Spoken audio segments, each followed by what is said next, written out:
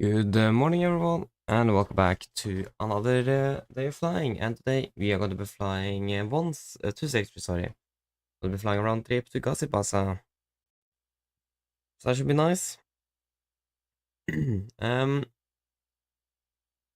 Currently we're not really at the gate. We're just in the middle in the terminal, but at least our aircraft is parked on stand 53. I think it is F53 as well, and we're going to be preparing for our departure. Before we will start with the briefing, of course, as always, introduce the fantastic members.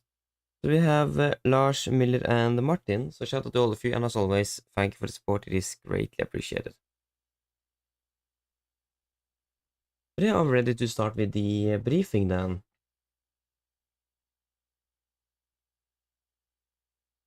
Right.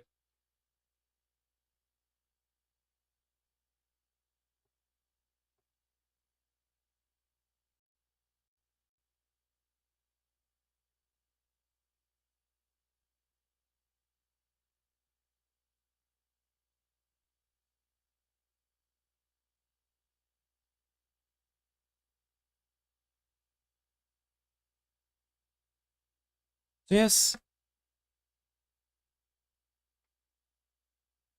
Right. Stop. Thank you.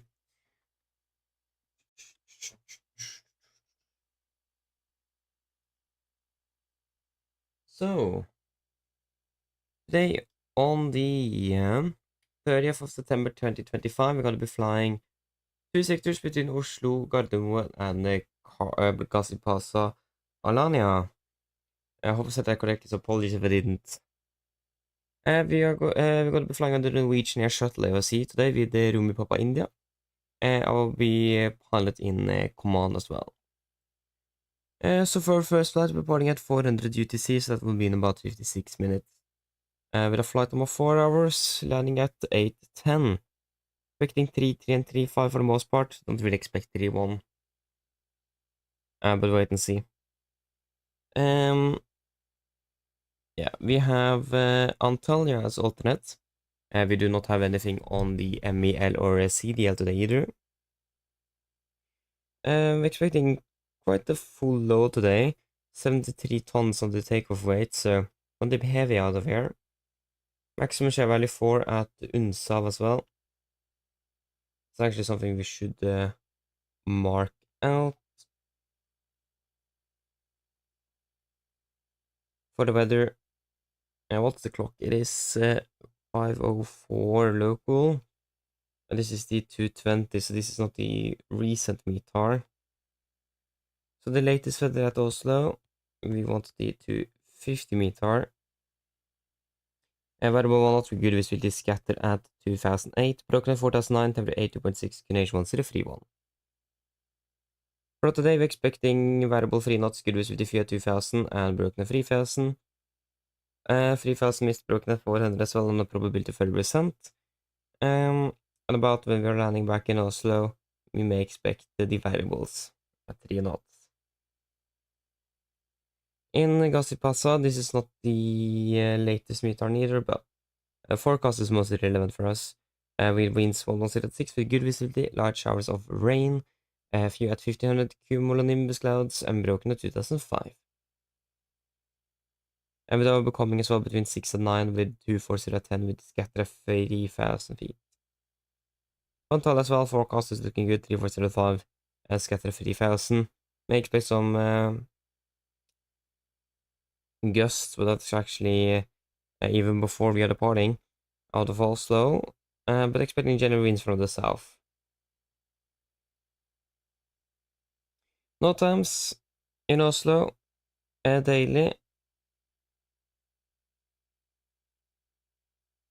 You are closed. So we are departing at 0400, so 0400 should be, and 1NF should be up and running again. But at least the runway is currently. Actually, maybe they are not actually closed today. It wasn't mentioned on the no times yesterday. But at least they are closed. They're not closed to all civil VFR. No, nothing special there. Nothing special at all in no times today, actually. And then for the significant, this is valid 6 UTC on the 3rd of September 2025 between flight level 25 and 63. Yep. So we are expecting this jet stream of flight level 3, at 340 to about 105 to 10 knots. And that's really the only thing we have en route. That's going to be around closer to Istanbul. Weather-wise, wind-wise, expecting for the most part actually tailwind on the way down, so that should be nice. Crosswind started, then it's going to a tailwind. Yeah, looking good. So yeah, nothing significant there at least. So, what do you guys think about the fuel, and shall we just go with the flight plan fuel? Quite a lot of fuel. It's 13.5. What do you think?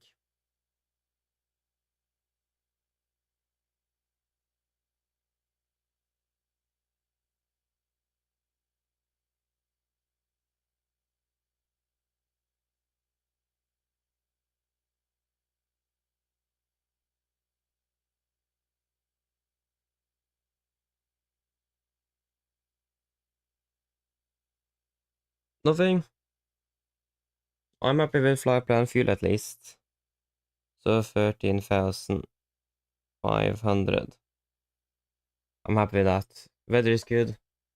Basically not a lot of mention anything outstanding on the flight plan today. Quite surprised about it. It's normally quite a bit. And then for the return flight, of course, we're departing out of Gazipasa at 8:55. Flight time 4 hours 20 minutes. Landing at 13:15.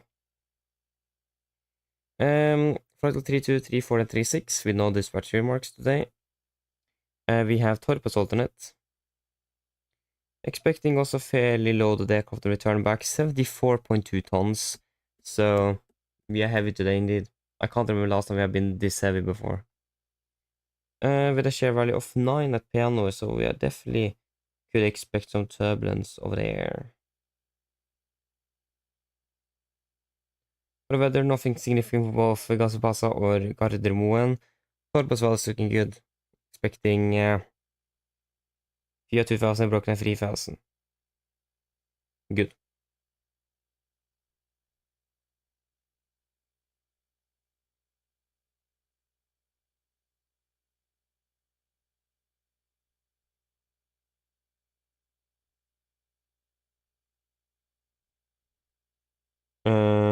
Yeah. Yeah, nothing outstanding here. And nothing outstanding in Oslo that's going to be affecting us on the way in.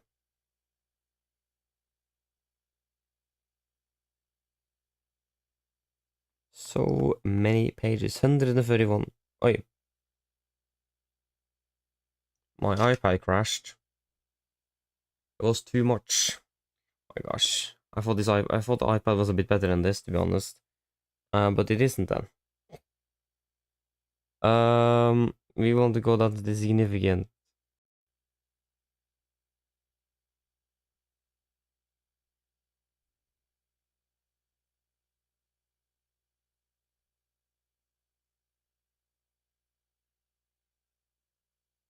So this is validity on the 3rd of September 2025 between 25 and 630. Yeah. And we still have this jet stream over here. Flight level 380. We do have one at flight level 400 there as well, but it is not really going to be relevant. And the winds are looking good as well. Expecting for the most part a headwind or cross headwind. We have about 20-minute longer flight time back home, so yeah. That should be interesting. And yeah, in general, things are looking good. Again, there's not really anything else to say. It's looking all good operational-wise. Weather is good, so nothing really abnormal at all. Surprised that there's so little to note about regarding weather or anything. Really surprised. So then, that should be it. Any questions? Probably not. Then our briefing is complete. And just wait a moment. Just wait a moment there.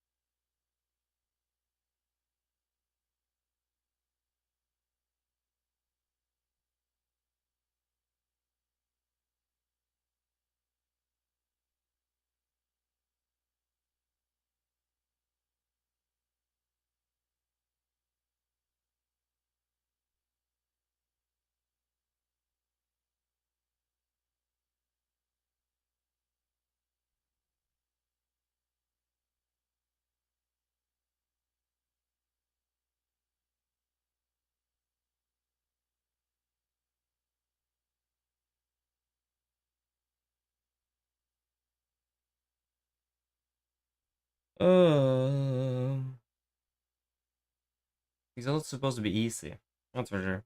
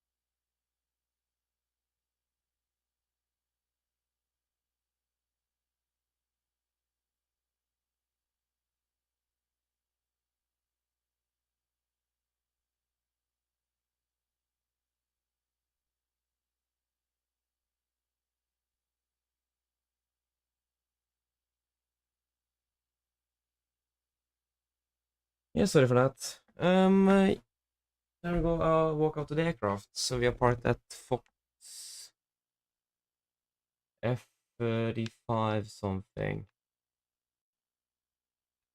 I think the check-in is over there. Wasn't very well marked. Yeah, it's no other. Yeah, we have two actually gates on this. To Bangkok or Ethiopian to Stockholm. No, not either of them. I have a feeling that this is actually supposed to be some sort of doors. Why is this floating up here? Haha. Oh, here it's actually invisible as well. This is a bit strange. There's a few bugs with this airport actually. A little bit here, like floating signs and so on. I mean, can't do much with that. It looks strange though, not gonna lie. And the question is now just which jetway is our aircraft connected to? Yeah, okay, so yeah, okay, it's this one. What does it say? Departures.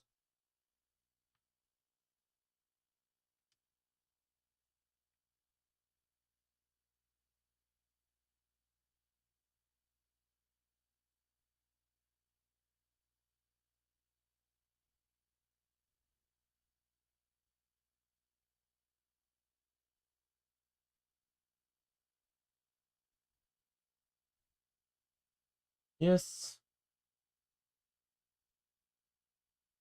And then we'll just go and do this.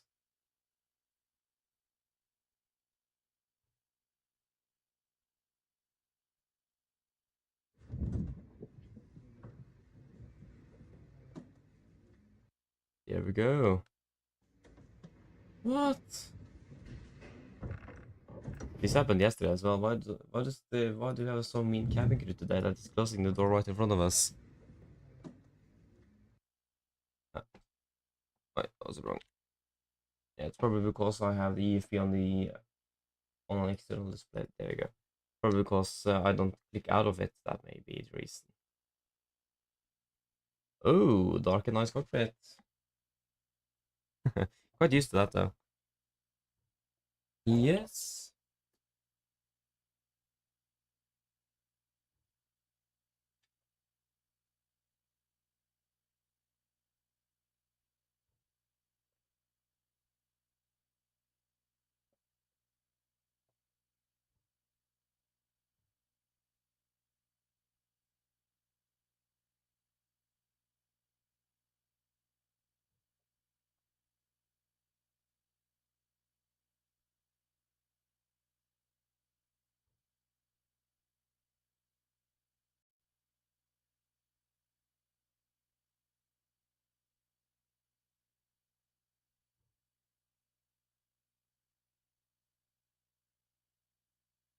Yes. We should get some light on here. Basically, we don't really see much in here. Flashlight. Boom. And battery. That's better.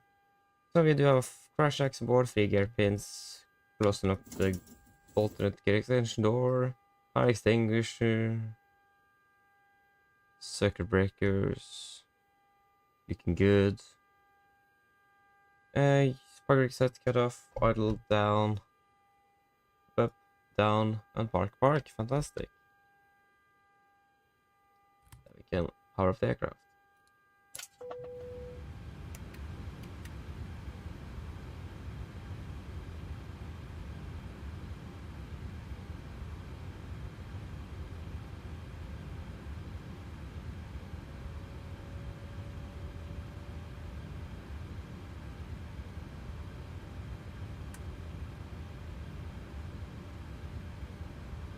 Yeah.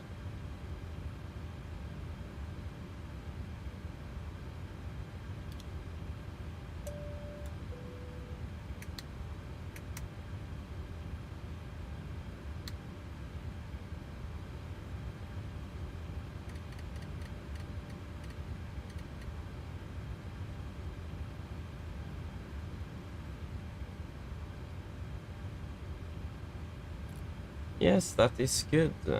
Let us quickly get air conditioning connected and also a flight plan in here as well.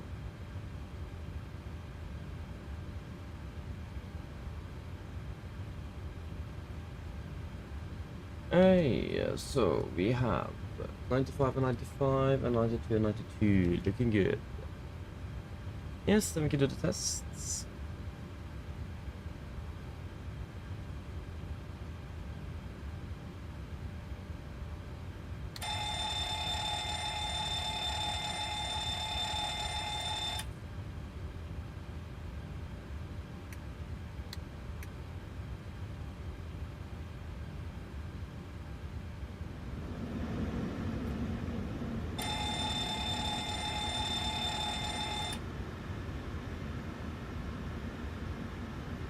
Yes, then we can move up here.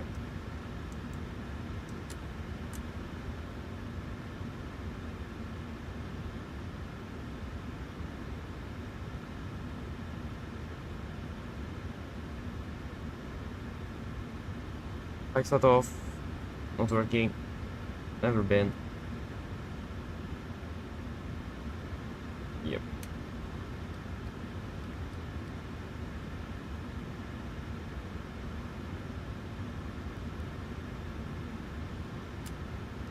Good.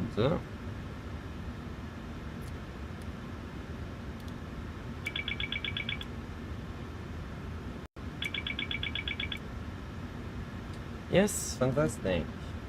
Should we first of all get the fuel truck up here so we can fuel up this airframe? That will take 150,000 years. We are parked at stand 5T. And we get the heat S.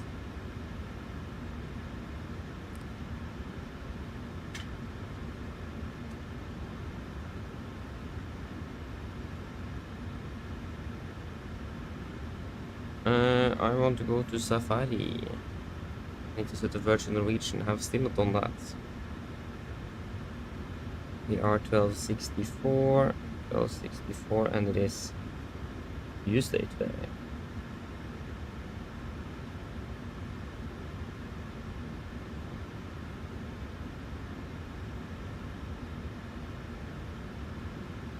We're departing at 400 UTC. 400. And we're flying back home as 1265.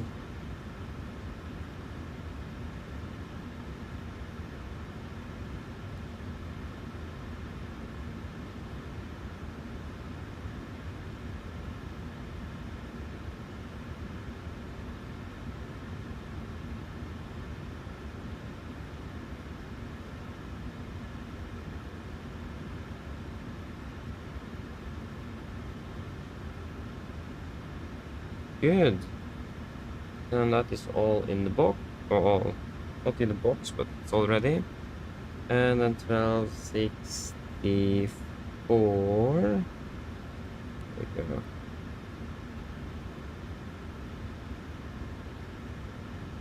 Oh, I changed runways in Oslo. I changed the one on the right. Thank you for that.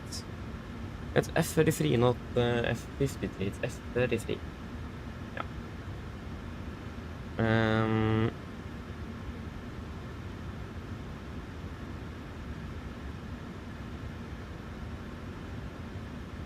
Yeah, so we'll need to change to one-liners right.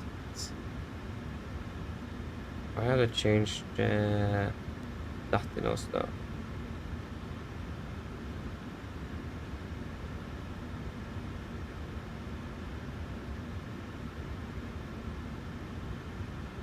I mean, that's better for us though, not gonna lie. It's gonna be just a straight south departure. Save us time, and it's actually gonna be short taxi as well.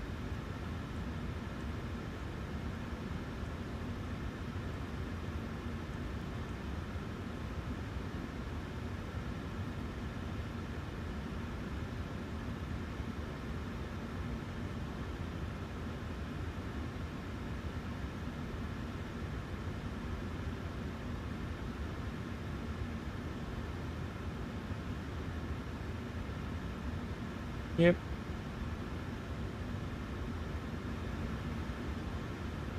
So this is an 826K aircraft today to October 2nd.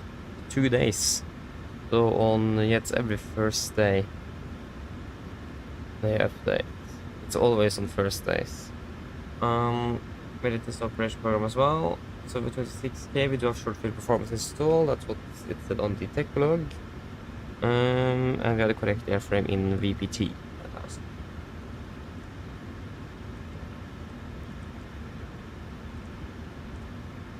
Yep.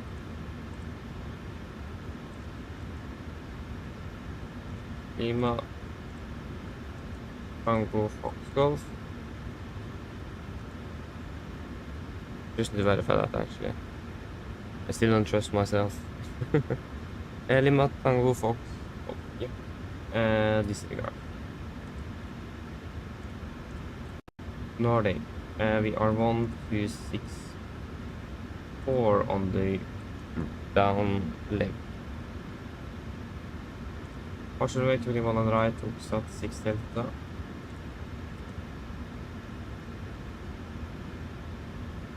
And then Lima 996. To Getpa, Lima 727. 7 Getpa. And then to Negil.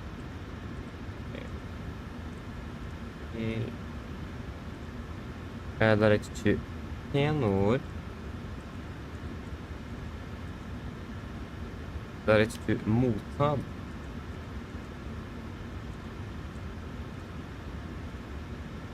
Direct to Leno.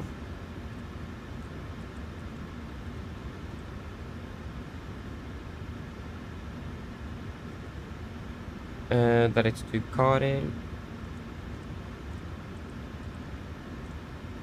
Direct to Arges.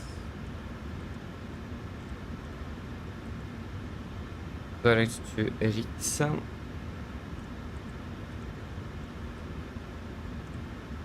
Uniform Golf 1 to India Sierra Tango, Uniform November 616.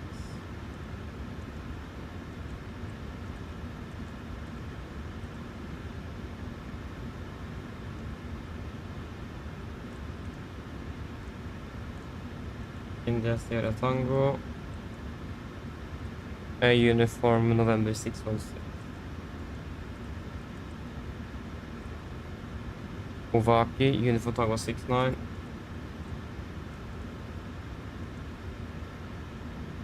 And then to Babsa, Uniform Tango T5. And then Alpha Yankee Tango, Tango 277. And then to Utuso. And then it's going to be the localizer for 8, Utuso 1 Charlie. Localizer 8, Utuso 1 Charlie. They're going to be via any vias.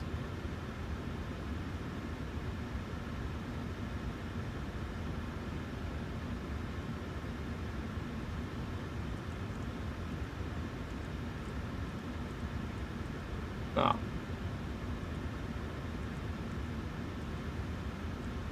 Final reserves on the first leg 2.5.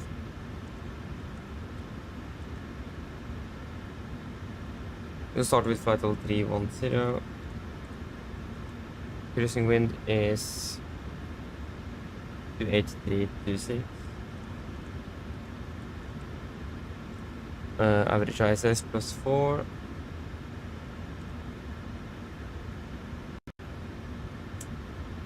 +4. Yeah, -42 then.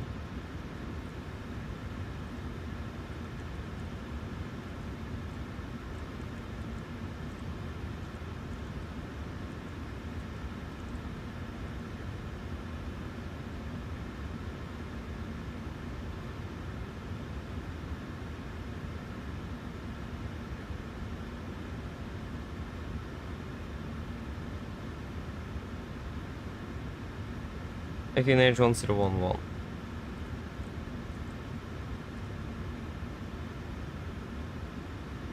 Yeah. Engine outfit will just be straight ahead, 25.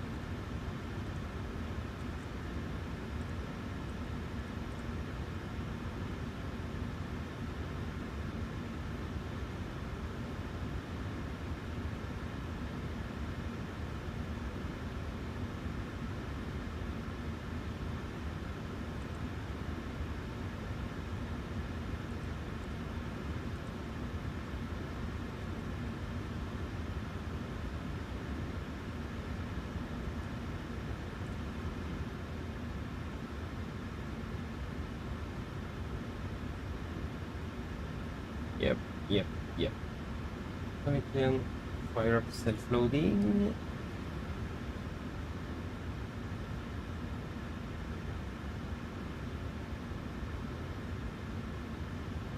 So the heading 08. We have 130 at 6. At 6.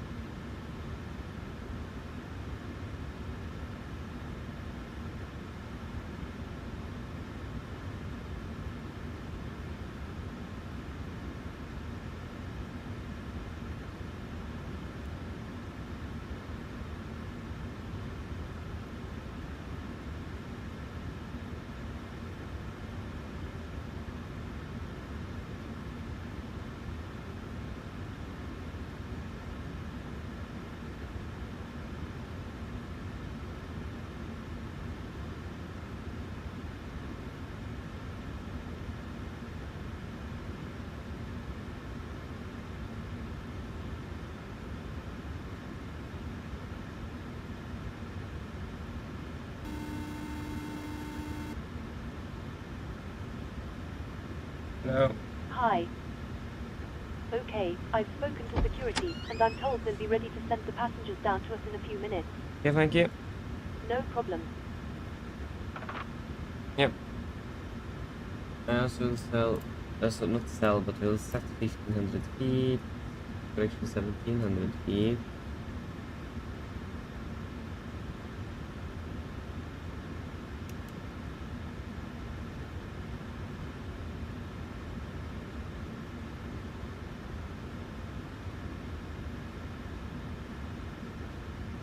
And the Q engine got it to move in. It's 1031. Why is it so high? That's happening in Oslo. And 1031, fantastic. And we will set something else random. That's not relevant. Good.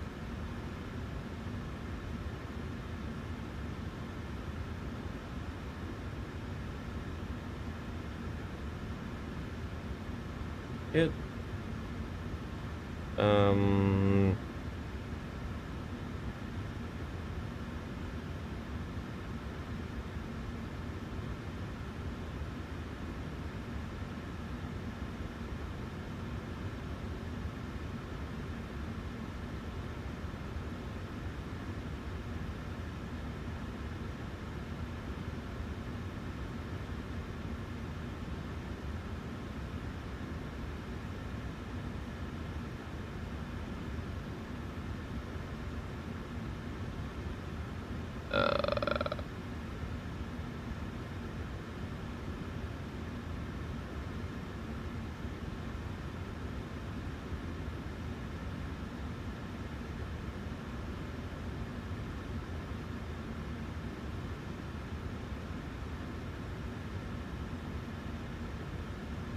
I can check if there's anything new from PMDG.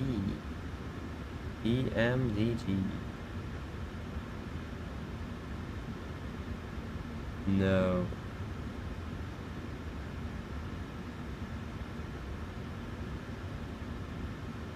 Yes.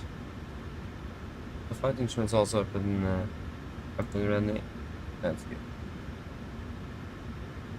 All stations were about to start boarding.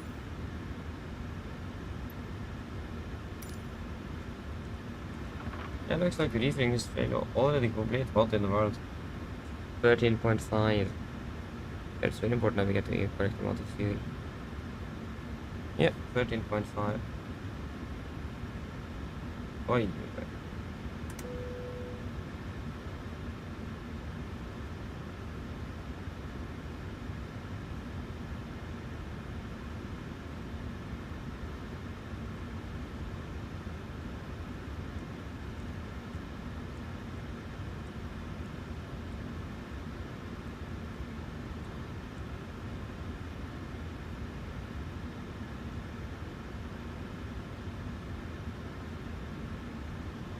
Yes, are we ready for a departure brief?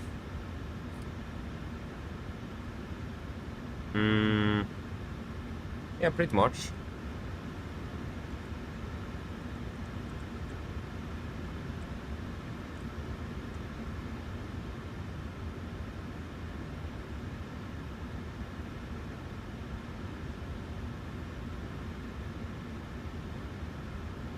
Yes. Then we'll start with the emergency briefing. So below 80 knots, we'll stop the aircraft for any warnings. Above 80 knots, prior to moving, we'll stop for a fire warning, engine failure, predictive windshield warning, or airplane enabler and safe to fly. If I go stop or stop my controls, I will close the rest levers, DC out throttle, apply max manual braking, or verify RT water brakes. Manual reverse speed cattle, apply max with reverse thrust to stop the aircraft. If you go stop, I'll verify for stay closed, auto disengage, and max braking applied. I'll call speed brakes up, speed brakes not up, verify reversers, and call reverser status. I'll call any incompleted items, 80 knots, 60 knots, auto brake disarm, and advise ATC off to reject. Then once I come to complete stop, I will start on the reversers, stop the speed brakes. I will then identify the problem, and I will call out any necessary member items that we may need to accomplish. I'll assist you in identify the problem and I will accomplish any member items on your command. Then we will evaluate the situation. If no evacuation is needed, on PA remain serious, situation is under control. If the situation is unclear, on PA cabin crew to stations.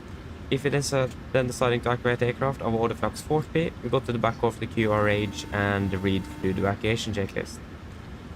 Happy?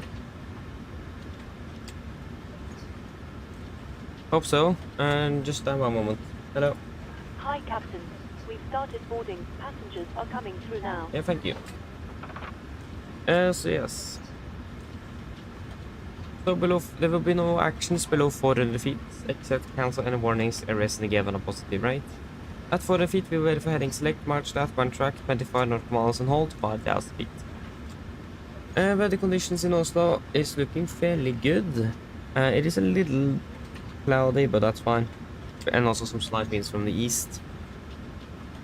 Runway 19 left 0 right is at the moment closed until 0400 UTC. We are departing after that. We are pushing at 0400. So yeah, all the runways should then be available for landing, but we'll wait and see on that. So expect 1 on the left 0 right to not be available. But most likely it will, but just have that in mind, it may not be available yet. They might be delayed opening the runway or something. So at least 1 on the right and 0 on the left is available. Most likely also 0 on the left, 0 on the right, 1 on the left. We are departing well above the maximum landing weight as well. So that's something to have in mind as well. Then also our climb performance will be quite bad since we're so heavy. So this is also something to keep in mind. Other than that, we don't really have anything significant to be aware of. There is not any significant terrain in the vicinity that will be a threat if you have downgrade performance or anything like that. So in general, we should be fairly good. So any questions for the emergency briefing? No? Then we continue on to the route check. Let's start off with the SID. It says here that we're expecting 0 on left, but we're expecting correction 1 on the right. Looks at 6 Delta. We looks at then Lima 996 to Getpa. Lima 727 to Negil. Direct to Penor. Direct to Motad. Direct to Penov. Direct to Karel. Direct to Arges. Direct to Ritsen. Uniform Golf 1, India Sierra Tango. Uniform November 616 to Ovaki. And then Uniform Tango 69 to Babsa. And then Uniform Tango 35 to Alpha Yankee Tango. Tango 277 to Uso. And then your Tuso 1 Charlie for Gazipasa is what we are expecting. Ground distance 1734. We have 1741. That is an acceptable deviation, right on the limit actually. And estimated landing fuel is 3.9 tons. Our flight plan as well says 3 tons, so looking fairly good there as well.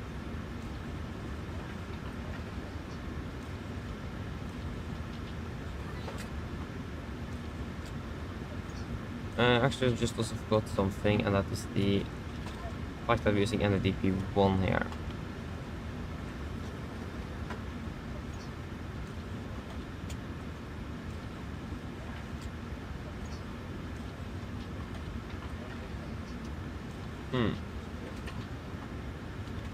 Yes. And then for the taxi, this is our airport charts 10-9 effective 20th of March 25. Airport at stand 5-3 right over here. We could expect a push facing east on Lima on, I imagine, release point 11. Lima Orange, left on Sierra, Papa Victor. I will take left on Victor, right on November, and we will go full length today. Alpha 9, 19 right. We have one applicable hotspot along the taxi route, and that's at Victor. And it says as follows: taxiway Victor leading directly to a runway intersection. Caution must be exercised when approaching the holding point Alpha 6. It's just that Victor is leading directly to the runway, so if you are not careful, it's very easy to just continue by Alpha 6, cross the runway 1 and right, 0 left, and continue over to Charlie 2. So it is that this, yeah, it's possible. So, and especially now that it's dark outside, it's less visual references. So definitely have this in mind, taxiway Victor leading directly to Alpha 6. On that, we don't have any other hotspots, taxi restrictions, and not load times for Oslo. Weather conditions also looking very good at the moment. Again, just some light winds from the east. And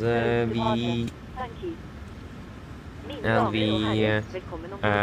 also the RCR is 666 right. Last time I checked. I will check again before we do the performance. For the city, we are expecting the Oxford 6 Delta chart 10-3 Lima from 18 for July 25.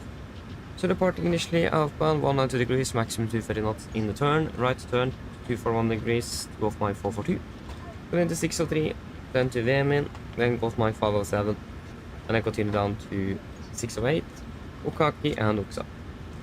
MSA in Oslo, 3,900 feet, maximum 250 knots below flight of 100, unless otherwise instructed. Initial is up to 7,000 feet. NADP1 is used on this one, so that means we're going to be climbing on the V2 plus 20 up to about 3,000 feet AGL, or be about 3,000 feet on the QNH, before we then accelerate and retract the path as scheduled. We do also have a warning here, with segment distance from extended runway satellite to go off my 442 is less than the average flight. Except for that, yeah, there should, yeah, there is no other threats for the departure today, so are there any questions? For notes, then our briefing is complete. Hello? Hi there, Captain. All of the passengers are now on board. Yes, thank you. Just because also received the load sheets. No problem. I'll bring it to you as soon as they send it up. Thank you. You're on the cold as well. Go ahead. When did they go? I don't remember even hearing it. Hi Captain, just a quick update. Torsday let you know that we have started loading. I'll contact you again once we are done. Yes, Roger. Ground Torsday cockpit. Go ahead. Oh, that was very quick. Loading has been completed. We are sending the road share up Torsday you now. We are waiting for you Torsday close up. Once the beacon light is switched on, I'll contact you Torsday back in Pushback. Roger.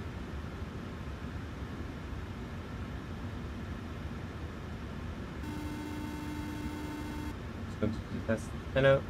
Hi, Captain. Okay, here's the load sheet from ground. I've written the passenger count here, the crew count here, and the total number of souls, not including yourself, here. Yes, thank you. Okay, looks like we're all set to go whenever you're ready. Okay, great. We should be ready for push in about 10 minutes, so just give us a call when it's ready back there. No problem. Yes, thank you. Now we can do the test.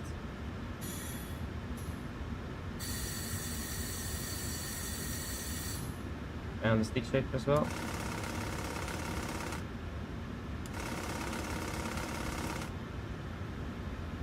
And the pre-flight checklist to the line. Pin scores, remove oxygen, test 100%, night transfer and display switches. Normal auto, window heat on, presentation mode selector. Auto, flight instruments, air tracking 011 degrees, QNH 1031, reading 685, 685, plus minus 0. Park brake, set, engine start, levers cut off, taxi takeoff briefing completed. Pre-flight checklist to the line is complete.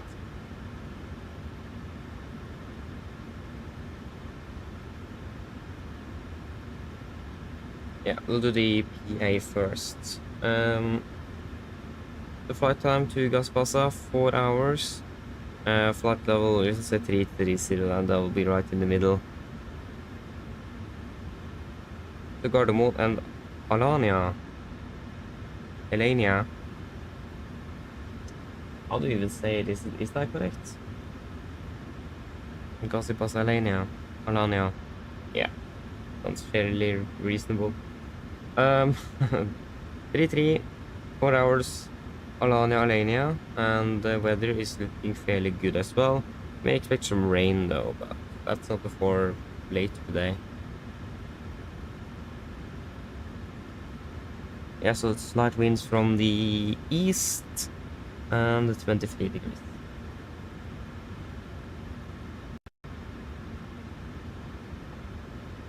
Yes.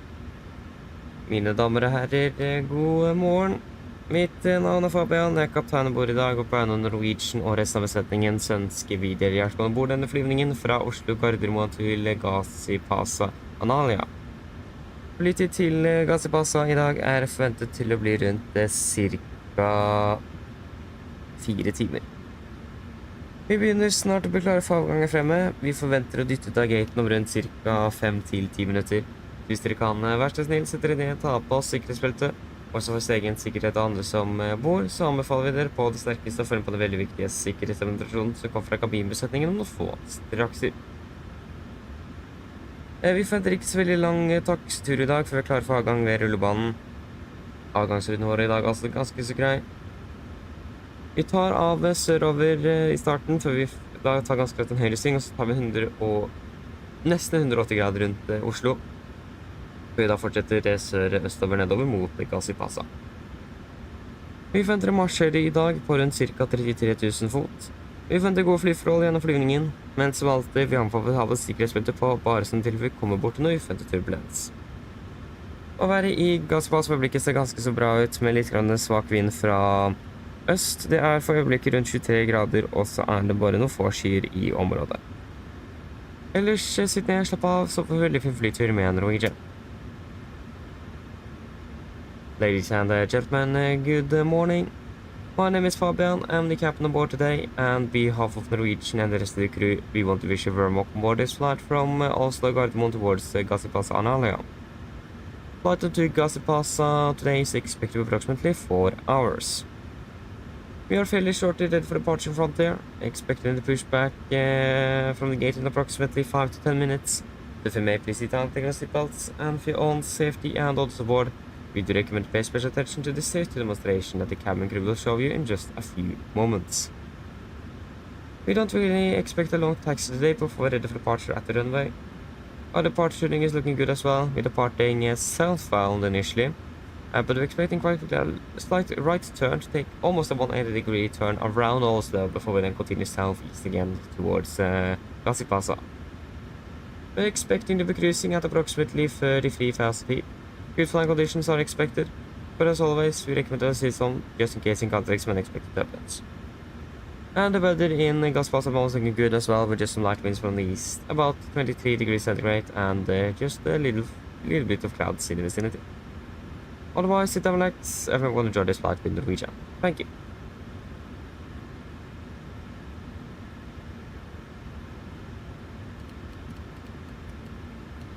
Almost got the pressurization pedal here, or not?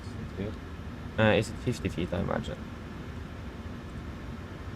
The thing is that we don't even have a runway waypoint because this airport is so heavily mountained, if we can call it that. 126 feet.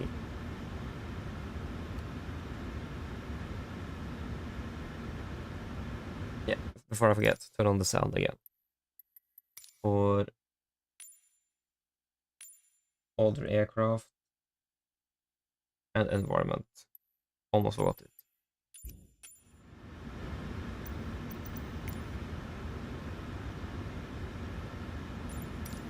Yes, then we can confirm the weights. Good. 184 passengers aboard. Confirmed, plus 6 crew, 190 souls on board. With a fuel weight of 59.9, same as in the flight plan. 13.5 on the fuel. Takeaway at 73.1, we have 73.5. Acceptable deviation there. Good. Volanta right full length. 8 at 4, 80 at 4, 8 and 31.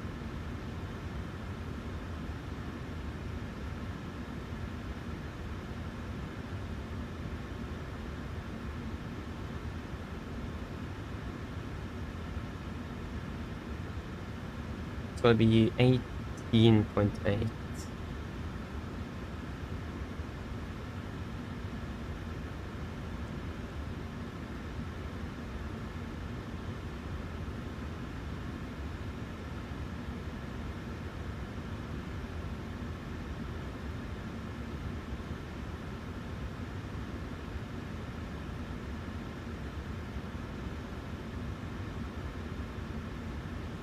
Yeah, that would be a D rate.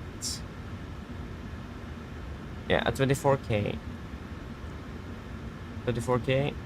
Assumed 35 degrees. 91.9. That is an acceptable deviation. That will also correct some. We'll turn on the packs again. 5, 625, 46, 48, 52. 46, 49, 53.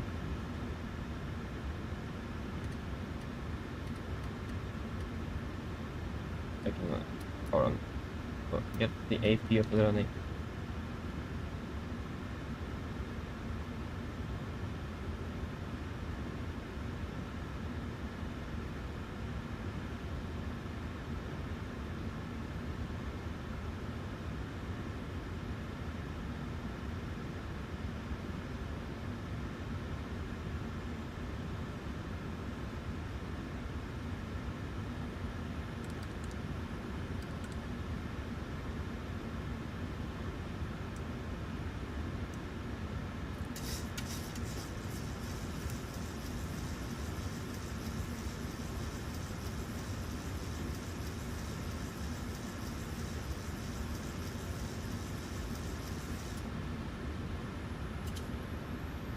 APU is available.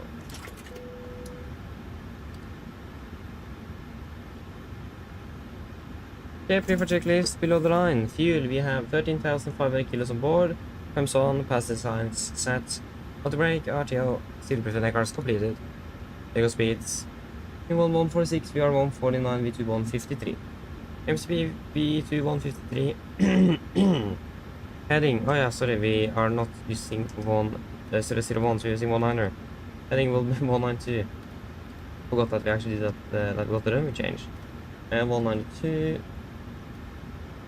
and 192.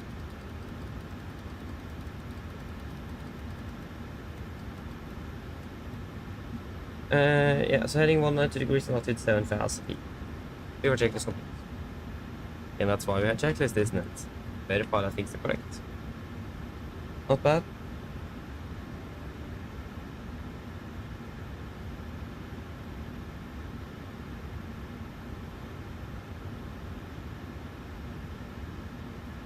Cockpit to ground.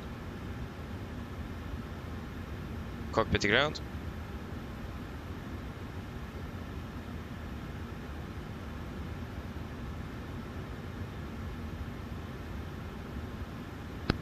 Go ahead. Can you please disconnect and prepare for a push? Roger. Stand by.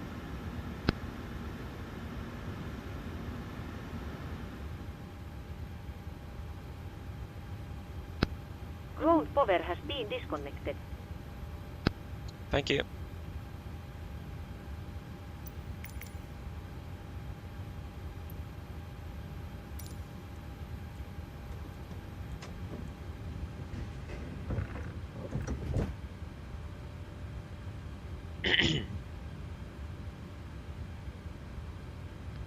Ground Torstai cockpit. Let's see. We got a wind change. The temperature is the same and QNH is the same. Okay, so just the winds that have changed. Hello, Captain. We are ready for pushback. Thank you. Cockpit ground, we will pressurize hydraulics.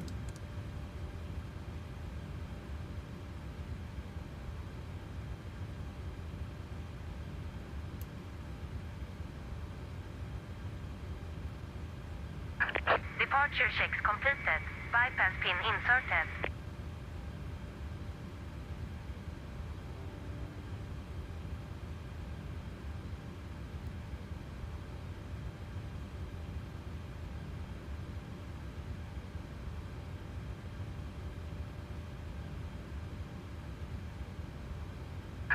Locking gear.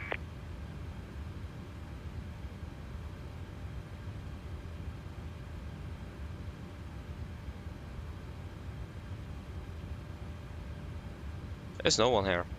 It's quite empty here in Oslo.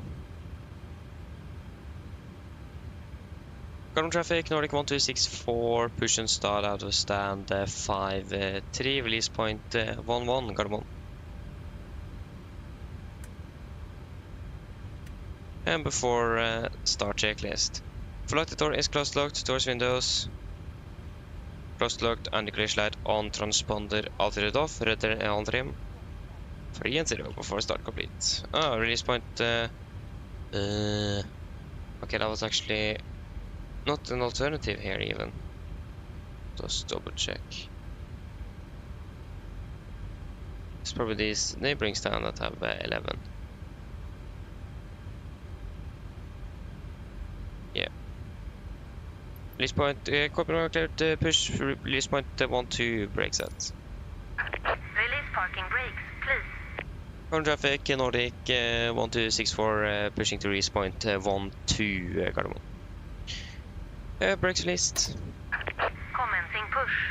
All engines clear. Start at will. Yes, thank you. Start in 1 in sequence.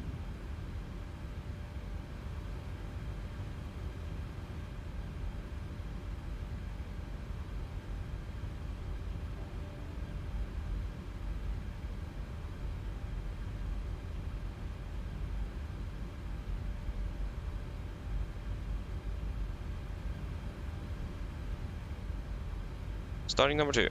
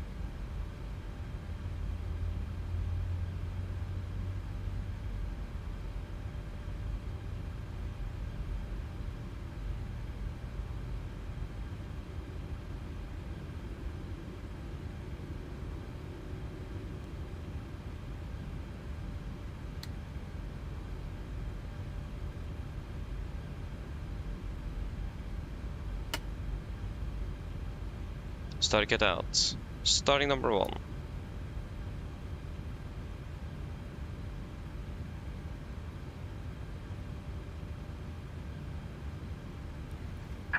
Please set parking brakes. Park brake set. Waiting your confirmation for a good engine start. Roger, standby.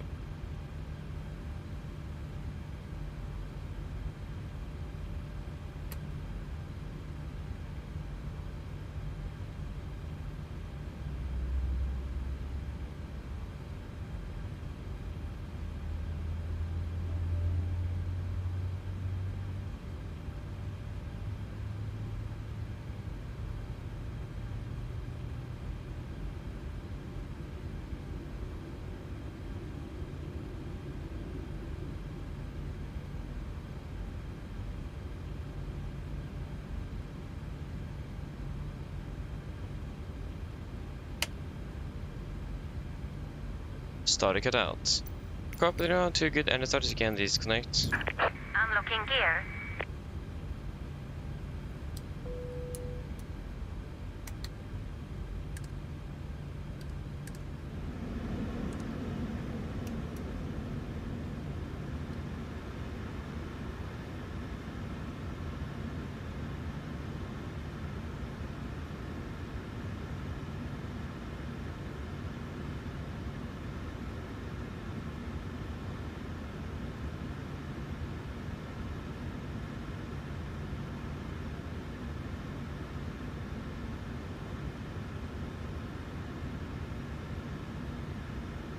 Garmin starting to come alive at least, so that's not bad.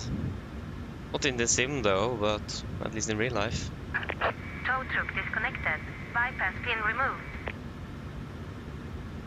Left is clear. Right is clear. Yes, thank you, looking for the pin. Have a good day. See you later. Bye-bye.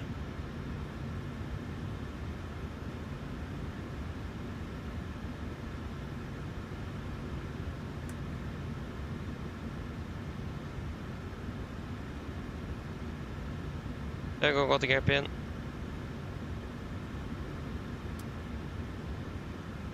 Flaps 5. Flight control check.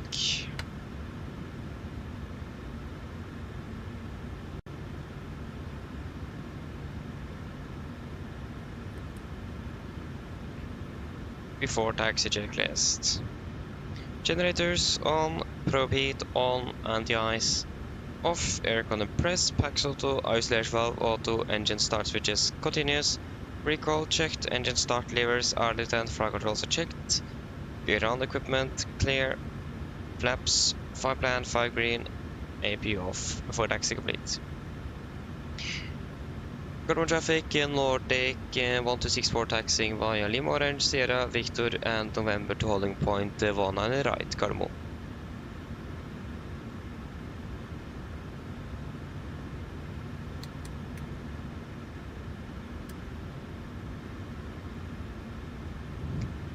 Yes, right clear, direction left clear, right clear. Brakes released. Taxiing a very heavy bird now, so a lot of thrust will be required to get this one to move.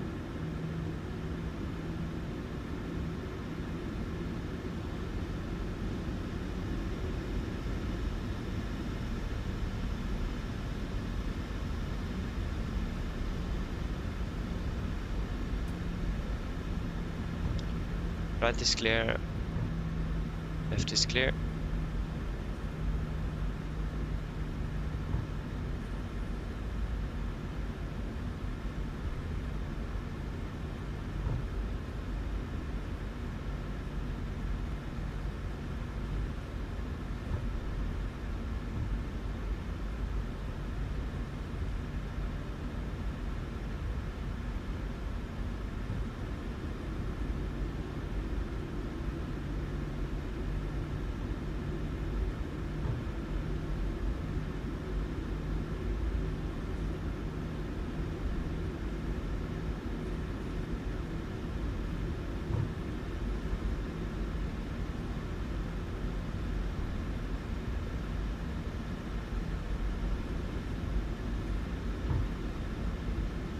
Left clear, right clear.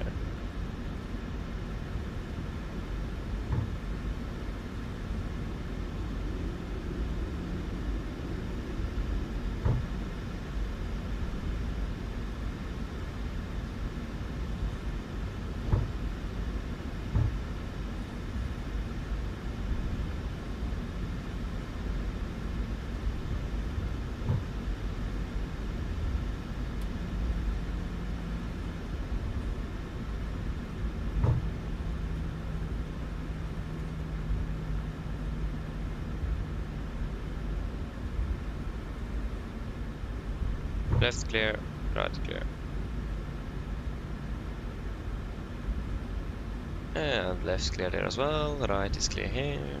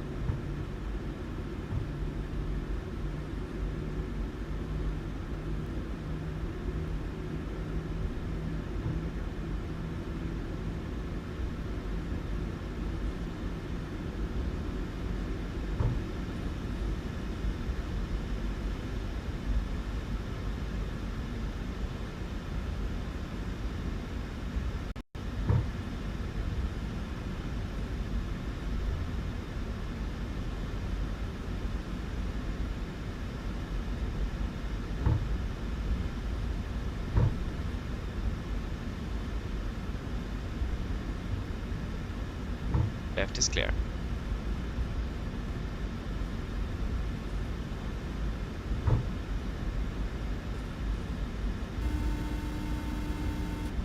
Hello. Hi, Captain. Everyone's seated and secured for takeoff. Yes, thank you. No problem.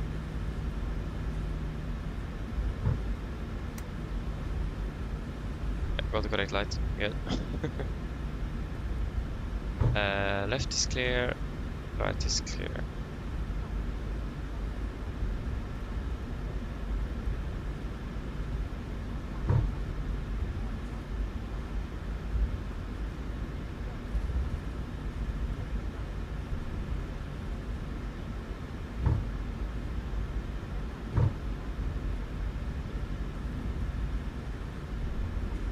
I can remember the confusion here with the Alpha 6 and Victor.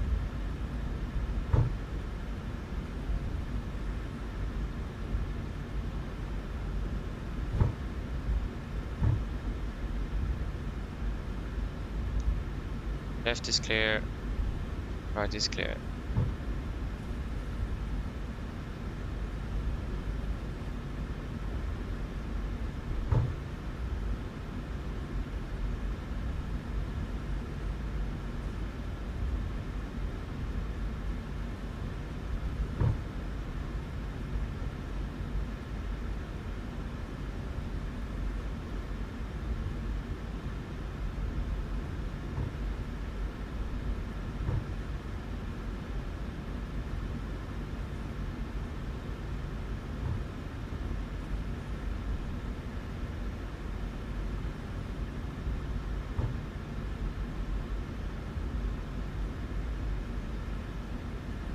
Yeah, right is clear.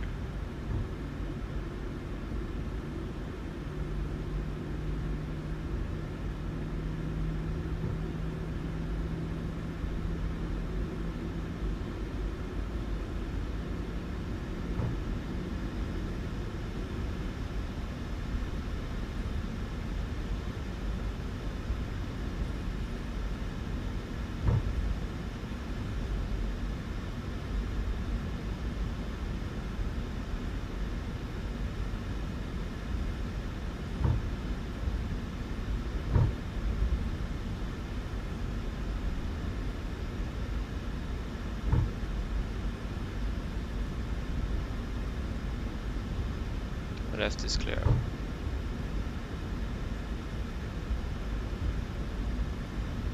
And the right is clear. Should be a lot of P8 Poseidons located here now. I've been moved from Harstad down here. Weather my train on your.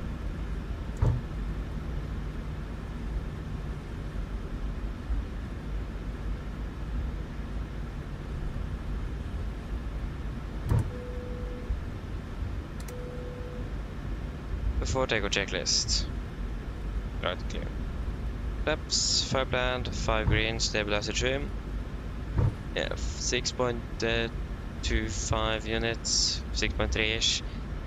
Camera goal, given before takeoff complete.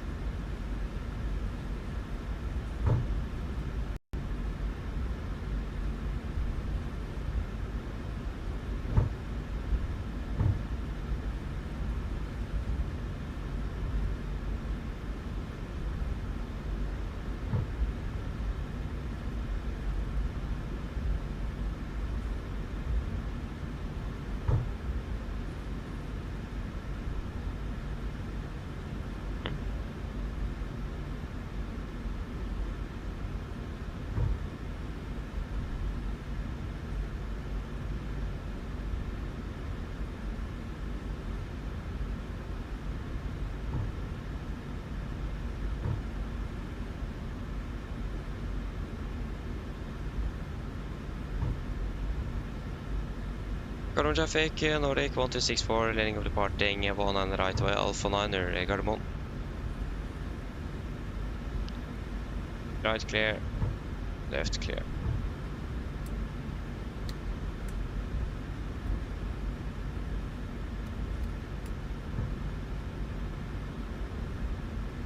Yes, are we ready?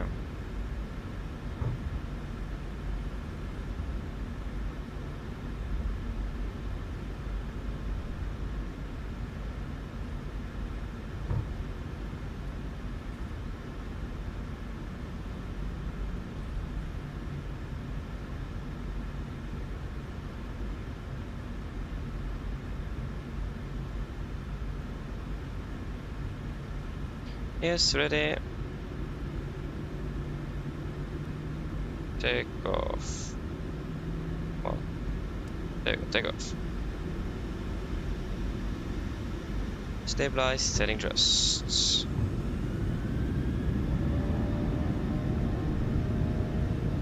Take over set.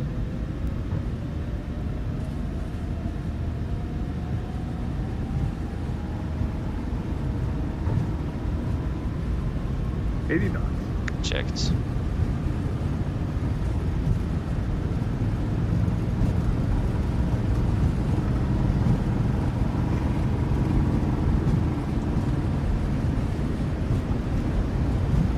V1. Rotate.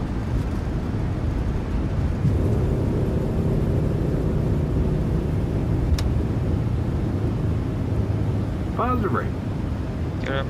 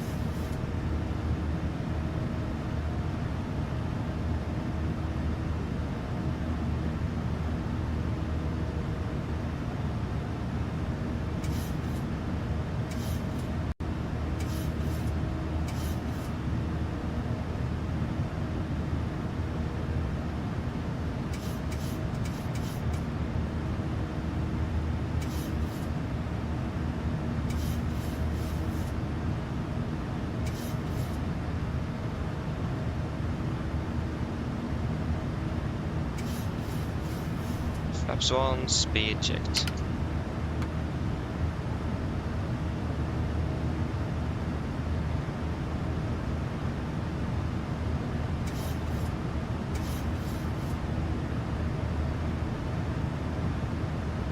Flaps up, speed checked.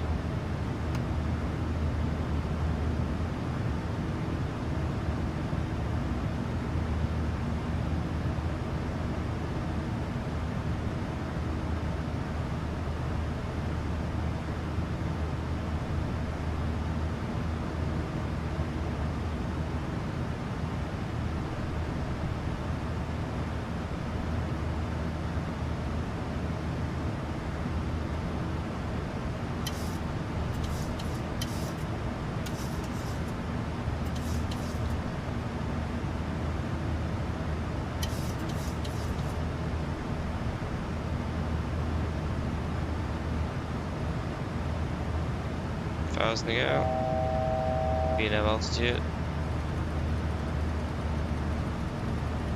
Gonna climb to flight level 190. Alt intervent. Being at speed and all.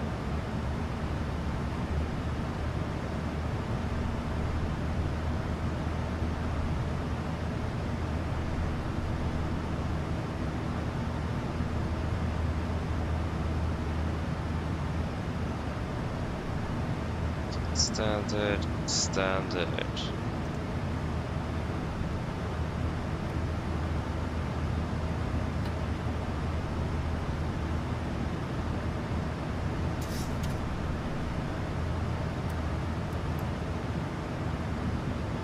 Come on there. Off to takeoff checklist. Engine bleeds on, tracks auto, landing gear. Open off, flaps, open light on altimeters. Standard set crush checked. Passing flight level 87. Now. Press 1-0 after takeoff complete.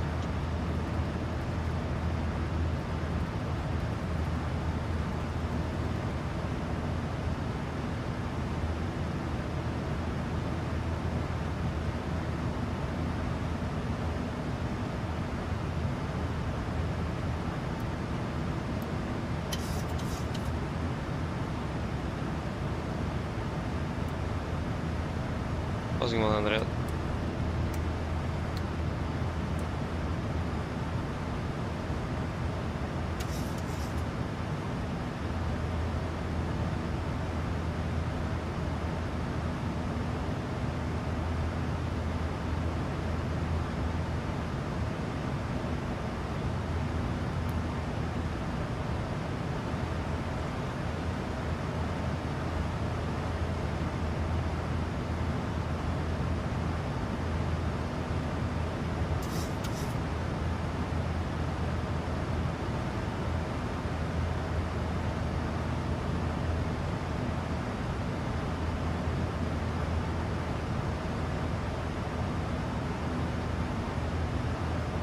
They climb up to flight level 310.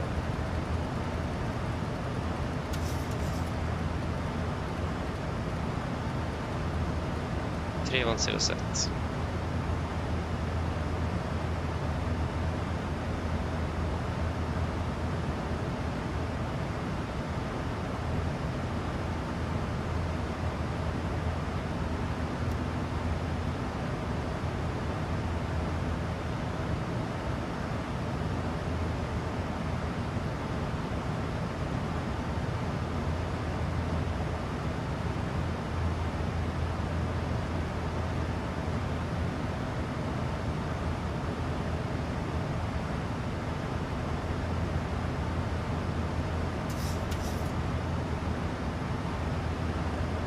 Select exit.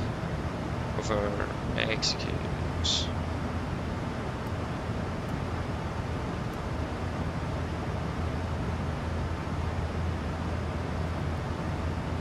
Now we can turn off seatbelts. Nice.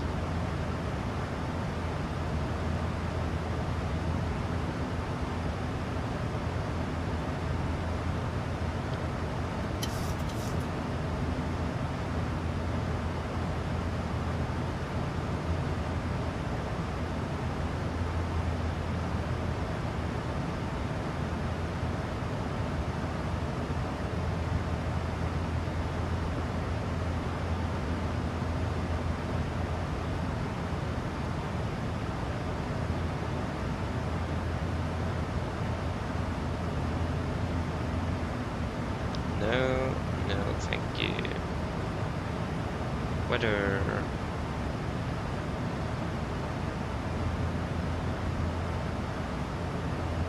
Yes. Climbing nicely. We're landing at 15. What is actually our SDA? 10. Landing 5 minutes behind at the moment. I'll most likely sort itself out later.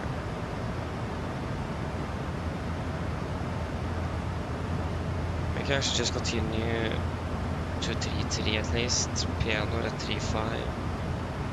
When are we at piano?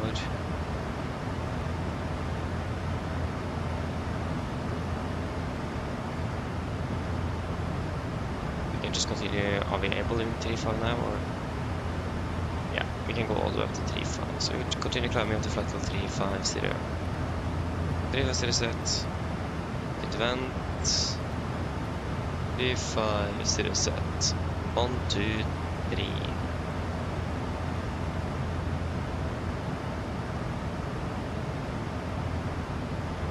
Should also save us a little bit of time as well.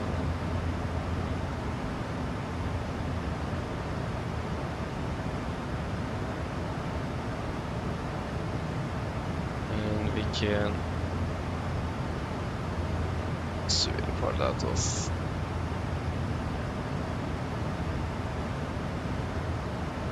one 9er right, and then Oxat 6 Delta.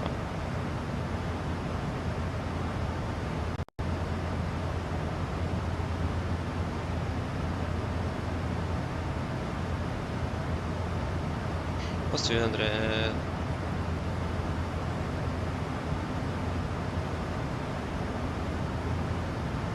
Good.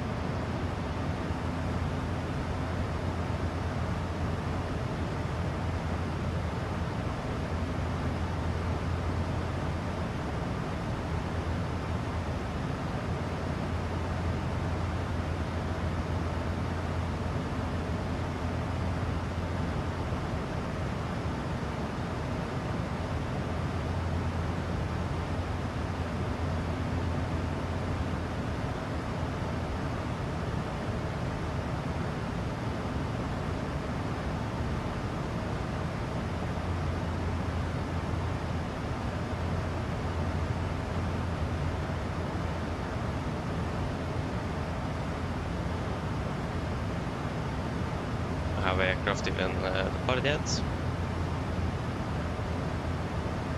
Oh yes, they have.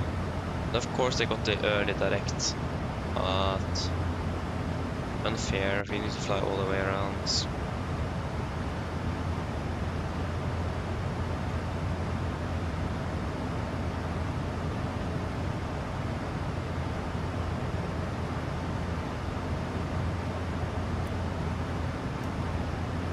We can also take that into naked.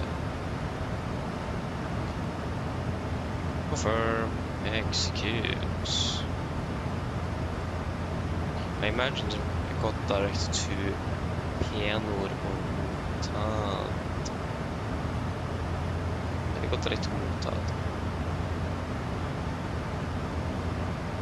Or they may have a slightly different flight plan as well, that could be it.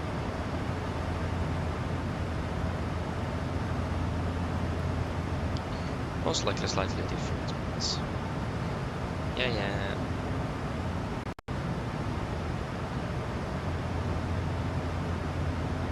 It's raining in Gazipasa.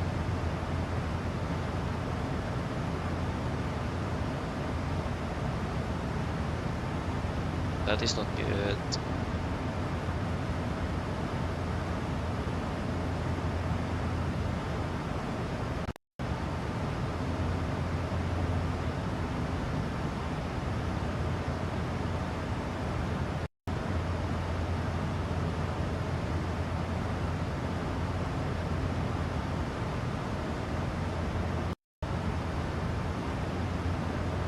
Here we go.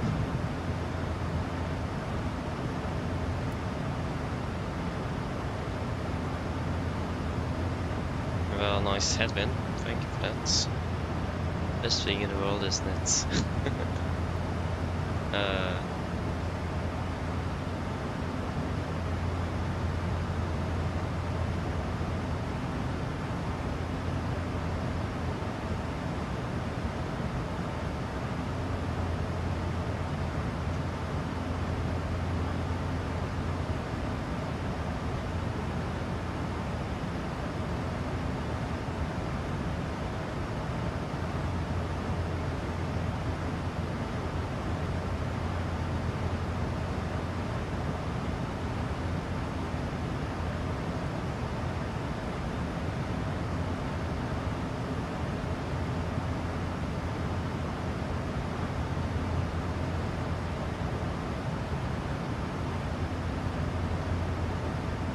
Beautiful sunrise,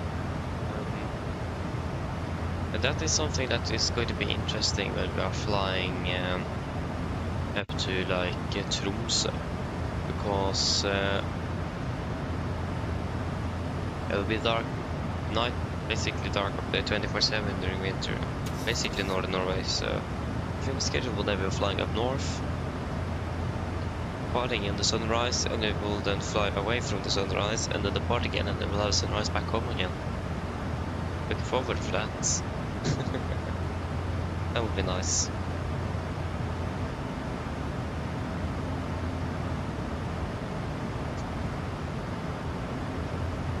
And no flying during the winter. I don't like the fact that we'll have less sunlight or daylight, but it is much more fun to fly.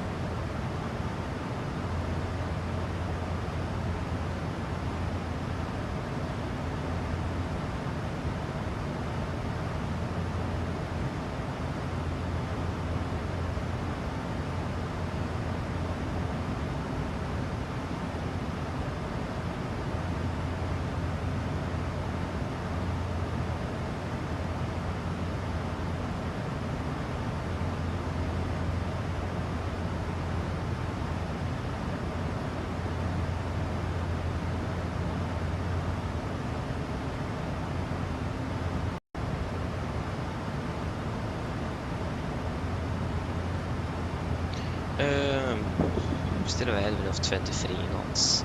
Approaching flight in 300 though, so yeah. Landing 3 minutes early.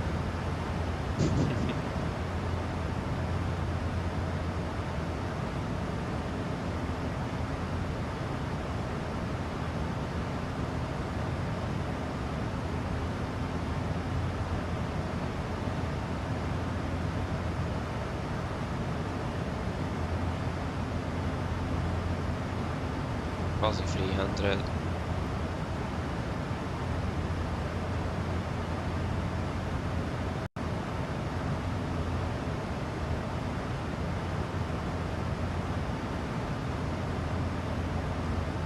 Fantastic.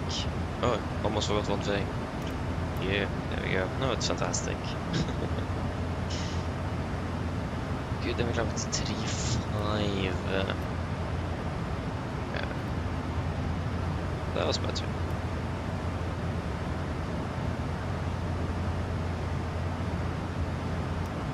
There we go.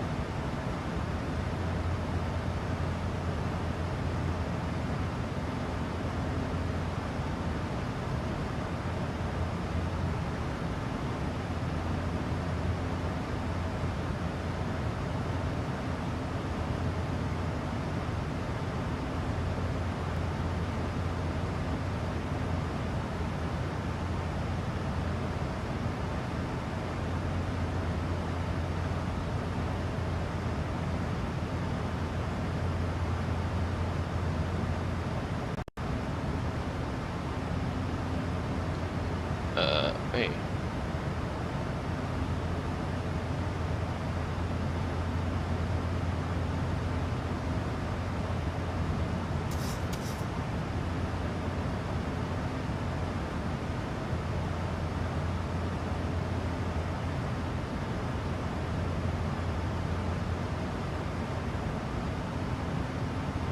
Yeah.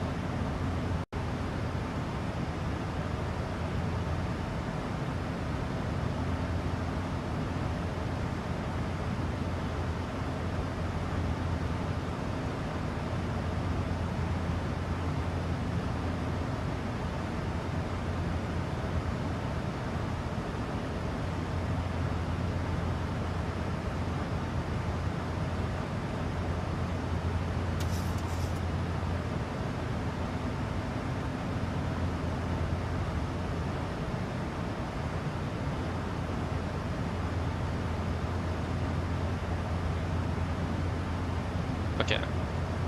1,000 go.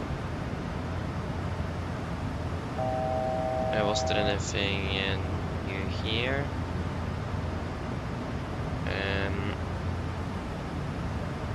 Oh, the virtual performance will have changed the website quite a bit since last time I checked.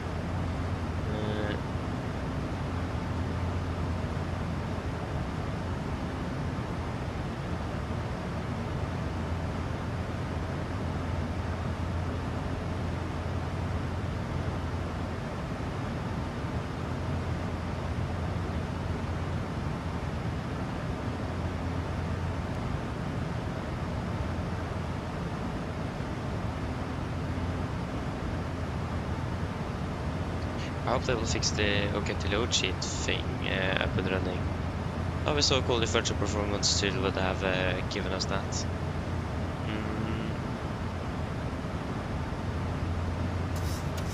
Where's all the notifications that we had before? Takeoff, FFC speed read up off. Like, we always got so many notifications about volcanic ash. So yeah.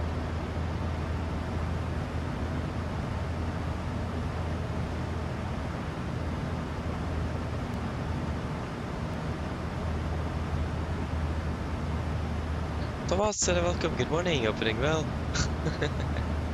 Nice, you just wake up, nice.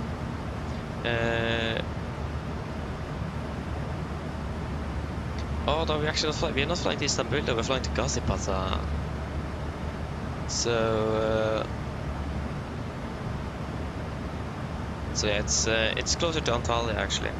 It's on the south coast. So yeah.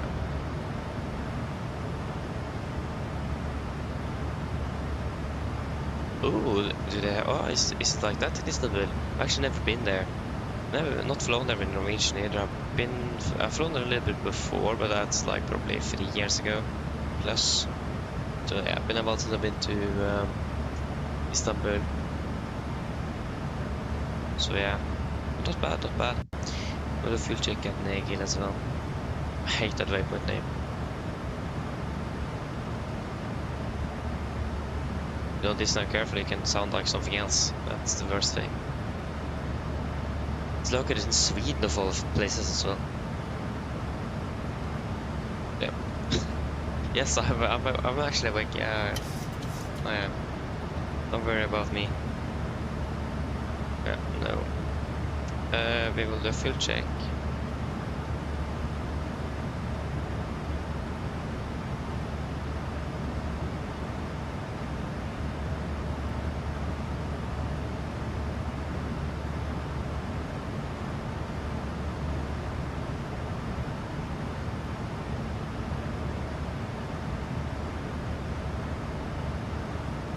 Yeah, still 15 miles to go.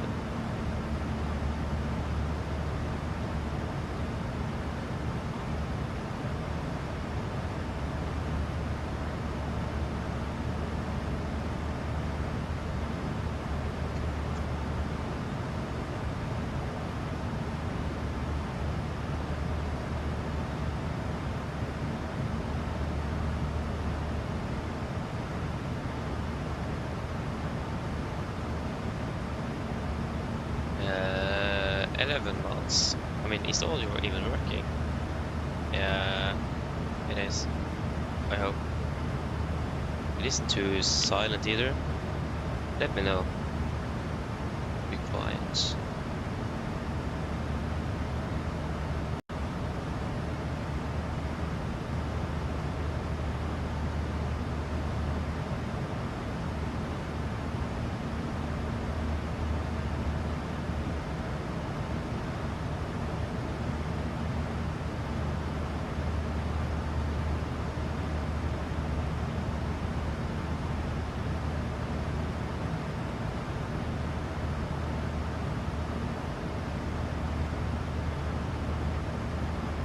Yes.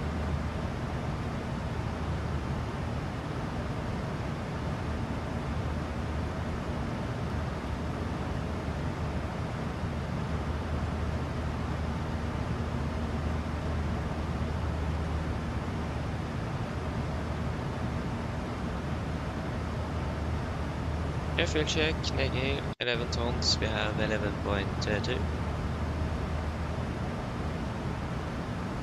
2.3, we have burned 2.2, 28, 25. Not bad.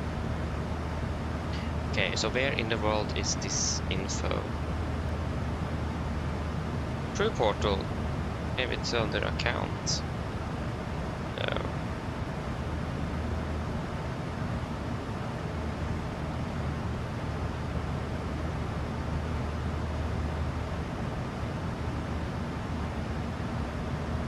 I like this quote. Yes, my password is weak, but so is my memory. That's the best quote I've ever heard. I love it. It's a very good point. It's a very good point. So true as well. That's why people's Wi-Fi is sorry, not Wi-Fi, but passwords are so weak. Is because their memories as well. Otherwise, you don't remember it. Oh, that's so good. That's so good.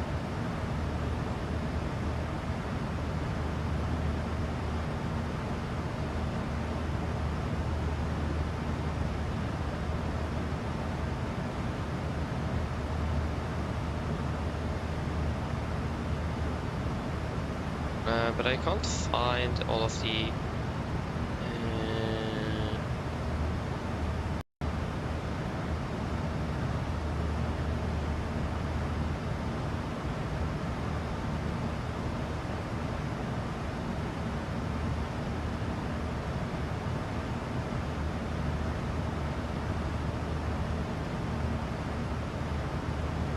What?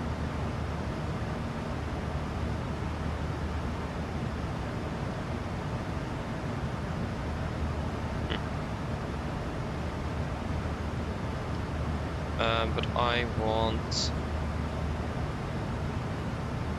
I want the... how they removed it.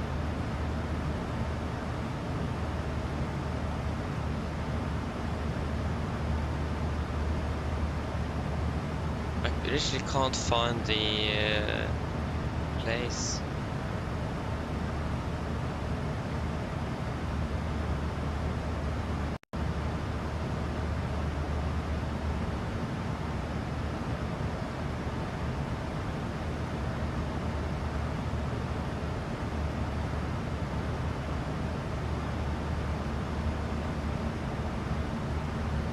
Something amazing is coming.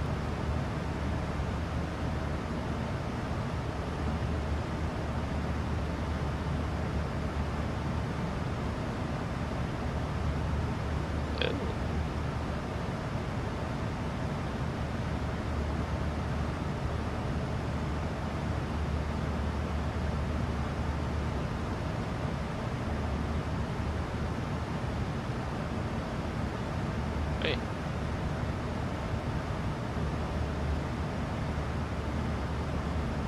I still can't find the thing I'm looking for. It doesn't exist.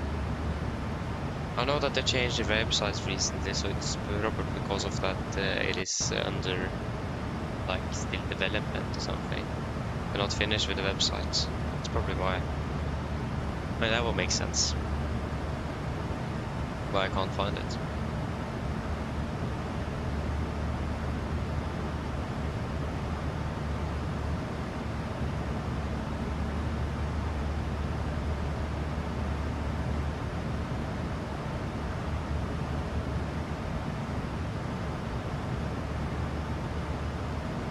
Is it raining in Gazipasa? Most likely it looks like it, or that will be the case indeed. It's going to be raining, light showers of rain.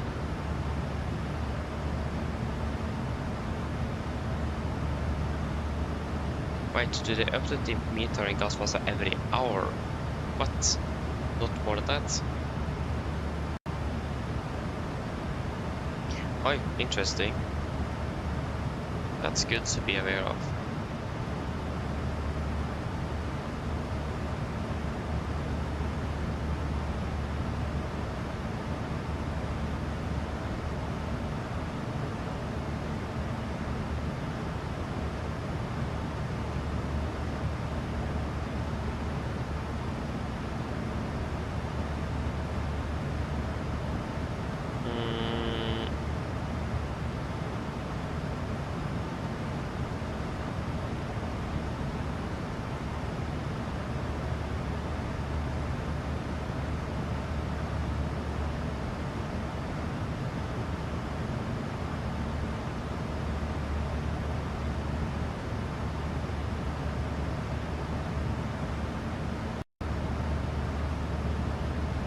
Yeah, so this could be an interesting one indeed.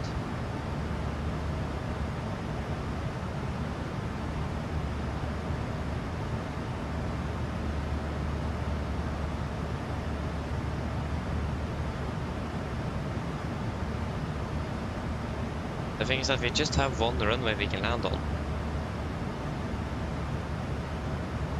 Because of mountains.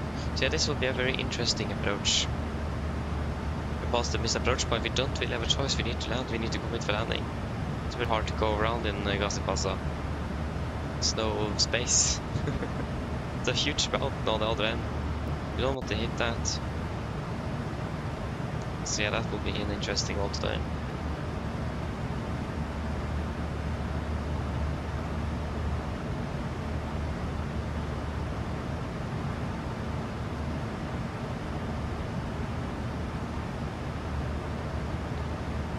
Yeah, Thomas, flight time is 4 hours down and 4 hours 20 back up again, so it'll be 20 minutes longer on the 22 winds. At least 4 hours down. Sounds good. That's good. How many souls on board? It is 190 souls, so we have 184 passengers and 6 crew. It's 190 souls, so we're quite a heavy load today. So that is also going to be an interesting factor. Let me double check the souls count. Yeah, 190 souls. No, I've actually never been to Gazipasa. Never. Not in the sim either. First time ever flying to Gazipasa, so yeah, that should be fun. Looking forward for it though. Looks like a fun and very interesting airport to fly to. Not gonna lie.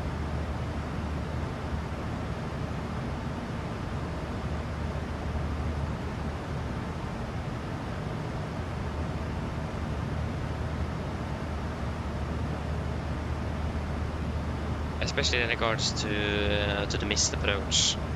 If we can't really go around after we pass the missed approach point because of terrain, there's no way to get out of there. We basically need to commit for landing. Yeah. Special crew qualification is required to fly into the airport. So yeah. That says something. It is like Madeira. Just with mountains instead of winds. Or rather.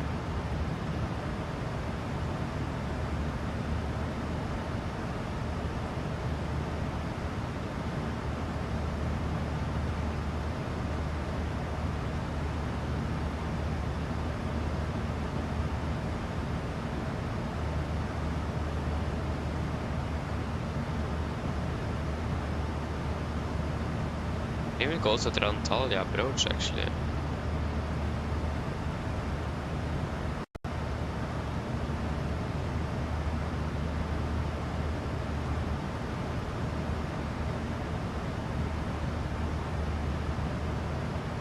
Actually, the crew.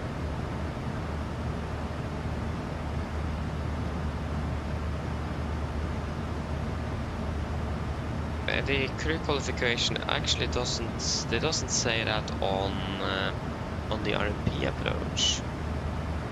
Just look like them. Interestingly enough.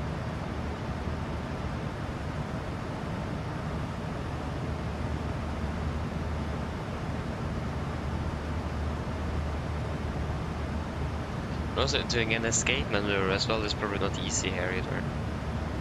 What's the MSA? It's 10,000 feet. Around the waypoint Bepto.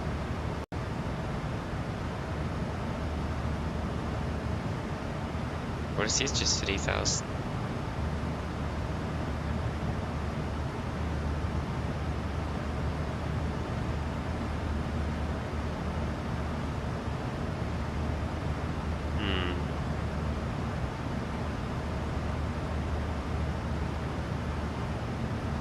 There's mountain peaks. The mountains are going up to all over. There's 1,000, 1,000, 2,000 and 3,000 feet. Then you have obstacles up towards 2,000 feet just right behind the runway.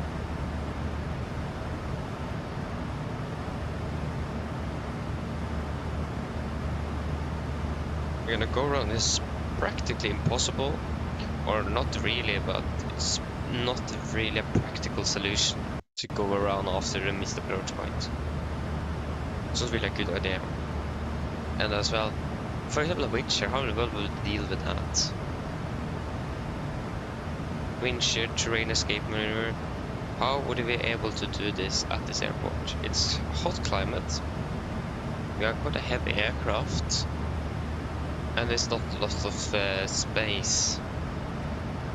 That's three factors that doesn't really combine well with each other. So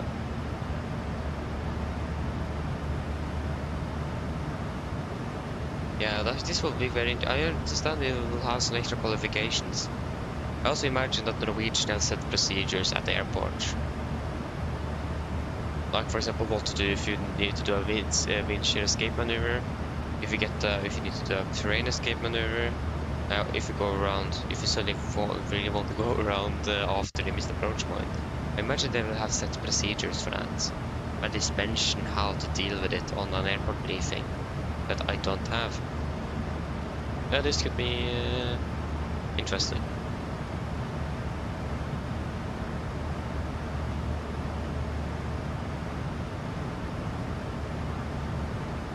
Yeah, I would imagine so, Thomas, that you need a visum, yeah. Or visa. Visa in Norwegian, I think it's called visa in English. Not sure, but yeah, I would imagine that is the case, you need that. Yeah, I know, the sunrise is beautiful. Should probably look at it as well. But I mean, this is why I love morning flights. It is the best.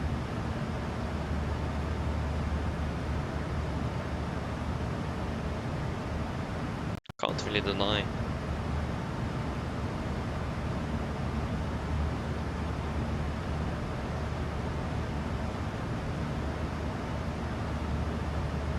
Yeah, it's beautiful. Yeah, this is the thing I love with like autumn, winter, and early spring. Is this actually able to get some nice sunrise? If we would have departed about 7, I wouldn't really have been able to see it much. But when you close into the middle of October, where the sun will set even later, and also a 7 morning departure, you'll also get sunrise. So middle of October to like about middle of March, I think. So yeah.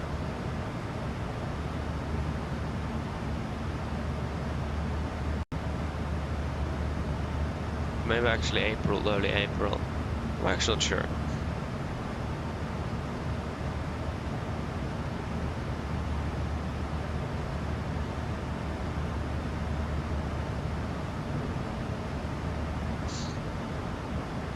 So yeah, you can enjoy the sunrise. I need to think about what in the world we should do into Gazipasa here.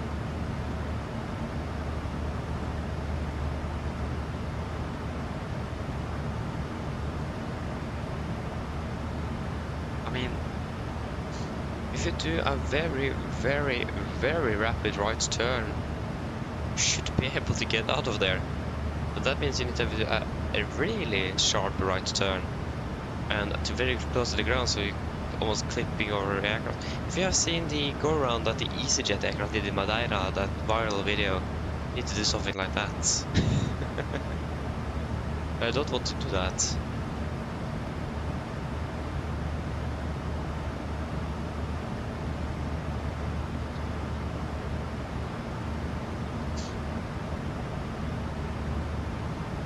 I mean, in general, it doesn't look like this airport is very challenging to land in.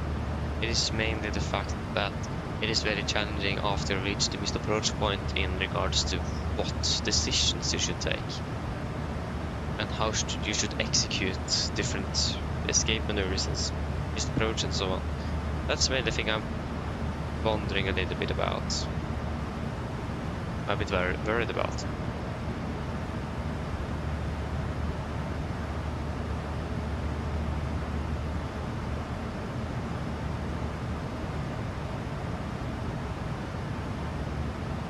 Because if I know the simulator correctly, I have a feeling we may encounter a terrain or a terrain warning.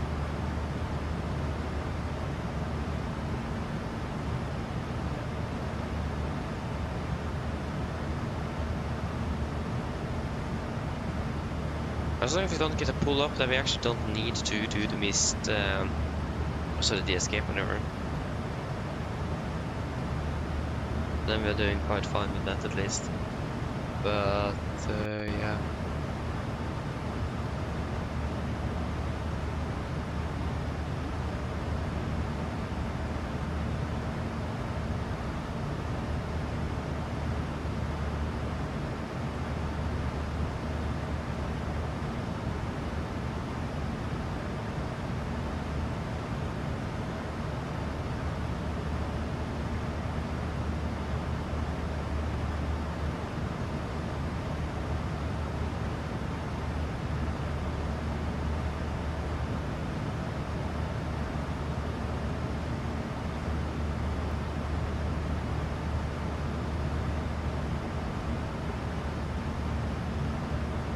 Yeah, but at least we have about another 3 hours to decide on what to do, so we have plenty of time to make a plan.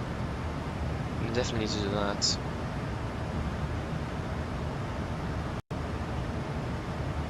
Yeah, going to Bergen indeed, going to Bergen. At least that will be real life. So yeah, it's a very different indeed. Like, think about that. If you are working for like Norwegian, like one day you can fly down to Gran Canaria, and the other day you can fly a short hop between Oslo and Kristiansand. Like, it's fascinating how we can be traveling across Europe one day, and then you can be flying short hops into Norway. It's a little difference indeed. So yeah. That's something that's really fascinating with this. One day you're out exploring an entire continent, the other day you're just flying home around in your home country. So that's something that's really nice with flying. For example, that for Norwegian that flies a lot of domestic flying as well. Not like, for example, KLM, who just basically flies in and out of the Amsterdam. It's not really domestic. Yeah, Netherlands is not that large, so. Oh yeah. Hello. Hi, Captain. Would you like a drink? Tea, coffee, or water?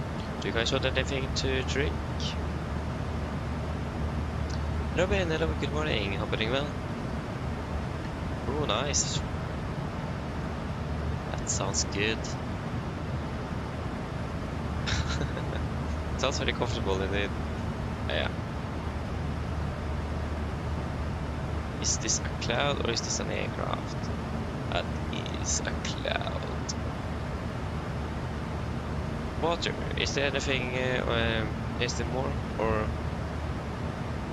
is it just that one? A water bottle.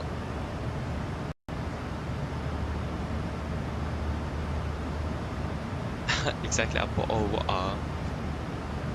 Yeah, can we please get a bottle of water? Or yeah, a bottle of water. No problem. I'll get it to you now. Yes, thank you.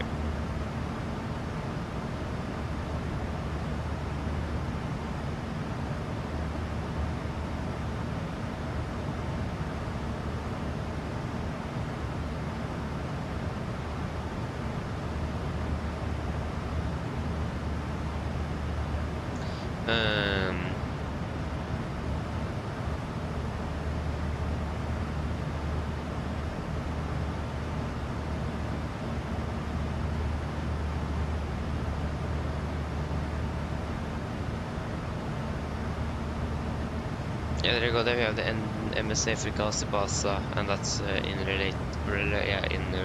from the Gazipasa NDB.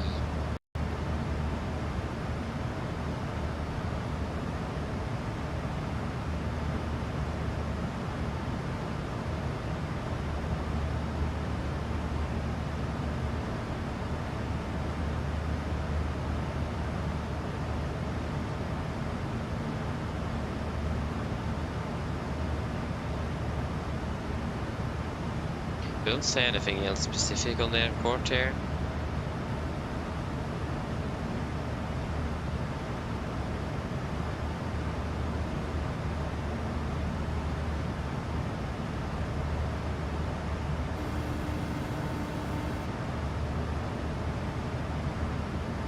Hello. Hi, Captain. Your drinks are ready.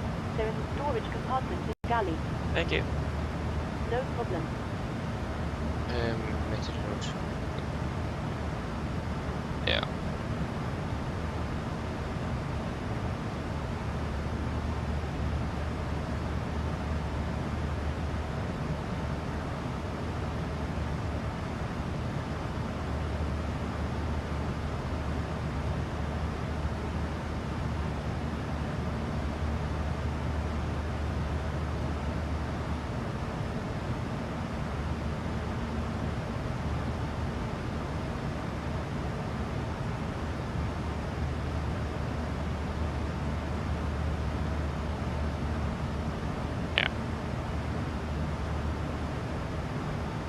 And we just have a 2,300 meter runway as well, so it isn't that long. Yeah. So yeah.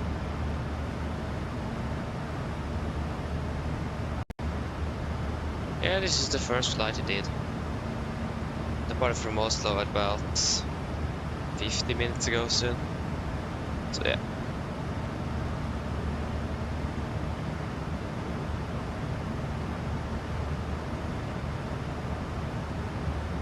Yeah, most likely it's most people don't have a week off either. So I mean that will also explain it. But yeah, still quite early in the morning indeed. It is.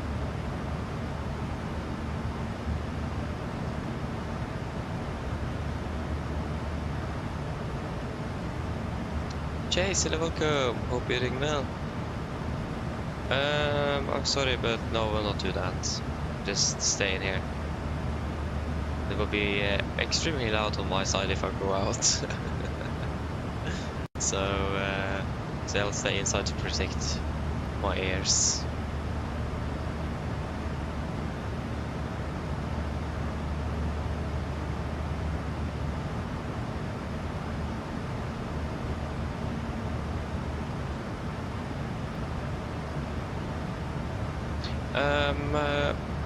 Thomas, I'm not flying tomorrow actually. I'm flying. Sorry, not flying. I'm taking a bus. It's a larger travel group, so we have our own bus from Oslo S Central Station. So we're taking the bus from the Central Station tomorrow morning and taking the bus over to Bergen, or to Askøy actually to be correct. We're flying back home on Sunday though, so then we're flying with Norwegian. But yeah, no, unfortunately I don't get flight tickets for free, no, unfortunately. I would love though, I would love it. So yeah. Correct, to Turkey indeed.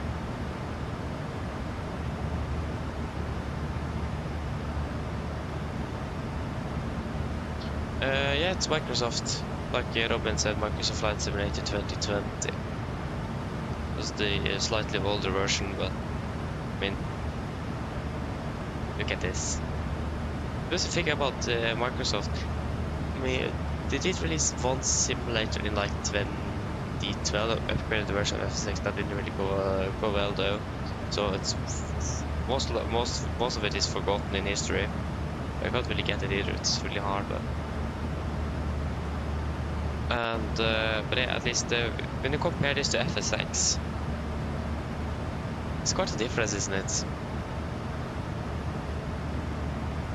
I mean, yeah, we have about 11 years between. Was FSX released in 2009? Was it earlier than that? I actually don't remember. We can take a look when FSX was released. When was FSX released?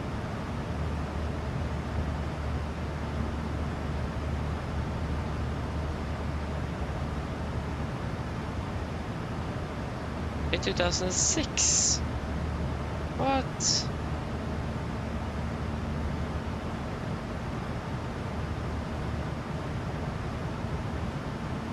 And we got the one in 2007 as well.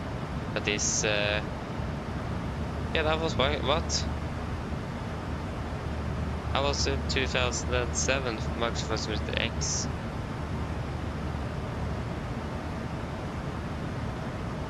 Okay.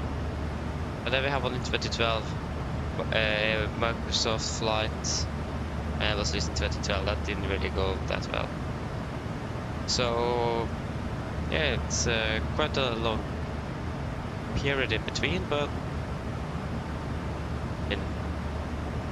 it's quite a large difference indeed. I mean, technology is going really fast though, so it's quite a difference, to be honest, as well, between 2020 and 2040 compared to like the smaller detail.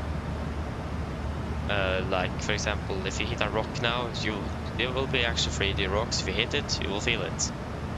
That's really really cool actually. Not that it's very relevant for us flying 773, but for bush pilots that would be actually something to definitely consider. Live animals.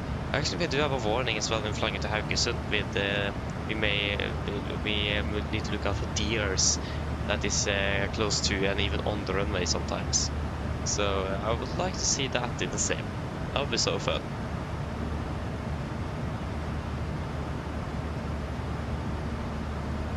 So yeah.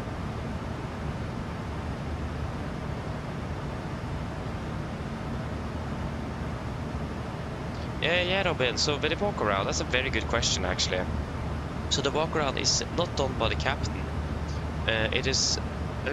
Most airlines. I'm not sure if any airlines deviate from this, but it's always done by the pilot monitoring. So that's the pilot that is not flying the aircraft, because the co-pilot and the captain, or the pilot in command and the co-pilot will switch.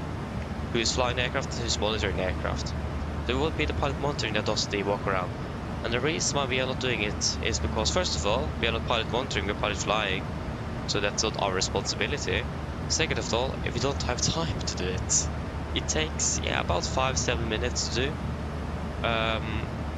But those 5-7 minutes is quite necessary to set up the flight deck, because about the same time it does to take the walk around is what you do for what is what the pilot flying will have time to set up the FMC and prepare for the briefing, and when the pilot monitor is coming back off the walk around and everything is good, and then we brief the departure.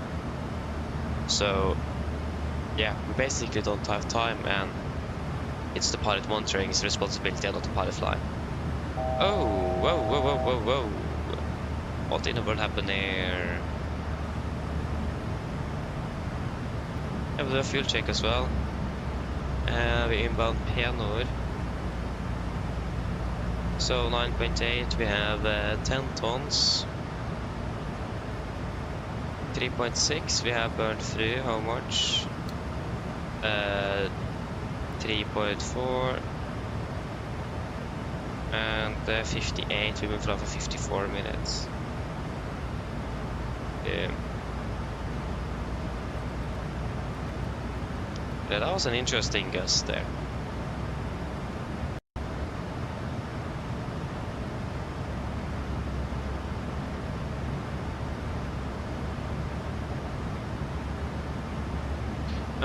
Oh, that's good. Oi.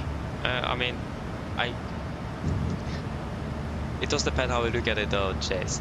I mean, not hand flying, I will not be able to do that. Physics in real life and the sim is, yeah, it will definitely feel a difference. So hand flying an aircraft, I won't be able to do that. I will struggle too much with that, so no. But I mean, operate the aircraft via the autopilot and so on, yeah, we'll be able to do that. But yeah, I've never flown a real aircraft except for being a passenger, so I will not say that I can, but it's pretty much how they operate in real life here, so yeah. Yeah, I mean, this aircraft, for example, is it's really close to the real thing. It is a few things that actually is not 100%, but we should have an update for this aircraft to the new flight simulator as well, coming fairly soon, and that should improve this aircraft even further. So yeah, this the company that made this aircraft, so PMDG, is licensed by Boeing on the 73 as well. So they have most data they have on the aircraft is from Boeing directly. Makes it even better. No, we're landing. That's a good question. We're landing at 10. We're scheduled to be landing at 10:10 Norwegian time. It's about 8:10 UTC or 11:10 local time. So 10:10 Norwegian time. It's about a 4-hour flight time, one way. It's even further on the way back, actually. It's good to see the instruments, isn't it?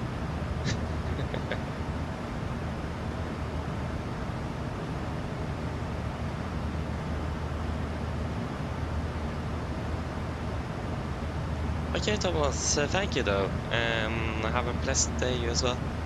And see you soon. Bye bye. Why not flying American Airlines? I mean, that's a fairly good question as well. First of all, I'm not living in the United States. I'm not living close to any base. So in regards to time zones, it's much easier to fly with with Norwegian. And also living close to Gardermoen is probably also close to base. So much easier to fly with an airline that is based to your closest airport in the same country as you. If you would have been flying with American Airlines, it would have been needed to be flying through the night local time, Norwegian time, but then it would like be early morning in the States. So yeah, that would be quite a pain flying in through the circadian low and all of that. So yeah, that wouldn't really work.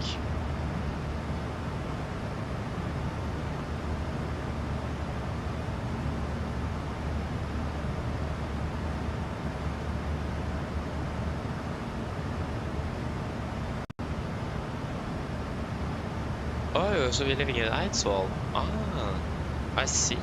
Up there. I mean, that isn't too far away from Gardermoen, is it? My grandparents is actually moving up to Eidsvoll now, so yeah. Moving from here and up there. Oh yeah, so you lived even closer to the airport before. So, nice though. Not bad at all.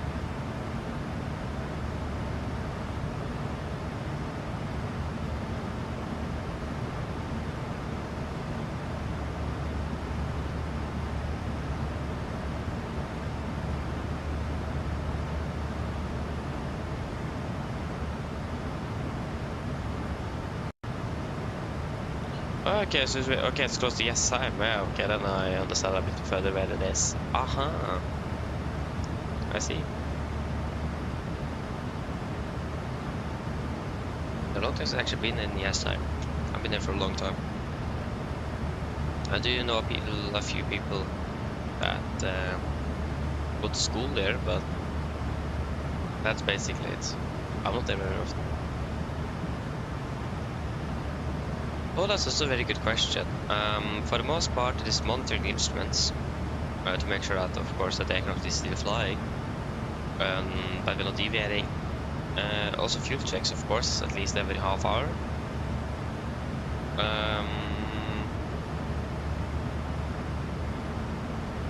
Else than that, monitoring the weather at our destination. That's good to be aware of. Talking to ATC if you have that online. And yeah, generally looking, for example, as well, if you're flying over the Alps, monitoring that and setting up so we have some situational awareness over there in case we have, for example, planning for example, a scenario where we have a depressurization on the aircraft, because the Alps is high. It's very high on. It's more than 10,000 feet actually at some places, so very close to it. So that means we are setting up these lines so that we know that if we are ahead of the line, it will be faster to have 180-degree turn and flying back from where we came from to get to a lower altitude. But if you're passing the line, it's actually going to be faster continuing and flying straight forward. So things like that, making sure that we know where we are in the terrain around us as well, in case we have a depressurization, for example. Things like that. Yeah, so on the 7.3 at least to check the to do the fuel check. I can show it to you on the flight plan as well. So here we have the flight plan. So we just did a fuel check here at Penor. Don't remind the writing here, it's really bad. But first of all, you have the actual fuel of burn. So up here it says EFOB. That's the estimated fuel of burn. And then you have the AFOB, so the actual fuel of burn. That doesn't really sound correct, or we can say estimated burn fuel and actual burn fuel. Oh, sorry, that's the estimated. Sorry, estimated fuel on board is it, and actual fuel on board. This is the burn. Sorry, confused myself there. So yeah, so as you may see up here we have 9.8, so that's the estimated fuel on board the aircraft, and this is the actual. We had 10 tons when we passed over the waypoints. That means we had 200 more than estimated on the flight plan. And then they have the actual burned and what will that P stand for? Like possible burned or probability burned or something like that. That is what you what the flight plan is expecting you to burn at least. So in this case, when we're passing over the waypoint, they expect us to have burned about 3.6 tons. Well, that was very bad. 3.6 tons. But we actually had just burned 3.4, so that means we have burned 200 kilos less than predicted. Predicted, is it? So that means we are doing good on fuel with that we have 200 kilograms extra already, and we have also burned 20 kilograms less. And then we have the actual time. So we have the time, the estimated flight time at the airport.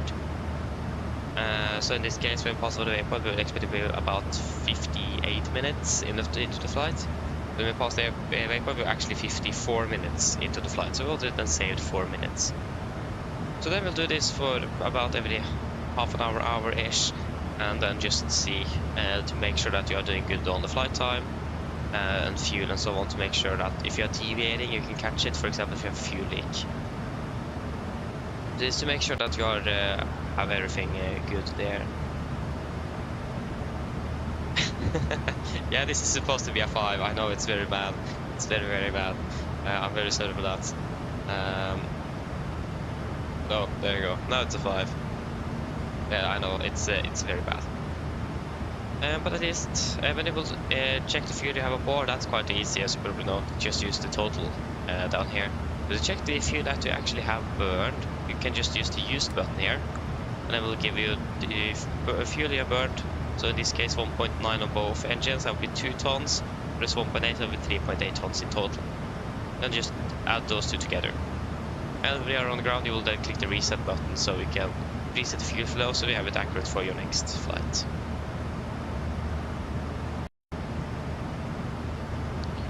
Ditto, hello, welcome, hope you're doing well. No, not this week. We have a vacation week. Week 40 and 41 in Norway is autumn vacation. It's a long tradition. Not really a vacation. Earlier days it was to pick potatoes actually. So we got a week of school to pick potatoes. But now it is actually a week off. So I have a week off this week. So yeah, really, really glad. Happy for that.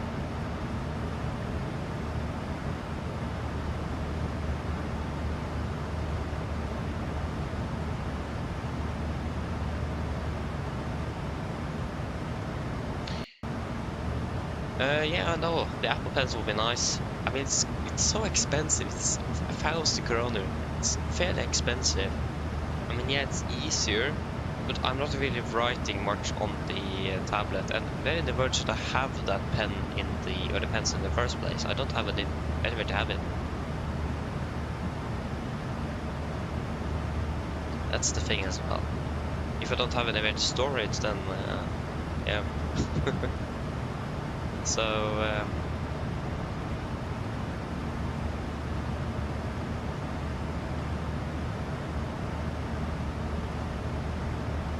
yeah, but I mean, I have thought about it indeed, but it's so expensive, so I would rather buy like the MCP, EFIS and FMC from Winwing and use that instead.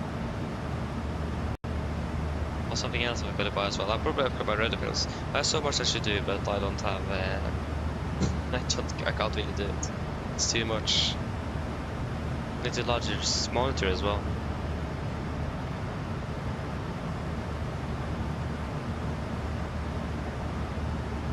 So yeah, thank you, Nito, thank you, I will.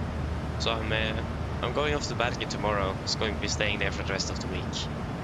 Yeah, unfortunately not, or we are actually on standby on Sunday though, so we may fly on Sunday, but that is a bit uncertain yet, uncertain still.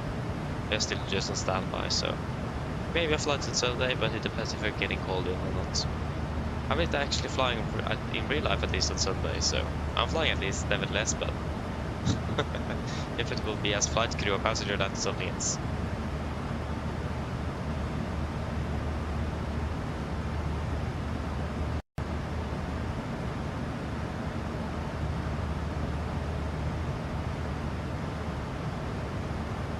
Yeah, I've also thought about that, just buying generally a pencil that works on a tablet. I don't need an Apple one, no. But I haven't really looked too much into it. I do have actually a normal pen that have a tip where you can actually use on screen, but that I also can write with on paper. It's very nice, but the bad thing is that it's like it's what is it called again? It's gummy. What's that in English? Rubber. It's a rubber tip. So that's why it works on the screen. But it also leaves quite a few marks, and it's really hard to use. It's really it isn't really good. So yeah.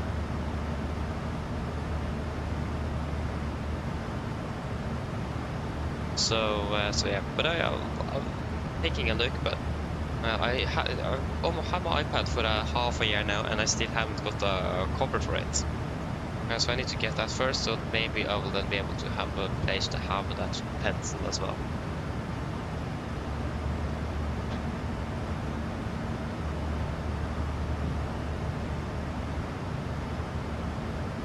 So yeah, but I also need to have a place to, I think I actually have a magnet on the iPad here, specifically made for the Apple Pencil. But I think that magnet is located under the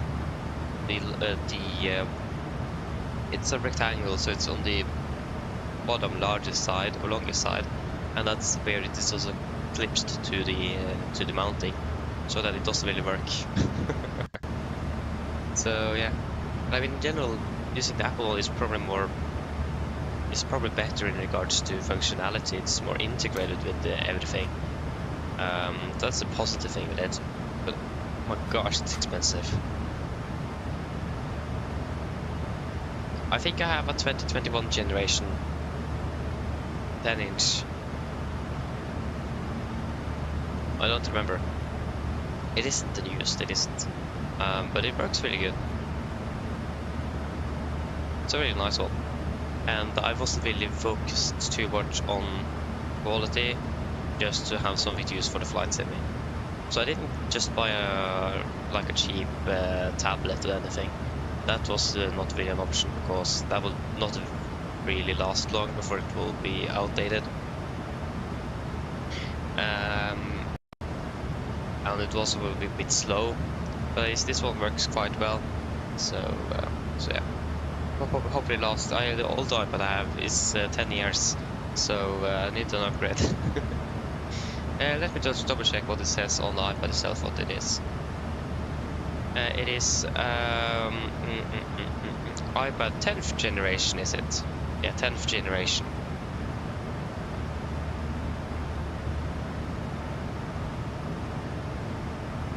Yeah, so 10 gen. Yeah, 10th gen. That's what I have. I got it on my birthday with a slight down payment as well included. So yeah, I need to pay a little bit for it myself, but that was fine. I got it at least. I did have the money to buy it, but my parents then bought it and gave it to me on my birthday, and they then sponsored about 1,000 kroner on it. So really happy with that. It's a really good one. I really like this one. So using it all the time when I'm flying, though. I'm not really using it when I'm not flying. So yeah. Yeah, exactly. Okay, so 2020, so it's just a 5-year-old generation now. And I imagine it will last for quite a while. I hope. I don't really see a point in buying the new stuff either, it's so expensive. So I bought a new phone a year ago. I bought the iPhone 13. It was a nice upgrade from iPhone 7. Yeah, it's again not the newest, but it was mainly the price. I wanted a new phone, not really a used one either.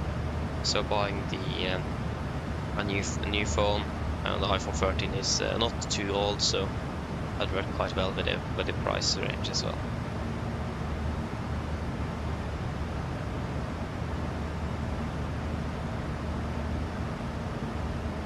Yeah, so I have it in blue. Really like that blue color actually. So both my phone and my iPad is in blue. That was also why I chose exactly the iPhone 13, was the color as well. That had something to do with it. So yeah, really nice.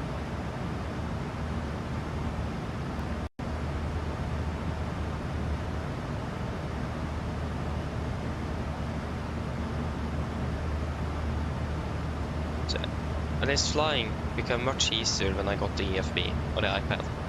It was a pain using the inboard, the included tablet in the aircraft, and even worse when we were using like external applications as well. Much easier to have everything on the iPad. Easier to access, really accessible, like I said. Just different, yeah, it's accessible, it sounds a bit better at least. And also when you're doing an approach, when you can have the charts up on your left side constantly, instead of having it on a second monitor further away. Much easier as well when you can use the fingers to zoom and you don't need to use the mouse, and yeah, generally much easier to use.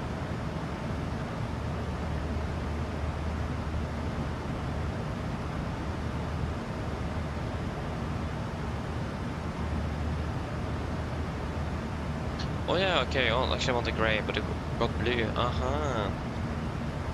Yeah.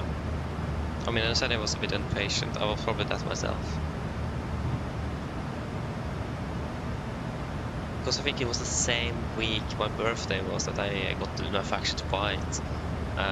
Where the price went down was a sale, so... And I just came buy it now, and I just... yeah, we can see on Wednesday, and didn't buy it, and I just... But then I started to think maybe it actually will come on Thursday, my birthday then, and yeah, indeed it did. So I'm happy for that. Really happy about that. So yeah, for those of you that is flying very often with especially airliners, or in general actually I think it will be quite good for VFR as well. Definitely get you an external tablet. It does really improve the experience, and it's a great tool as well. It's a reason why you have that in the real aircraft and not paper anymore. So yeah, much easier to access everything.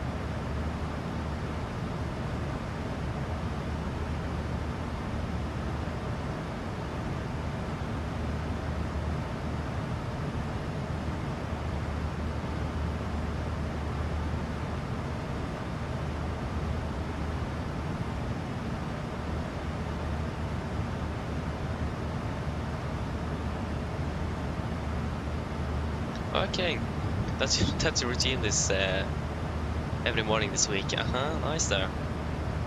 Yeah, to listen at least. I mean, that's good. not bad. But I enjoy it though. Sounds nice.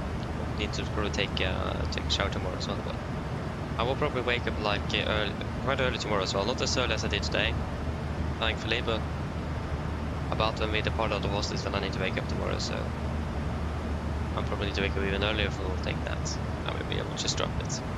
Yeah, I'll wait to see. Not important now, nevertheless.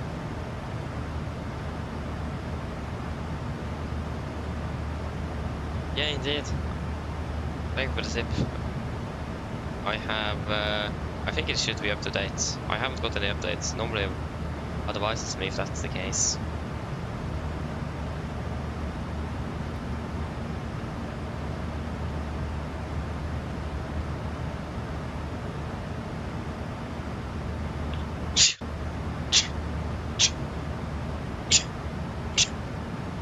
Apologies. Well, actually, I actually have got a new update available, but why haven't it given me a warning? It normally advises me when it's an update available. No, it didn't. Huh. Yeah, thank you. Then I need to. I mean, iPad 26 is coming out soon. Unlike iOS 26. Like, what happened with that? They just switched from 18 to 26. That's almost a 10 increase. Why couldn't they just call it iOS 19? I don't understand that. But okay, that's not my choice. I'm not the head of Apple, the CEO of Apple. So yeah. But it looks a bit, looks interesting. Not sure what I think about it. I have actually not looked too much into it, so it doesn't look like an iPhone, to be honest.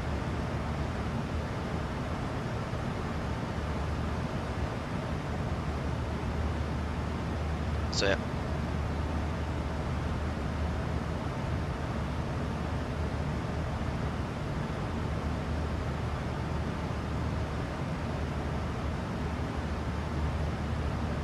Well, okay, so you know that. Okay, yeah, I would like to know. But yeah, see you soon then.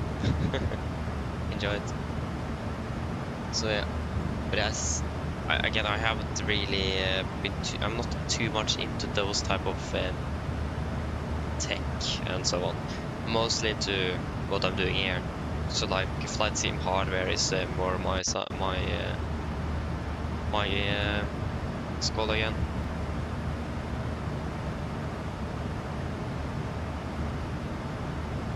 My field, I can say that. Yeah, I'm not really into. I mean, I know a bit, but I haven't really seen too much about the new Apple stuff. I just randomly come across the September stream they did to announce the iPhone Air and 17 Air and the 17 and the AirPods Pro 3 and so on. But yeah, that's really it.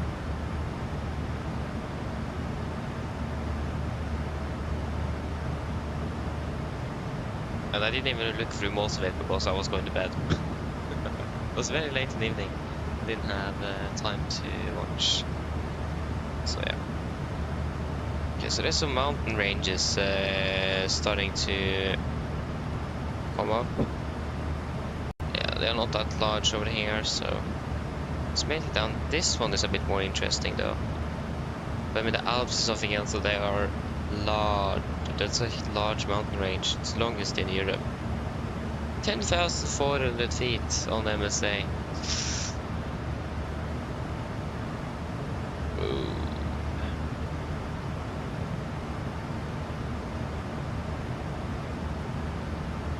I think that I don't even know the distance of how, because if the mountain range is not too long, too large, wide or whatever you could call it, it doesn't really matter too much, then it will be quite quick to just overflying it.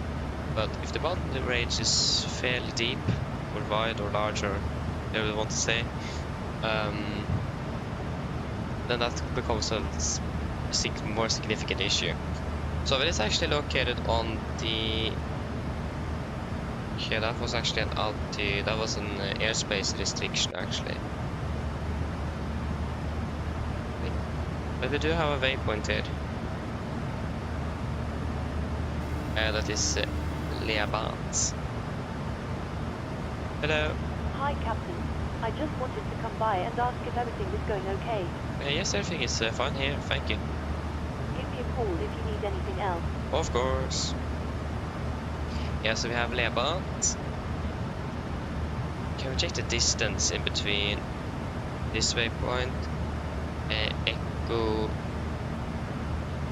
Echo November, India, Mike Alpha, Enima.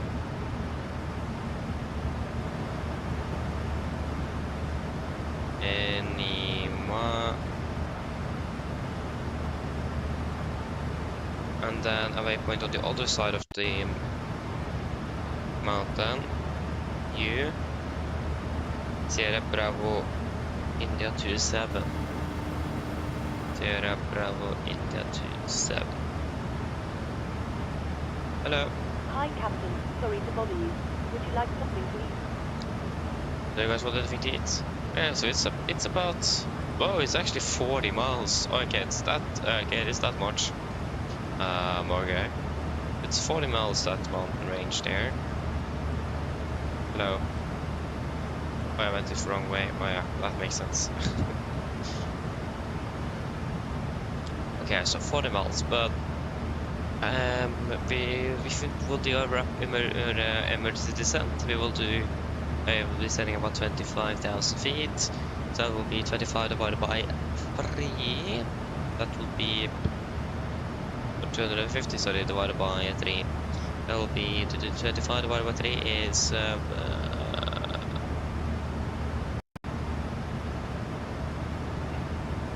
3 times 4 is 12.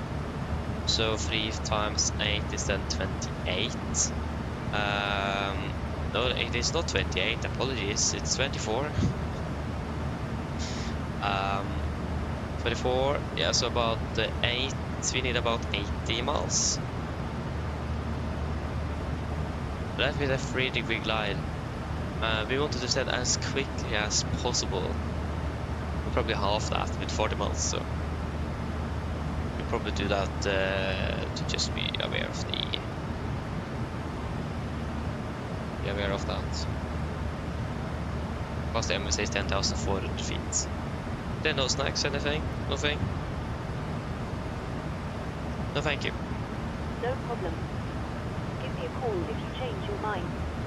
Yeah, of course.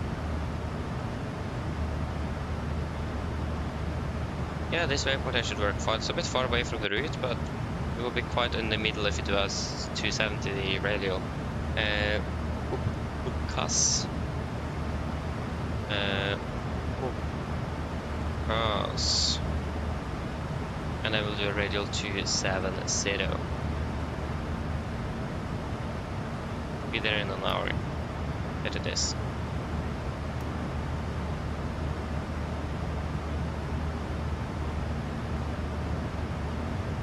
So we have that one. I think we do have another mountain as well, mountain range.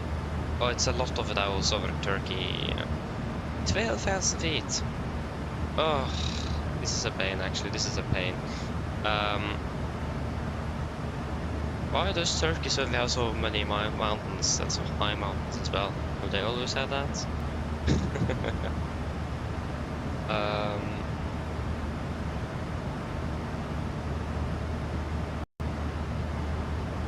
I think that we're quite stuck over there. If you need to do an emergency descent, we're very stuck. It's quite a large distance. It is between Lima Tango Alpha India.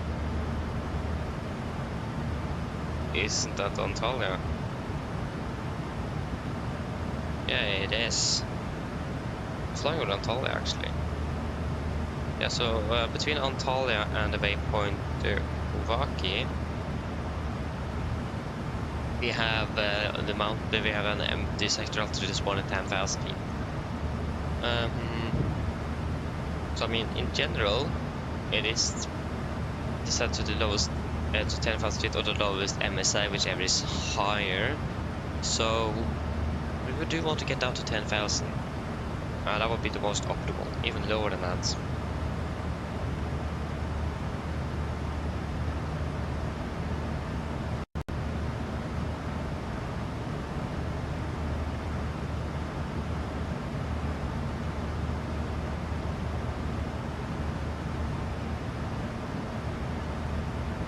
Okay, so we do have actually some lower sector altitudes just east of our route. At least in the start, and then it disappears. We had like 9,400 and so on, so it's a bit lower at least.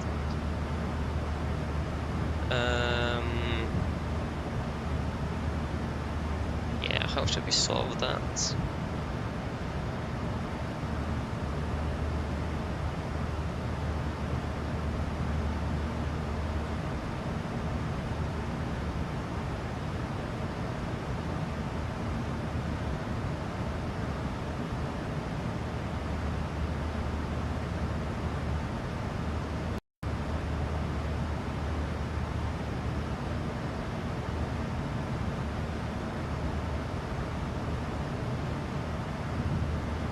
Okay, we don't have a sector altitude of view.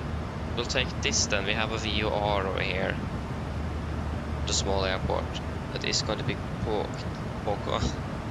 Kilo Tango Hotel. We'll take Kilo Tango Hotel. It is on... it's Safir. We'll take the VOR then. So if you take this VOR, and if you set radial, that would be not, it can't even be straight north, you need to be a little bit to the, about 020. Straight north, then we'll penetrate the furthest north here, sector altitude of 10,000 plus, so how can we determine the radial here?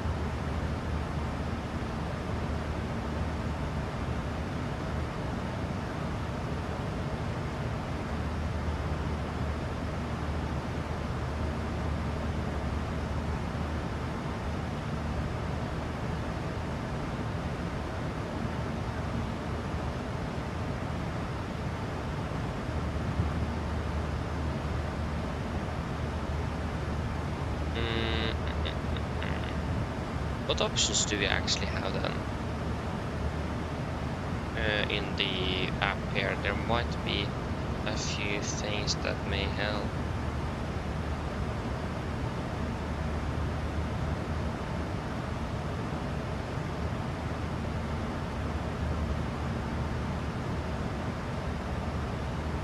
Oh, my map actually was tilted, so yeah, straight north should actually work.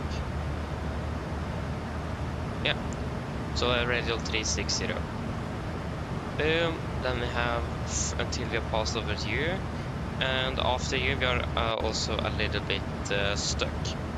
I imagine the best option will to be fly westbound, because the MSA will go down faster on the west side than the east side. East side actually will start increasing slightly before it goes down again.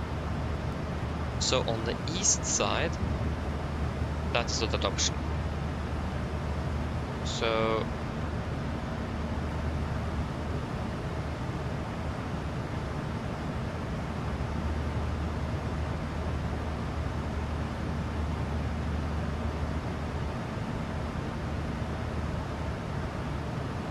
ett kilotang på hotel will deviate to the east, but after that we need to deviate to the west.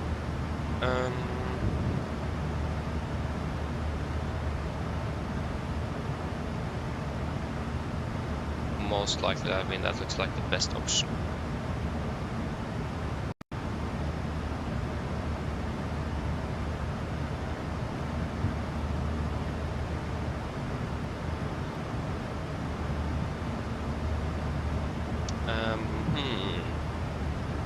What could we use as reference then? We have something fairly parallel with Kilotang Hotel. The closest we have to our route as well. That is going to be the waypoint of Sonlu. If we just then enter in Sonlu, and we want to deviate to the west. So if we don't take a straight south heading but try to follow, actually there is a point here that we actually don't want to continue on the west. if you take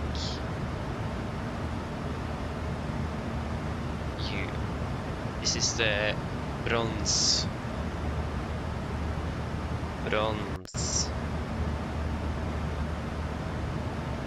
It's located east.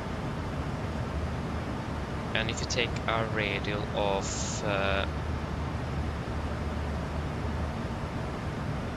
align with the track, wait, flight track, radial to the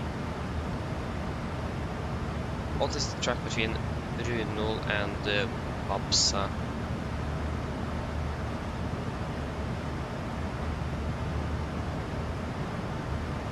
140, 180 degrees around, that will be 24320. So 320. So radial 32 then.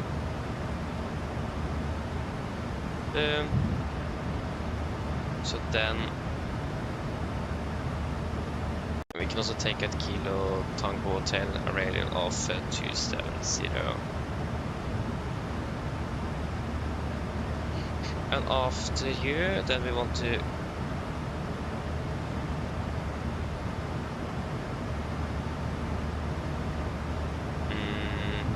what's the distance between Babsa and Antalya VR? That is 70 miles, okay, it is that far.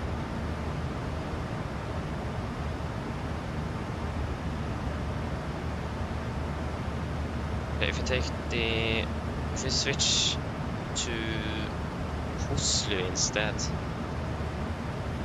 to Oslo,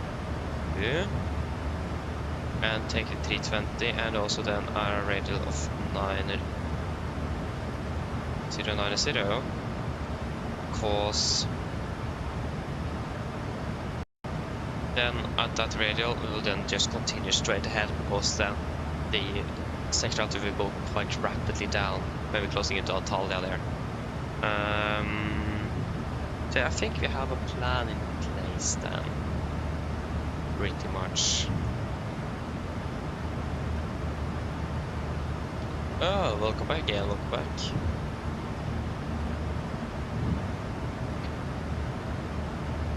You know, it's green dashes everywhere here. Let's take a look. Here we have Kilo, so that is the first radial. This one we want to look at the most. So at Kilo Tango Hotel, before Kilo Tango Hotel, we will then turn eastbound if you have a depressurization. After radial 270, we will then turn westbound past this radial. But the sector altitude will not be at that radial, though it will be a bit further out, but at least the sector altitude will go down. Continuing further south, after we have passed radial 090 here, Oslo, then we'll continue southbound. So then we have a plan in place for what we'll do in case of a depressurization. So the most frightening area, I can say, that is between these two fixes here. In between here, that's where the sector altitude will be the highest, in both right and left direction, or west and east. So we need to be very, very careful. We may not be able to descend down to 10,000 feet initially or immediately, but at least we can descend down as far as further and further by deviating to the west than east in between those two fixes there. At least we have a plan over there. And for the rest it's going to be mainly over sea actually, so go to Mediterranean.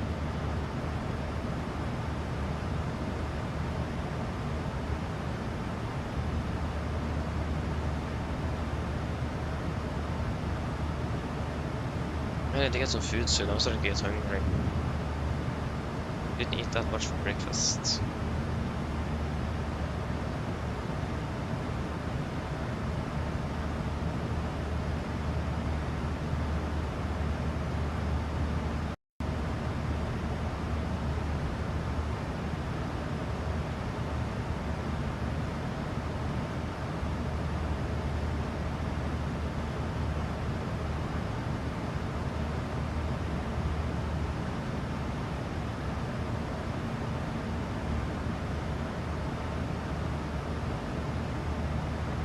next thing we'll start considering is Gazipasa itself.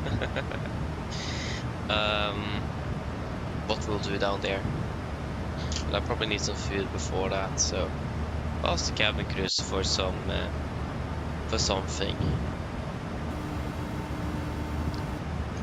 Oi.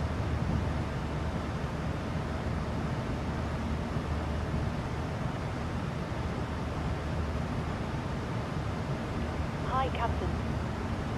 Hey, yes, hello. It's supposed to get something to eat in front here. Of course, I'll go and get it for you now. Just give me a few minutes. Yeah, thank you.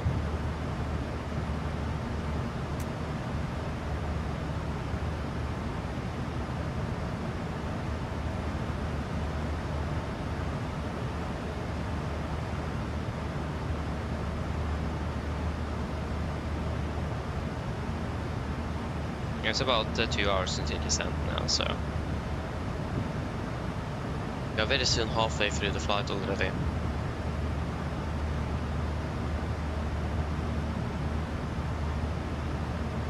Hey, the segments are finally working again on the Navigraph app. Just popped the segment over Istanbul. Well, not Istanbul actually, it's just east of Istanbul. East of our route, we're flying over Istanbul, so yeah.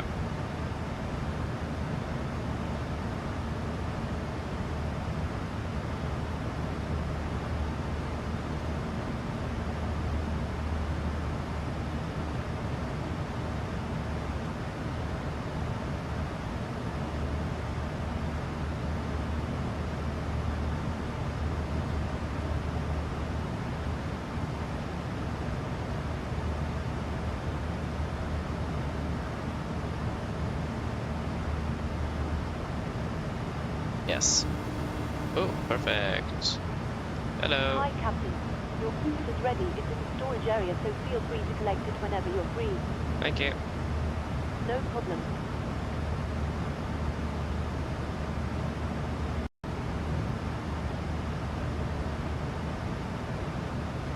Okay, I'll just go and grab some food, so I'm back in just a few moments.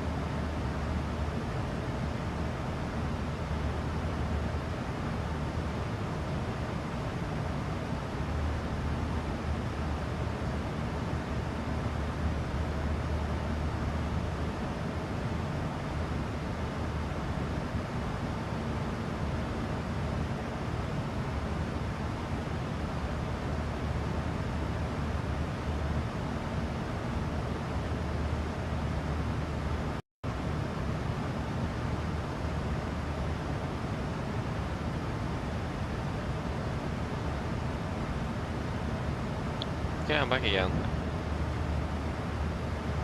I need to find something later on. I just found one banana that I just ate up before I got here, so yeah, I need to see if I can find something later on when the people in the house are starting to wake up.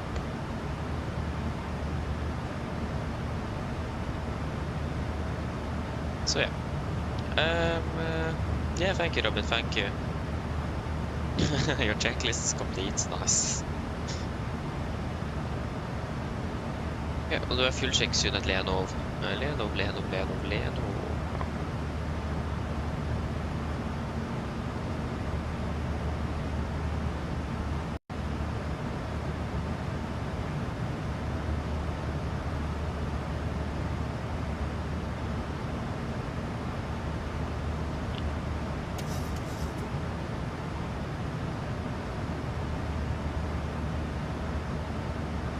Is Mio have an aircraft at the same height as us?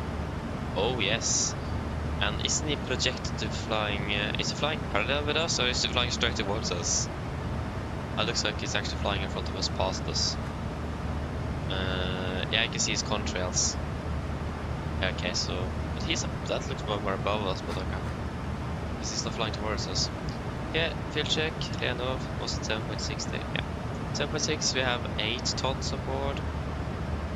8.0, 5.8, 4, 5.4, 5.4, 1 hour 50, 1 hour 47, 147. Good.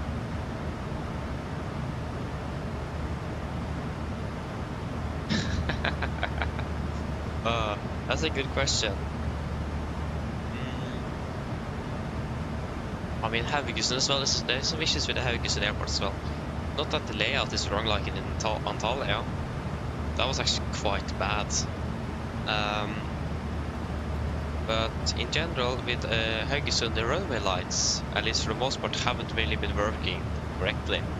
So when you're coming in for landing, either you don't see the runway at all before like 200 feet, or you just see half of the runway, and it's normally this last part of the runway that you see.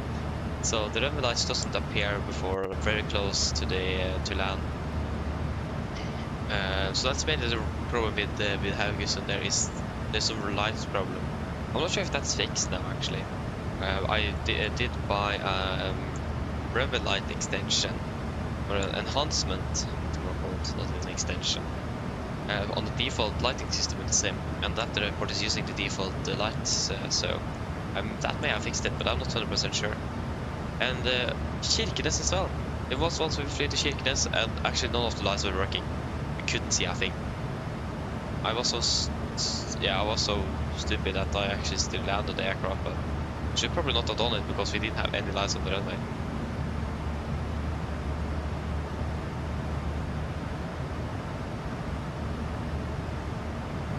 Like we didn't see anything before like 50 feet. So it generally been a problem in northern Norway. In Norway in general, with lights on the runways, with the default lighting system in the sim. But after I bought the enhancement, I think that have actually solved itself out for the most part.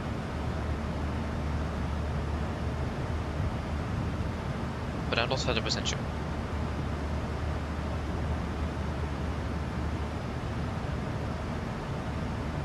Yeah, I should have a new weather update as well for Gazipasa, since it just updates every hour.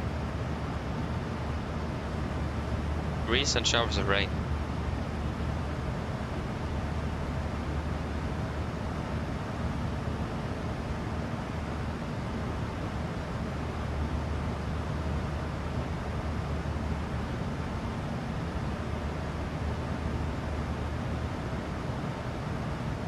So yes, but again that may have been fixed because of the enhancements. I don't remember actually what it's called, but you can find it on the marketplace. It's very cheap as well, so I recommend buying it. It was actually a free add-on from FlightSim.io before, but then it suddenly got removed and it's now a paid paid add-on instead. So yeah, that's a bit unfortunate. But it's worth it. It's really good. It looks like real runway lights out and so on. Unfortunate that it just replaces the default system of everything, because it is I can't even see any third-party airports with those type of lights. I mean, the lights look good, but the centerline lights doesn't look the best, and also the taxiway lights.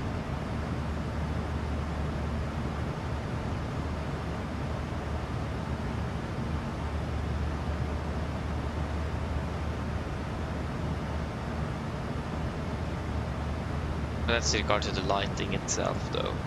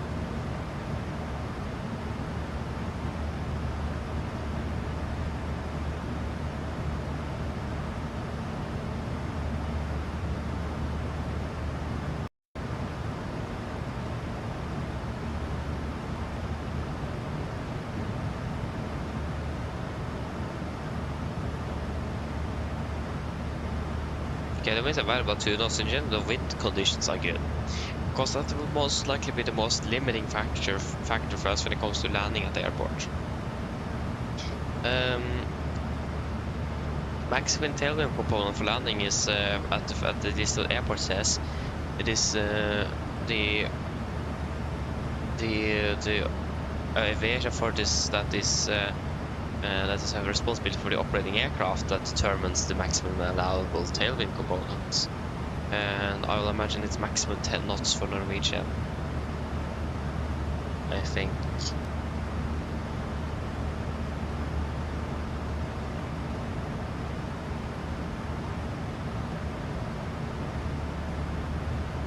At least, or I don't know, so we'll just take 10 knots nevertheless, but yeah.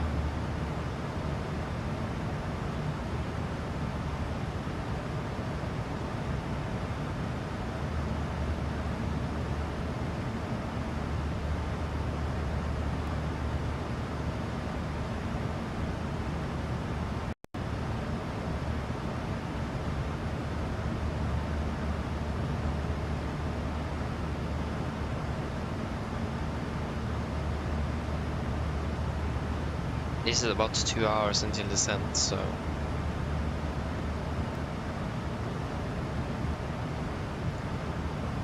we are starting to get closer.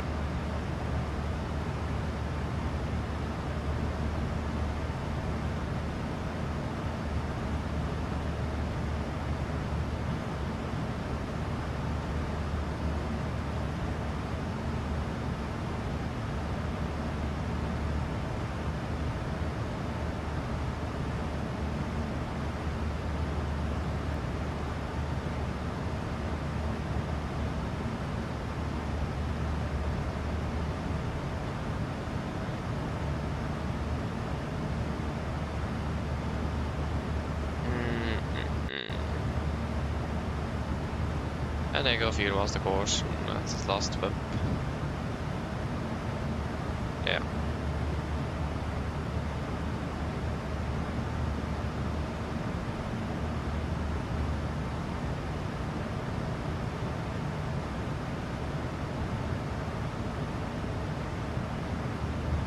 What?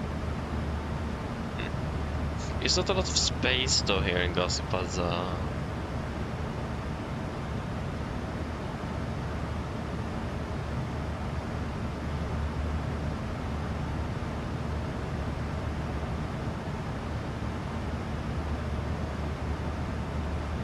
So yeah, I'm like, how in the world are Norwegian been able to get a slot at Gazipasa? I wonder how expensive that slot may be. Evidence! Whoa, haven't been there for a long time. I've been in Elim as well. Wait. We want to check Gazipasa.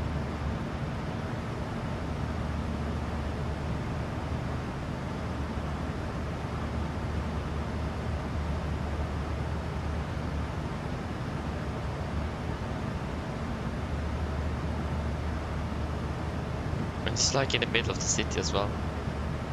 Not really, but very close.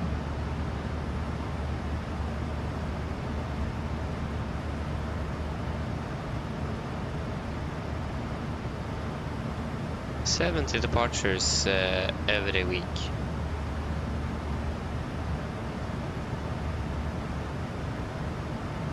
"16 airports, 11 countries is served.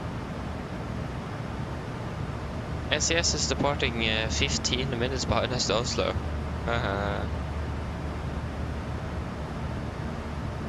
Düsseldorf, Copenhagen. Today Norwegian is just flying from Gazipasa to Oslo. Are they flying to anywhere else than Oslo from Gazipasa, or is it just Oslo? SES is also covering Copenhagen.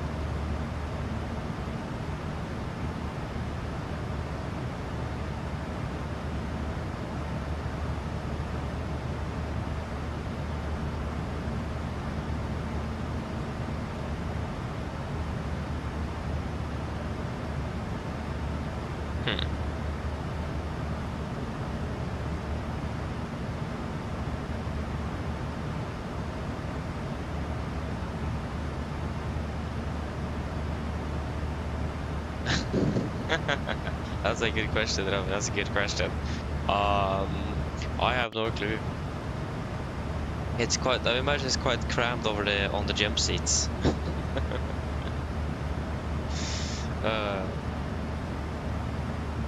Yeah.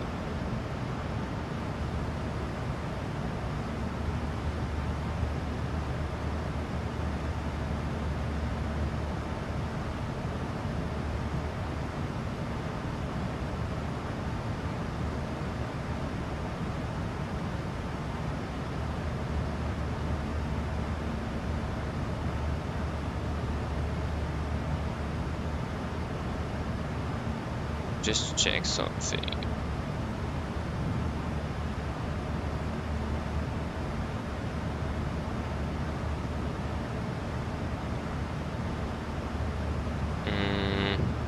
Approach.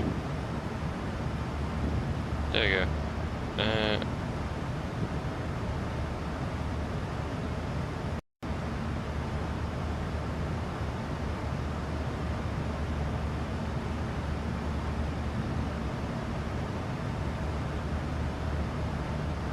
Okay.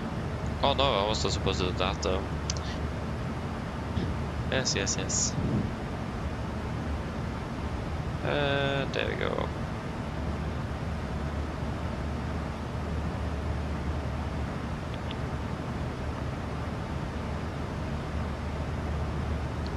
How many miles do we need to descend as well?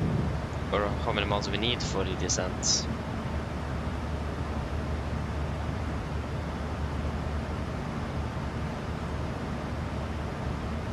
Oh, there you go. Final 350. When are we landing? 350. And 3 divided by 3 is 1. 5 is 1. That will be 2. 20 divided by 3 is 6. So 18. So I already lost the count here. That will be 1, 2, 6. 126 miles. Yeah, so it'll be 1 there, and then 1 there, and then 20 is 6. 116 miles though. Boom.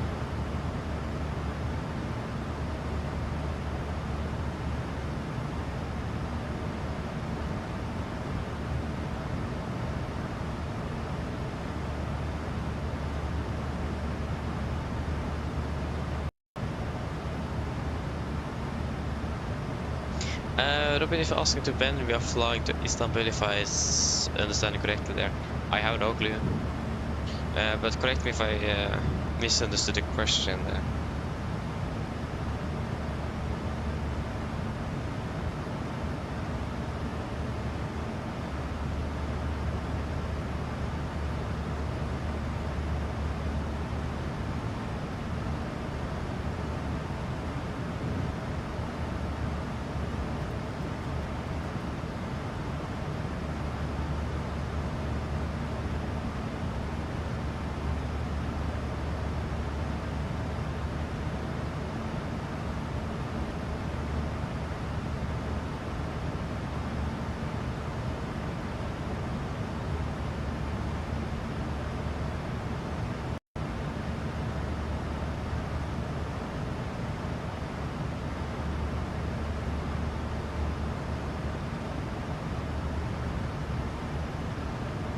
No, it is. Yeah, I don't know. I'm not sure if Norwegian is even flying to Istanbul this winter. If they fly to this winter, then yeah, that might be a possibility. But I'm not sure if they're flying there this winter.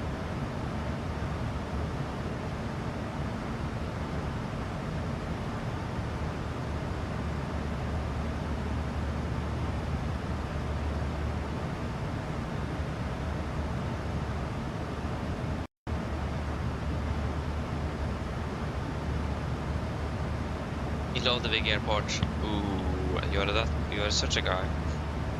Or that type of guy is probably more correct. Yeah, I'm not that type of guy. I hate big airports. It takes you more time to taxi around on the airport than actually flying into the airport. Hate it. It's so annoying. Like Amsterdam and Barcelona is really bad. That's a mess.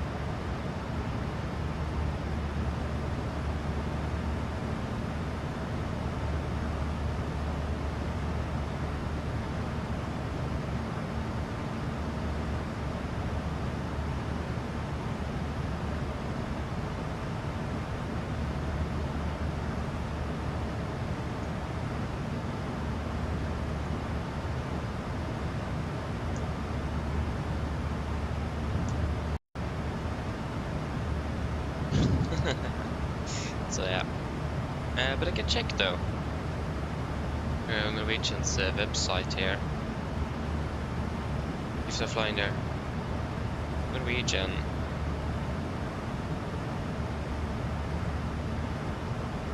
The check from Gardermoen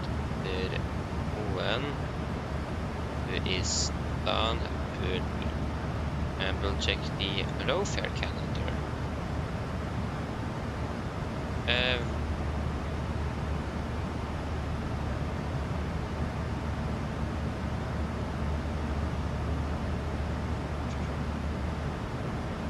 fly there in October, not November, not December, not January, not February, not March, not April.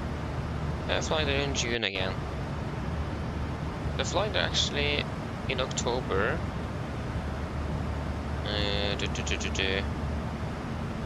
October 2025. They're flying there then. And they're flying there tomorrow actually. On Wednesdays and Sundays until the 26th. Or so the 22nd of October is the last day Norwegian is flying to Istanbul this year. So, but I'm not flying. I'm occupied all of those days. Let us just check that one. Like how it says on the 20... Well, this was in June. Yeah, no wonder I'm not worried a little bit here. Let us just check. When is the flight actually departing? Oh yeah, it's departing that early. Yeah, then it doesn't work. It's departing at 15:45 out of Oslo. I'm still at school. No, that's actually 5 minutes after school is finished. Yeah.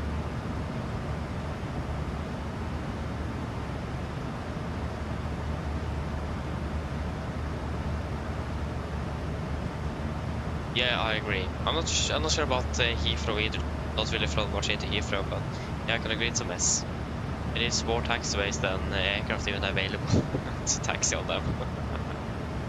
It is, I'm so happy that we're not based in Barcelona or something. Madrid. Or Amsterdam. I'm happy with Oslo. Oslo is a nice airport. It is, it's a nice layout. It is a fairly reasonable sized airport as well. So yeah, it's a fairly nice airport to fly in and out of. So I'm happy with Oslo as base.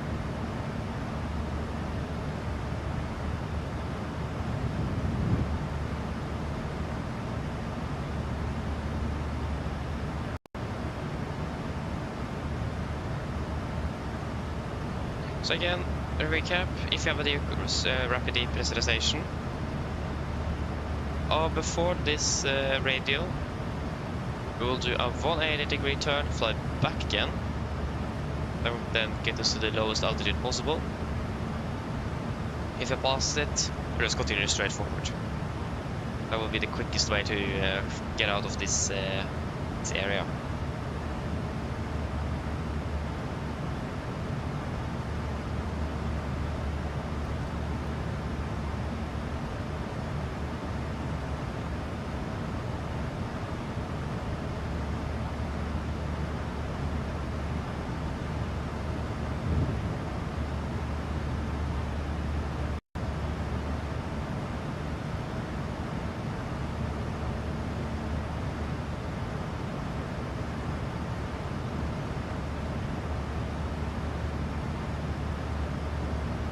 You're welcome.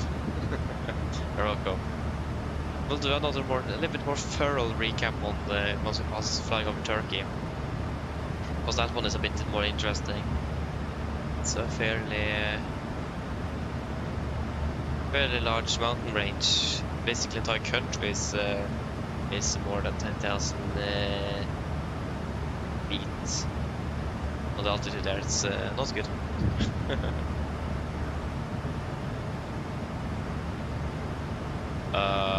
To be honest, I don't really hate any airlines actually, but I mean the airline I like the least is SAS, of course. The main competitor here. I don't like SAS. Yeah, so I don't hate them, but I do like Norwegian or SAS.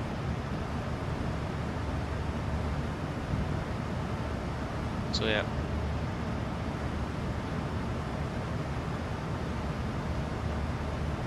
Turkey's airspace is messed up. I mean, I see a point though. I would more say that the ground is messed up, but yeah. They should just remove all of the mountains that is more than 10,000 feet. So we can lower the sector altitude down. I want to know that I can get down safely without colliding with a mountain.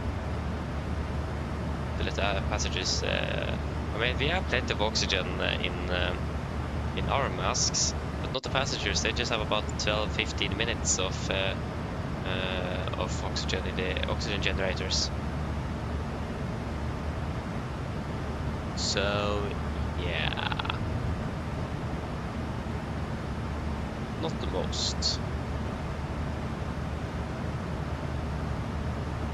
So it's more important for them that we actually get down than us.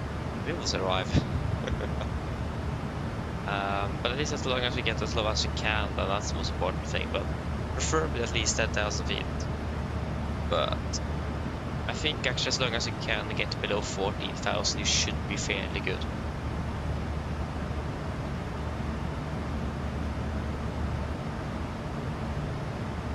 Because on the member items it is like, for example, if you have a depressurization and you can't control, and if the altitude is expected to exceed 14,000 feet, then passenger oxygen switch on. So yeah,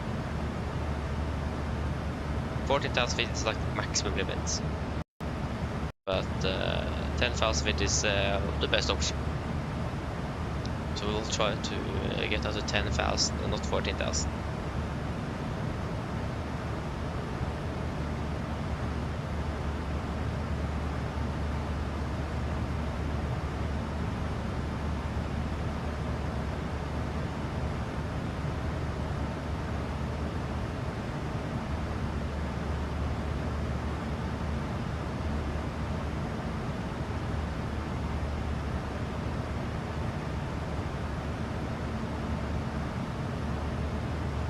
is passenger oxygens? I don't even remember.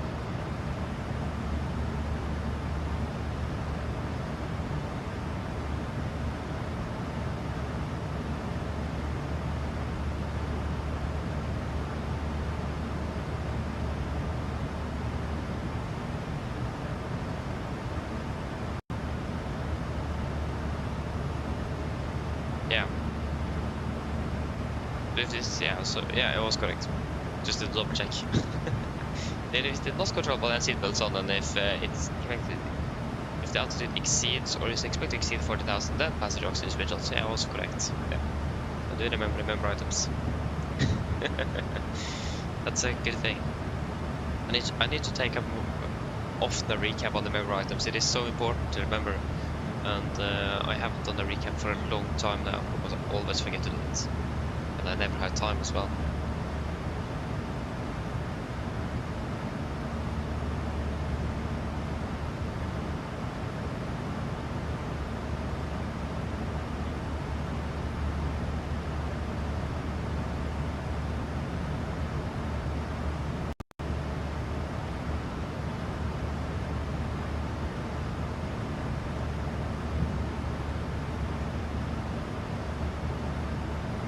Gap. So yeah, I have a 7-hour bus ride to Bergen, so I have plenty of time to recap the member items there, and also the FCOM. So, oh, but I have a test I need to practice for next week. Yeah, find out. I can probably take the test a little bit later. It's better to do it closer to the actual test, so I remembered everything.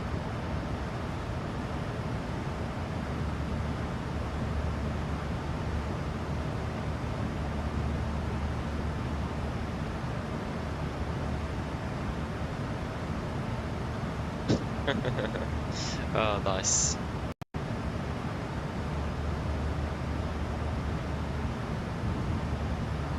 It is just about an hour until descent, isn't it? 7:43, 6:26, yeah. An hour and 20 minutes left to descent, so we need to start thinking about what we should do into Gazipasa in regards to, especially if we get a wind shear warning. The wind shear escape maneuver is crystal clear, but the terrain is also crystal clear of where it is, so I'm not sure how much power we can get out of this aircraft and how fast we potentially can climb. Because then if we do a wind shear escape maneuver, then we're probably suddenly also doing a terrain escape maneuver at the same time because of the terrain.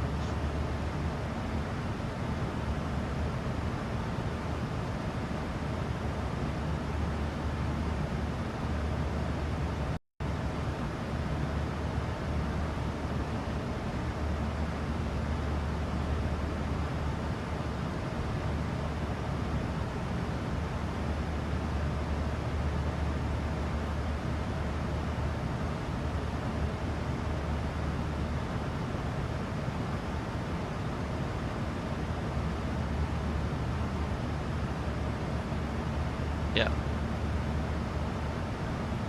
Again, that's the one thing I'm most concerned of is exactly this.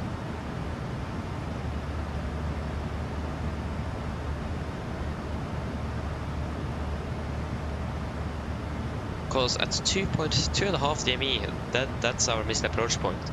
If we are not able to land, then we'll need to go around there. That's the latest point we actually can go around.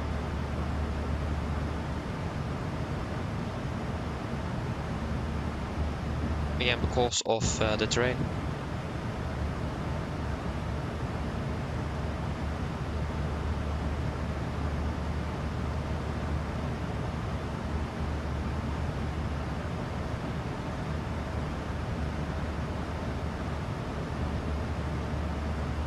I mean, a wind shear escape maneuver and a terrain escape maneuver should be possible to do if you do it early enough, because the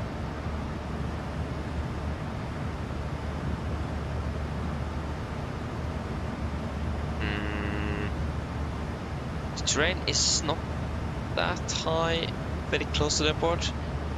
it's about 2,000 feet on the highest peak, fairly close.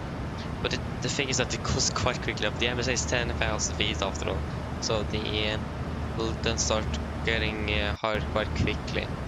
That's the thing.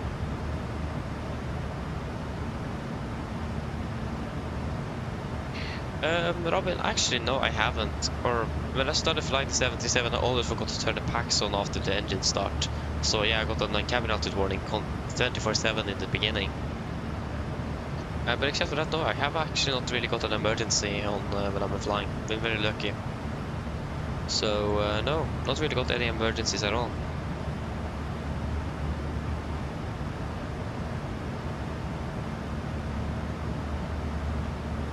So yeah, but I mean in general, so in real life it's quite rare to actually encounter an emergency.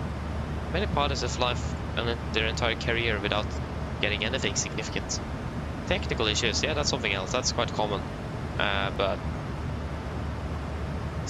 general emergencies is not very common for an individual to experience. I mean, I would like more technical issues though. We will be a little bit more accurate to that, but yeah.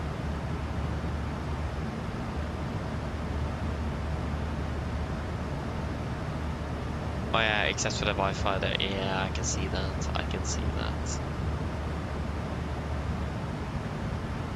Oh yeah, actually, I have actually got an emergency. I flew with the A320 Neo from Billund to Torp once.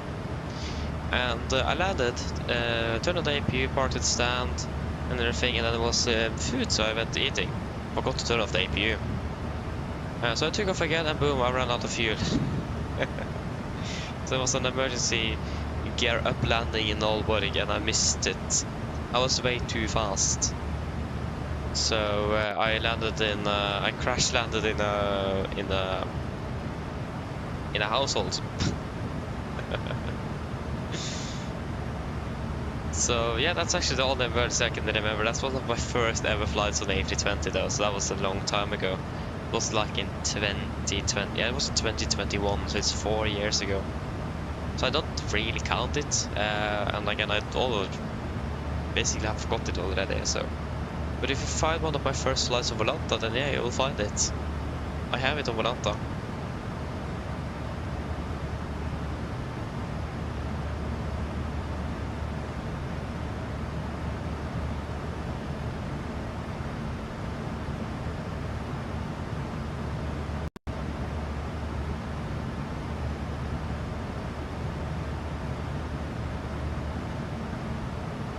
Yeah, it's very sad for passengers, especially for those who lived in the house as well that I hit. Yeah, got a rapid stop though. The thing is that we were so fast into the runway, so we touched down, but I was so fast that we couldn't stop, so I rotated again to try to do an orbit to just get in from the other side, and I didn't have enough airspeed and altitude to actually complete it. I think I managed to get about...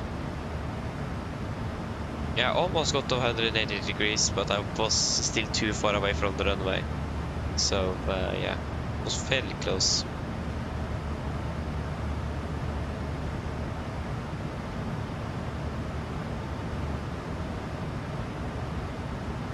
And that was also in the early days where we didn't even have alternate gear extension for the aircraft. So then I was a bit stuck without landing gear either. And it's not easy to stop without landing gear, where your main braking is. So, yeah, it didn't have a reverse thrust, it didn't have anything. Nothing at all.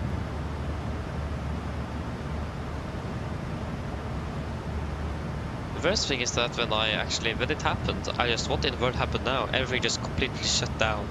I just, oh, I don't know what's happening, and I just, yeah, now I need to get down. So I did that. After that, I just... what happened? I still didn't know what happened, and just like a few days or maybe even a few months after, I ran out of fuel. Then it hit me with the APU usage. Forgot to turn off the APU on the turnaround. I burned through all of my fuel. So yeah. So that hit me like probably like a year or two after actually. That took a long time before I actually found out what actually happened. But just how I managed to realize that so late as well, that's a bit strange. But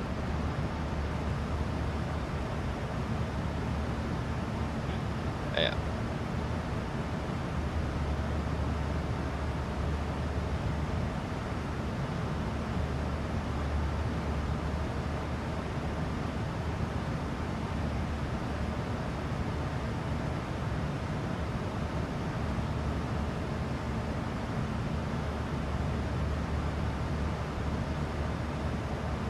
So yeah. But other than that, I haven't really got anything.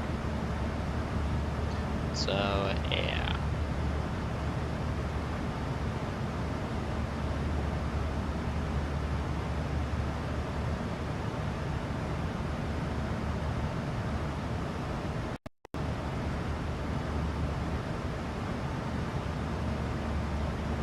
Oh yes, yes, yes.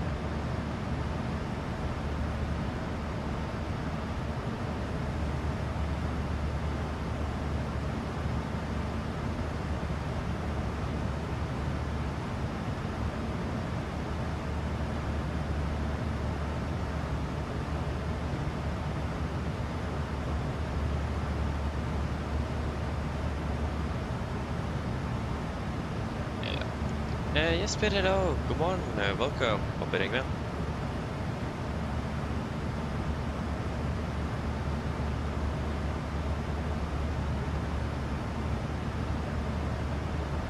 Yeah. However, it's shortly an hour until descent, so getting somewhere.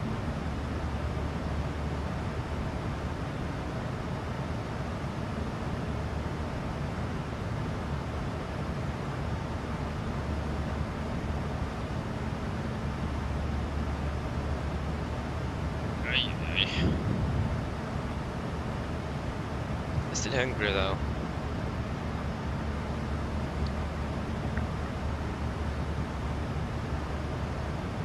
Hopefully there will be a bit more activity in the house in not too long so we can find something to eat. That'll be nice.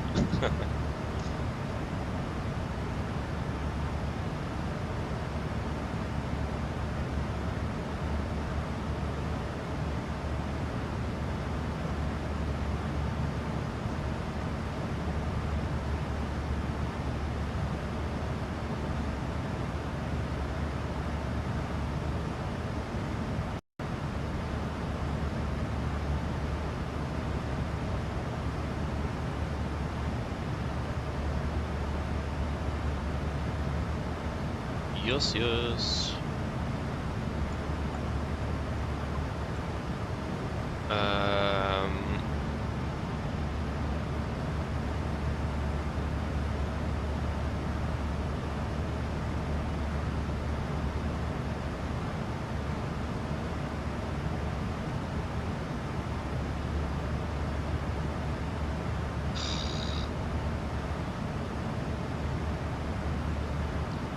Sure about this, what we should do because of the terrain. Yeah, that's just 4,000 feet. My gosh. So between 2,000 and 4,000 there. Okay, we should fairly be able to get out. No, not really actually.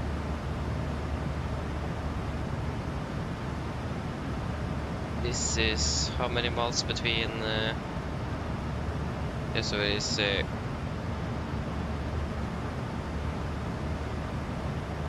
120. So how far out is? Yeah, so it's 12 miles out. So 12, so that is going to be about so 25 MSA. 12. 8 plus 5 is 13. So about 13 miles from the airport, from the threshold of runway 08. It's already done 10,000 feet. Or between, No, sorry, it's between 4,000 and 8,000 feet. Sorry, 6,000 and 8,000, sorry. So between 6,000 and 8,000 feet already at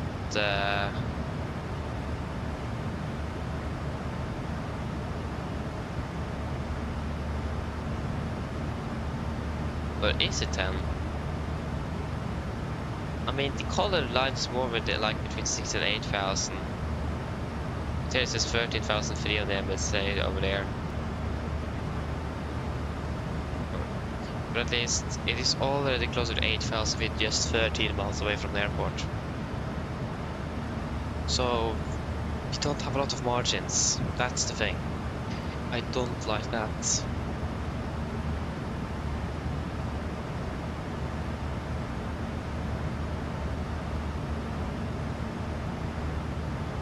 Yeah, we are already past that, but if we got a depressurization before we reach the radial from this waypoint, then we'll do a 180-degree turn and fly back again. Then then we can fly back to a lower sector altitude, so we can get down to 10,000.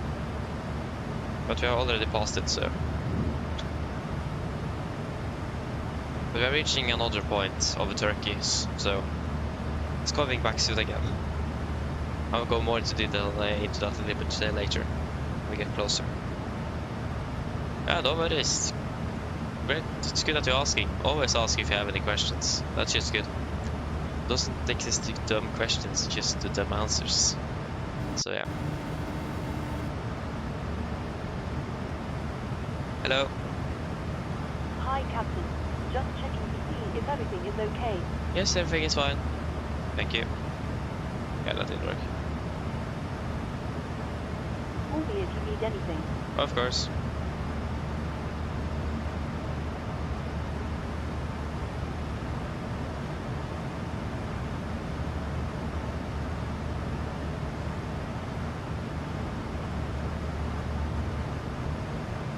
So yeah. So the thing is that the terrain is rising rapidly after the threshold of 26. Like the sector between 6 and 8,000 feet is almost non-existent.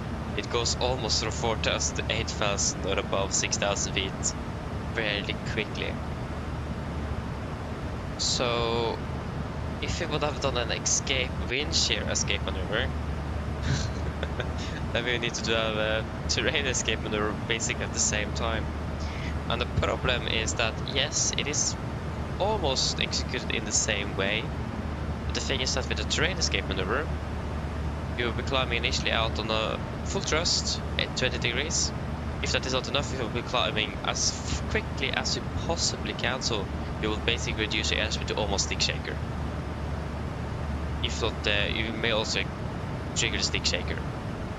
And that's something you want to do with a wind shear, because on a wind shear you want as much energy as possible, but you also do want to high as much speed as possible. So just by climbing 15 degrees full thrust to have energy out of it, to airspeed. But you don't want that on the terrain. Then you want to climb as quickly as possible. The wind shear you want to climb, but also you want to have speed. So yeah. That is the thing. If you have a wind shear, and then we find out of that, then we probably need to do a very, very, very rapid climb. Then we are studying an escape maneuver instead. But a terrain escape maneuver, so that is not really optimal. That's the one thing I'm a bit concerned of, is the terrain on that side of the airport when it comes to the escape maneuvers there. That's the thing I'm most concerned of. I mean, the approach itself is fairly simple, so that is not really a huge problem, but it is again mainly the escape maneuvers. And again, I imagine that the airline will provide you with some sort of a briefing or a guideline, or some guidance on what to do in such a scenario, what you should take into consideration. Wind shear is not expected. It's not a common phenomenon on the airport, from what I know. And we have just no light variable winds. We have variable winds, but it is light, so we don't expect it to be causing any problems. So wind shear is for the most part non-existent. So then we just have the terrain escape maneuver. That should also be fairly simple. But are we even light enough to actually climb as fast as we want?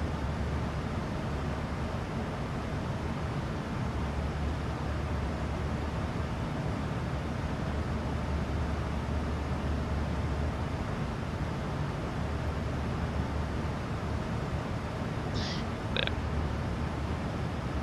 It's not supposed to be easy, is it?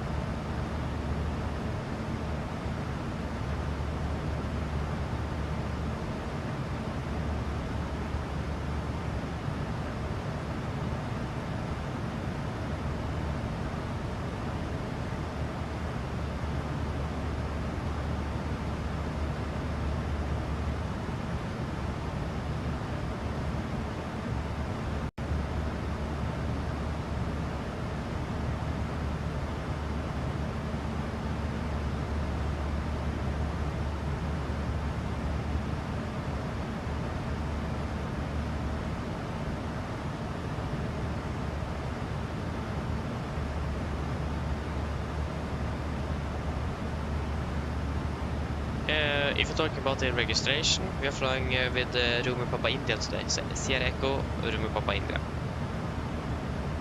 That's the aircraft we're flying with. The blank white tail. Blank tail. Doesn't have a tail here, thankfully. We're lucky with that because this aircraft is. I need to repaint yesterday to get this aircraft. I think it says Rumor Papa Delta on under the wing. I didn't have time to fix that one, but it says Papa India in the cockpit, on the over the windows, and on the tail, and on the nose gear doors. I think it says Rumor Papa Delta though on the wing. Yeah, that's fine. We don't really look at the place.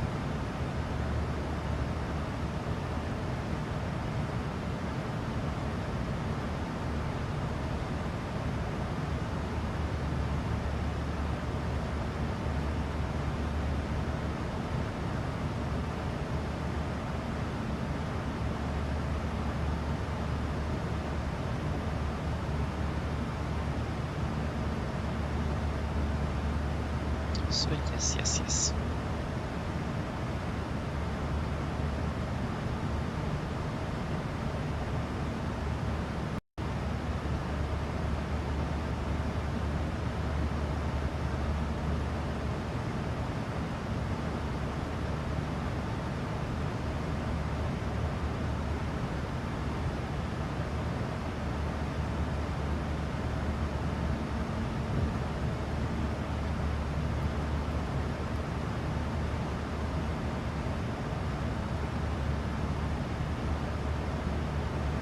We'll do a fuel check soon as well over Arges or Arges.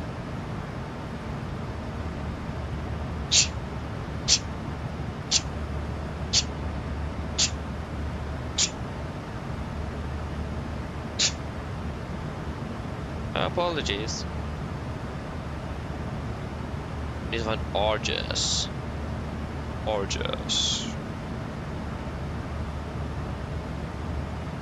Ready for the fuel check at least.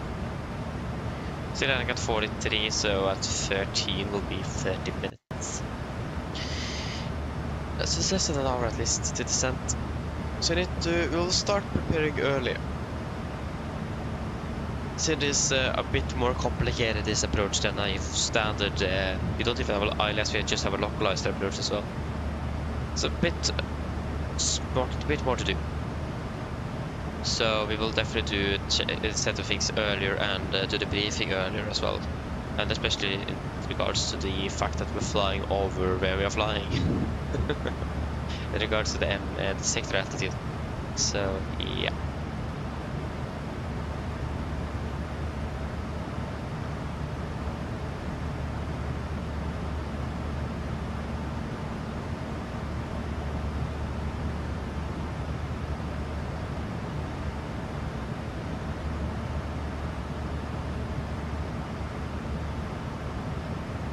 the localized report, so that will be interesting.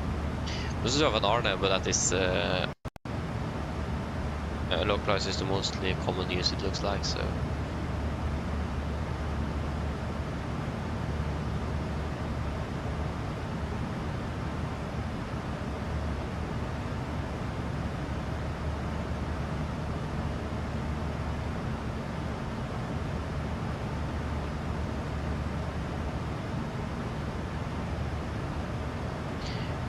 Yeah, I can do the fuel check at the RGS.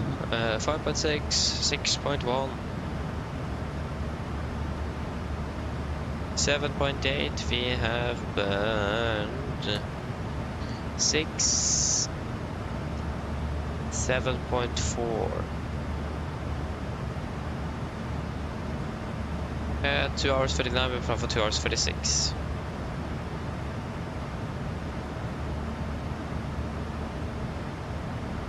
Yep.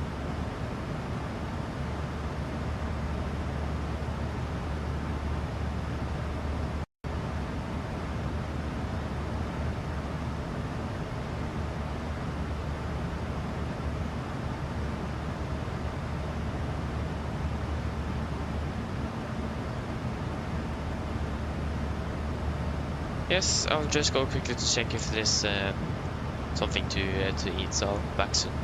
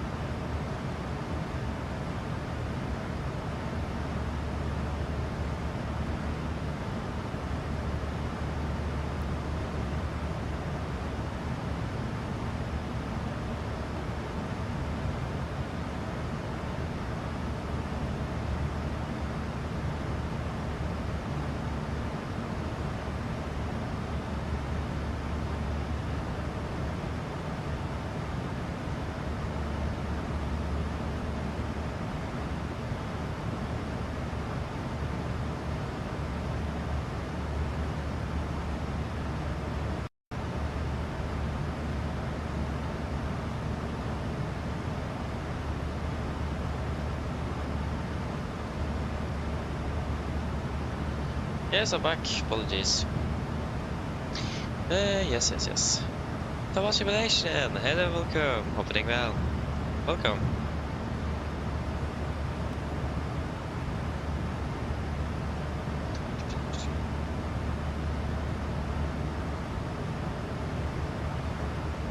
Yeah, we're landing on time at least. That's good. Yeah, we should probably start prepping fairly soon. I mean, we have 340 miles, but we're flying through this area here. So that is best thing. We have the terrain on the outboard display on the first officer side. So that could probably help us slightly. Trust on the train here. There you go. As you may see, it's quite high when it's already picking up terrain here at that clear terrain, about 35,000 feet.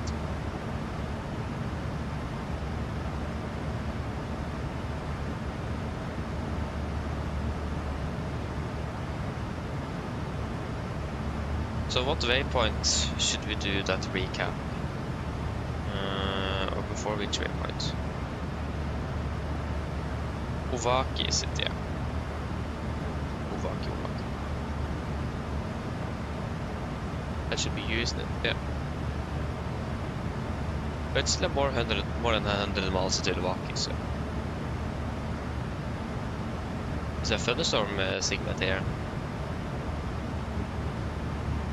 Yeah. That's not here though, so that's fine. Don't really care too much then. Actually, have we got the weather update? Well, of course we just passed another hour. That's something I find a bit interesting with this airport. They just give updates every hour. It's so non-standard. Like, in general, every update should come every 30 minutes, and that should be coming on the 50 and the 20. But some airports is giving every hour and half hour on the clock. And this airport gives every hour at the 50 mark. That's 6:50, that's the latest meter. It's interesting. But I mean, okay. It's a generally small airport, it is not a lot of traffic, so then it doesn't really matter. But I imagine that the weather is poor than this, I hope they will release more frequent updates.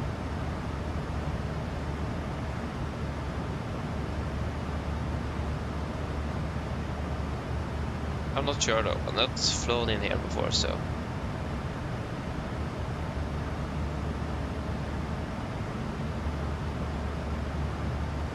Then I don't really know.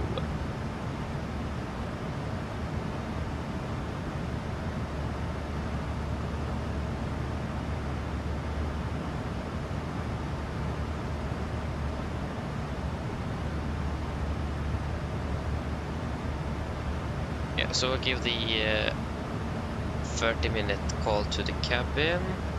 We're expecting not even half an hour on this set actually. We're expecting just about 25 minutes. So, I mean, we are cruising at 35, so that will probably explain it. But it's a fairly simple and straight-in procedure into Gazipasa here. Yeah, we're coming directly from the north, just straight in. On the star itself, you just have 3 waypoints. So, yeah. That's fairly straightforward here, so that is quite nice.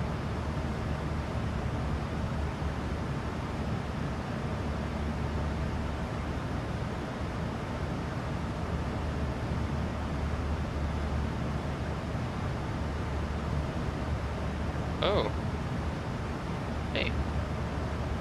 Yeah, so maybe the RNAV is actually the standard one. Because it says here that it gives a caution, so aircraft requesting localized on the approach for runway 08 shall inform until the approach at first contact by the phrase request localized on the approach runway 08. So maybe that is actually in the, not the standard. Yeah, because it says that special crew qualification is required. So if it regards, if it then means it for the airport itself or for the approach, I don't know, because it didn't say so on the RMP approach. But I mean, the RMP approach will in general probably be a little bit smoother for us. But it says that RMP approach approval required. Aircraft unable to comply this procedure shall inform. Yeah, okay, so it is actually the RMP that is standard. So what do you guys think? Shall we take the RMP approach instead? Or what? I mean, it looks like the RMP is the standard they're using into Gazipasa.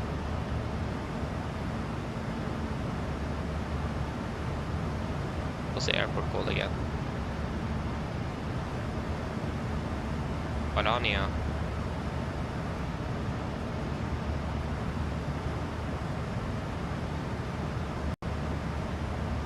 And it also says that a special crew qualification is required for the localizer, and I'll imagine the RMP is the better option for us. It doesn't say that we need special crew qualification on the RMP here. That actually confused me a little bit. Also, I don't really know if it is referring to the airport itself or the approach procedure, but I imagine it's the approach procedure is mentioned on the approach plate. So yeah. But the problem is also we have something called GPS jamming. So yeah, that's a nice twist. Is there reported any jamming in that area at the moment?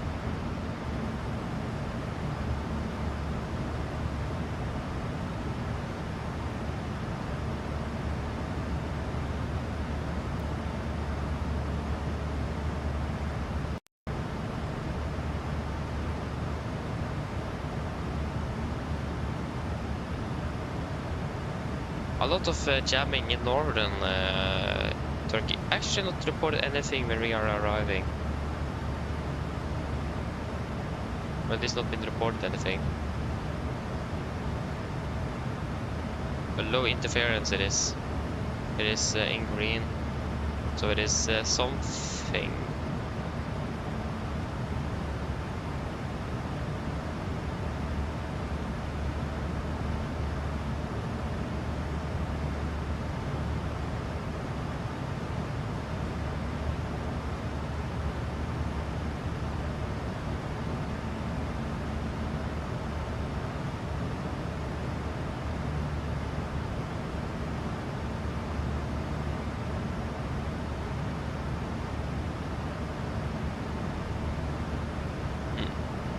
I mean, we should probably just, yeah, don't think it will be such a big problem. So it looks like the RMP is the standard, so then we'll go with the standard one, so that will be the RMP then.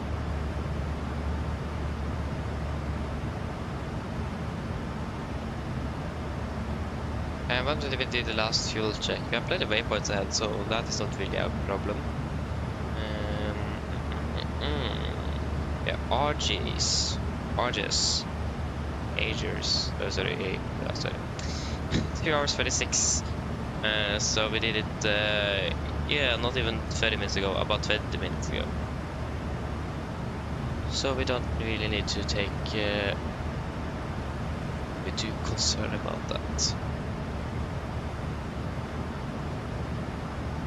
So we'll take it at about 06-ish. 7-11. We take it at Tetsa. 7-11. On the next waypoint in line then.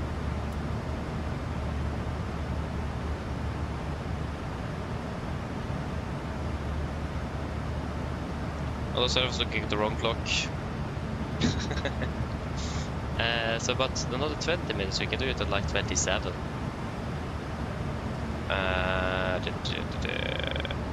Yeah, exactly 27 at Waki. We'll do it at Waki then.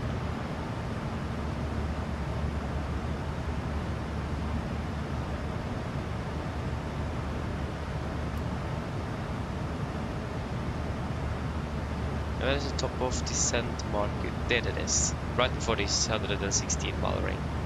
And we want to decelerate as well about, say, what, do we have any speed restrictions on the star? Ah, not really, it doesn't look like it. Mainly altitude restrictions, obviously enough. So we can add, we need to decelerate at approximately another 50 knots, then we go down to 200 knots. So that means we need to add 1 nautical mile per 10 knots. So that will be 121 miles then. I'll be a little bit more accurate, and I will be a bit closer to the top of the descent marker as well. So yeah, that's looking good.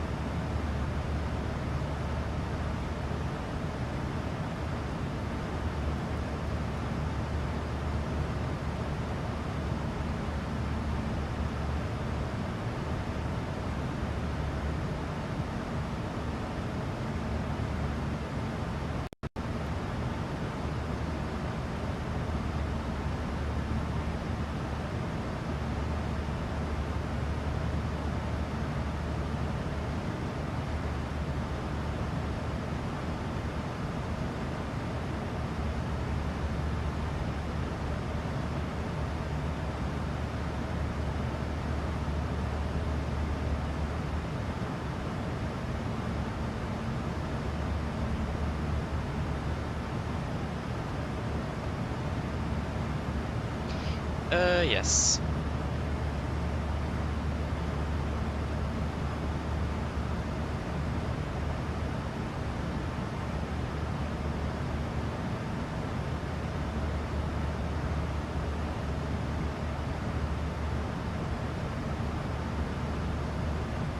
The suggestions. I know it is for my iCloud, but to do something with that.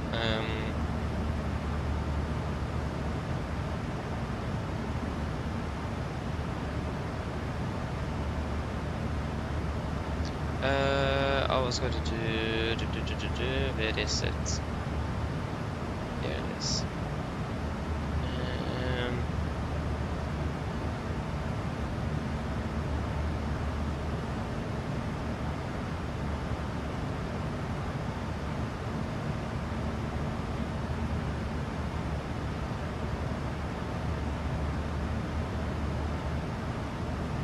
Oh man, come on, what?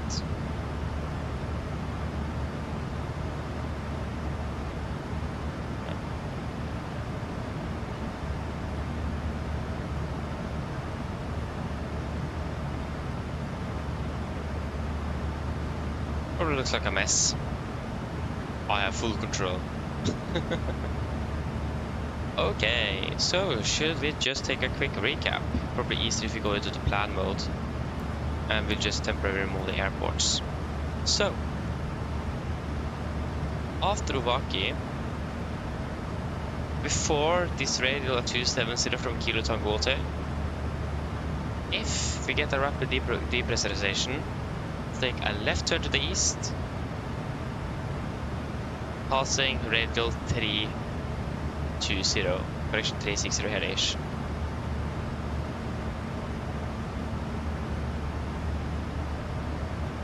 So, east, left turn, approximately 90 degrees, just fly directly east, so we can get down onto a better MSA. Yeah, they should be approximately past that line. Approximately right in between. So here is the MSA at approximately 10,300 feet. Here is going to be 9,400 feet. After we pass radial 270, the game changes. The game rules changing rapidly here. Then, if we have a rapid depressurization, it will not turn to the east. It will turn to the west. Because of the terrain starting to rise quite rapidly on the east side, and it actually is a bit lower on the west. So after pass radial 270, IFLY presentation will turn west, passing radial 320. And what is the waypoint called again? That is Oslo. Yeah, so it will be approximately at that radial where the MSA will be the lowest on this part. So then we'll try to pass this radial as quickly as possible. But after we pass the radial, the MSA is still above 10,000, but it will still be lower than it will be on this side. So again, before radial 270, turn east, left turn, pass radial 360, that's sending down to 10,000.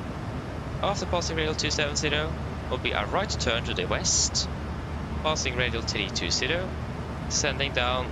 The furthest we can descend now is about 11,000 feet. After we have passed radial 090 from Oslo, then we will just proceed as normal. Just continue straight ahead and we're flying over the Mediterranean, so it's not a lot of mountains over there. So yeah, was that understandable? Did that make sense? Looks like we tried to box in the route or something. But yeah, hope that was understandable. Of course, if you have any questions, ask. But at least then we have a plan in case we lose our pressurization. In case we have a very bad day.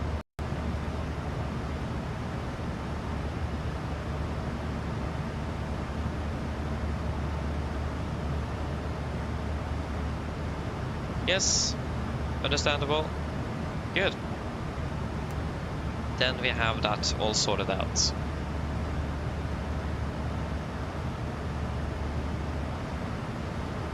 Thankfully as well, we're not starting December before we're closer to that radial 090, so you don't need to worry about the fact that we're also descending. Don't need to worry too much about that.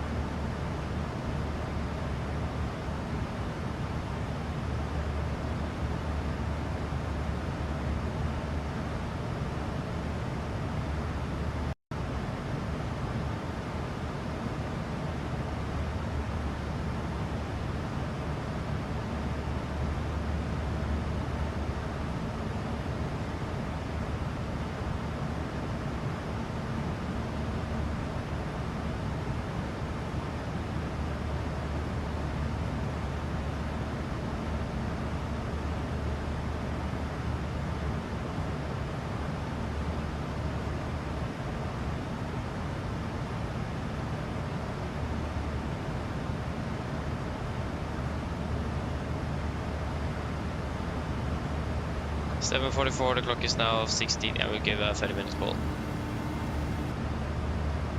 It means about 2 minutes, but that's fine.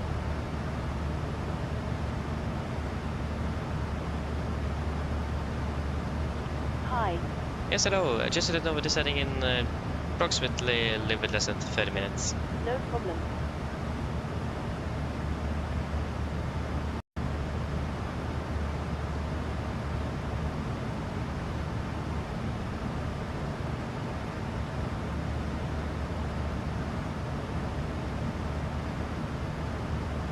It is Lima Tango Fox Golf. Yeah, we need a GSX profile for Gazipasa.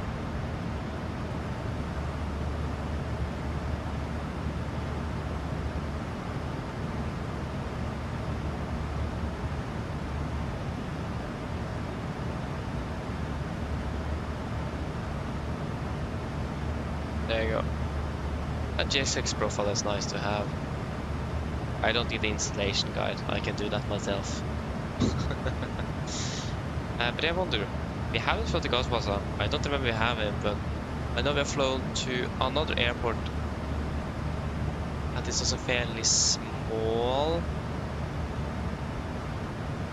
But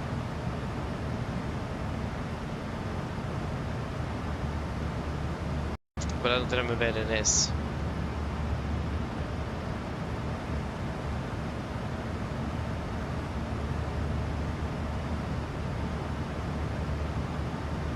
No, this is first, yeah. Not confusing with Antalya, no. maybe.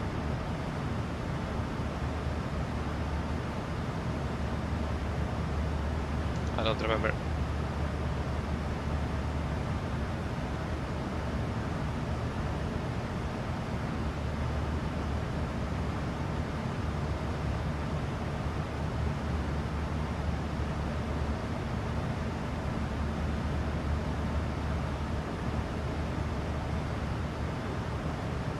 Well, I just made this into Gazipasa, but yeah. Wait and see. I highly doubt until the approacher center control. What is it called? The FIR over Turkey. It's called it's Istanbul FIR. Okay. Yeah. Ovaki.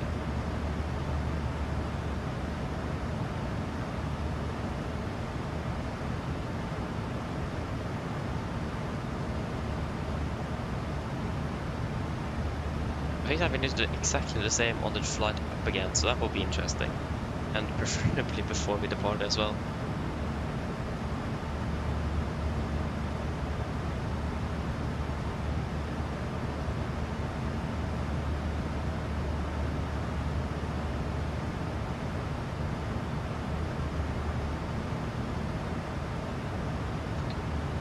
Just see here.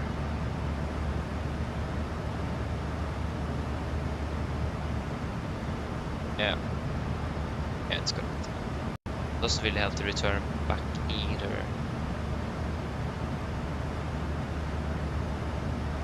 Oh.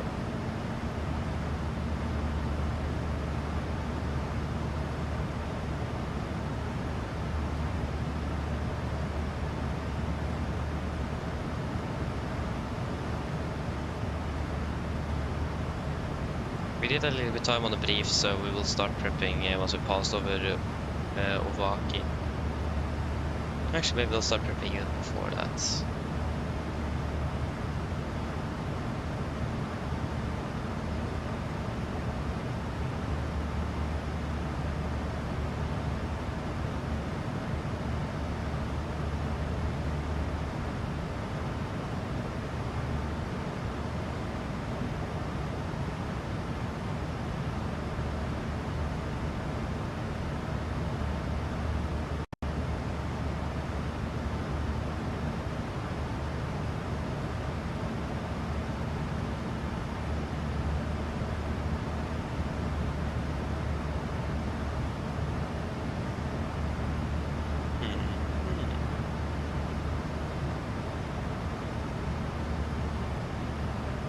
How is...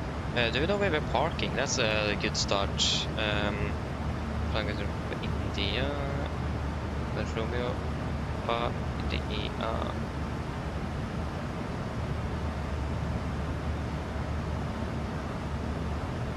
There we go. Yeah, over there. Okay, they did fly like that. Aha, they did that route. Okay. I see. That's fine, I don't care. Gazipasa.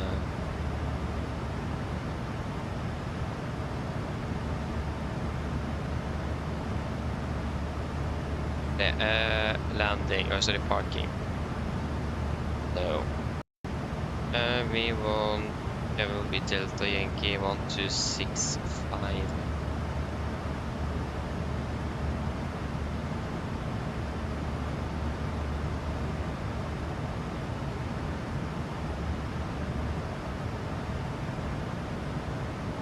Gazipasa Airport.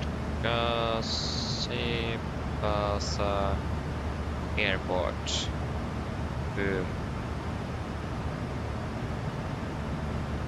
Departures. All flights. Norwegian to Oslo. Check-in. What?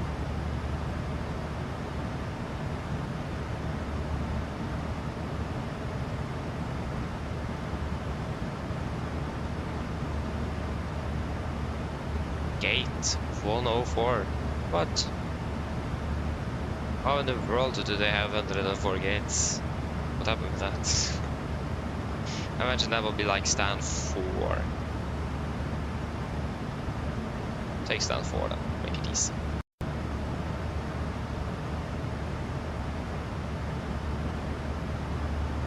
Just take a quick look here.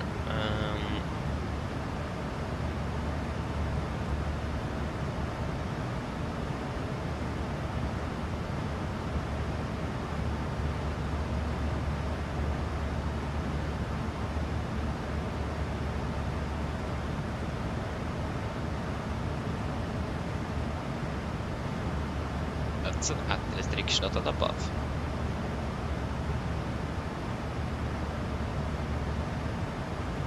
So I actually forgot to change the RMP.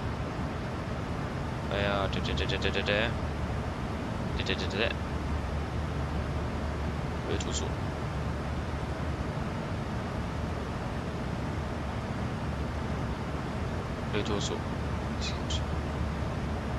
no, it's 2000. I probably didn't really change though.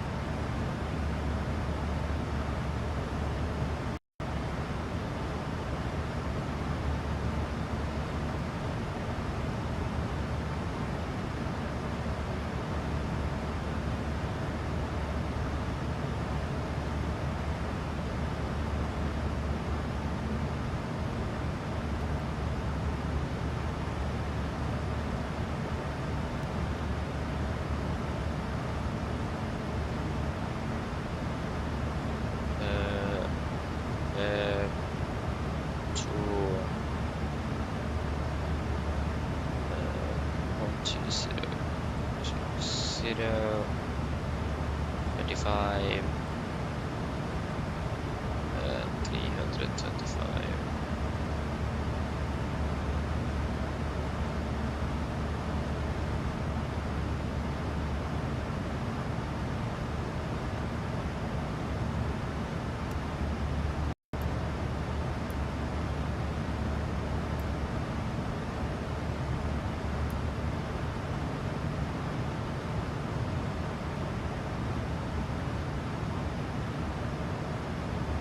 But if you could like cut the radials so you don't have radials going everywhere, because it can be so much. Just like set the radial and the distance with it, that you can, like that is, it's cut at 25 for example. That would be so nice. Make our life a little bit easier to actually understand everything we have written down. Yeah.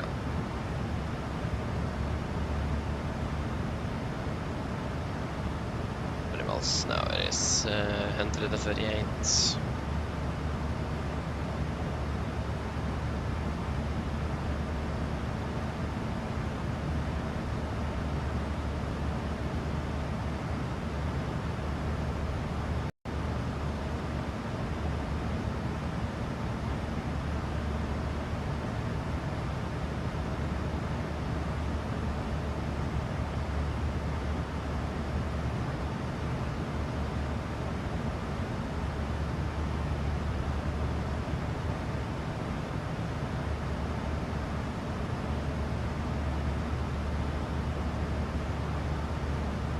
Yes, we will do a Fujikata of Owaki.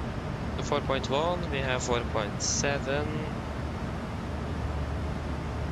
9.2, we have Burnfru. 8.8. And 3 hours 17, 3 hours 14.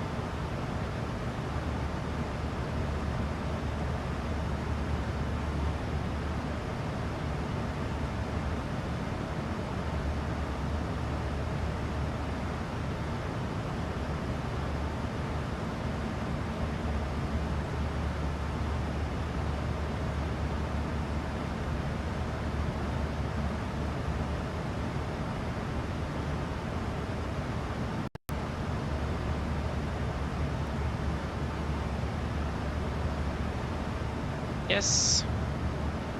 Then I think for most of that should be ready. Okay, fantastic.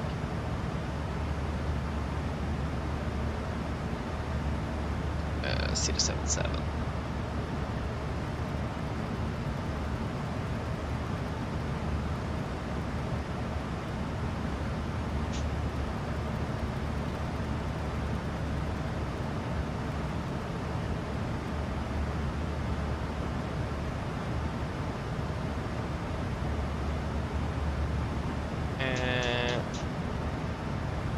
Yeah, we just have LNAV minimas. We do actually not have LNAV nav minimums there.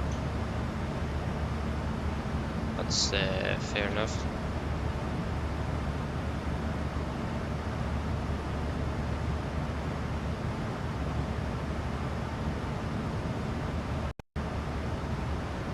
So yeah, we'll take the 4%, we should be able to manage that.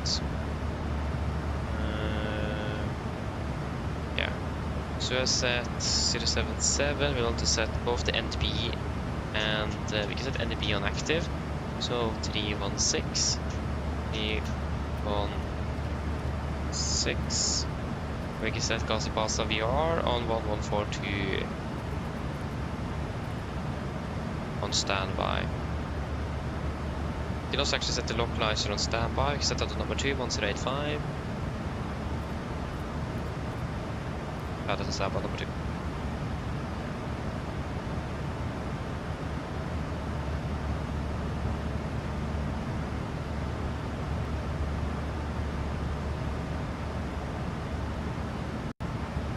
So winds are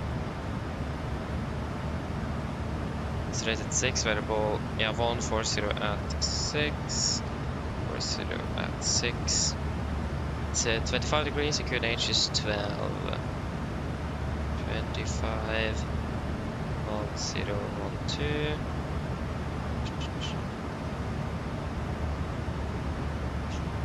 Landing rate expected to be at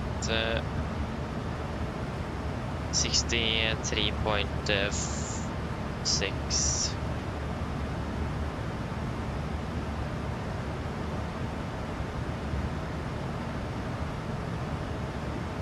And just before I forget, we'll set the QNH here to 1012. Execute.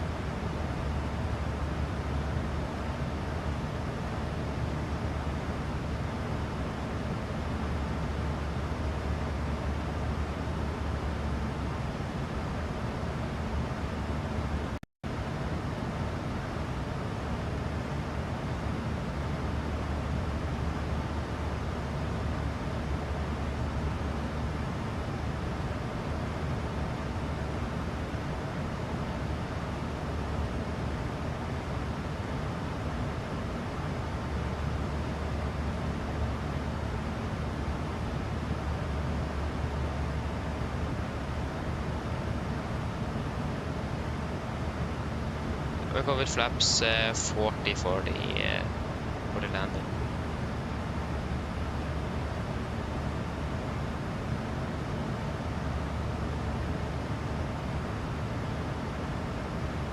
Boris, hello, welcome, bring well. Yeah, I know. There is no lights at all. It isn't. It is a bug with the scenery. Yes, I have encountered it. I have. That's why I'm not flying into Bardufoss anymore until we get a better scenery. So I've all the time we got to Bardufoss, I have disregarded that because we can't fly there. It's no runway lights. So yeah, I have encountered that as well. Yeah, so we 137. 40, 137. And we will go auto brake free.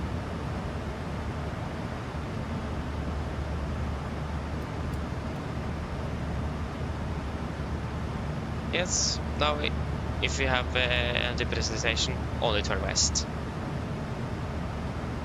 And there is going to be this radial, disregard that radial, it's going to be this radial. You can remove Kiri Tango Hotel VR now, it's not relevant. So it'll be clear at least.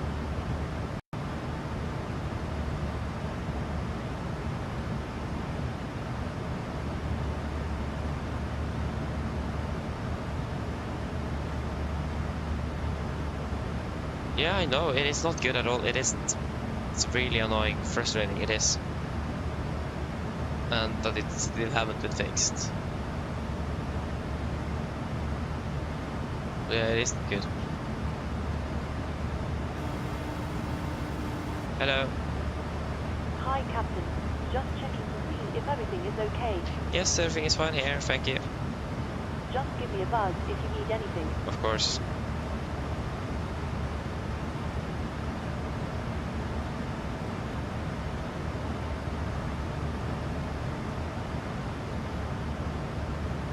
Yeah, I think we should in general be ready for the briefing.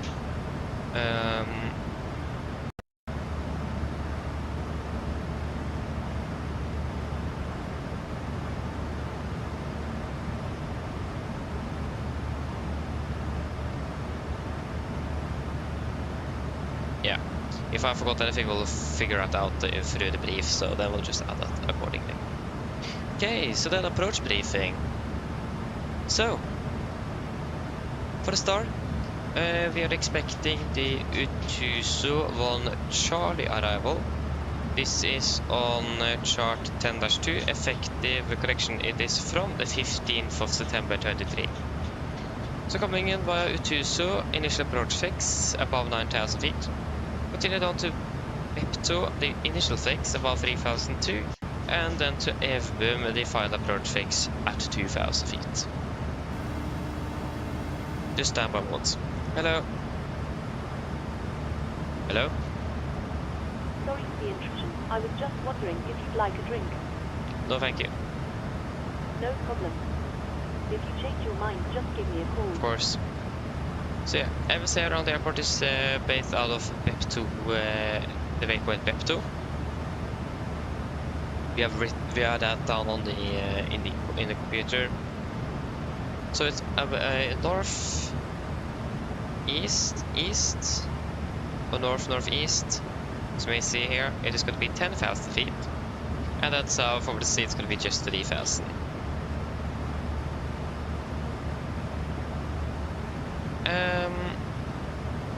Yeah, in general 250 below 100 as usual. It is yeah, we don't really expect any direct routings. We're expecting for the most part to follow the star from what I know. So it should be fairly simple and straightforward here at least. We also do have a portion in regards to the localizers that's going to be requested by the aircraft on first contact with Antalya approach, but we're not using the localizers, so we don't need to actually worry too much about that. Yes. Then we continue on to the approach itself. So we are expecting the RMP for NVC rates, chart 12-1 from 15th of September 23. So coming in, we're starting off at Utuso and the initial approach fix 9,000 above, and then Bepto, the initial fix should be about 3,200 feet, and again at Evbum it should be at 2,000. Rev heading is 077 degrees, and that is at the triple. We have also set the Gazipasa VR on standby on nav radio number 1, and Gazipasa NDV is active on ADF1, and localizer for MS rate is on standby on nav radio number 2. It will be a standard 3-degree glide, and FB will then be the final approach point at 6 miles. We will have the missed approach climb gradient of 4%. Will be out of 10,000. The minimum will be at 10,040 feet.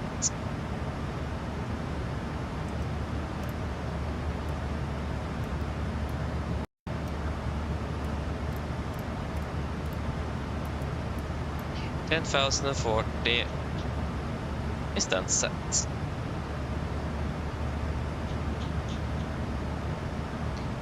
Transition level, flight level 160, and for the mist, we will then be climbing to 3,200 feet.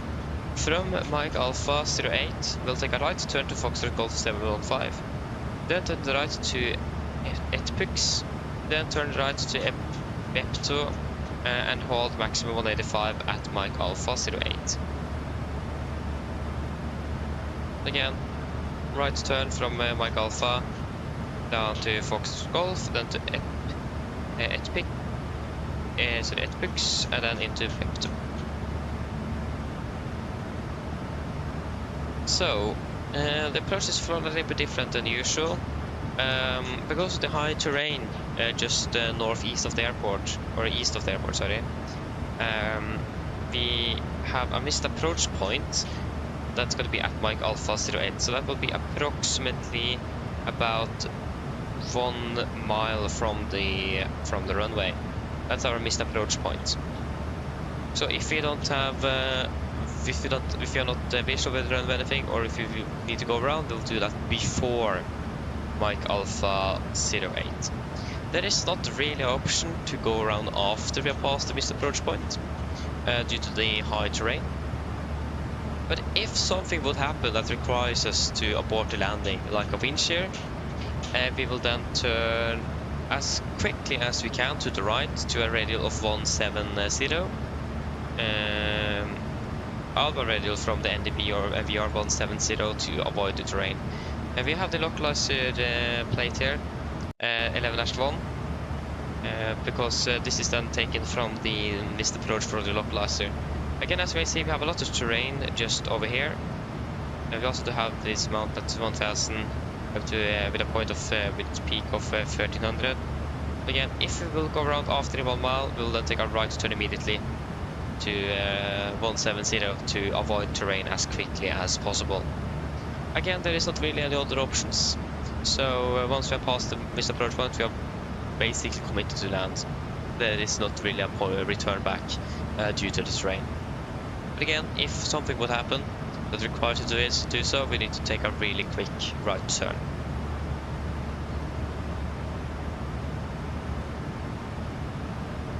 Except for that, there is yeah, in general it's a quite straightforward approach. Just it is this terrain that is just located right behind the runway 26's threshold that is a bit worrying. So yeah, but except for that, we are landing with flaps 40, 137 on the VRF. Correction firefighter 142 with auto brake free and second intent reversers. For the taxi, airport charts 10-9, effective 20th of February 25. We're landing at 08. It's about a 2,300 meter long runway. We will probably use most of it, but at least we will land down. We will then backtrack on the end of the runway 26 here, and then taxi back again and vacate Viper Alpha, and then in for our parking. We're expecting us parking at stand 4, at least from what I could see. There is no hotspots, taxi restrictions, and there wasn't any NOTAMs, was it? Or is it? I don't think so. No, there is not. So there's no notable NOTAMs. Weather conditions looking fairly good actually, with just some light winds from straight headwind actually from the east. And RCR is also then 666 dry. Threat today, first of all, the terrain. As you see here on this approach plate as well, this star, it is a lot of terrain. The MSA is above 10, is at 10,000 feet. So especially the fact that we have all of this terrain mostly located on the past the threshold of 26 is a concern. So definitely be aware of that. Just to stand by a moment. We're reaching our top of descent. When we're ready, we'll send out the flight level 250 sets. So yeah, again, terrain, and the fact that we do not have, we are not really able to abort landing after past the missed approach point. But if it will require us, like I believed, quite as quickly as possible a right turn after this passing 400 feet AAGL.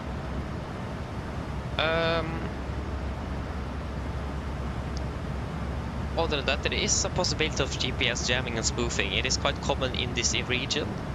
We do have, again, conventional backup both on the ADF, VR, and the localizer. So we have triple backup then, basically. If we encounter any problems with the GPS, we will go switch right over to the localizer, and we will then do a missed approach and return back for a localizer approach instead. Yes. And then after that, of course, we will do the normal procedure with verifying the position of the IRS and FMSE and so on.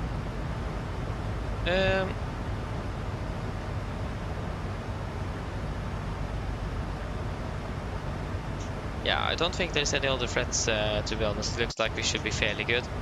It is, again, mostly the terrain that is the main concern here. Yeah, so any questions?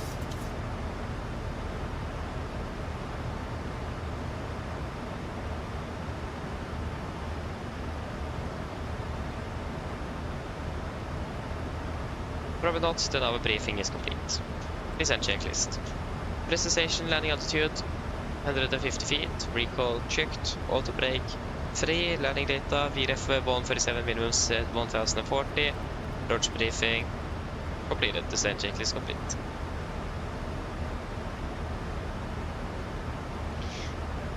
Yeah, it was Oslo Monday yesterday, aha. It was really nice, I didn't expect that. yeah. Okay. Well, it was nice as long as it landed after 21:15:30. Do you mean local or UTC time then?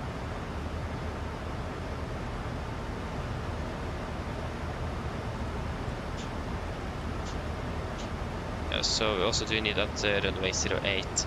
Actually, we don't have runway 08, we have the missed approach point. So we need to take it around here. We need 10, 6, and an 8 mile. Yes, Peter, welcome back again. Welcome back. Oh, nice. Sounds good. That was tasty as well. Hope it's good food down there.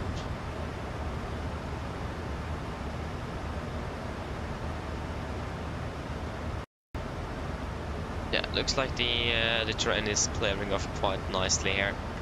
So from now on, if you have any presentation, we just continue straight forward. So then we are finished with the video as well. Boom. So now we're good for the inbound flight, but there will be a bit more to do on the outbound as well, though.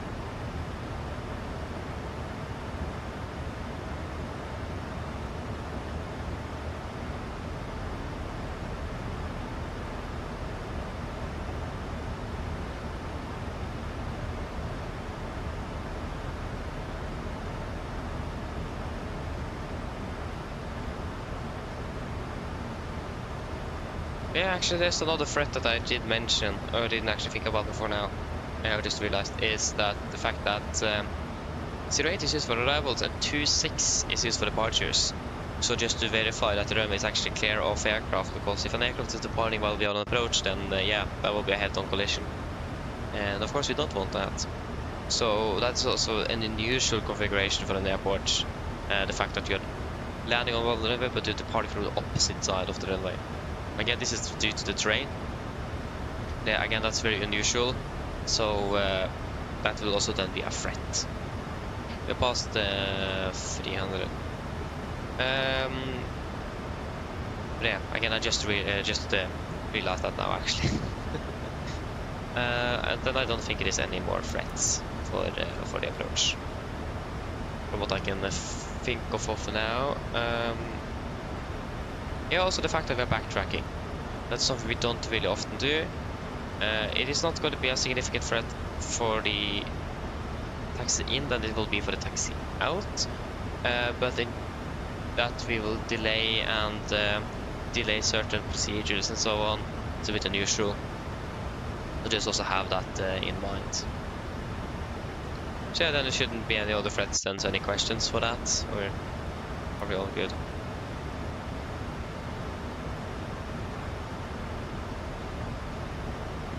Hope so, so. Again, there shouldn't be anything else in that.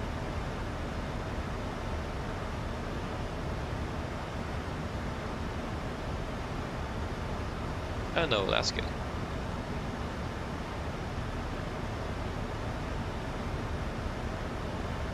Still descending down to flight level 170. 170 set.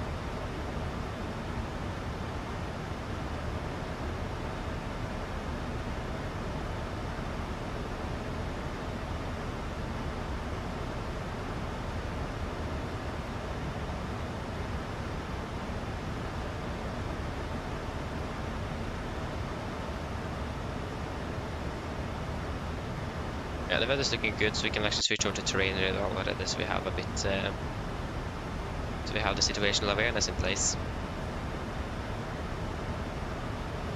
And we can now, we will try to remove all of the non-essential fixtures, like you, that is not essential anymore. So we have a little bit of control of what we are actually seeing here. Okay, so we're landing at 8:10, the clock is now 50, so we're landing in 20 minutes with fairly good weather in Gazipasa.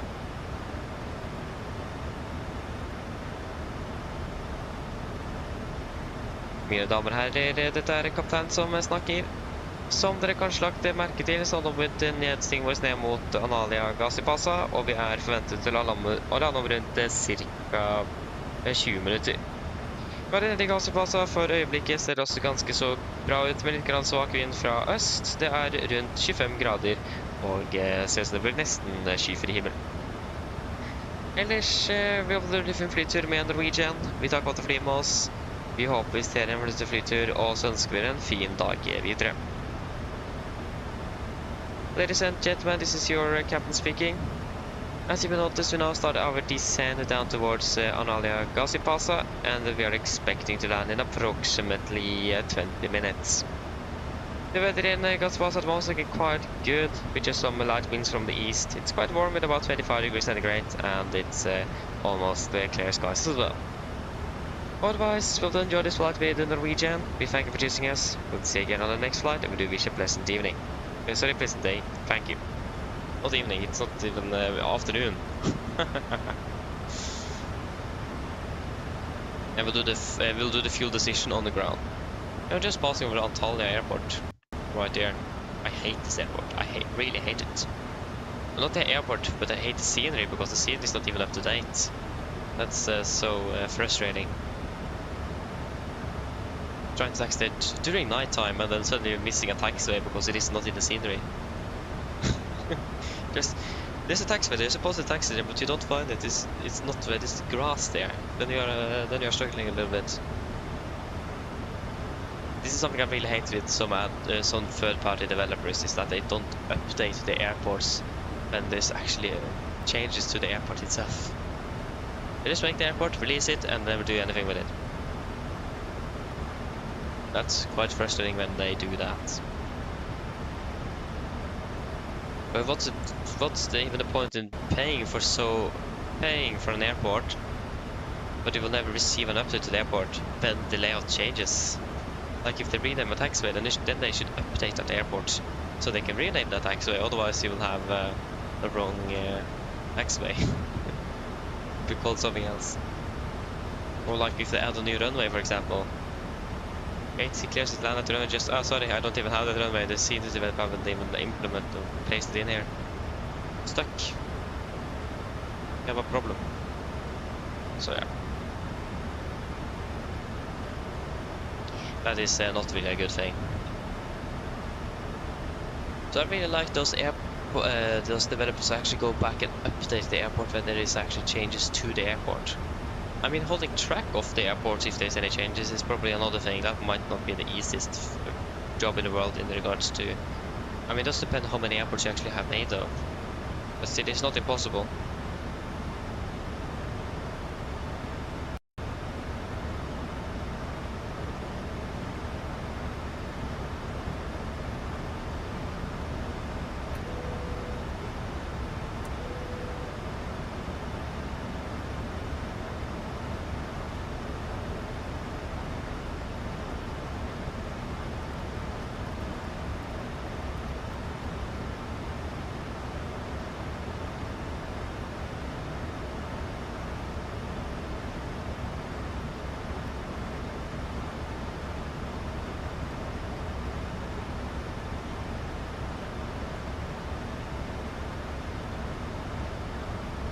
Should have a new weather update as well.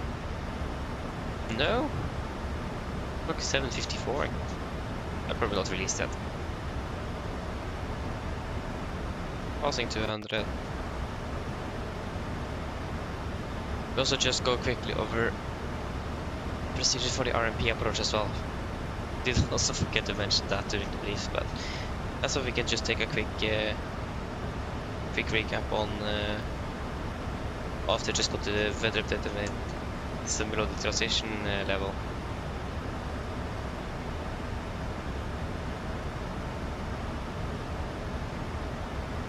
Ska det till att åka opening bell? Hey, nice, enjoy it. Sounds good.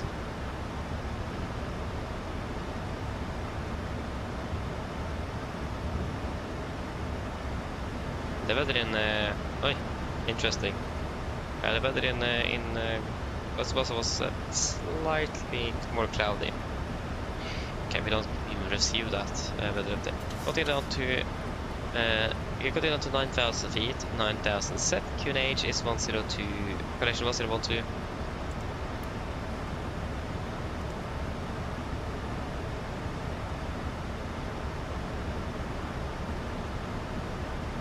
And approach checklists. Altimeters, QNH 1012, set cross stage, we're passing through flight level 180.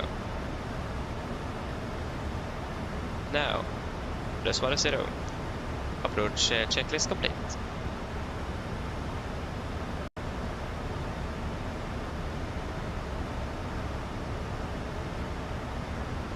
Why won't you just give us a new weather update, Gazipasa? You just that's also so strange, updating the weather just every hour. Every hour, not every half hour like it's standard, every hour. It takes an hour to get the latest weather. So we will not receive a weather update before after the departure out of Gazipasa. After I got this one. If you even get it. Not even receiving it. Yeah, just a quick recap on the RP in general. It's fairly simple, but just make sure that we have steep descent after the okay. Yeah, so it is just to verify that we have the correct values in. We have that. And then cross check error maximum 0.15.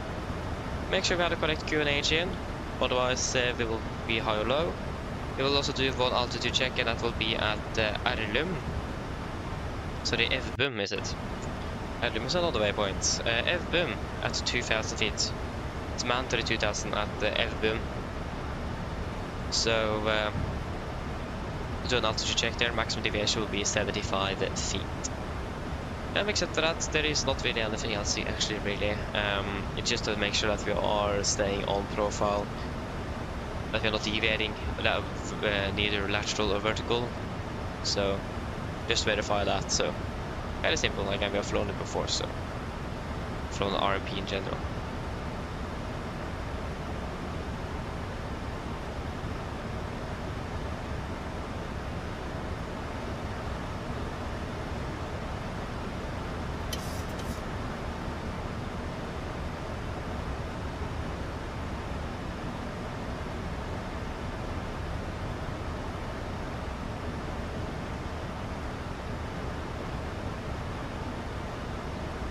Of course, if any questions to that, let me know.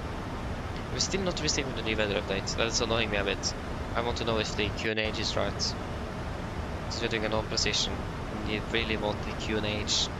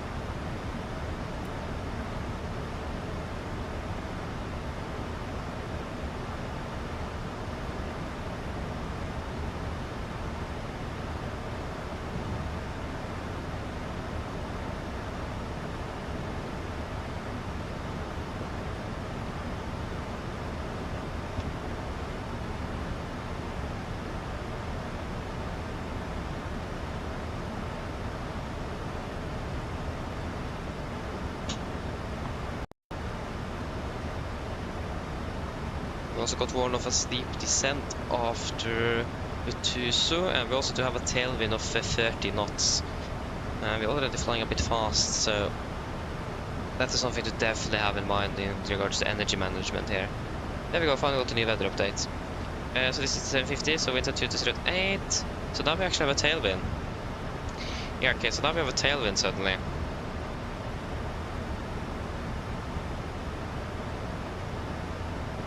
Temperature is 26 and QNH is still 12, okay. So that will also be a threat, the fact that we do have a tailwind as well. It's not really good. So slowing down will be quite difficult. And it's very close to the maximum limit of 10. So, yeah. This could be a fairly interesting approach, to say the least. So we'll configure the aircraft much earlier now than we are used to make sure that we are on this path and everything.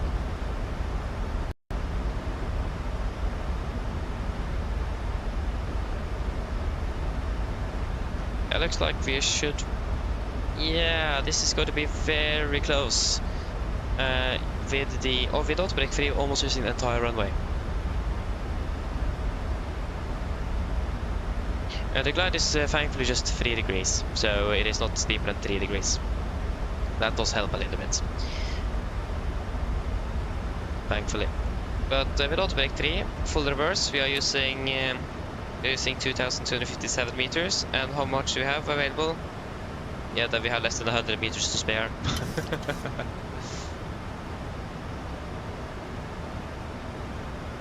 Yeah, the VNAV path is steep, yes. That's also a problem. So we may need to actually go max auto on the landing, because of the required distance now is much higher. And this aircraft for some reason doesn't brake that well, so I don't really trust that we'll be able to stop in time. So we'll switch over to max auto. This is the first time I've ever used max auto, so yeah, passing flight level correction 10,000 feet. So we'll use max auto, 1,000 to go, and we'll continue down to we can continue to 3,200 feet. Set. Hello. Hello. Hi, Captain. We're ready for landing. The cabin is secured. Yes, thank you. No problem.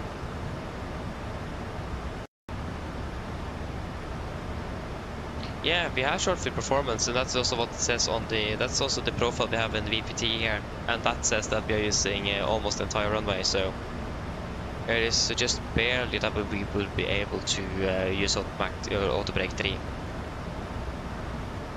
So I know max will be quite violent, but we'll just then disconnect or go manual braking a bit earlier than using auto brake 3 here. I will not take the chance. As commander of this aircraft, I will not take the chance. That is just not enough margin.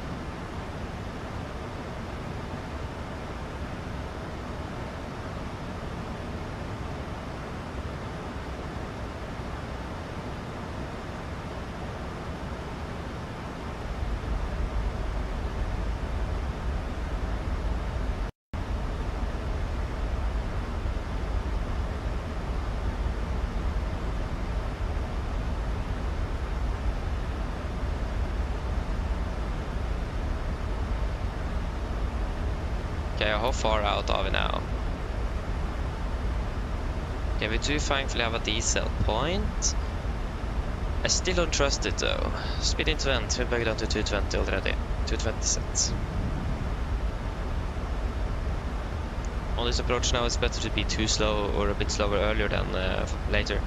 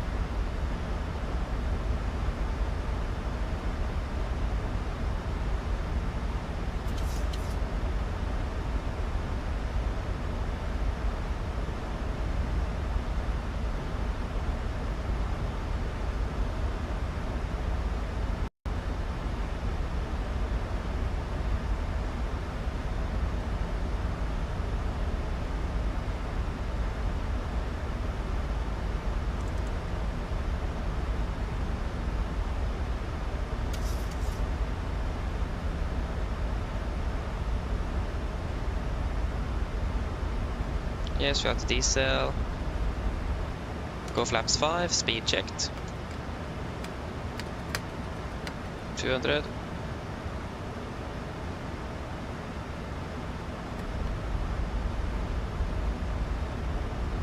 See, we even like now could live now the winds are calm actually.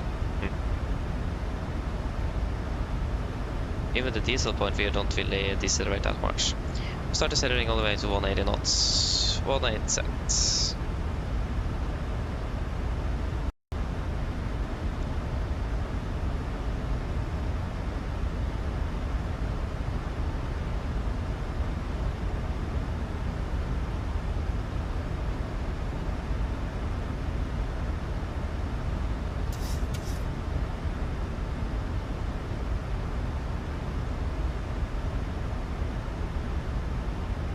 Thousand to go, we continue descending down to 1,300 feet, 1,300 set.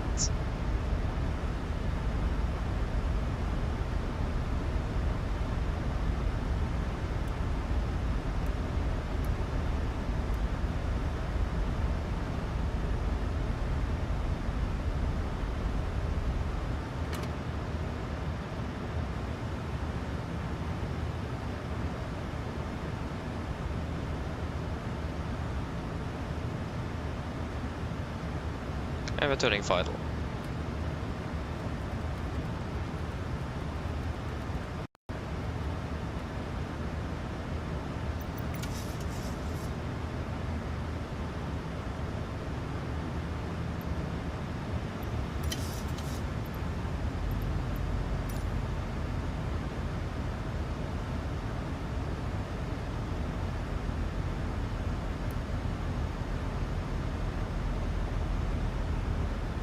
Runway is not in sight.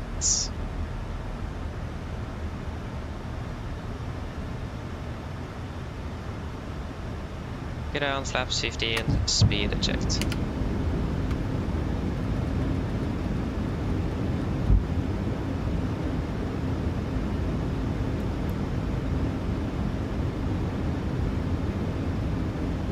Cabin crew, sit for landing, please. Landing check, just the flaps.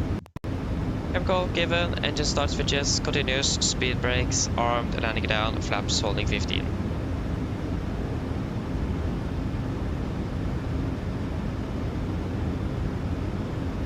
$2,500.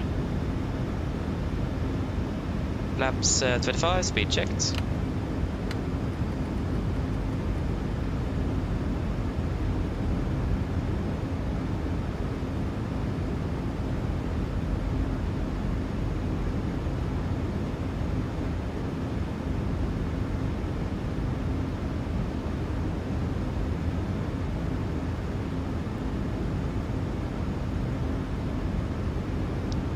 And altitude check at Addons.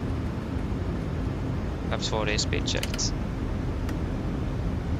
2000, passing now. Yeah, that was 2010, so it was 10 feet. Acceptable. Complete landing checklist. Flaps 40 planned, 40 green. Landing checklist complete. And missed approach altitude is what is it again? 3,200 feet. 3,200 set.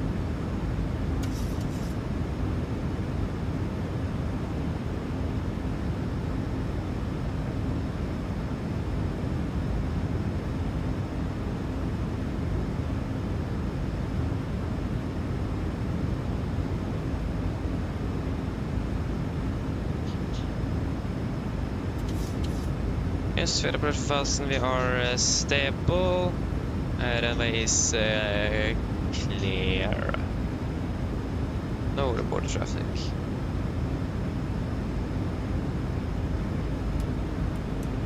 Disconnecting. 100. Contact.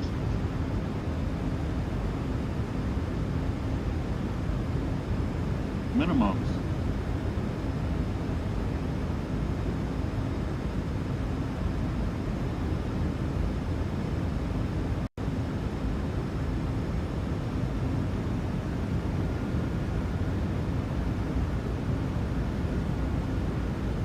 we will recycle.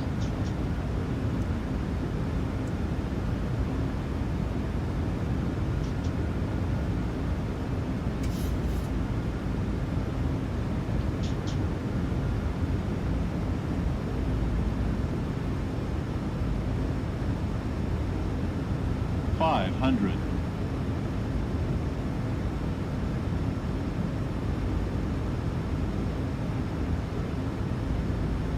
$400.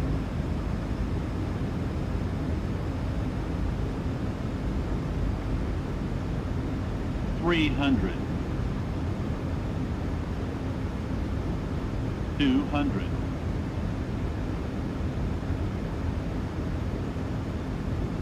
$50, $40, $30, $20, $10. Speed brakes up.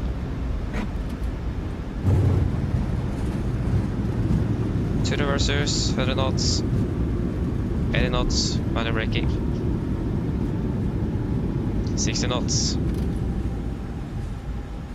Hello, welcome to Gazipasa. 358.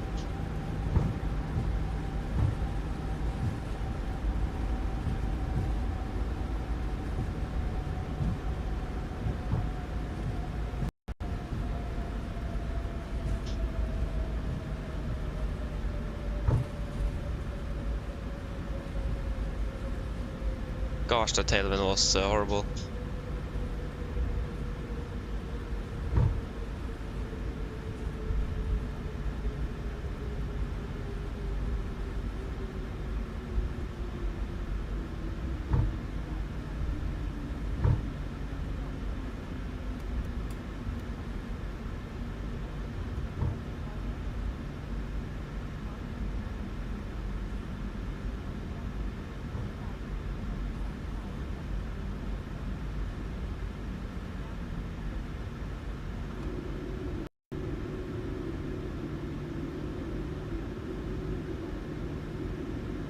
Why is the runway light there when the taxi light is right?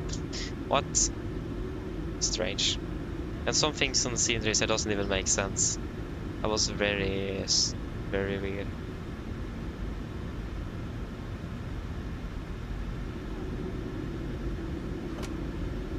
We try not to accelerate too much, so we reduce the braking.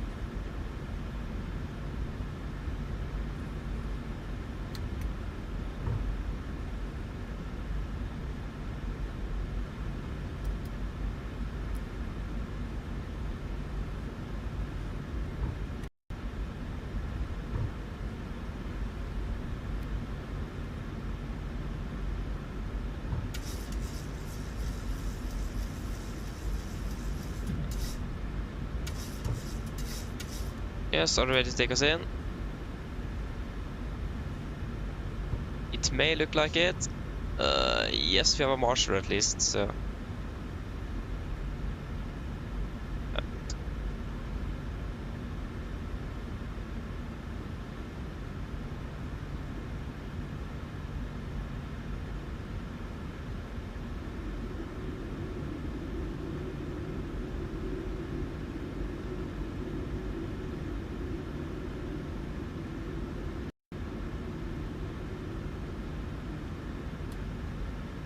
Push it a little bit.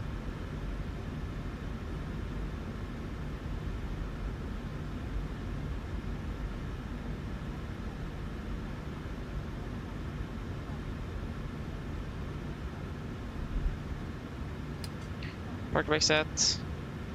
AP is available. Should have 1 and 2.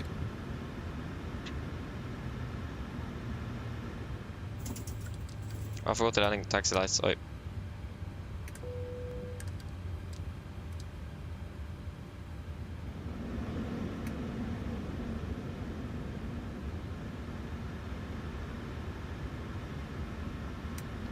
Ground to cockpit.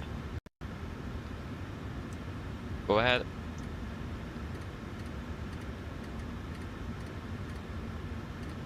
Hi, Captain. Microphone check, please.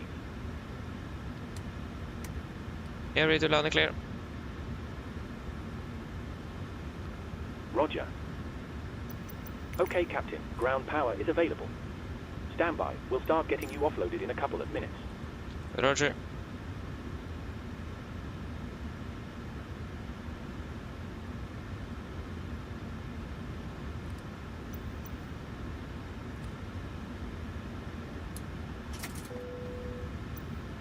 Shuttle checklist to the line. Fuel pumps, off exit 1 for the APU, probe it, off hydro panel, set, flaps, up no light, parking brake, set, engine start levers, cut off, weather radar, off. Shuttle checklist to the line is complete.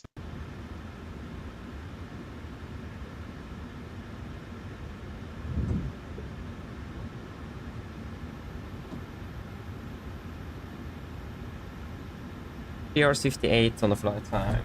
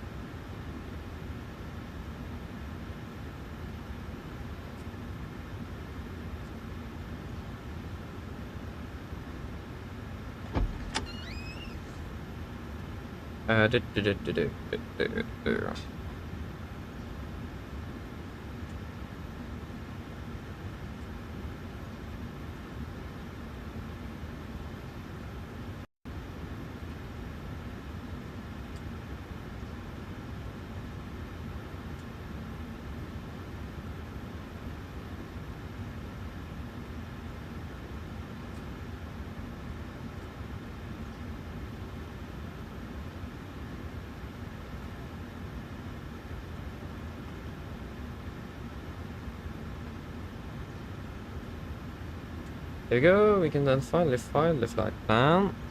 We can get it into the tablet as well. Can't see a thing though.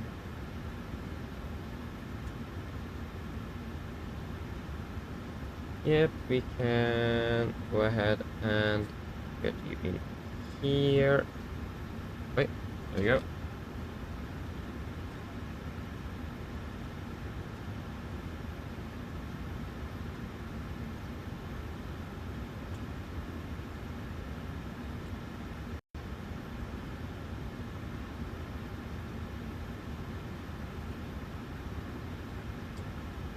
We have 5 Echo Lima.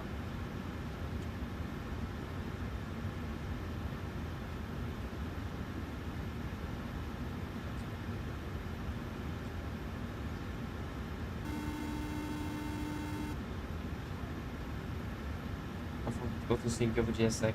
Ah. Is there anything you guys want to add in the tech log of the aircraft? Let me know.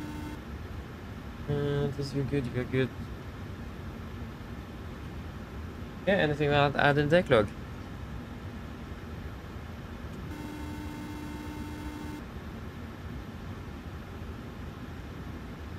Nope.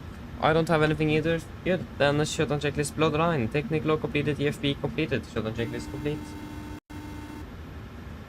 Yes, hello. Hello, Captain. All passengers have left the aircraft. Nope. Brilliant landing, by the way. We barely felt anything. Yeah. Thank you. Call me if you The need approach anything. was really bad. The approach was really bad. So, not good. Couldn't really do much with that though.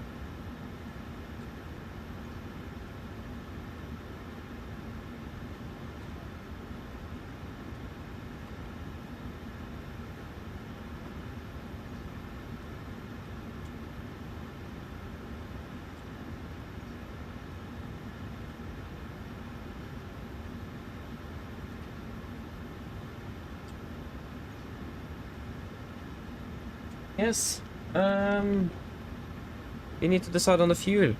How much should we take back to Gardermoen? 14.8 is the flight plan fuel. What do you guys think?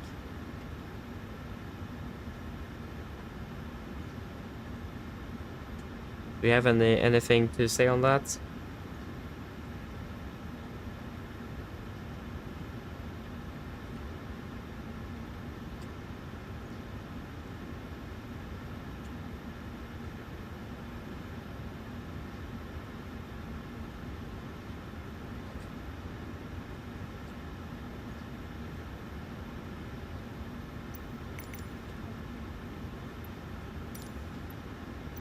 You're happy? I will also say I'm happy with flight plan fuel, so if you guys are, then we'll go with flight plan fuel. I'm fairly happy with that as well.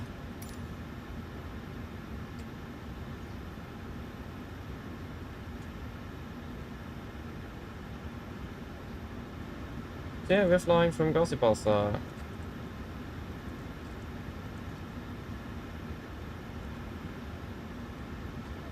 To Gardermoen. Yeah, Nordic 5 Echo Lima. 5 Echo Lima. 26. You are expecting to be departing via the Atsub 1 Tango. Then Uniform Tango 336.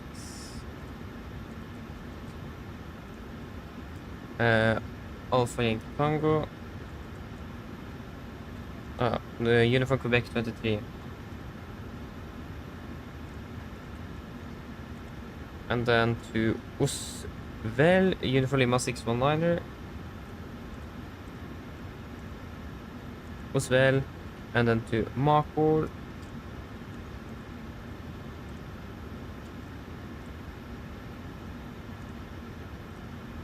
Direct to Argus.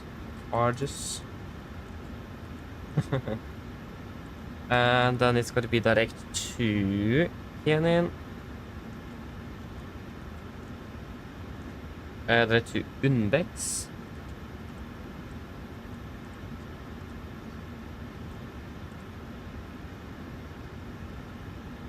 Sorry, it's Unbeck, not Bex. Unbeck. Direct to Penor. And then to Kilo Sierra Delta. Zulu 259. Then it's Seba.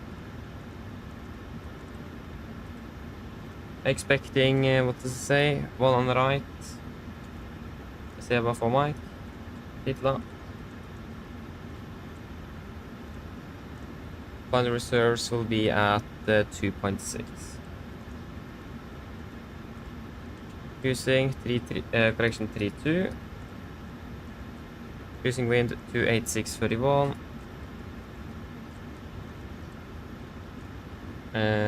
Plus 4 minus 40 forward.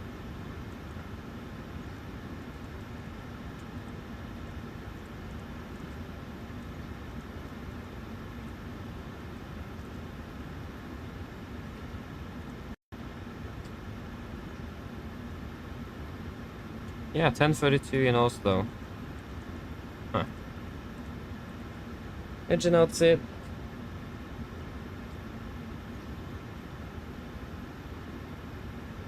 Standard.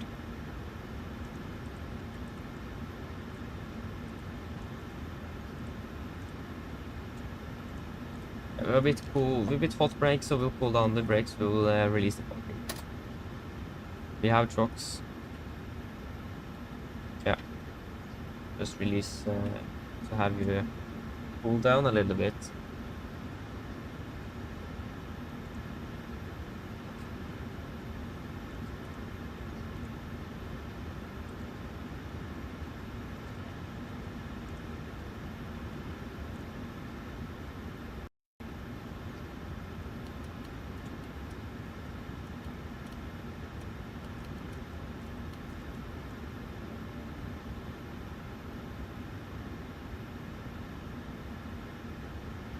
It is a fuel truck, yeah. Nice. Yes,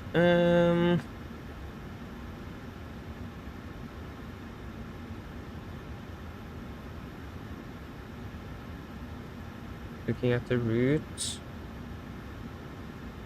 How long is it until we are at Antalya?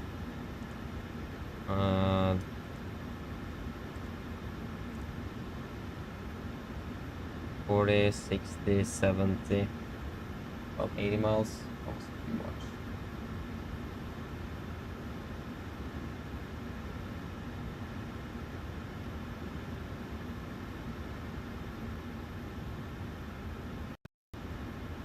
So what's the initial climb actually?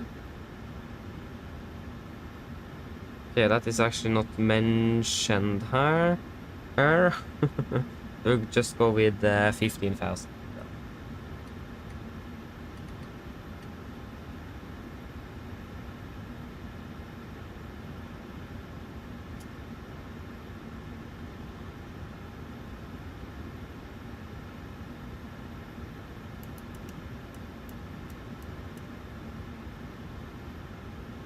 Just need to park brake for a sec. You start it up, then we can release it again.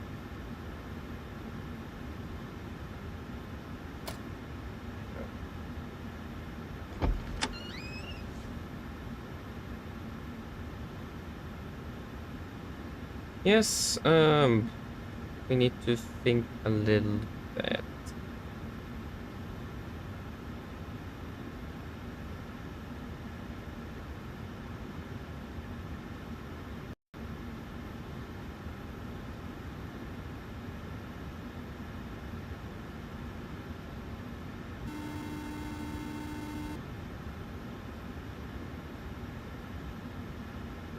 Hello. Hello, Captain. Okay, I've spoken to security, and I'm told they'll be ready to send the passengers down to us in a few minutes. Yes, okay, thank you. No problem. Take Exxon. Oh, nice name.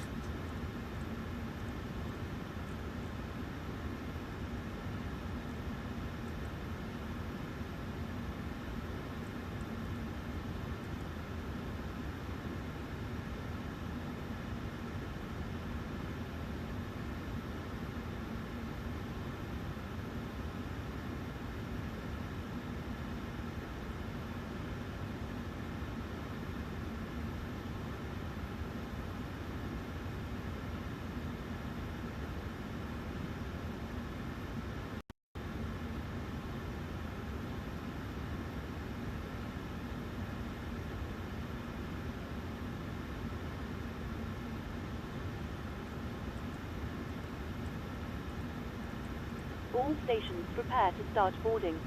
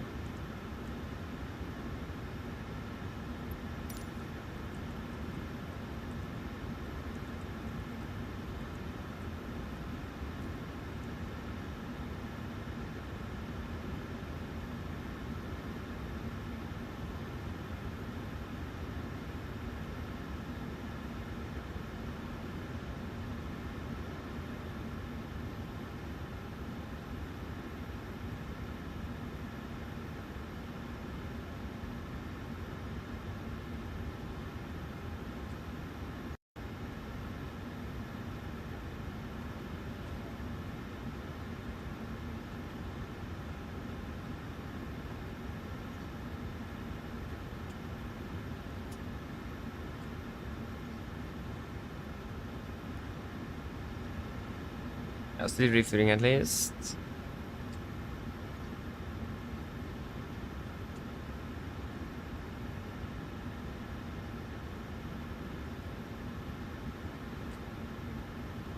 Two, 5, 7.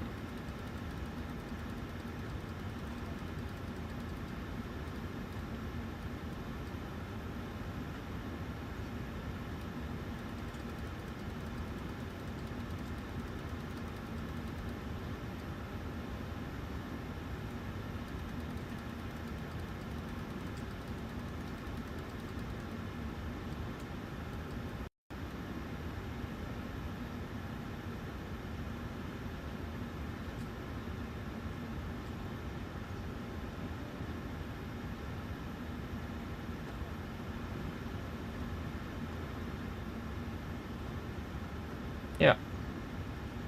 I think that should be most of the setup actually. Just want to take a look at the temperature. It's quite hot.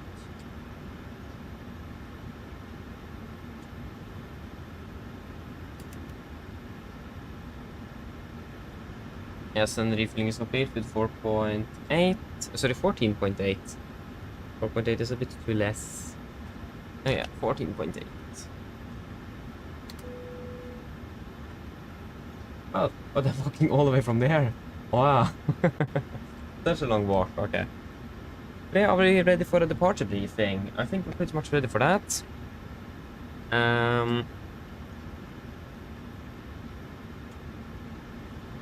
Yeah. It looks like we should be ready for it. So yes, we'll start off with the emergency briefing. So the procedure will be the same as we discussed in Oslo this morning, except for engine outset. For the engine outset, we'll be climbing straight ahead, 25 hold up to 4,000 feet.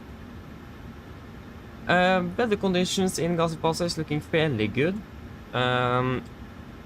We do have a tailwind on approach if we would have returned back. The thing is that we have Antalya very close to Gazipasa. So preferably, if you have any problems, we'll just divert over to Antalya because of better. It's a longer runway, and there is also probably more maintenance personnel present, and easier to land at a heavier weight. And we are expected to be departing well above our maximum landing weight. So we will not be able to land immediately, but at least we can land at closer to the maximum landing weight in Antalya than we can in Gazipasa. So diverting to Antalya will be the preferred option. Yeah, if we do need to return back or land. So again, we'll not return back to Gazipasa. We will divert over to Antalya instead due to, again, longer runway, better Ground to cockpit. equipment and so on. Other than that, we're flying out of the sea, so climb out shouldn't really be a significant issue. So yeah, that should be it. Any questions for the emergency briefing? If not, then we can continue to the route check. Just a moment. Hello. Hi, Captain. We've started boarding. Passengers are coming through now. Thank you. Go ahead.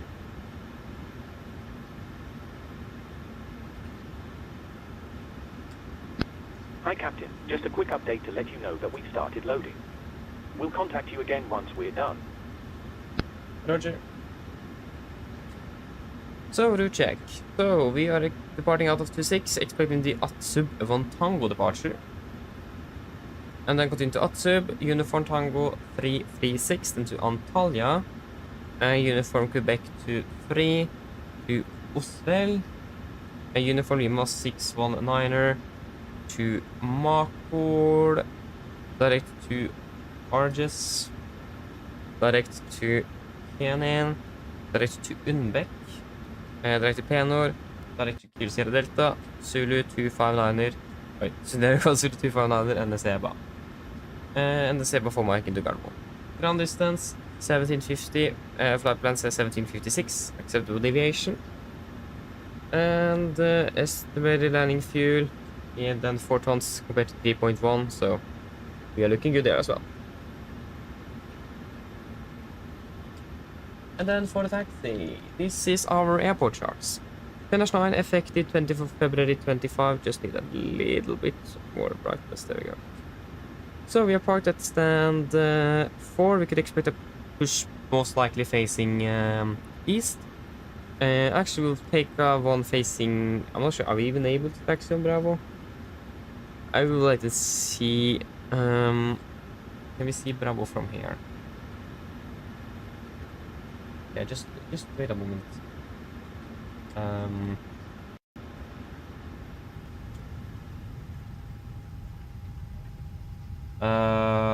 Yeah, looks like we should be able to taxi on Bravo as well. We do have this sharp turn though, but we should be able to do that. Yeah, excuse me for that.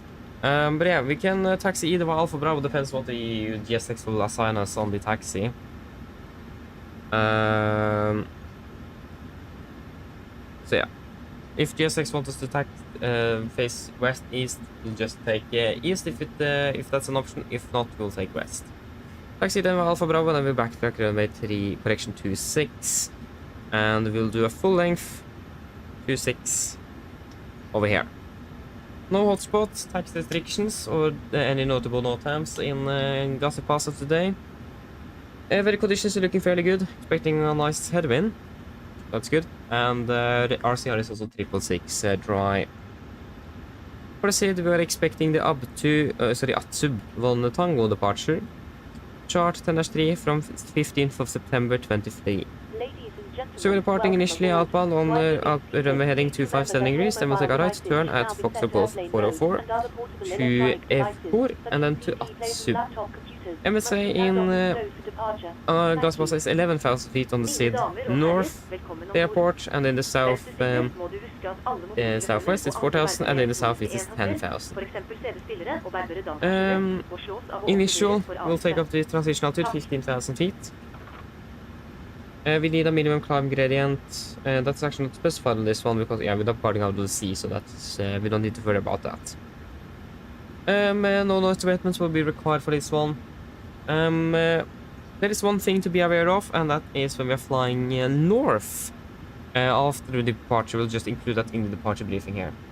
So after we have departed out of Gazipasa, climbing northbound, when we are reaching, before we are reaching this radial 090, we will then take a 180-degree turn and fly back again towards the sea if you have a depressurization, and east of radial 18 and 36 here from kilo factor kilo VR, we will then turn further east if you have a depressurization.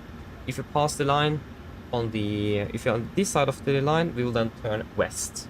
That will be the lowest sectored altitudes for that area. So 090 southbound, 180 east of it, we'll turn east, west of it, we'll turn west. Then for the threats, first of all terrain. It's a lot of terrain in the vicinity, as you may see, high MSA. It's actually a lot of terrain everywhere here.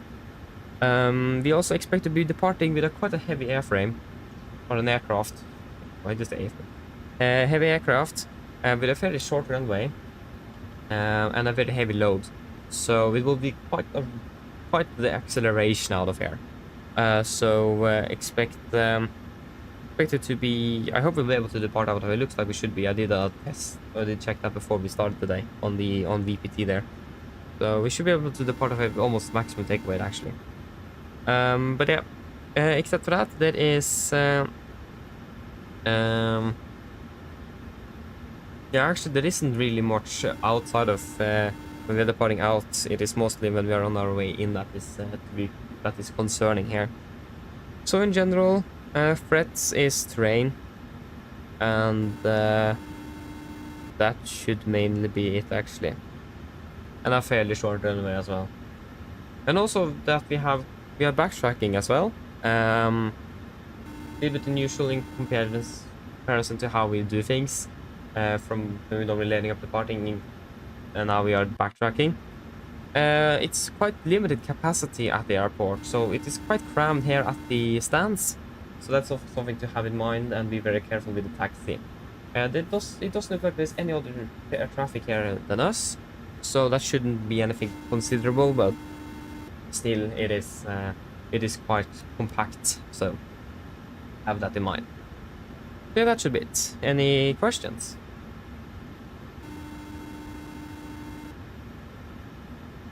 Probably not, then our briefing is complete.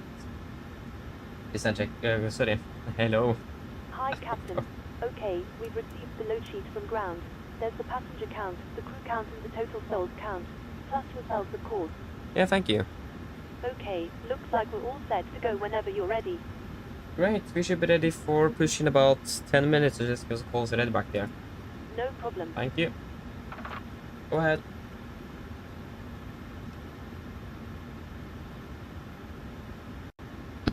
Loading has been completed. We're sending the load sheet up to you now. We'll contact you for pushback once you're closed up and the beacon light is switched on. Roger, thank you.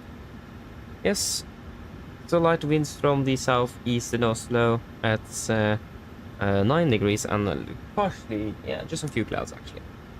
Flight time will be 4 hours and 20 minutes. Expecting flight level 360. 9 degrees, ja.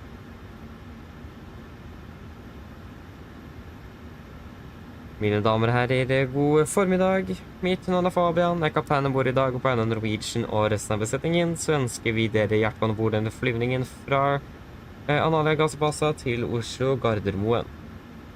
Flytid til Oslo i dag er forventet med rundt ca. 4 timer og 20 minutter. Vi begynner straks å bli klare for avgangen fremme. Vi forventer å dytte ut av gaten om rundt ca. 5-10 minutter. Hvis dere kan være så snill, sette dere ned, ta på sikkerhetsbeltet. Og så for egen sikkerhet og andres ombord, så anbefaler vi dere på det sterkeste å følge med på den veldig viktige sikkerhetsorganisasjonen som kommer fra kabinbesetningen om å få strakser. Vi forventer ikke så veldig lang taksttur i dag før vi er klar for avgang ved rullebanen. Avgangsruten var også ganske grei. Vi kommer til å ta av først vestover, før vi da fortsetter nord-vestover oppover mot Oslo. Vi forventer en marsj i dag på rundt 36 000 fot. Gode flyforhold er forventet, men som alltid blir omfattet på sikkerhetsbeltet på bare sånn til vi kommer bort til uforventet turbulens.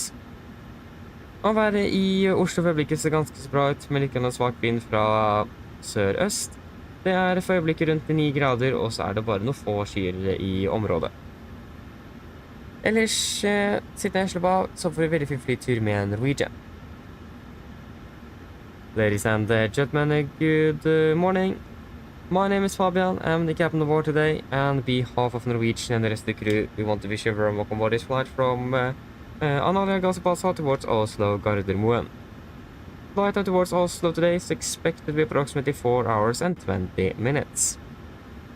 We are fairly shortly ready for departure from there, expecting to push back from the gate in approximately 5 to 10 minutes. If you may, please sit down, take our seatbelts, and for your own safety and others aboard, we do recommend to pay special attention to the safe demonstration that the cabin crew will show you in just a few moments. We don't really anticipate a long taxi today before we're ready for departure at the runway. Our departure ring is well looking good. We are departing westbound initially, before then expecting quite quickly to continue northwest up towards Oslo. We are expecting to be cruising at approximately 36,000 feet today. Good flying conditions are expected. But as always, we do recommend that the seatbelts on, just in case you encounter some unexpected turbulence. And the weather in Oslo was looking quite good as well, with just some light winds from the southeast, about 9 degrees centigrade, and just a few clouds reported. Otherwise, safe time relax, and we want to enjoy this flight with Norwegian. Thank you. Yes, then we'll confirm the weight. So, souls on board, 181 passengers, confirmed. Confirmed, plus 9 is 36 crew, that will be 187 souls.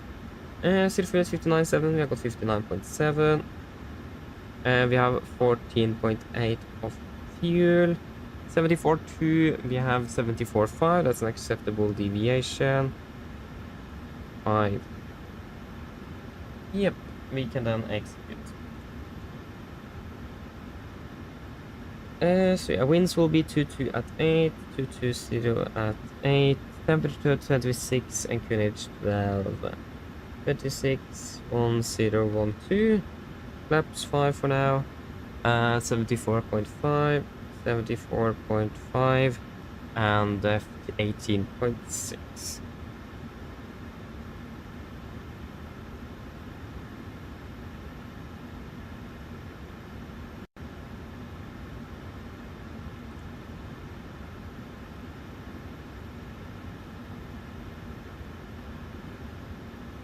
Yeah, it will be full thrust.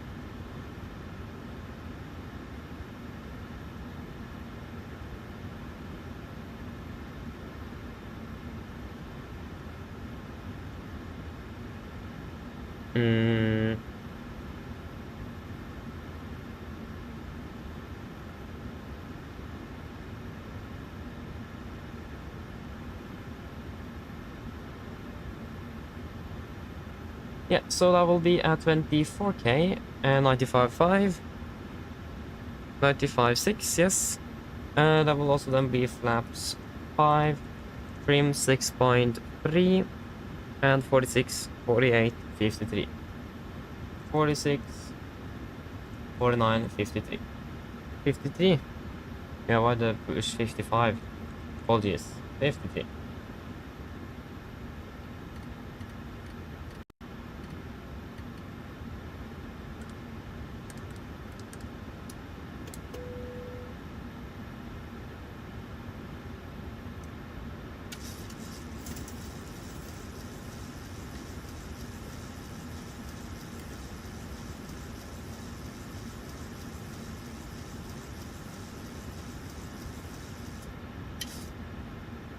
Yes.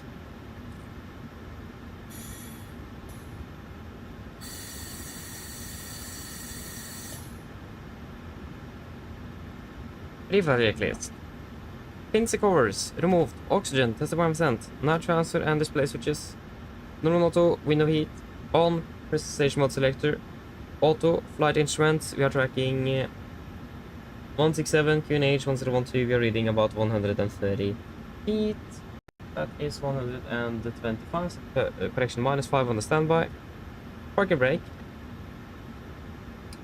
Set. And start reverse cutoff. Taxi takeoff briefing completed. River checklist below the line. Fuel. We have 14,800 kilos on board. Pipes on. Passenger sign set. Auto brake RTO. CD proof cars completed. Takeoff speeds. V1 146, VR 149, V2 153. MCP V2 153, heading 257 degrees and 15,000 feet set. River checklist complete.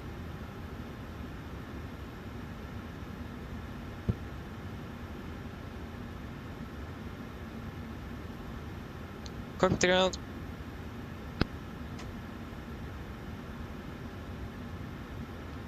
Go ahead. Yeah, can you please disconnect and prepare for pushback? Roger. Stand by. Remember to actually, yeah, we are on the APU generator. Yeah. Ground power has been disconnected. Thank you. Yes, they were ready for push.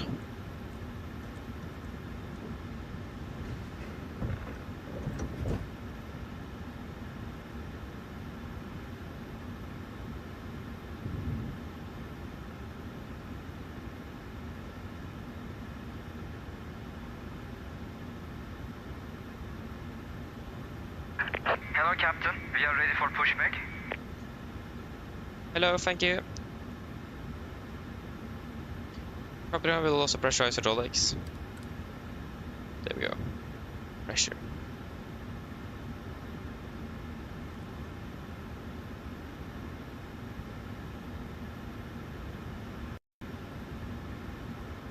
Departure checks completed. Bypass pins inserted. Hope the temperature is good in the cabin. Yeah.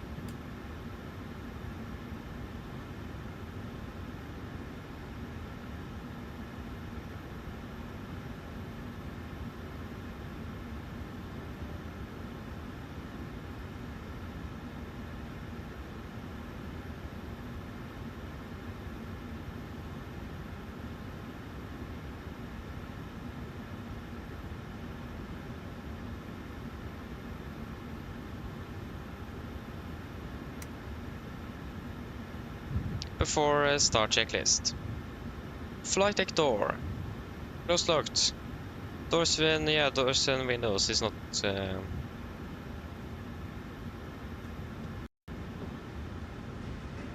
Yes, continue. At doors and windows. So doors and windows. Closed locked. Anti-collision light on. Transponder off. Ready on trim. Free and 0. Ground Before to start. cockpit. Complete. Gazipasa traffic. Nordic 5 Echo Lima push and start of the stand for Gazipasa. No one here, but...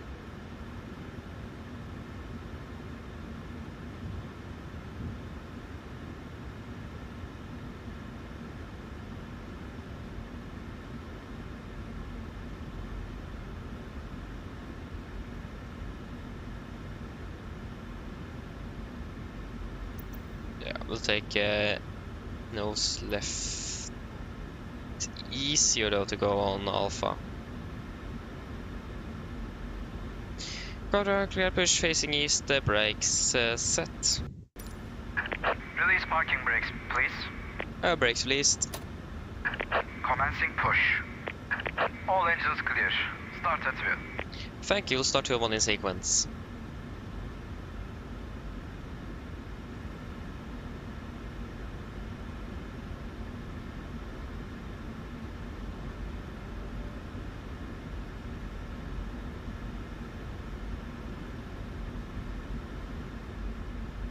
Okay, starting number 2.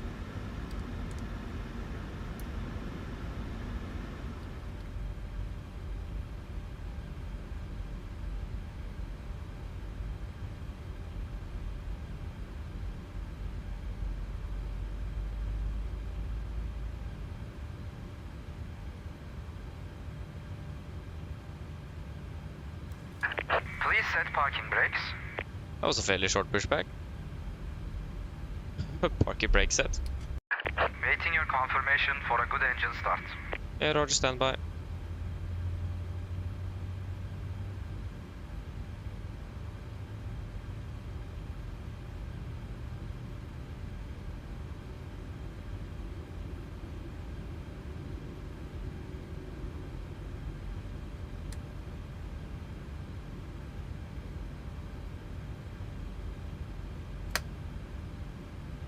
Starting it out. Starting number 1.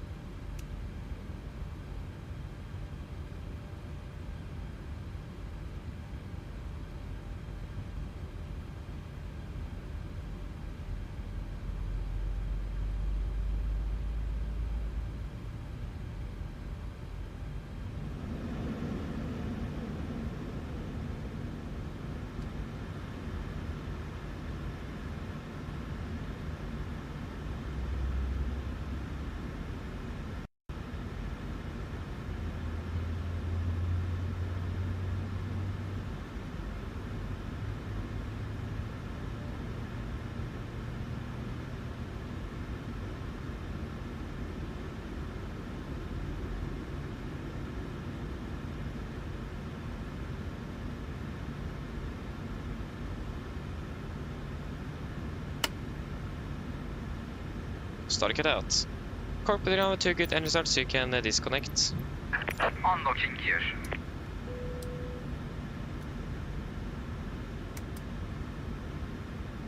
Yeah.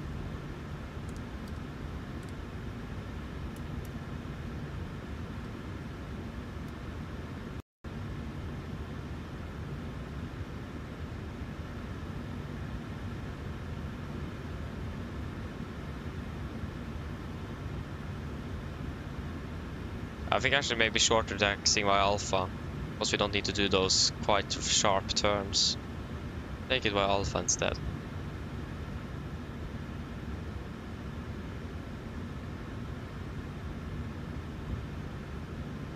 Tow truck disconnected. Bypass pin removed.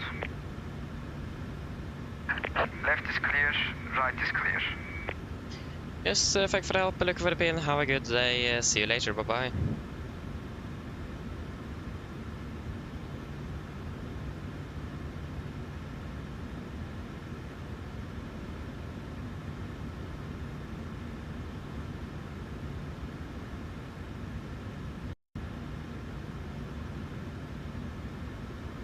Takeoff, got the gear pin. Flaps 5. Flag roll check.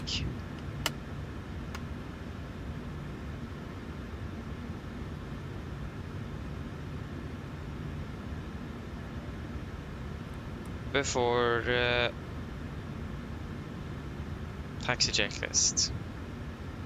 Generators on, probe heat on, anti-ice off, aircon press, PAX auto, isolation valve auto, engine start switches, continuous. Recall, checked, engine start levers, idle detent, flight controls, checked, ground equipment. Clear, flaps 5 bland, 5 green, APU off before taxi complete. Antall traffic, Nordic 5 Colima, taxiing med Alpha, and backtracking runway 26. Gazipasa. Left clear, right clear. Traffic didn't even go away, so yeah, those stairs there.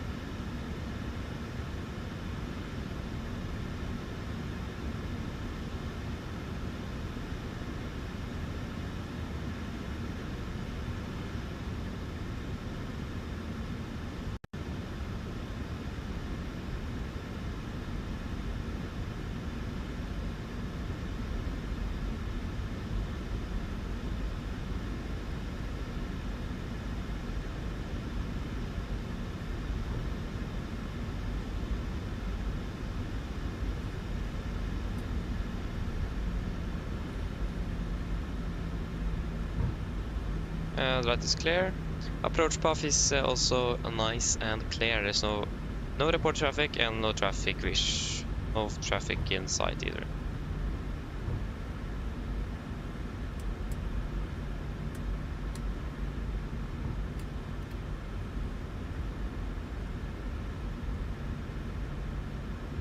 Okay. Again, left clear, right clear.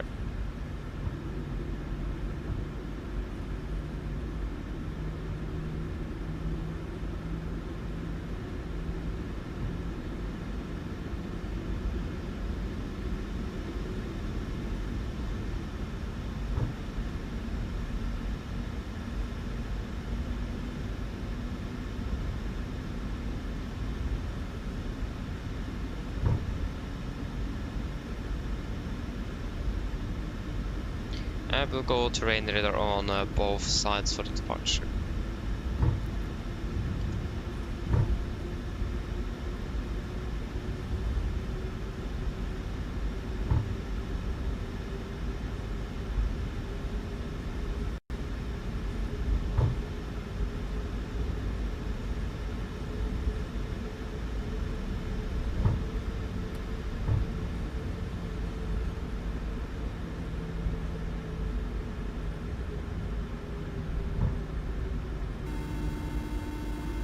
Hello.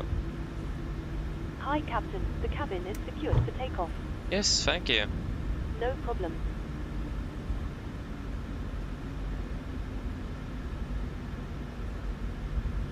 Oh, of course we have that runway light there. What? Was this aircraft suddenly very agile on the ground? Like a sports car. What? Turn rate suddenly got very good.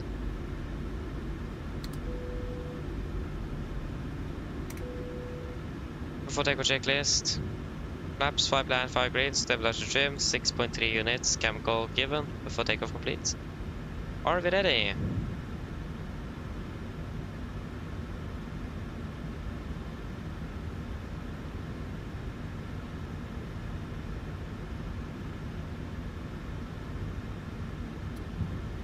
Yes, fantastic. Gazipasa traffic, Nordic 5 Echo Lima departing 26 Gazipasa. Yes. Ready. Take off.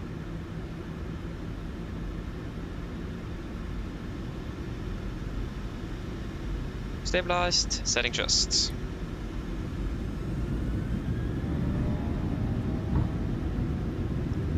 Takeoff for a set.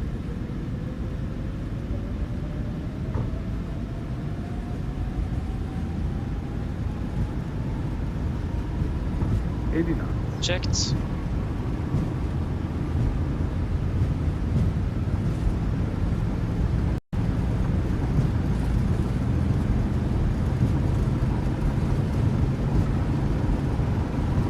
V1. Rotate.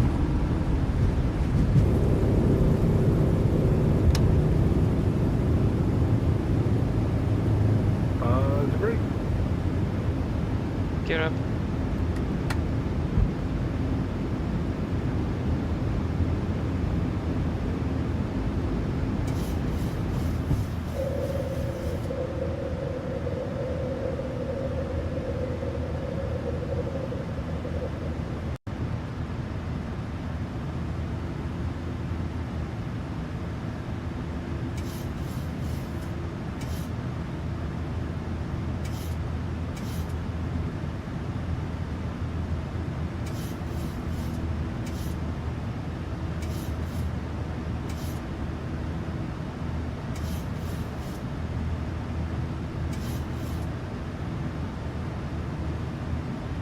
Flaps 1, speed checked.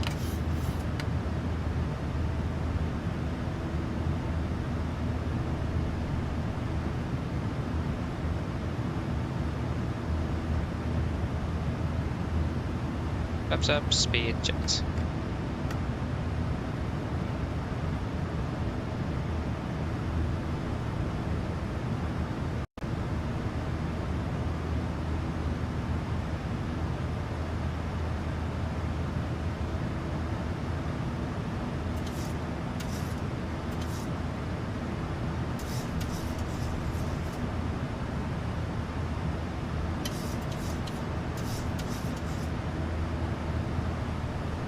Come on, day.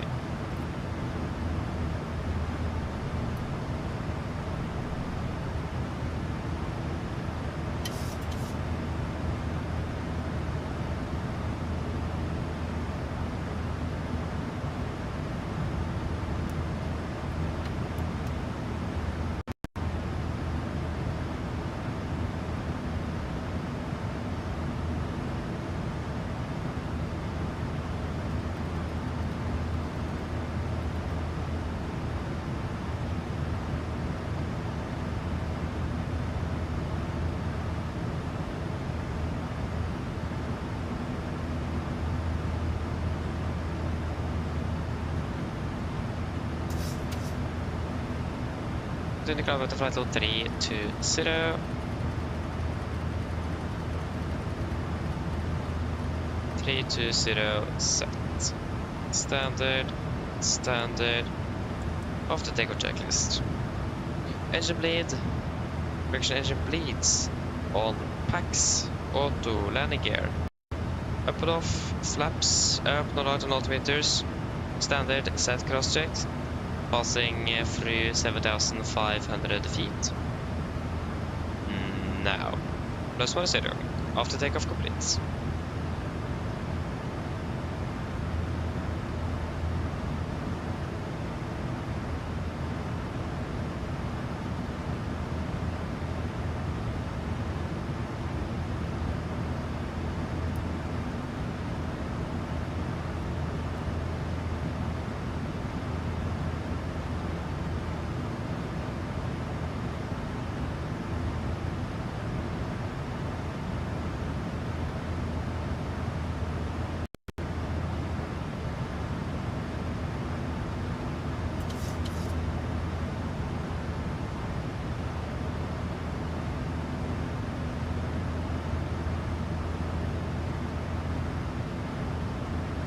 Passing 10,000.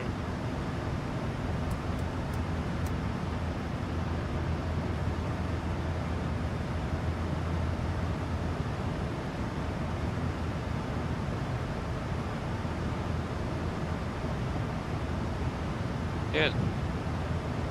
That was a horrible rotation. Oh, I need to practice my rotation speed there.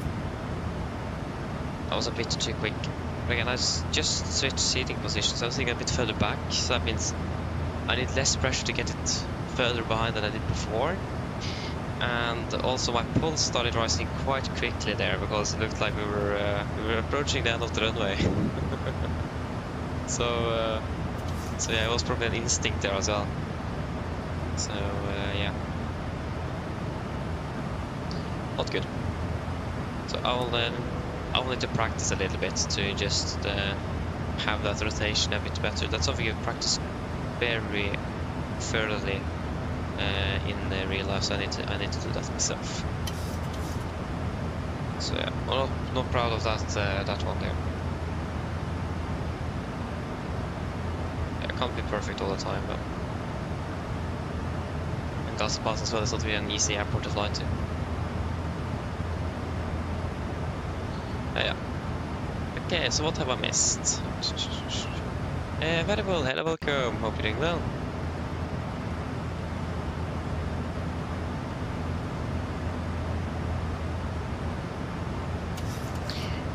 Oh, interesting variable, interesting. Yeah, so as you may see, our climate isn't that high. We are very heavy, so quite limited on that. So yeah. Yeah, Joris, the reason I did that is because then I don't need to do it on ground, so then all this red I can just focus on taxiing and getting the aircraft in. So I've actually not really experienced stutters with it. I have done it, I'm always doing it if I remember it, so I'm doing it very, very often. So yeah, nothing uncommon for me to do actually. Marcus, hello, welcome over the go. Yeah, like Scarif said right below, it's in Turkey. And Anton, hello, welcome, doing well. No, I don't. It's a week off. Half Norway-ish have a week off this week and the rest next week. Autumn vacation. Really nice. So yeah. Or I don't really have a week off flying now, so we get to work at least. Or 2 days at work. We're landing 15 minutes behind schedule. Just because of the winds. It's a fairly windy route up to Norway. What is our maximum is 3? Yeah, we could actually climb all the way to 3.6 already. So I think we should just do that. Yeah, it isn't very long until we are supposed to do it nevertheless. But then all the way up to 3.6 though. 360 set. 360 set 1, 2, 3. And target speed is Mach point 777. Not bad.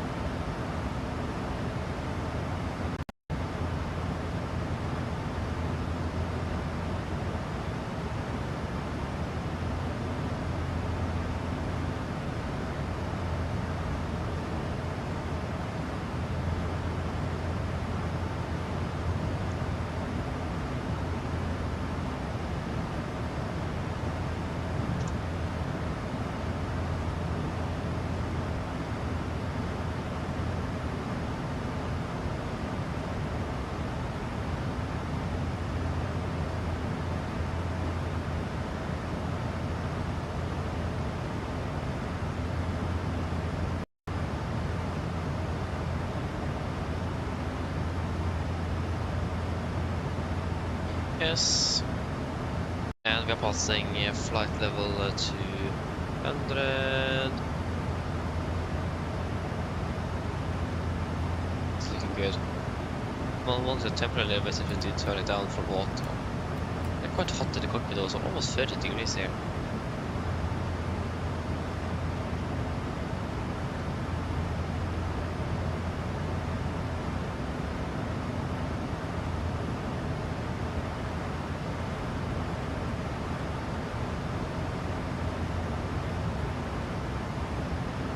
Yeah, so now we're landing 25. We'll probably increase the cost next as well, but we just need to verify that we're actually going to be able to do that in regards to fuel. That's a good thing to have, isn't it? Fuel. And, good to have enough of that. And we're still quite early in the climb, so we're burning quite a bit of fuel. So it will take a little while before we can determine that, because the flight plan was not made or generated with a higher cost text than mine, so that will also then get the fuel. Let me find out.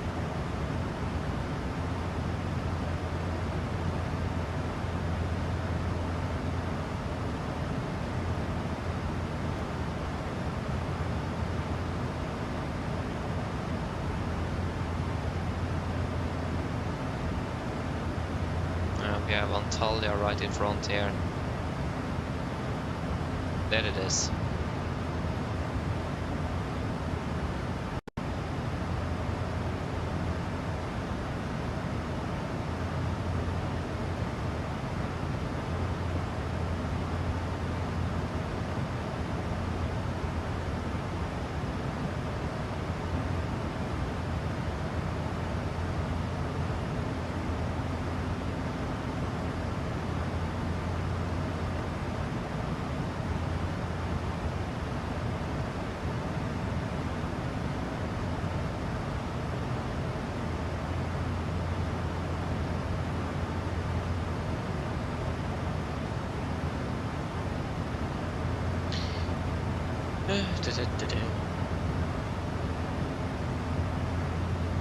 I'll take it some at least to get home, so.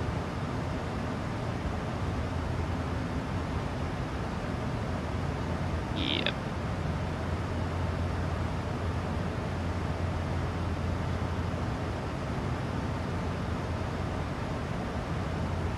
How is the weather now in Oslo? Is it good or?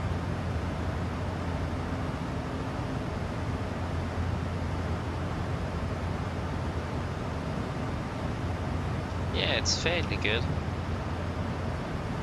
Just few at 1400 feet, so yeah, quite good weather it did. Not bad.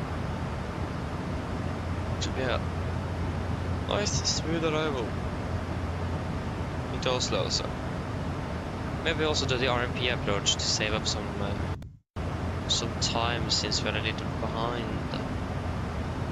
Wait and see.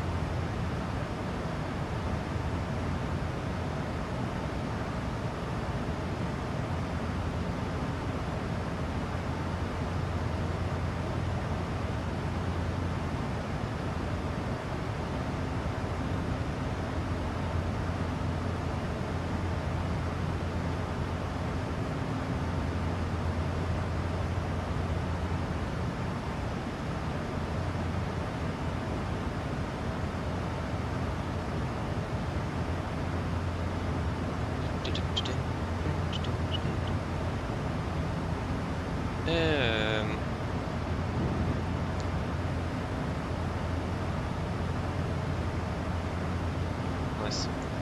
No. Wait. No. Stop. No. There we go. Okay, so now it is about 4 hours until landing. Yeah, exactly. If we're landing on time though. If not, it is 4 hours and 10 minutes.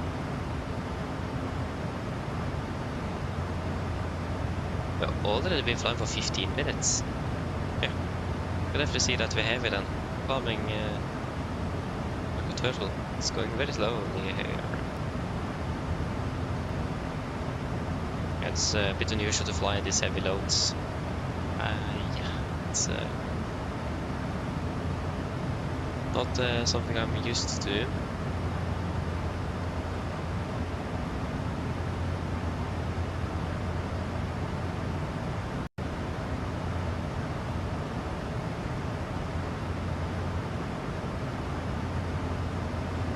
And now we're turning over Antalya.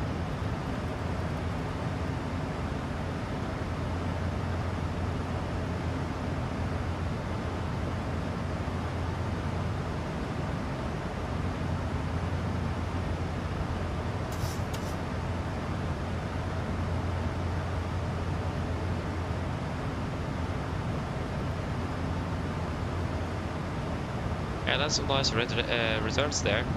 Gosh, why are they red? Oh, it's bugged. There you go. We can switch to the weather radar on my side. We don't need terrain here. But still good to have the terrain on your in case depressurization and so on.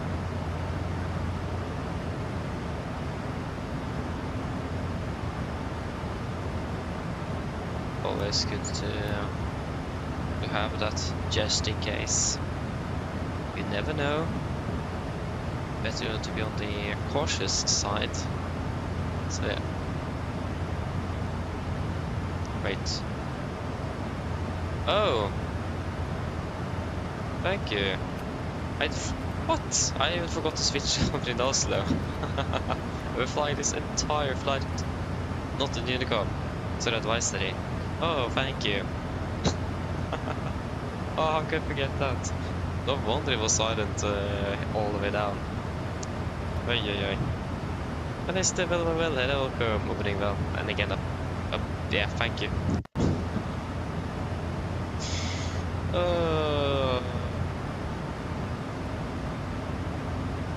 How could I forget that? Ay, ay, ay. Yeah, that's not good. How did I even realize it? Strange.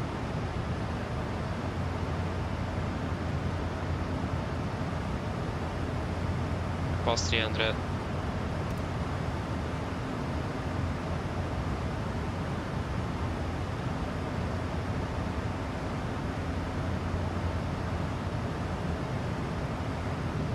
Yep.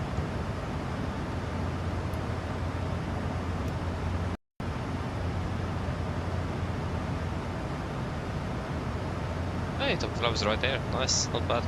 Right on the where the decision will turn or not turn, basically. Oh yeah. I mean, that doesn't really matter too much though. I mean, I'm not really using, I'm not really checking up here nevertheless.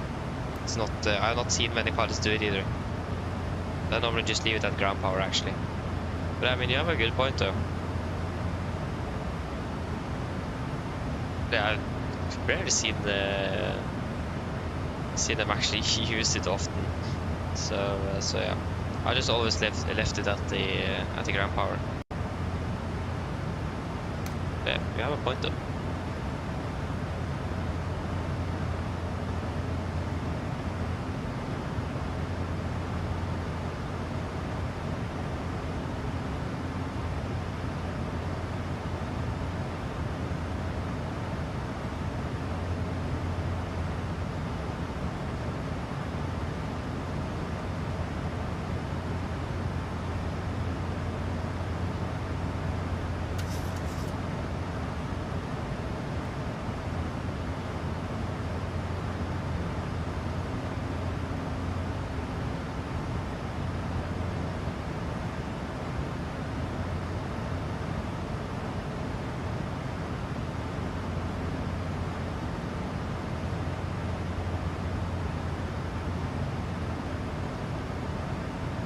Yes.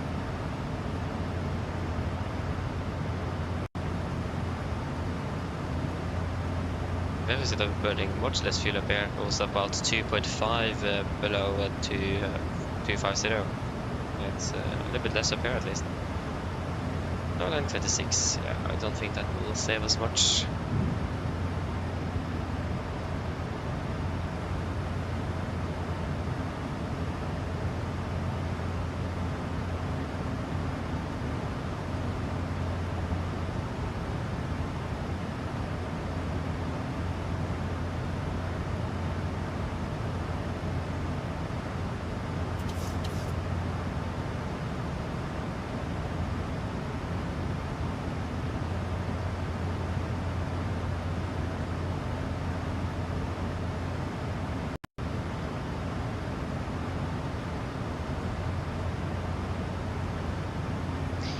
Yes, what's the weather in Oslo? They've got a new weather update actually. It's still good. Scattered now at 4,000. Yeah, that was quite reasonable.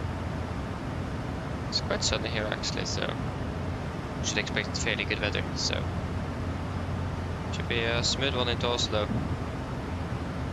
Not as stressful as Gazipasa. Bit too much.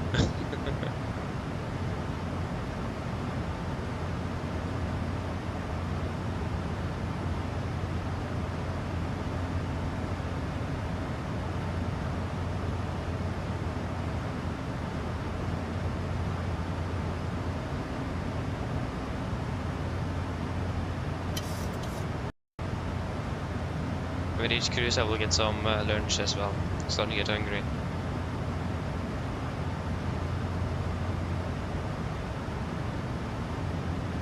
So yeah.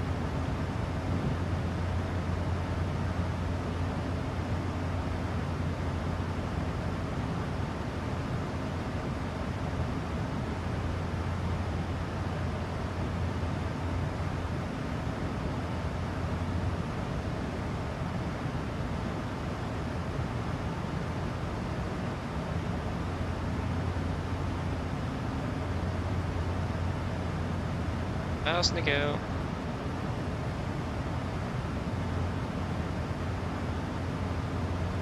Down to your left. You mean outside here? You mean the terrain? Like the, or the scenery in general? Wait, what? Company? Huh? What? Where? What?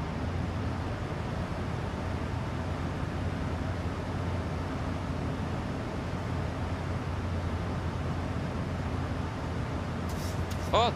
Is it, oh, that off some roads, sorry. I don't see anything. I can't see you. It's all the way back there. Okay.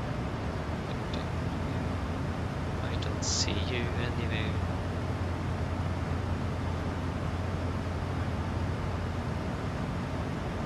Oh, so a company from Antalya. Ooh, nice. Yeah, I see. Nice though. Fantastic with company. Not complaining. There you go, being up half an FMC speed.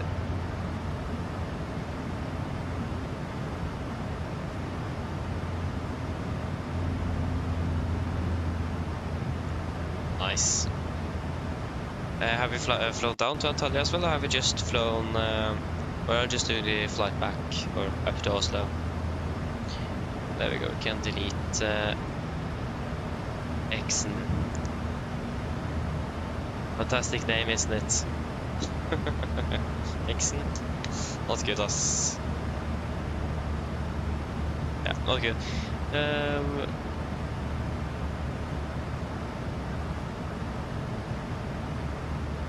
So yeah, flying with the Norwegian. I saw your aircraft there on the map, flying yeah, fairly close, or right behind. But okay, so you flew down to Antalya yesterday, and you're flying back now. Nice though.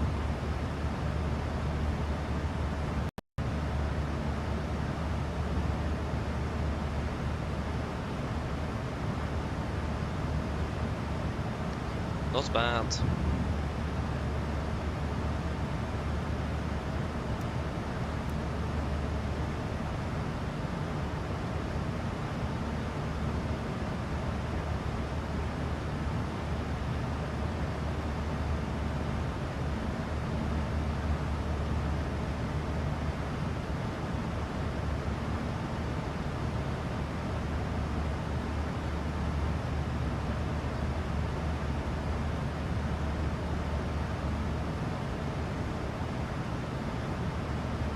There we go. What? Huh? What? How in the world are they able to land 20 minutes early? Okay, they're already halfway through Turkey. Okay, that makes sense. I mean, we're almost halfway through Turkey as well. What? Not okay. But there's fuel check here at Osmel, and then we will probably increase that cost index Osmel, I mean Oswell. Oswell, yeah. So yeah, we'll probably do a increase there because of I think actually we have a longer flight time than we have a block time, so we need to fly a bit faster.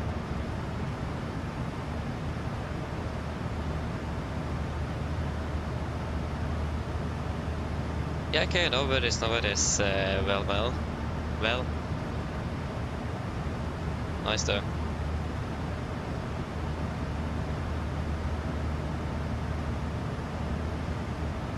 Yeah, it's the really accurate is landing 20 minutes early. It says that it's estimated to be landing at 14:54 local. And its block time, what's scheduled, is 15:15. 20 minutes early. Actually 21 to be exact. It's just what in the world? How are they able to do that? Oh, they're definitely using Costex 40 plus. No doubt about that. So we will join them on that party. Yeah, we will go Costex 40 once we have seen that we're actually able to do that. But yeah, that was a surprise. Save of time, basically, it is. It looks like, for the most part, standard is 9 in Norwegian, but also many pilots are using it on longer flights. And again, if I'm not mistaken, our flight time is longer than our block time, so you are going to be delayed if you don't do it. And we are delayed already.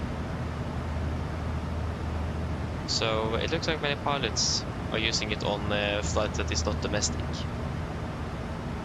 I'm not sure if that is something the company allows, or if they just do it because they want to do it. I don't know, but at least the standard is still 9. Okay, fuel ticket as well, so 12.2, we had 12.3. Okay, that was a bit too close for comfort. And 2.5, 2.4, actually 2.3. 29, 27.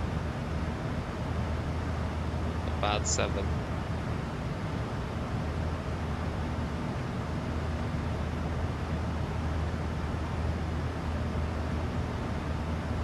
Honest, I actually don't know. I'm not 100% sure how they actually decided on it. But if the lady can is both 40 and up to 60 even.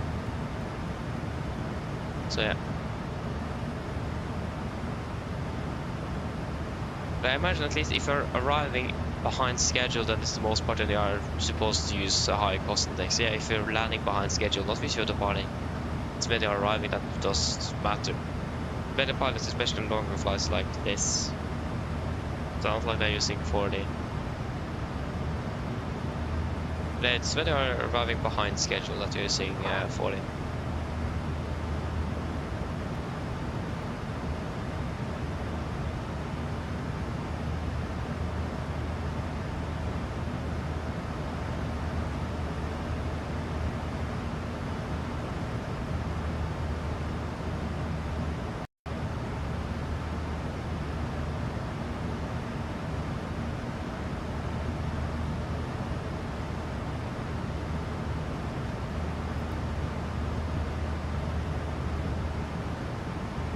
So yes.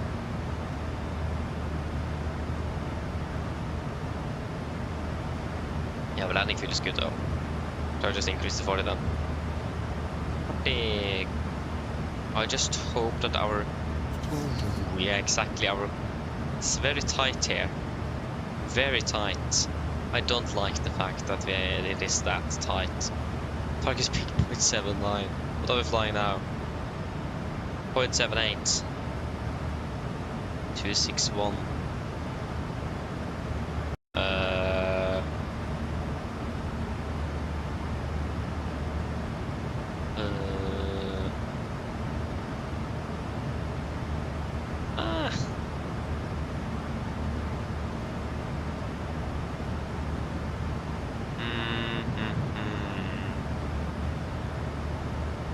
I don't like that. I don't like that.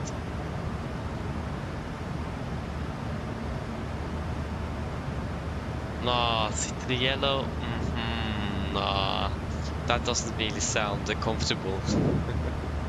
We can execute and see what the speed will end up in. Execute. Yeah, we'll sit below, and we will be burning fuel, so yeah, we're still within the envelope, so we are doing okay, but it's not a lot of margin though. That's the thing. I remember there was one guy flying on YouTube once. He flew with a 2 aircraft on 77, and literally the yellow bar was there and the lower one was down here. He had basically almost no space in between. He didn't have any margins at all on that flight in the cruise. That was not good. Not good.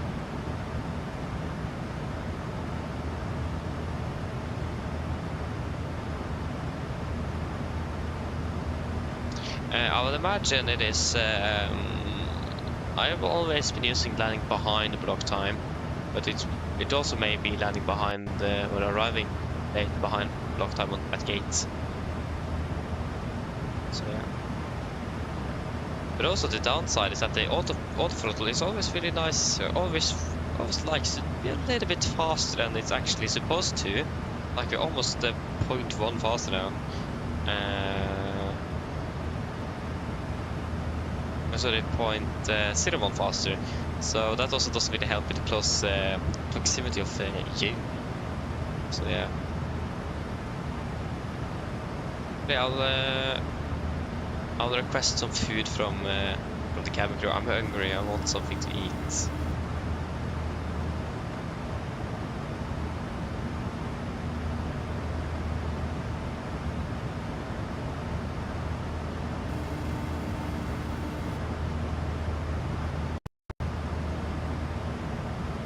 Hi, Captain. Yes, hello. Is it possible to get something to eat, a bottle of water, and a cup of coffee? No problem. I'll bring it once we finish serving drinks. Oh yeah, thank you. Do I need to wait even longer? Oh, it's rumbling down here. I'm so hungry. Something else got to check, and I already forgot what it is. Yeah, now I remember what it is. Stop doing this. What is this? Oh yeah, this is Gazipasa's website. Don't need that. Yeah, we are 1, 2, 6, 5.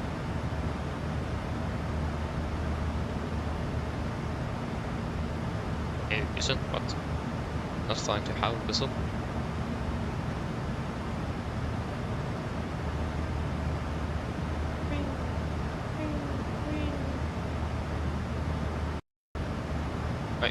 Wait, where in the world are we now? Oh yeah, okay. Yeah, okay, Boris, I can. What is it?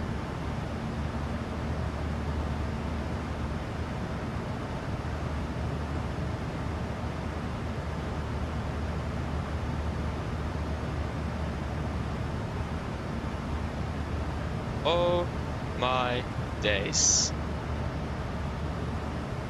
No. No. Whoa, that's exactly what I talked about. If you have reached no margin at all. Whoa. Yeah, that was 1.5 years ago, okay. Yeah, that is, that's close. Hello. Hello.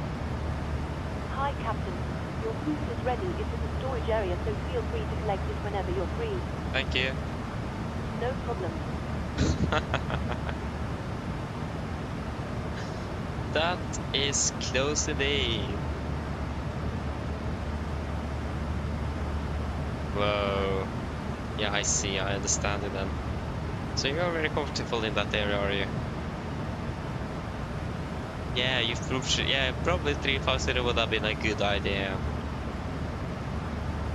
I mean, that is probably one of the reasons why you should at least have 377 before you go to flight, or 370, like have those extra 700 feet, because of that, then you have some extra margin in case of wind or turbulence or something like that. That's probably why that is in place. But yeah, I'll just go and grab my food, so I'll be back in just a few moments.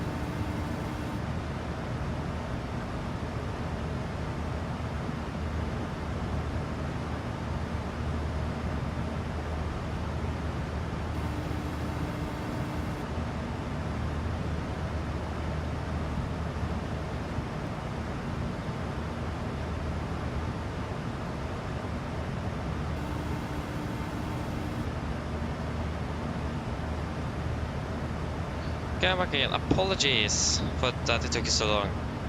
Hello. Sorry to bother you, Captain. I was just wondering if you'd like a drink. Do you guys want anything to drink? I will do a fuel check at Yasen.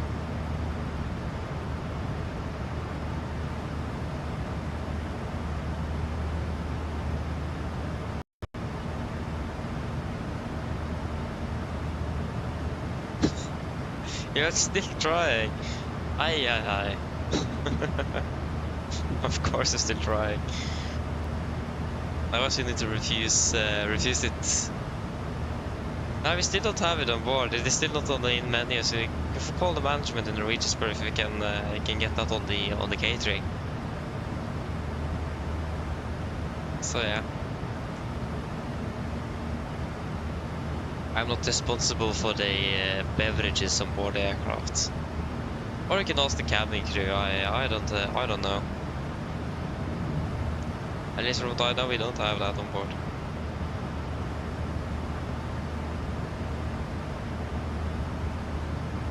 But yeah, I can agree. The cabin always calls when I'm gone. It's a bit interesting. So yeah, a little bit annoying as well. Yeah, fuel check, 11 tons, we have 11.3. 3.6 burned on the fuel. We got to 3.4. And 54 minutes, we can fly for 52 minutes.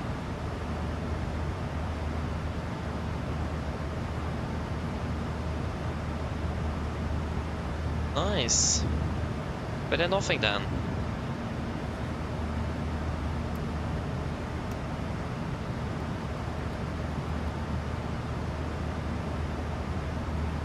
Or is there anything?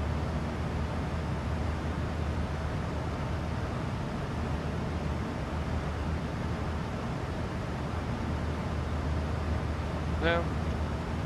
No, thank you. No problem. Just give me a call if you change your mind, though. Of course. Why is the settings? Why the settings open? What?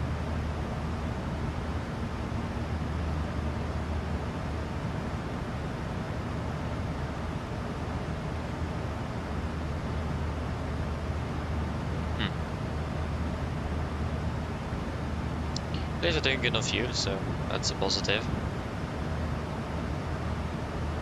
Just landing 5 minutes behind schedule, and with an RMP approach, then boom, we have saved that. We're landing even 2 minutes ahead of schedule, perhaps. Maybe even earlier than that. We're landing 5 minutes early. So I think we'll manage this quite well. Okay, then it's lunchtime. But the reason it took so long was that I needed yeah, the bread was frozen, so I needed to heat it up first. That's why it took so long. So yeah. Yeah, apologies for that.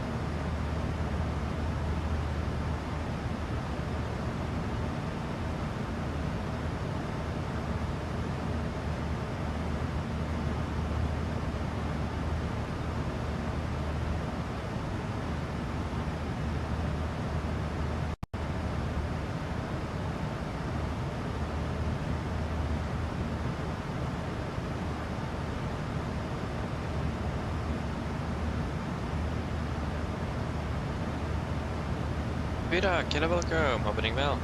Welcome.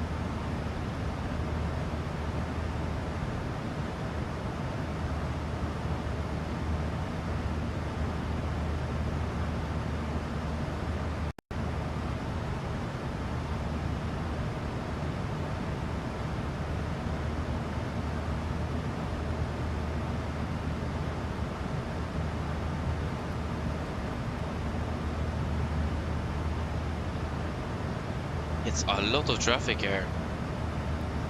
You need to be a little bit concerned. We have 2000 below, 100 feet above, and then 1900 feet below.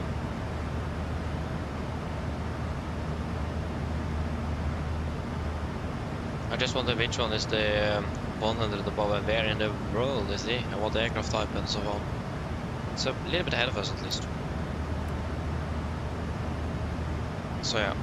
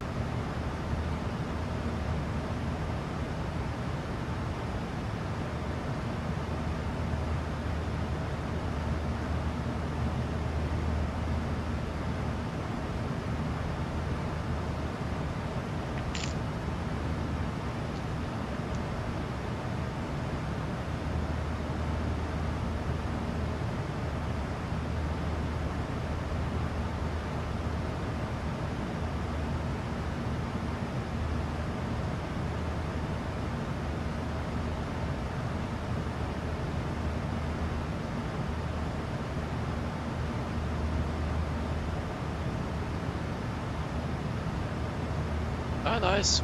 So airborne now towards Ibiza. Nice, enjoy it. Enjoy it. I don't think I actually ever flown to Ibiza. I'm not sure. At least I've not flown there with Norwegian. They fly there. At least they did fly there this December. So yeah.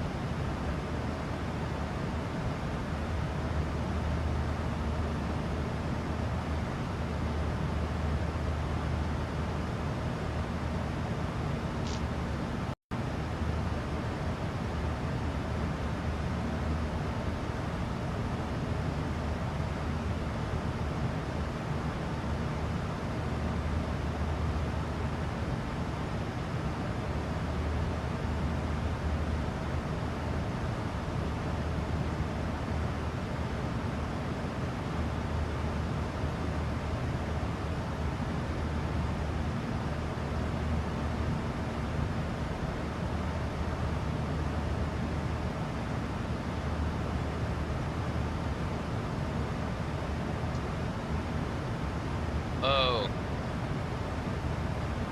Half of my brain just flew away. Oh.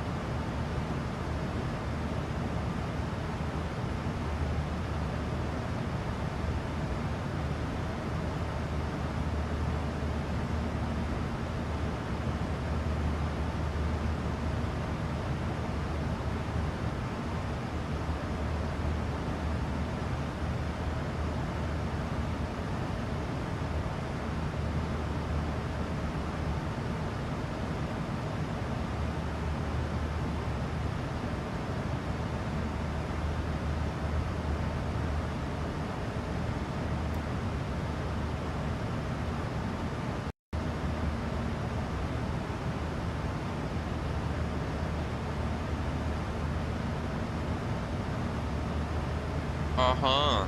Mm-hmm. So the A380 right there.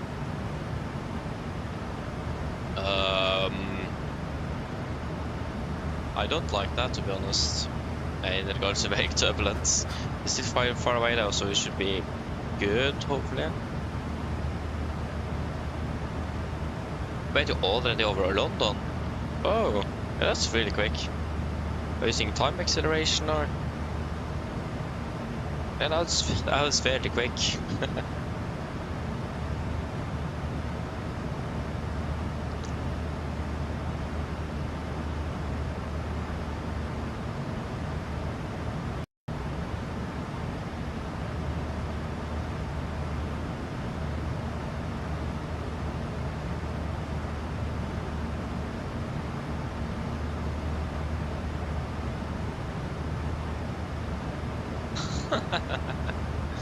Whoa.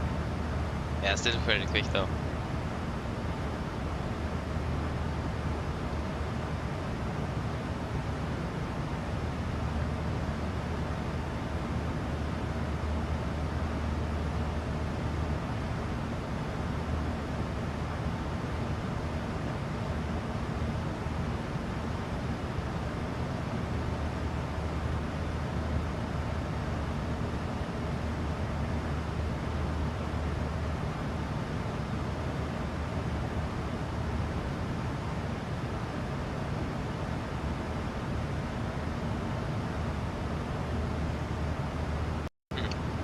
Yeah.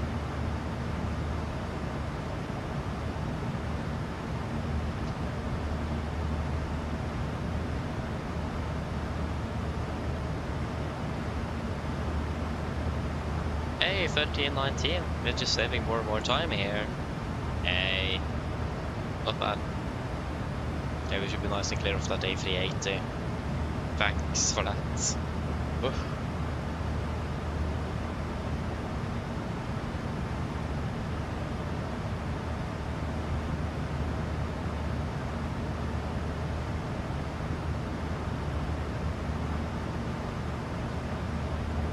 I'm not sure if you guys have heard about the incident there, and I think it was a Bombardier Challenge or something, at least a small private business jet,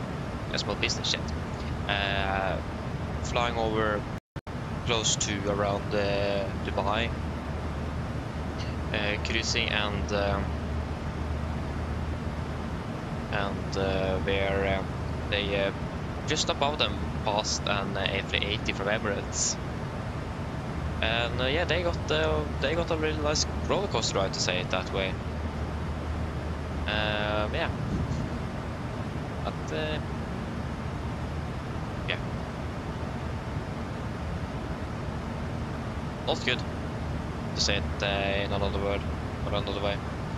They yeah, that was basically a roller coaster. They were flying upside down and everything because of the wake turbulence of the aircraft.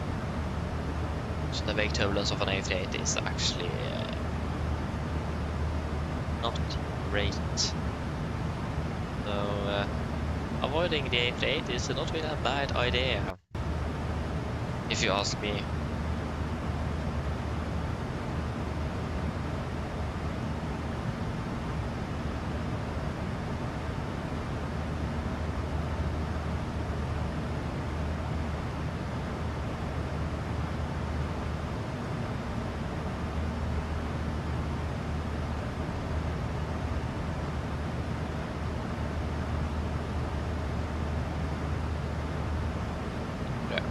But it's like, it's a group. Are they meeting up over there, or what's happening? Are we excluded? Or it's 5 aircraft, 4 aircraft in close proximity, and the A380 is flying away. But look at that! What in the world? Not bad though. Unfortunately, we were excluded from the party. Not really fair, but oh yeah. Life is life, I suppose.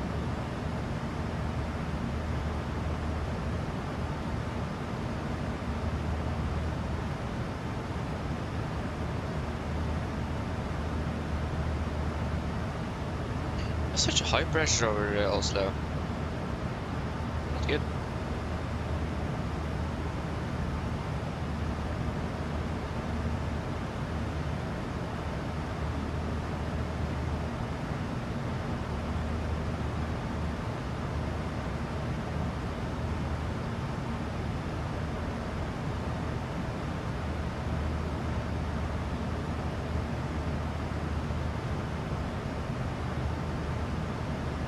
Yes.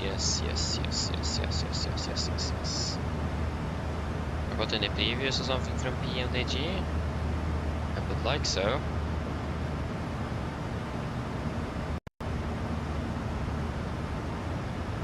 No.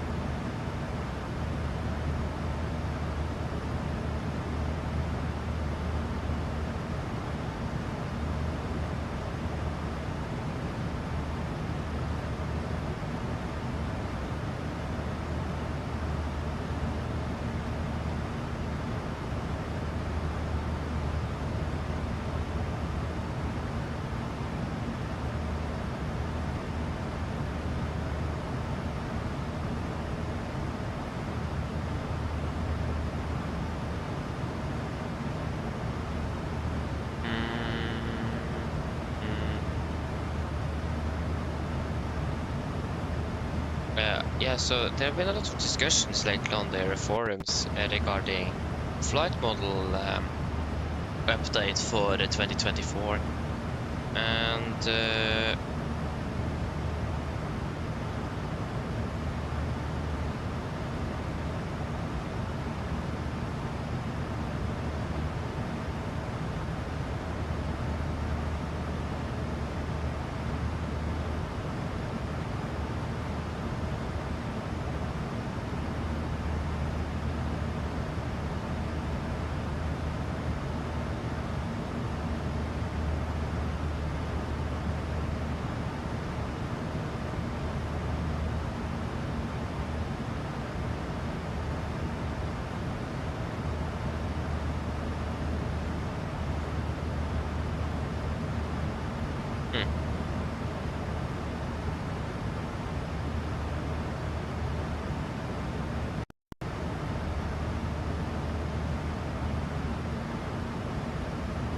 Yeah, the dead band. Yeah, that's what discussing the dead band. Nice.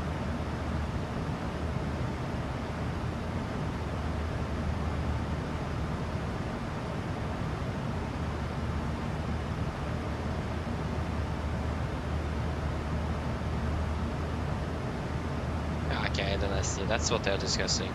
Some people think it is not correct because they are flying into the dead band. Yeah, but then, yeah, interesting.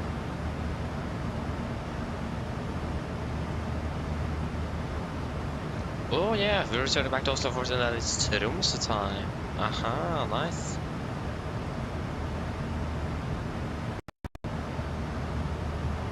Not bad. Yeah, I am full check. I'm just curious. How the layout is in Ibiza? How the airport in general looks? Since I can't remember I've been there.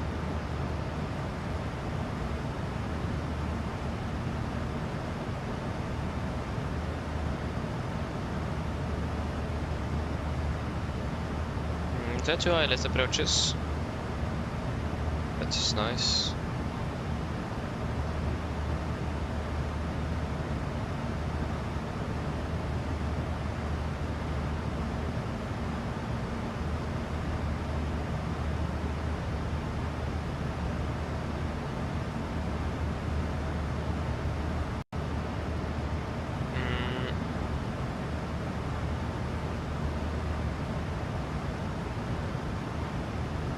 But actually it's located, I can't remember to see where it is.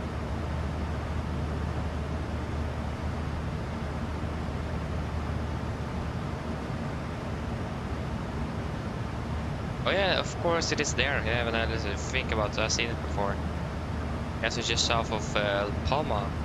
Oh yeah, okay, but that's nice though.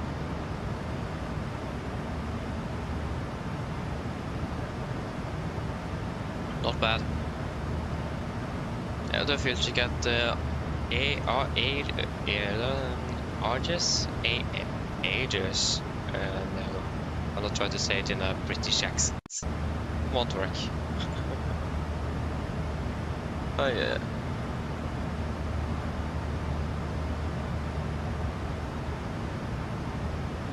Okay, I never flown there yourself. Ah, okay, I see.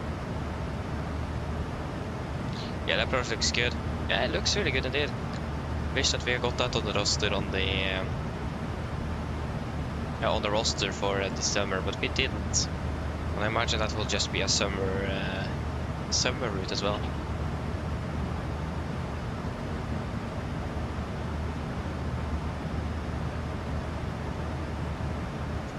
Landing 06, nice. Landing from the south. So landing northeast then. Heading northeast. There was another thing I was going to check as well, and yeah, we can actually check when they will fly the route again. I imagine it is not going to be the case during the summer. Oh no, I'm not going through the in-flight menu. That wasn't I asked for Safari. I got one to Ibiza.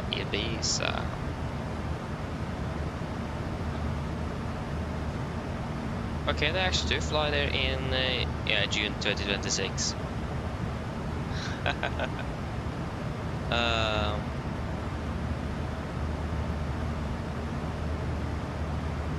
But it's a fairly long time until they will fly there next.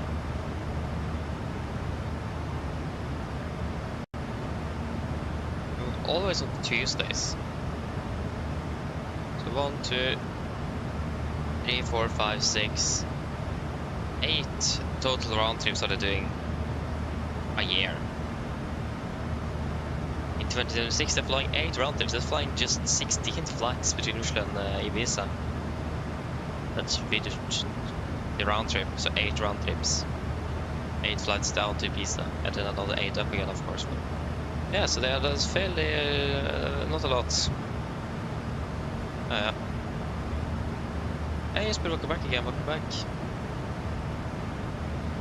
Oh yeah, that was the beach. Nice. 25-30 degrees. a bit too hot for my comfort. And that's a nice temperature. Yeah, I wouldn't have survived that. I would have. Yeah, I would have survived that. Not at all. Sun is shining.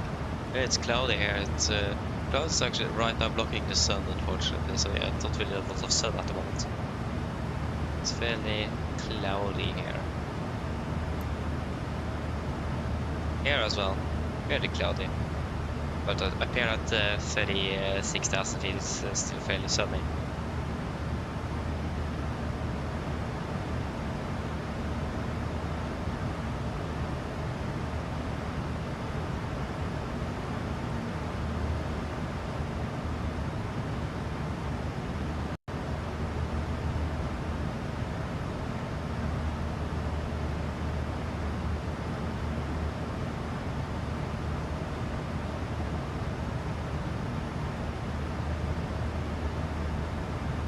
Yeah, we still have this other mountain range coming up, but we also do have a fuel check coming up, so I think we'll prioritize the fuel check. What happened with the auto brake? Why did it got set to 1? I think there's something wrong when I'm going out of side of the sim and doing something on like in Elevatex, for example, or the second one too. Sometimes things will move. Like for example, the bank selector on the heading. That will also suddenly set to like 15 degrees when it's supposed to be at 10. And now the auto brake as well. Oh yeah.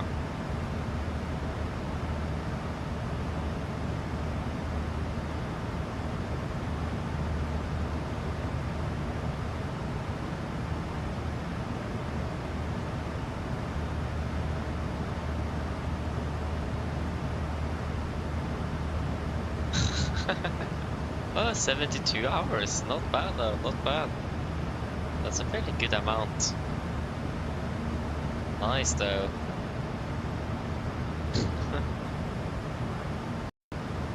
Okay, so fuel check 9.7. We have 10.1, 4.9, 4.5. And 125, 122. Good, and now we can look at the mountains that is coming up.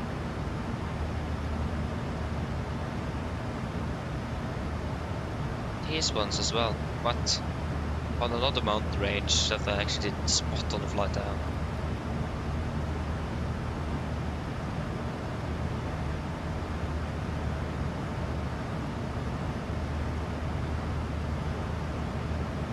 So this is no, this is the one that we spotted on the way down because I recognize the waypoint Lebat. Lebat. Not a bit French. Lebat. Lebat. And that will be radial 27 to 829. I think 300. It's conservative. Oh, that was a very far pitch. Are you so close to the route? Oh yeah, you are indeed.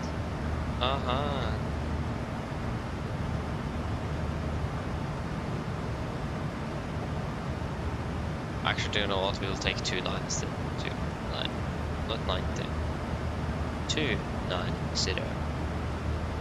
Again, the same principle as before. Before reaching it, if you have a negative pressurization, we will then return with 10, take 180 degree and fly back again. If I pass it, we'll just continue straight forward. Shortest way to cross the mountains here.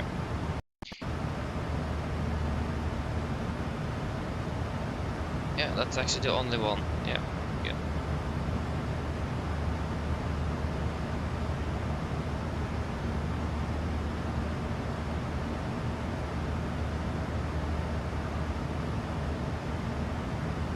Oh, ice cream. Oh, that sounds really good. Oh, now I want ice cream as well. Ay. That sounds really good. And ooh, yeah, how is actually the food down there? I've never been to Greece and eaten anything, so how is the food in Greece? Is it good? Imagine so. I've heard that it is generally good. Hello. Hi, Captain. I just wanted to come by and ask if everything was going okay. Yes, everything is fine here, thank you. Call me if you need anything. Yes, of course.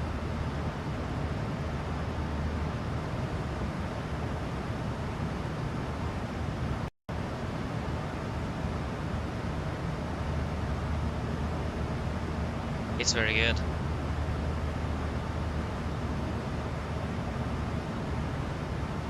"10 out of 19. Oh, I never seen that skin. Oh yeah, 10 out of 10. Oh yeah. Never seen 10 out of 19 before. Oh yeah.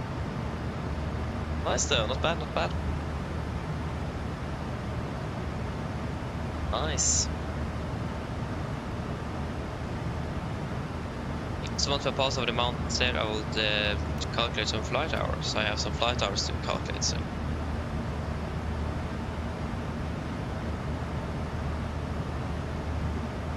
Oh, gyros is really good. I really like gyros. Greek salad. Chocolate. No, sorry, souvlaki. Ah, nice. Seagulls tasted that too, because I didn't really like it, but I'm not been the biggest fan of cucumbers either. Oh yeah. Or maybe that is not. Maybe it's actually called something else. Oh, it should be.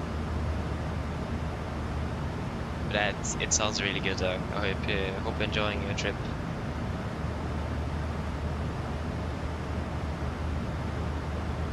Cucumber. Tzatziki or yeah, maybe pronounce it wrong as well. That's what I learned in 6th grade. Tzatziki.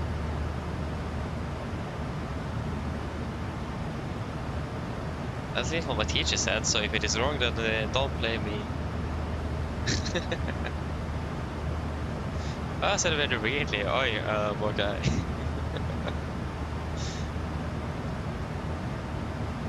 Don't blame me. It's my teacher. In 6th grade, so it's like, how many years now? 5 years ago. Oh, 6 years ago. Oh my gosh. Time is flying by. Fast. Not good.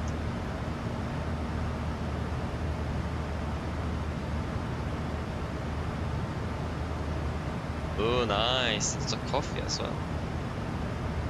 Nice though. How many cups have you been drinking today?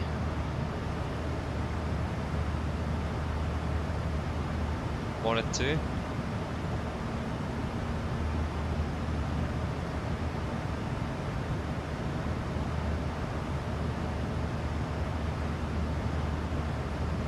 Ah, 2 today, yesterday 3. Nice, sounds reasonable. Yeah, it is indeed. Time is literally flying. It is.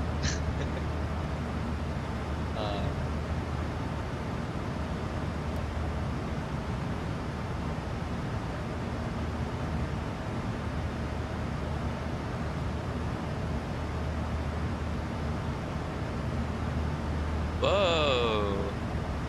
Whoa! Hey, interesting, Skylift. Nice though. Probably wasn't so bad. I've actually never properly seen one. I've just seen those is owned by owners. Really cute. They also like follow me as well. I just no, don't follow me. We will not. I will not take you home. Be there, please.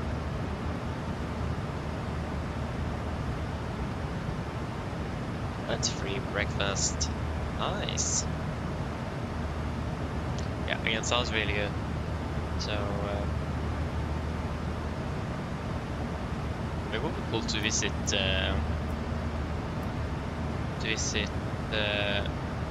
Skiathos one day.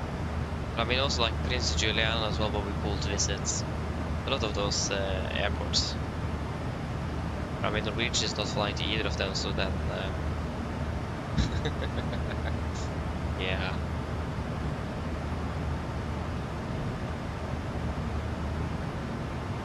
But aircraft 1,000 feet below is actually...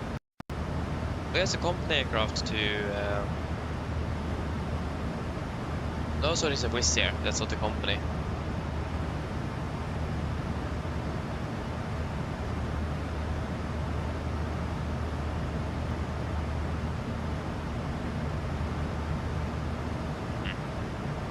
But it's Wizz Air. He's flying the same direction as us. Why in the world is he flying 1,000 feet lower than us?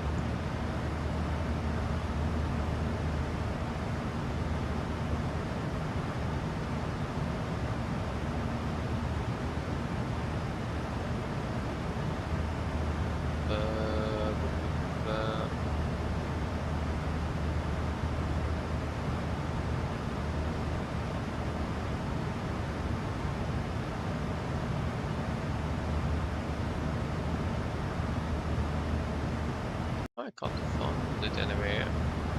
Huh. Yeah, you recommend it? That's nice. I'll pass that further to the family. Yeah, that's nice though.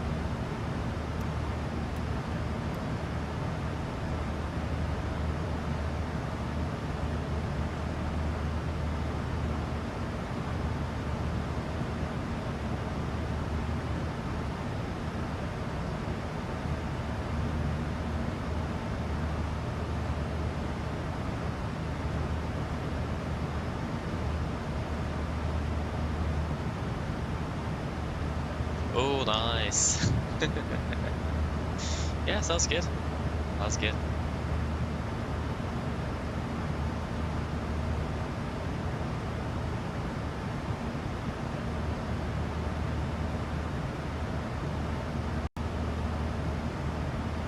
So maybe I will go there one day, but I didn't see.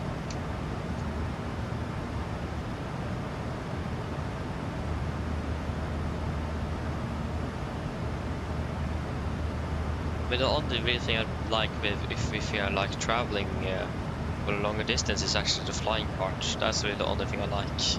So if I may be honest, I think vacation is boring. Not staying home or anything, like going abroad for example. I think it is boring. Never found it enjoyable. The only thing I've enjoyed with it is the flying part. A bit strange, but. Yeah, I'm just bored all the time. I don't have anything to do, and yeah, that's mainly why it is so boring. We don't have anything to do. So, and the thing is that we have not really, I mean, we have not really been abroad that often, so that's probably where it comes from as well. We haven't really been out traveling much. Really limited time in the air as well. So yeah. I mean, sometimes it is fun. For example, when I go into Bergen now, I know that we have a lot to do. It's a lot of people to have fun with and so on, so that's enjoyable. But yeah, going with the family is something else. so yeah. Yes, I repainted yesterday. So this is the RPD livery. But I just removed the parts of the D, so I got an I instead. I actually just selected a random livery and I was like, yeah, trying to get it to make the I, and then suddenly I just realized that I can just remove the part of the D, and then I have an I. Just, whoa, that was a bit easier than I tried to do. I'll try to do it. Yeah, you need to have. I'm not sure what I'm using actually. I think I'm using a paint on that because it needs a special program that you can use to edit DDS files. And then I just painted over the part of the D I didn't need, and then boom, I had an I. I just did that on the placard in the cockpit, on the above the window on the flight deck, and on the back of the aircraft, and on the nose gear. Nose gear doors. I didn't do it on the wing, but that was actually my decision on that was before I realized I could just remove the part of the D that I didn't need. So that's so it says RPD on the wing, or under the wing. So don't look there. So so it isn't very complicated, but it can take a little bit of time, especially at the start. And the thing is, it's not really any good tutorials either on how to do it. But I have a little bit of experience from before. I did make some deliveries for the Captain Sim aircraft before, like 3 years ago. So don't need to talk about that, but I did at least do it. So I have some experience from that. Quite limited though.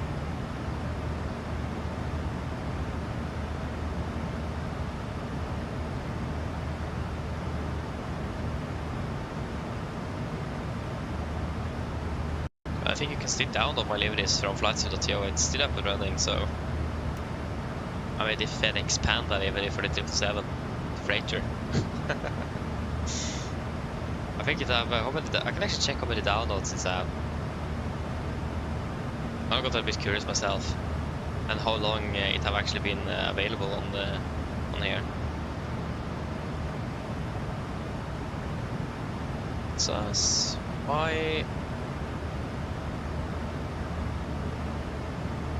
my uploads. Okay, total of actually 3,500 downloads. How in the world do I have that many? Last week, that was 15 downloads last month. People are still using the Captain Sim freighter aircraft.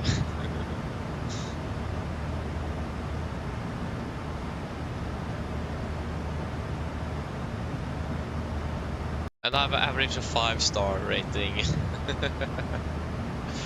in the world. Yeah, so whoa, the FedEx Panda have 2,300 downloads. What in the world? My gosh, I didn't know it was that popular.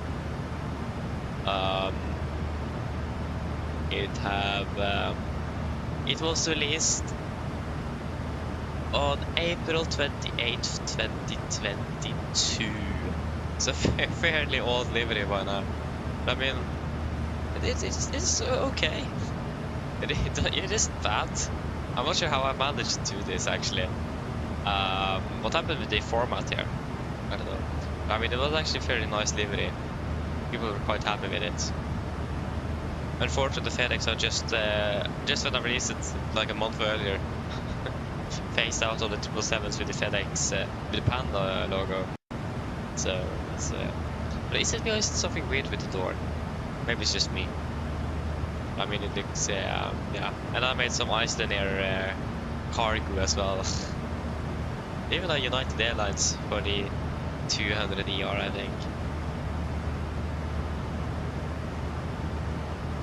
Yeah, so here is all the liveries I have made. So I made the Panda, and I actually made for the Captain 200ER as well, the United Airlines with blue engines and the Star Alliance livery. And then a bunch of Icelandair cargo with a different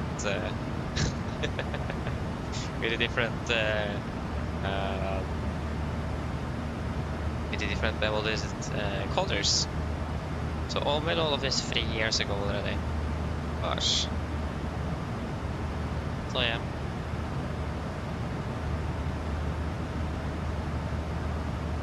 So all of these with the 777 was fictional with the Icelandair. I just saw someone on the FSIPanel request that for the 777 from Captain Sim, so I did, why not try it out, and I did it. So yeah. So that was what I did in 2022. Oh, invalid entry. What is invalid entry? Huh? Why do we have an invalid entry down here? Huh? Where did that appear? What? I've never seen that before. And the worst thing is that even I've never read through the FCOM, and I still do not know what it is. I can't remember that I actually read through it. Invalid entry. Is in regards to... no. Invalid entry. When did it come?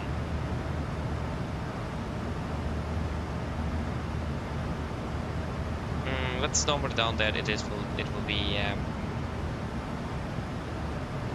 invalid entry. Have I touched something I shouldn't touch, or what is happening?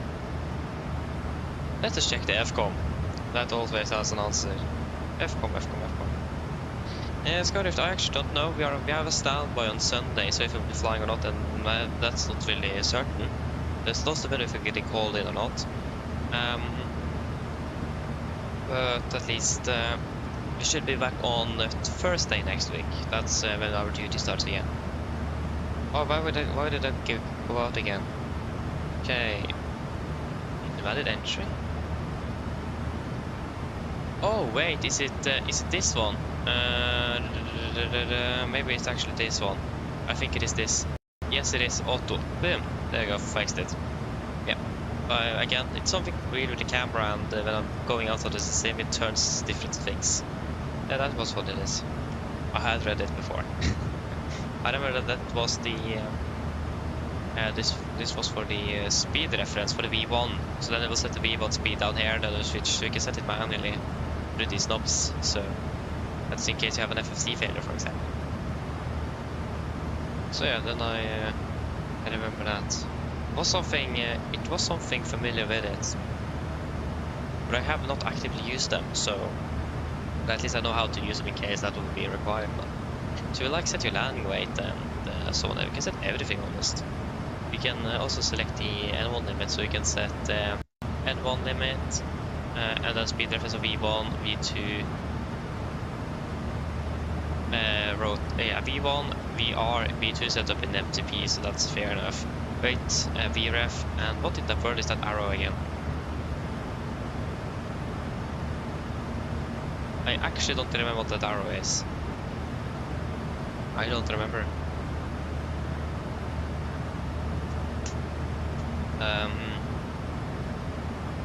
What was it again? It is, what is it? I don't remember. Okay, back to the FCOM. I can't remember what it is.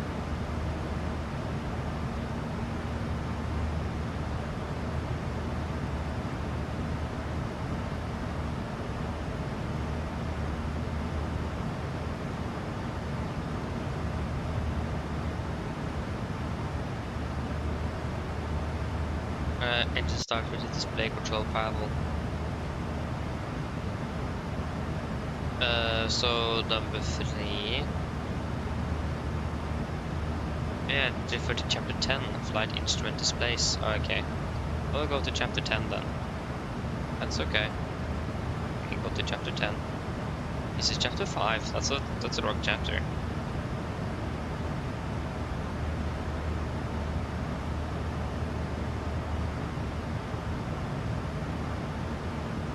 Oh, there you go, the iPad crashed. It can't handle all of those pages. The FCOM is 2000 pages here, so actually FCOM is 1000 because but this is the Ryder, so they also have the Ryder's SOP in it. And it's I'm not sure Ryder's like the only that have included their SOP in the FCOM. Like, they are a bit strange. But I mean, okay, that's up to them. PFD, and navigation, ND, PFD,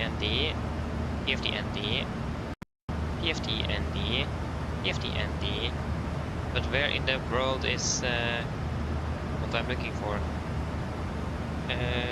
First officers, airspeed indications, altitude indication, vertical heading, failure flags, annunciation and alerts. Expanded and center map mode. No.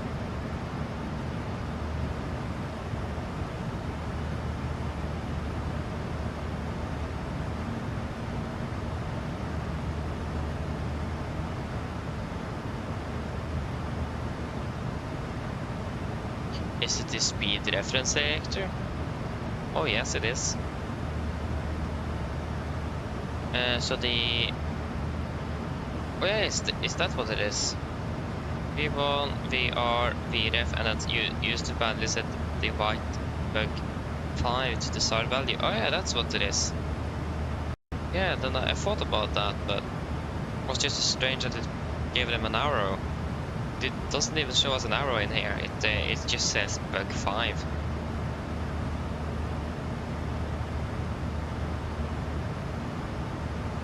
That's the thing. It says bug 5. It is a picture here with arrow, but it just says bug 5. It's just what? But then I was almost correct. Fairly close. OFP2. So yes. I think I read through almost the entire FCOM twice. I still don't remember everything. It's so much to remember. And if you're not actively using the aircraft beside when you're reading, it's even harder to understand and remember things.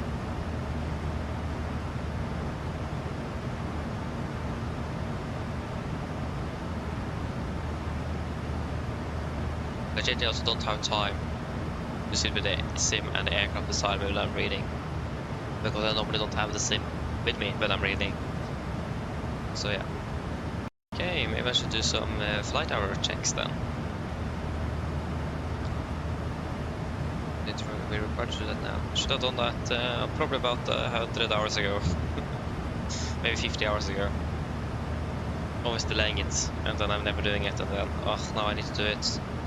And then I remember, oh yeah, wait, it wasn't actually that bad, it took that long. So yeah, it's a bit annoying. Is this 34? Yeah, this is 34. I can't even see if I've written 39 or 34. Is this 34 or 39? I need to be better, I need to be a bit more clearer.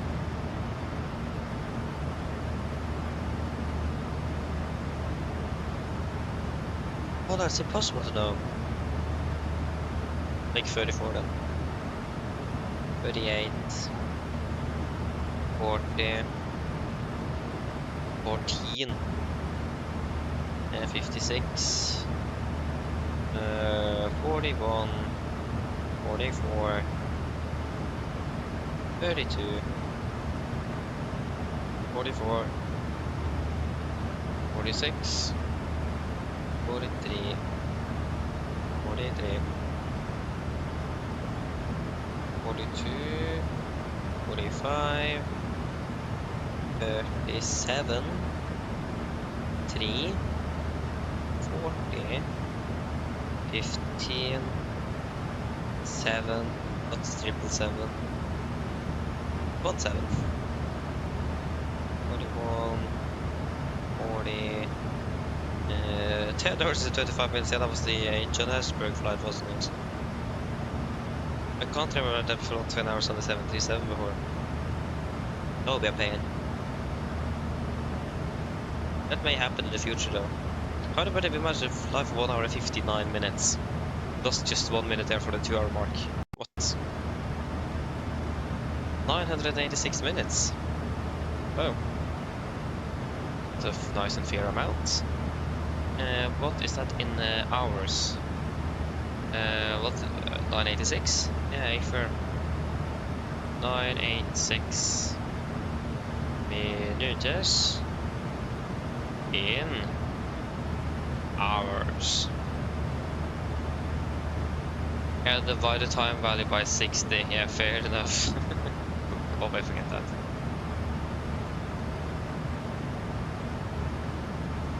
But how to get to that? 16 hours and 26 minutes is it? 16:26.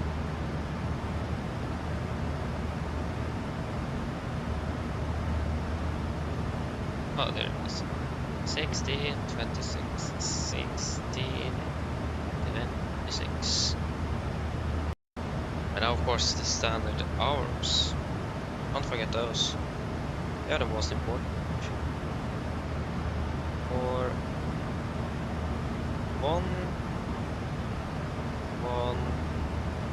2, 2, 2. Gosh, another 2. 1, 2, 1, 1, 1. 10, 2, 2, 1, 2, 2, 1, 38 plus 16, 26. That will be 54 hours and 26 minutes. 54, 26. And then we need to add 2,253 hours and 21 minutes. That will be 2,307 hours and 47 minutes.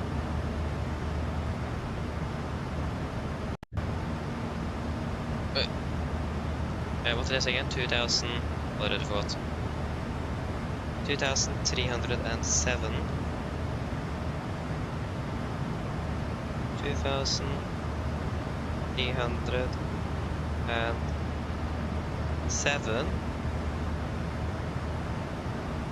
hours and 47 minutes.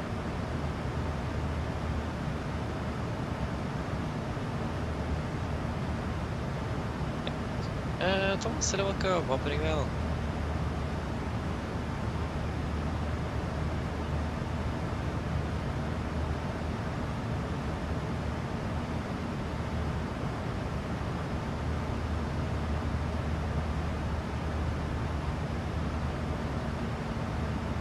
Yeah, the landing, the approach into, was very complicated. We got the tailwind as well, so that didn't really help, so it wasn't a good approach. Still, thankfully, within limits, barely. But it could have been much better. Very complicated. It was a lot to think about in regards to, especially the fact that we can't really go around off the positivist approach point because of terrain. But we managed to get down.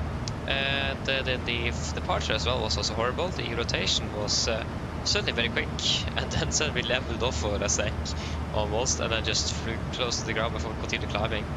That was my fault. But I mean, we were almost 75 tons. I was at 4.5 tons, I think, and we fairly short runway. Looked like we got over it. So I was, my pulse started to rise quite quickly on that takeoff roll there. I started to be very nervous. But yeah, that went well. So yeah, we're currently over. Yeah, we're over Romania, I think. Aren't we? Maybe not. Yeah, we are in Romania. I should be leaving Romania in towards Hungary. So if you're hungry, then this is the perfect place to get some food. But yeah, thank you though. Should be a long bus trip tomorrow, but bus ride. That's fine. We'll survive that. So yeah, enjoy the rest of your week as well then. Take care. 20, 18, 28, 18, 15, 16, 49,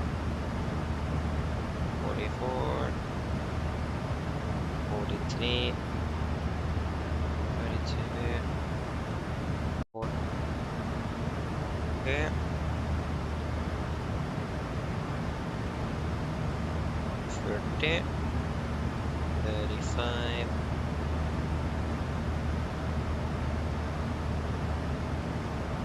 26 and 58. 26, 58.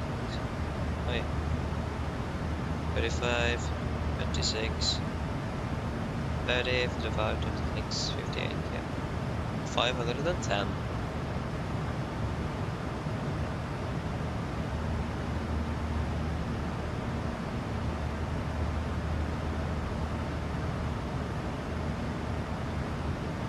Five, 1, 0.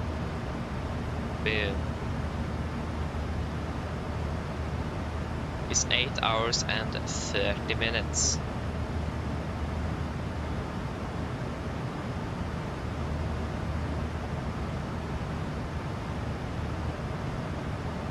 Yeah, 8 hours 30 minutes.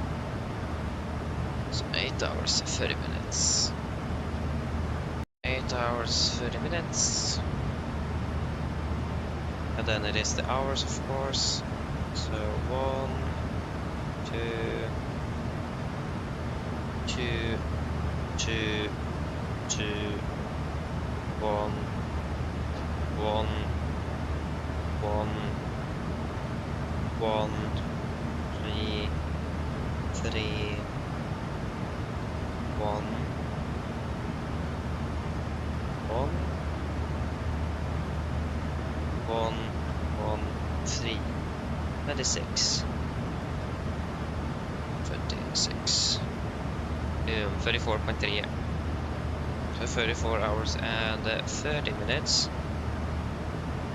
so 2307 plus 47, no, 2307.47 plus 36, correction 34.3, 2307.47 and 43. That will be 2,342 hours. 3,342. And 17 minutes. We have 60. That's the 270, and that will be 17 minutes. 17. So closing on, getting closer to 2,500 hours in the air. In total experience. It's getting high, that number. So 2,342. 342 hours and 17 minutes. 17 minutes. There you go, then I'm finished with that. Now I'm finally done that list, so I can cross that out of my day-to-day life checklist. So yeah, we just finished that second one now, on the flight down to Gazipasa, so that was why I was doing it back home now.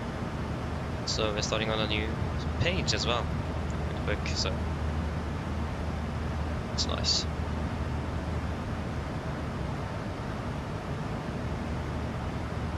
Okay, but I get this online.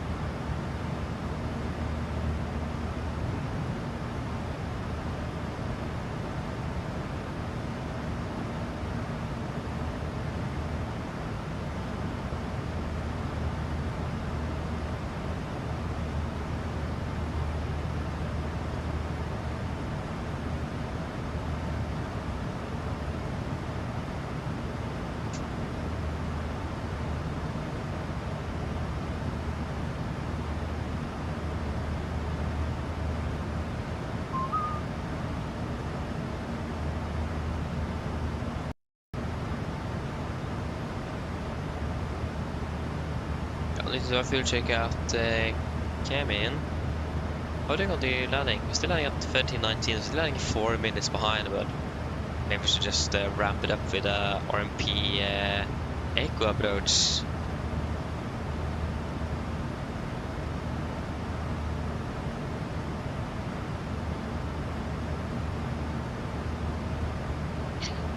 I mean, that would be fun, but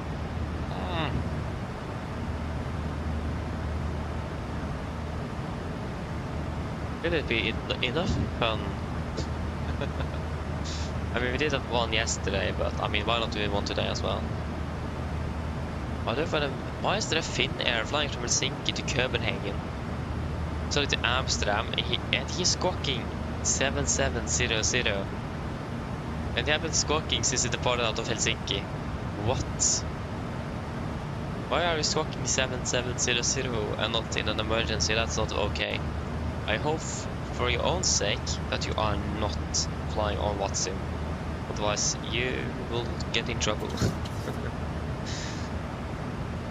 Yeah, Thomas, thank you, and see you next time. Bye bye.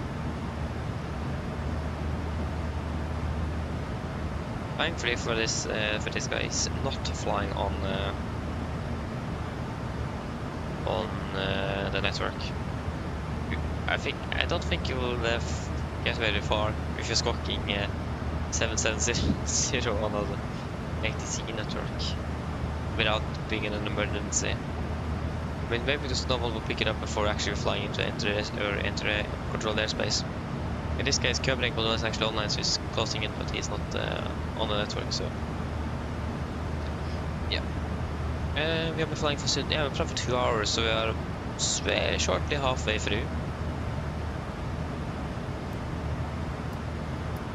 That's still the Eurowings här, så det är the Wizz Air.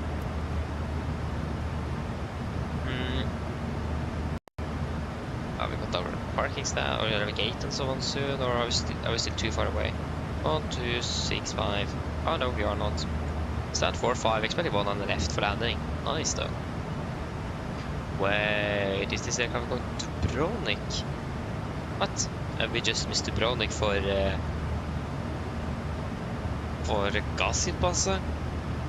I would love to fly to Dubrovnik instead. It's a shorter flight as well. Yeah.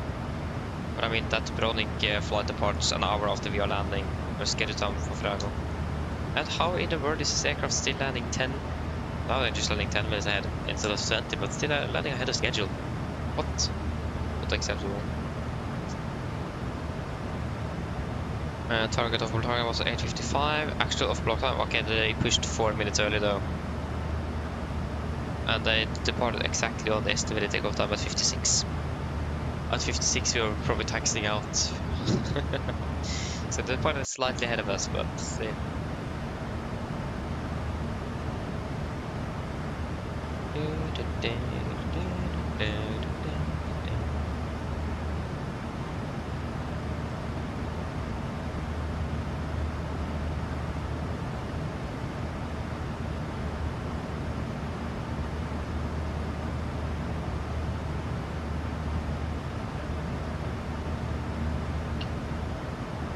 Yes.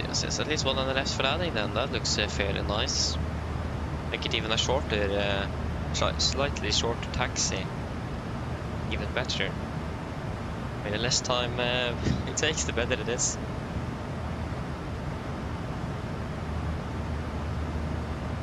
Start. The first thing that we landed ahead of schedule yesterday, but it would be nicer to do that today actually.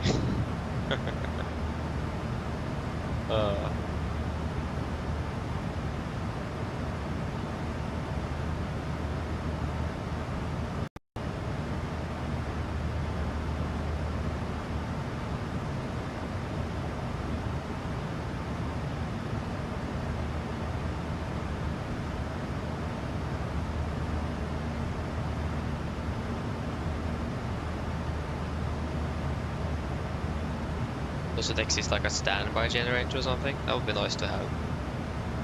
Or like a randomizer with a timer.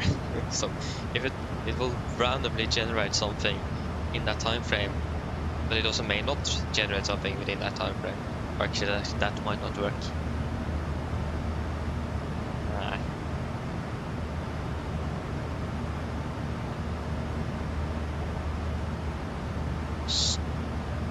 Yeah, it was probably the IFLY scheduler. I think it was that one actually.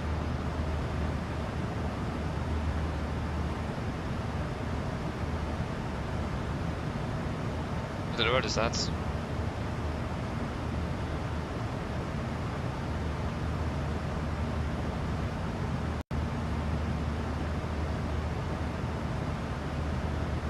What is it called? Flight Sim 1 Software. They're called.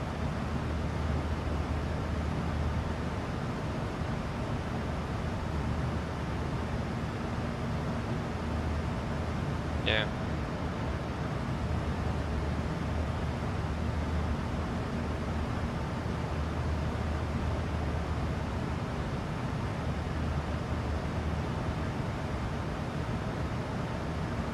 Do they still sell the Quality Wing 787 for P3D?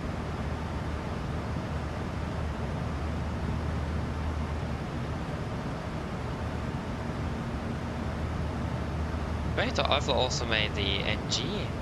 Oh, they also made the classic. Oh no, that was the expansion pack for NG. Okay. This is for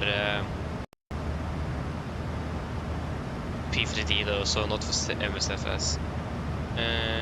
Specials. No, I can't find it. Schedules. Scheduler. Schedule.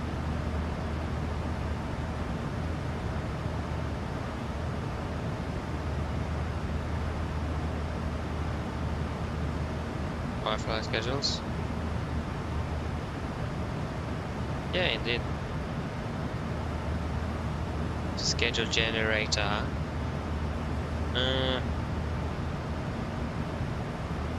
Standby.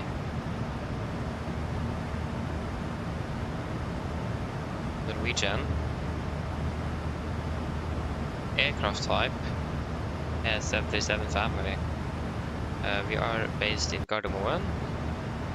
English? What? Oh. Total available hours.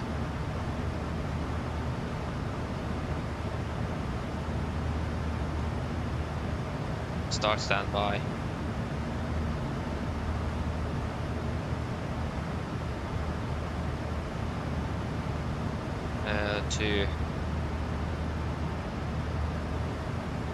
So now we're on standby. This is a bit fun, but that doesn't really help because it may give us, for example, a flight that we can't operate. I mean, that would be fun as well, but I'm not sure how accurate the schedules here is. I'll take a look at that actually. Route finder. But yeah, we'll probably try. We'll do our fuel check first at the cabin. The last fuel check we did at 1 hour 22, now we're for 2 hours and 7 minutes, so already got an hour almost. Maybe I should use the IFLY standby a little bit more often.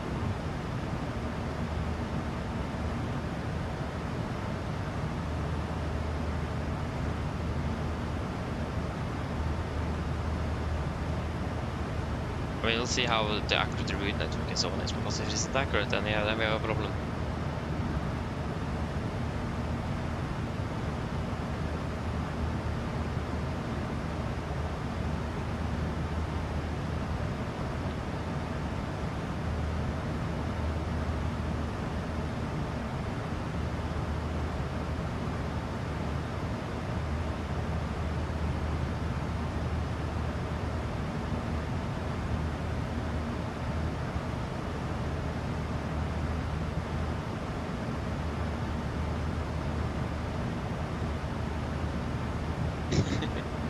Okay, so fuel check 77, we have 83. Yeah, 83.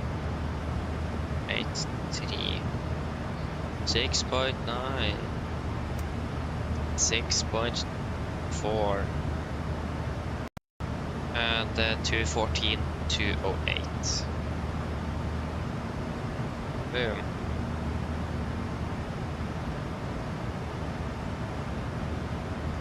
It doesn't even have SES here.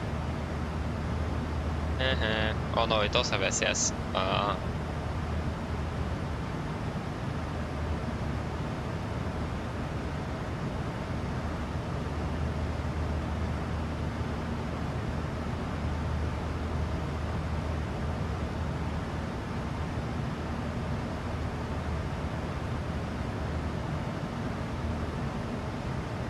my gosh! How many flights did we get? Oh my days.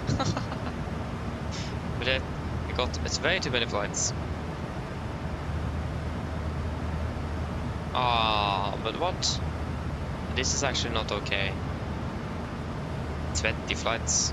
Like, we got Værnes, Oslo, and then suddenly Malpensa, Oslo, and then Oslo, something, and then Haugesund, Oslo, then Gatwick, Bergen. I mean, it is not even synced up with each other.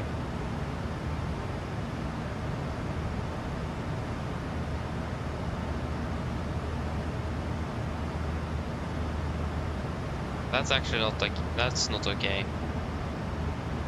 Or it's just a route finder though. Oh yeah, of course it says that it's a route finder. And then something else. Bergen, Gatwick, Bodø, Vilnius, Gardermoen, not Dubai, I mean Brandenburg. Still have the wrong call sign though. Route finder, do you have like a scheduler instead? Calendar, schedule generator. Okay, try that then. Login. What? Username. Reload fisk. Email. Okay. Password.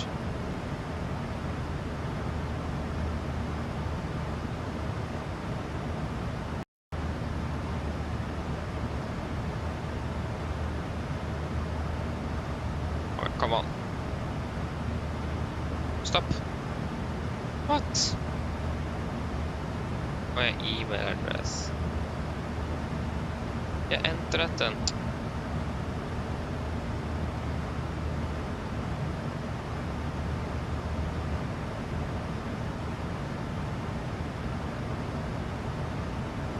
Oh my gosh. Oh yeah, I need to confirm it as well. I mean, what? So strict it was here on the scheduler here. IFLY schedule. Good. Oh, it is. Okay, so how do we do this?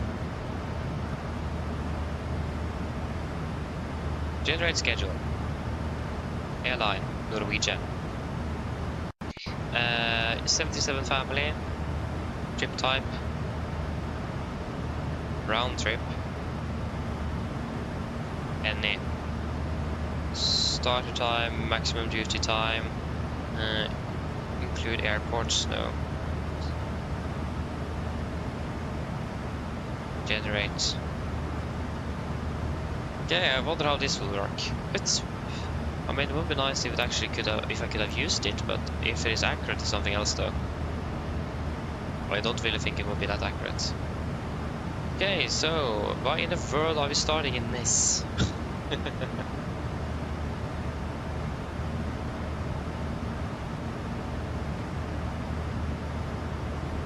Yeah, so NIS.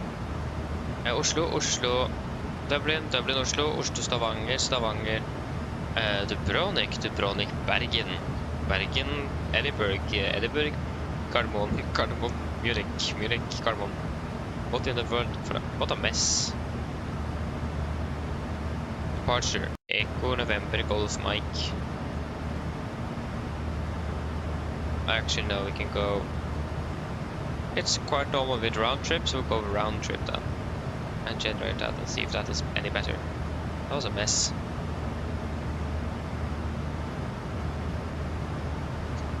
Couldn't. What? How could you find any valid round trips? There's so many of them.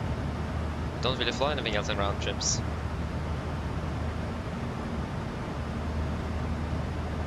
What in the world? 0 to 15 plus hours. 1 to 6 legs. Ha! Okay, this one is actually quite bad.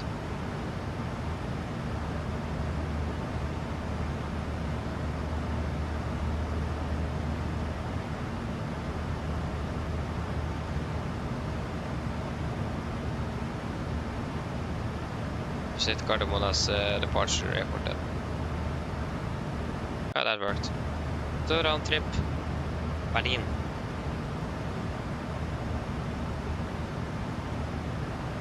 Okay, we can't even click on it to get more info. Okay, that accept flights now. Generate. A round trip.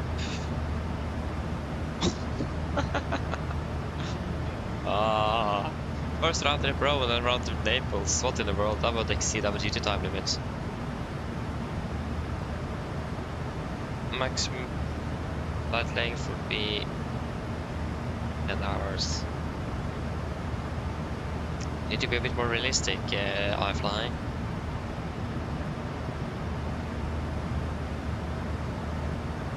Oh, to Faro. Ooh, round to Faro, nice. That sounds quite reasonable. Yeah, it wasn't the best, this one actually. But I mean, I want to check how the standby works a bit better, because that would be quite nice. So, Norwegian. Aircraft type, 77 family.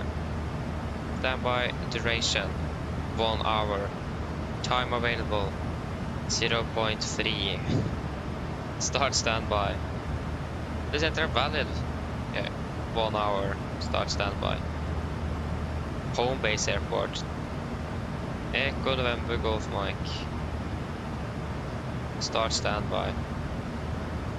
Yeah, we'll just wait for approximately an hour, then hopefully we'll get something. This is the thing I really actually like, that they have made a standby system. Maybe I should develop something myself. I'm not that good at programming, but I know a few people that can maybe learn me a little bit. So maybe I can make a program that can simulate the standby system for me. Or maybe a better flight generator. That would actually be really nice. I could just make a program entering all the different types of flights we possibly can do, and then just randomize it like that. That could be a thing. Maybe I should do that, but I'm not sure how to do it though. I have no clue.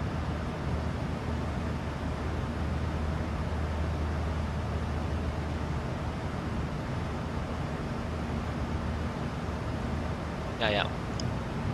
Hey Skydrift, welcome back again, welcome back. But the thing as well is that it isn't all routes that is really like that's how they fly like that. It's quite dynamic, I've heard. Like one day you're probably finished, and then you need to run to your next aircraft because you may then head to another airport and to have a layover there and fly out the next day. So yeah.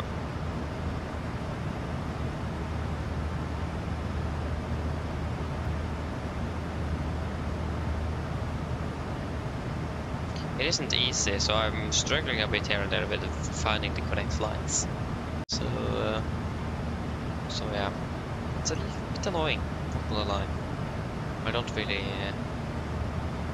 like it.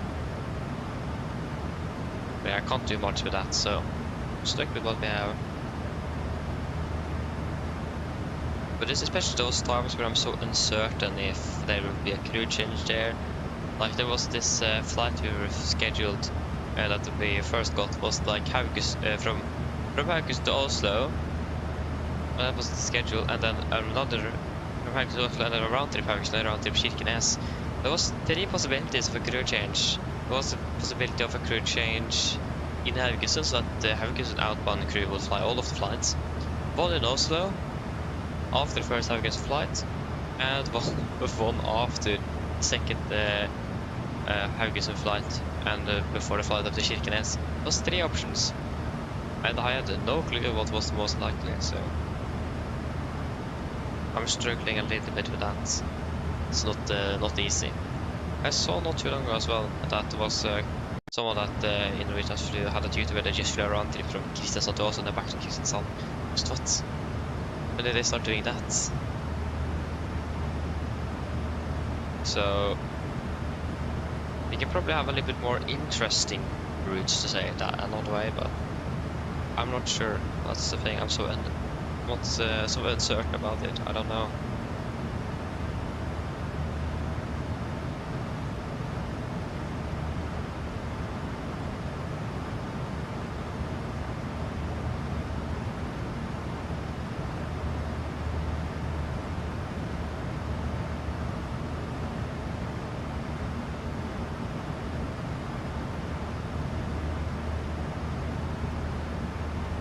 So yeah.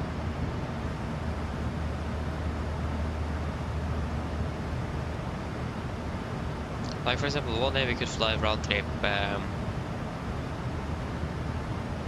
like Barcelona for example, and then head over to Molde for example, and then flying out of Molde the next day. That is also things like that is a possibility. So, not supposed to be easy, not at all. But we have so much headwind, I don't like that. Still heading for 19 though, so that's good.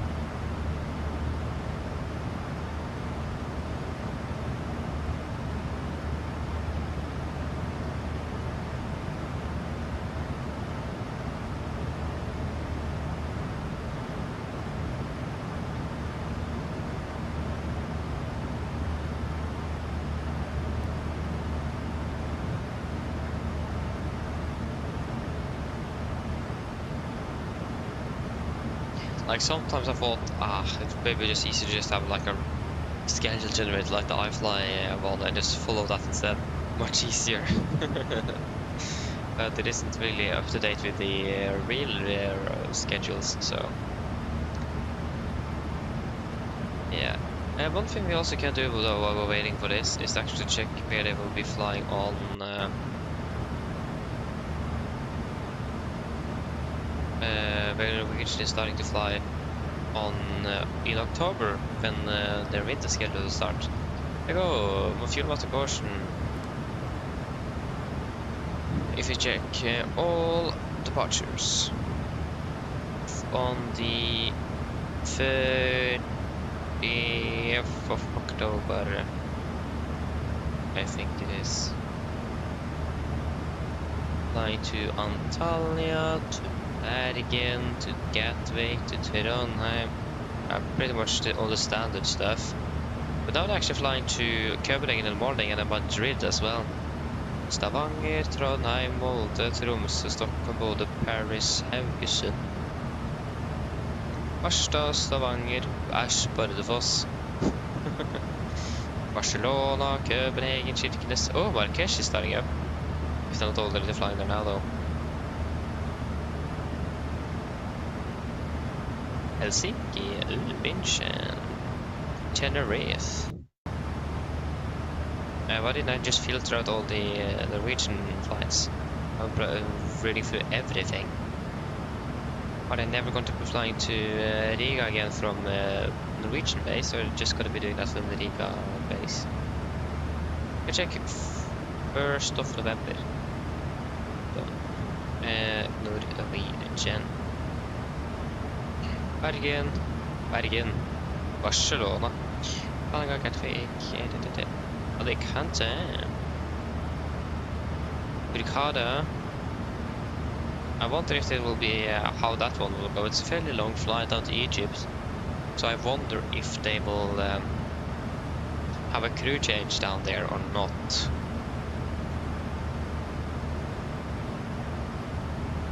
Lanzarote, Pristina,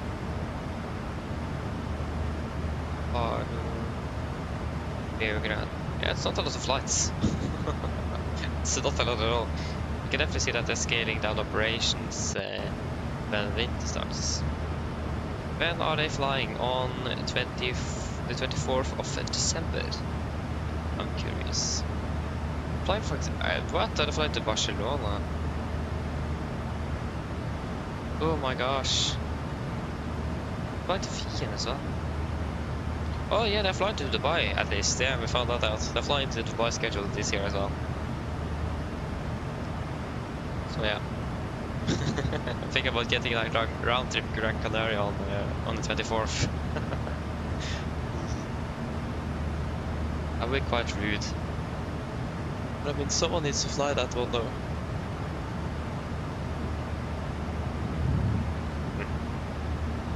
So pretty much most of the standard stuff that we have seen before then. So yeah, that is fairly nice.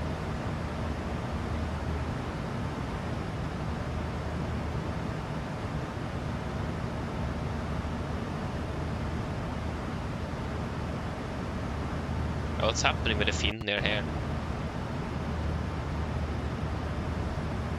Oh, now it's actually diverting to Copenhagen. What? I don't understand what's happening. Why in the world are you squawking 7700 flying all the way from Finland down to Amsterdam and then suddenly, for no apparent reason, diverted to Copenhagen after like an hour in the air? That's interesting. There's probably some reasoning behind this, but maybe 5900. Oh, Polaris is online. That's bad. That's quite bad. We are still over. We are over Poland. We're a bit far away. In most caution. Yeah, so we're not close. Not even close to Oslo. We want to be there when Polaris is online.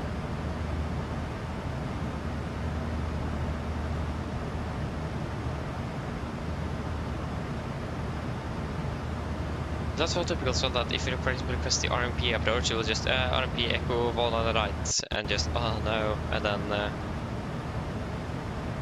it might be not just oh negative, expect ILS one on the right, just oh no, we want one on the left. So now we need to do a long ILS approach, then we need to do a long taxi as well, because we are going to the other side of the airport. That's fairly nice.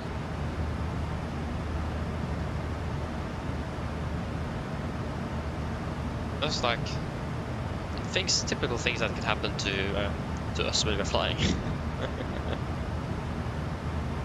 So yeah.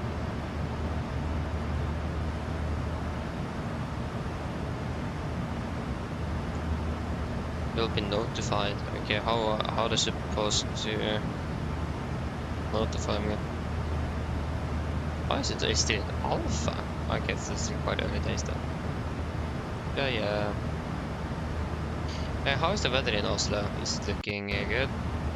Oh, the VPT crashed. Thank you. Then we need to try again. Good weather of Mike. The one on the left, please. Yes, it could have broken at 4000 Addon. I can confirm that. Looks south there, but it looks more like it will be closer to so it's overcast. But that's the unfortunate thing. My window is facing away from Gardermoen, not towards Gardermoen, so the weather I see might be a completely different road that is in the real world. No, sorry, I mean at the airport.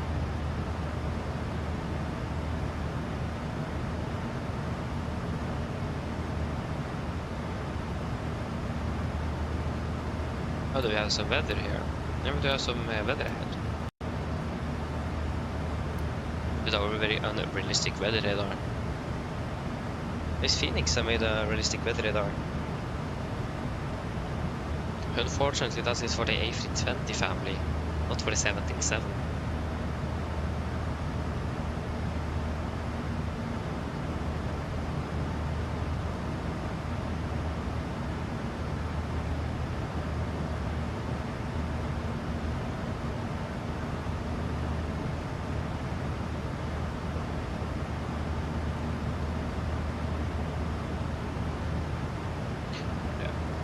Yes. I've got an aircraft passing by a little bit further away here, 1,000 feet below.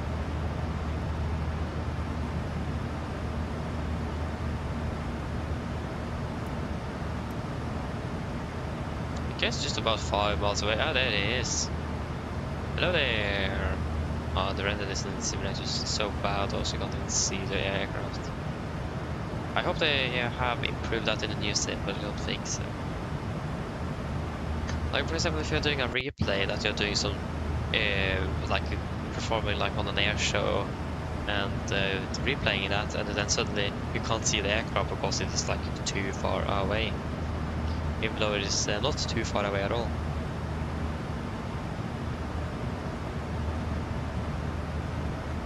That's very annoying. Hate that. I did that. Flying with the F-18. looking back at it, suddenly boom, the aircraft just disappeared when it was like just past the threshold. I was too far away. Just oh.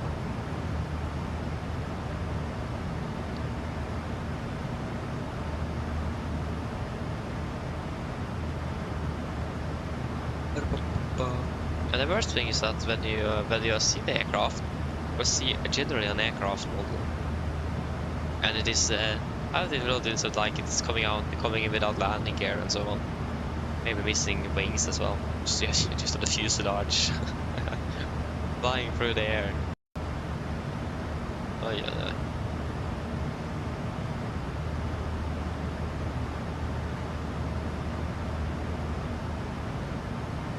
Standard Microsoft Flight Simulator things, if you can call it that.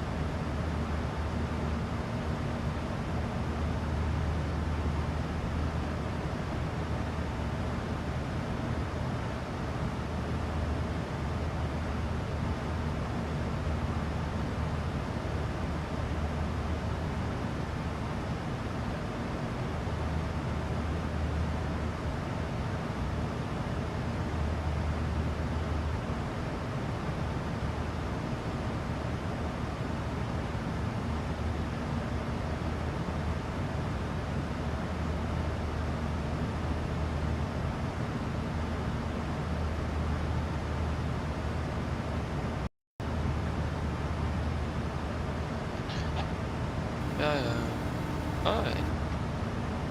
Hello. Hi, Captain. I just wanted to come by and ask if everything was going okay. Yes, everything is fine here, thank you. Just give me a buzz if you need anything. Of course.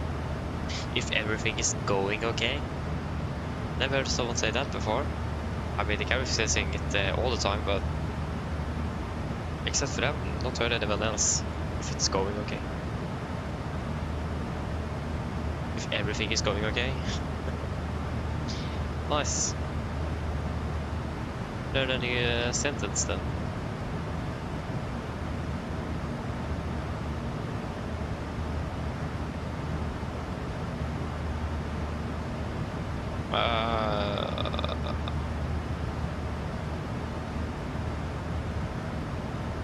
What waypoint are we inbound?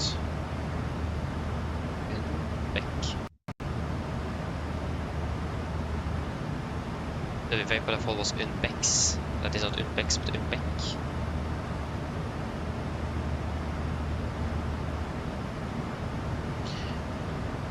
Well, hello, welcome back. Star, yeah, we're doing the SEBA for Mike, and we're expecting one on the left. At least we'll take one on if we park us down 4-5, so it'll be the shortest taxi. And we will maybe also do the RMP Echo arrival, so take a little shortcut there as well. Maybe end the week with an RMP approach, an AR approach, that will be fun. But we'll just wait and see. We do have Polaris online, so... But that's if he's online when we're arriving, that's another thing though. But that's at least what we are planning here. What about you? Hello? Hi, Captain. Sorry to bother you. Would you like something to eat? Do you guys want anything to eat? And also, where in the world are you?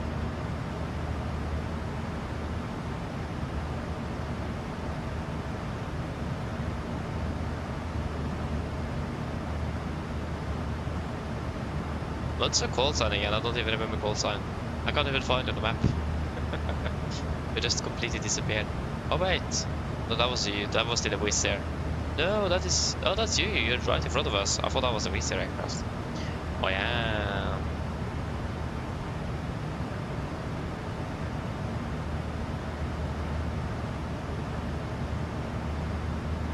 Yeah, so we're also doing the same shortcut. Yeah, so doing the tick lap. Yeah, so you're doing that as well. Save off Mike on the right, sounds good. So at least we're going to do different runways, so that we should be fine with separation in regards to that. So that's good. I also think about asking about that closer to Oslo, but like, great that you did that before me. But at least we have Oslo online, or sorry, Polaris online. So hopefully he's online when we are landing though. Yeah, I found you, you're in front indeed. I thought that was a Wizz Air aircraft. to Krakow. But I think we have already passed by Krakow. Yeah, so that Wizard aircraft is now on its approach. What did the bird happen here? Redan off innan. No thank you. No problem. Give me a call if you change your mind.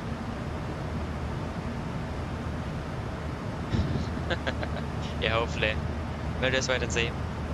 And that's things always initial when I'm not in Oslo. When I'm in Oslo, it's nothing. It's so annoying. Yeah, I wish I landed. I thought, I remember I saw it on the NT, but maybe it was you all the time, I don't know. But yeah, let's fuel check at Umbek. 7.3, we have 6.5, 7.3 in the tanks. 7.3. 8.1, we have burned through. 7.4. Doing very good on the fuel here. 2 hours 41, 2 hours 36. We saved 6 minutes, 35 minutes en route, and we actually almost saved a ton of fuel. I thought like cost index or higher cost index, higher fuel burn. Experiencing it the opposite. I'm burning less fuel and we're flying faster. Like, what in the world happened with that?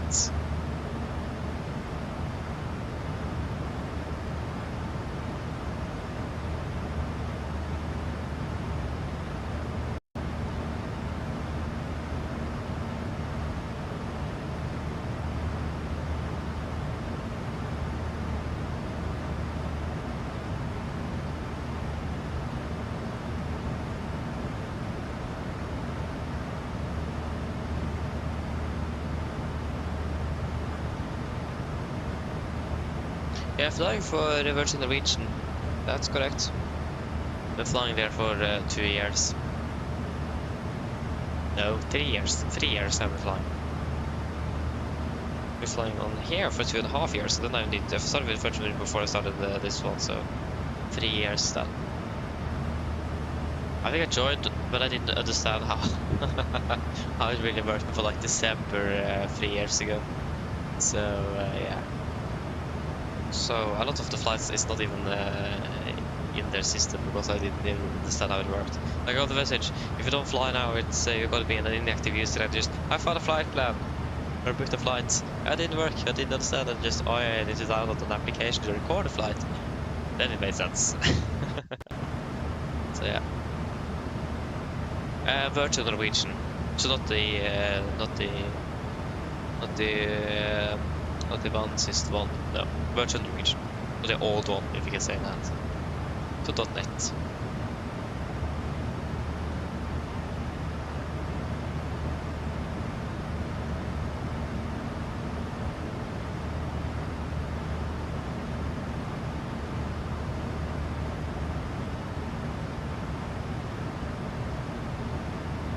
Yeah. What about you then? Are you flying for any of them, or are you flying just flying?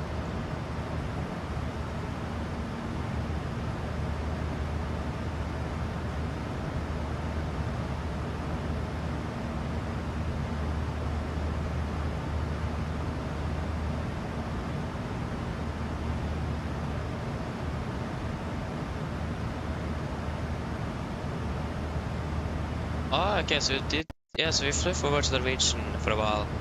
Wait, what? Do you have streak system on? Oi, for 3 years? What? No. Do you actually have a streak for 3 years? Whoa. Okay, that's that's a long time. Whoa, 3 years. Yeah, that's a lot. Okay, so you're not flown a lot of Vatsim, I see. Yeah. I actually started on Vatsim way too early, I think. I started in 2021. And I bought my first simulator in 2021.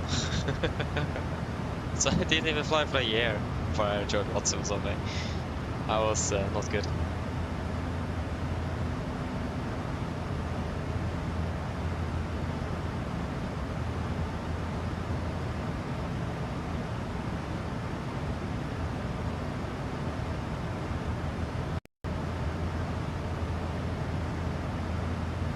if I remember correctly. Yeah, at least I bought this simulator. This is the first simulator I bought myself. Or actually bought in general. Bought it in 2021. And I think I joined WatSim in November 2021, so... And I was new to flight simming when I bought Sim, so... Flying on first flight on WatSim. I even started earlier than that. I started actually on IVAO. Even earlier than WatSim. So, yeah, I was fairly new.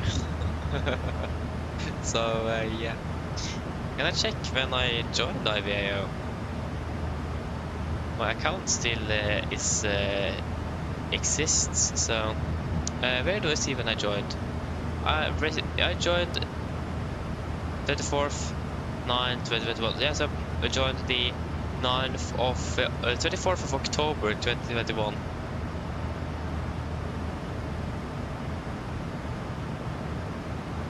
So started on the online network in October, so just about 9 months after I bought the simulator and started flying.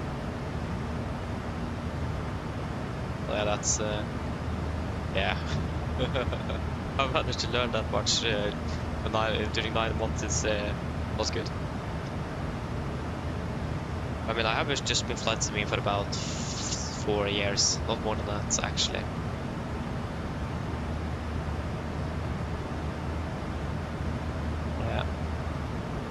Yeah, it started to be a while ago indeed. It's 4 years ago. Ah, time is flying by fast. Not bad.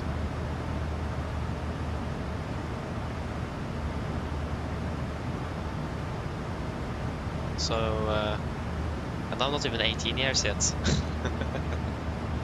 So when did I start on IVAO? I was 13 years old when I started flying on IVAO and WatSim. 13. Now the age limit is 16. At least on WatSim. Just changed it to 16 years. So if that would be the case when I started, I would just have been flying on WatSim for now about a year actually.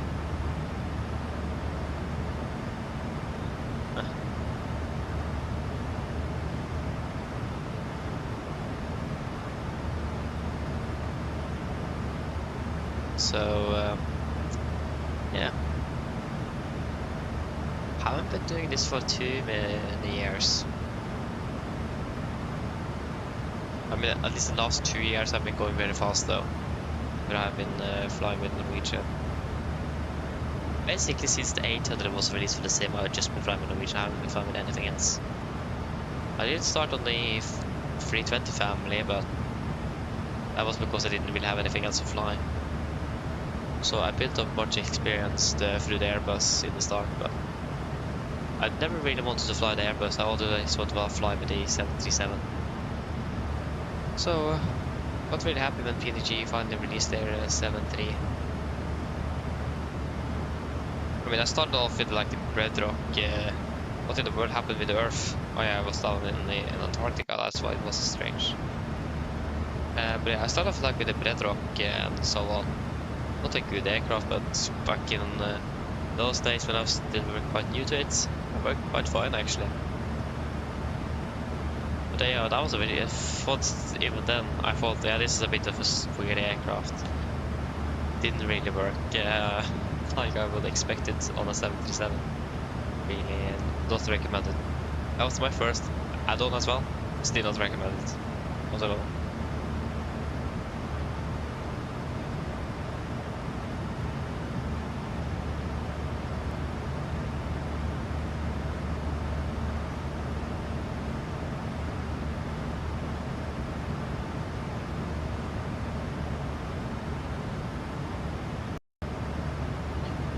Okay, so they are using 5, because on the website it said that they use gate 104. So I imagine that was stand 4 or something, but yeah, okay, I see. Use the other taxiway. So the taxiway to the east of taxi in. Also, I've been used, so they normally use Bravo for taxi in and taxi out. Ah, okay, I see. And I never flown to Gazipasa before, this was first time, so I was nervous enough for just the fact that we had all of the terrain around us. So, yeah. Okay, last time we flew was in 2023. Yeah, okay, I see. But again, I'm not sure though. I'm not sure if we can even check where the aircraft parked. I might be wrong as well. I just saw that was at gate 104. I just thought first, but they don't have 100 gates, so why in the world have they called that stand? That it makes more sense, but okay. So let us see. Can I have a feeling that the ADBSD, no, it doesn't cover the ground. It is yeah. It just started recording the aircraft once it departed out of Gazipasa.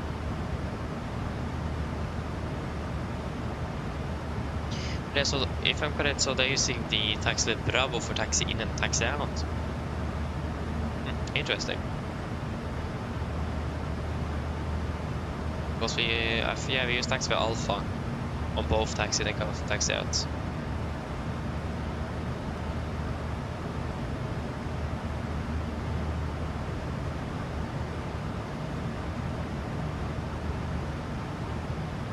ADSB is it? I couldn't even say it. ADSB.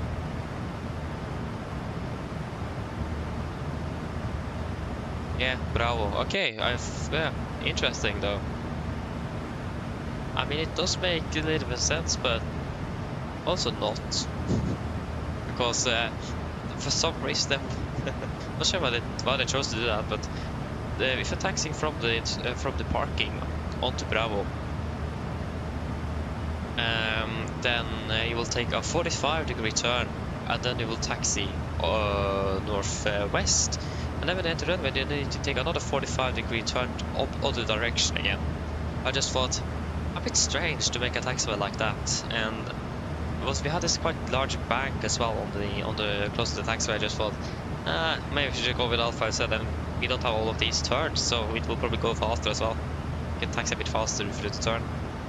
So we took Alpha eventually, but okay, so it looks like I was losing Bravo. Okay, but that's good to know though. That's good. No, we're not flying more today. Ending the roster after the roster of the week is ended. Is ending now after we landed. We have a standby on Sunday, but wait to see if we're getting called in or not. So we'll wait to see if we're flying on Sunday. I'm flying in real life on Sunday as well, so I'm flying back home from Bergen. So yeah. So at least I'm going flying nevertheless. But if it is as a pilot or a passenger, that's something else though. So yeah. I mean, that would be perfect though. If like you're a pilot and for example Norwegian on vacation, just we need to go a little bit earlier home though, because I have a standby, for example, that day if you're going home, and you can just stay at Oslo and wait for it to be called in. You just land and then you can just wait at the crew room or something and just wait, because when you get called in, then they're already there. Like perfect. That's basically perfect. And if you don't get called in, I can just go home, and if you called in, then yeah, that is then you don't need those extra. They want an extra hour to get in, because they're already there ready for the flights. That would be so cool if someone would have done that. I mean, it would be a bit rude of Norwegians to send you on a stand by the day you're coming home from a vacation, though. That would be a little bit unfortunate. I mean, yeah, if you could send a video, that would be really cool. We'll just verify what you said about Gazipasa.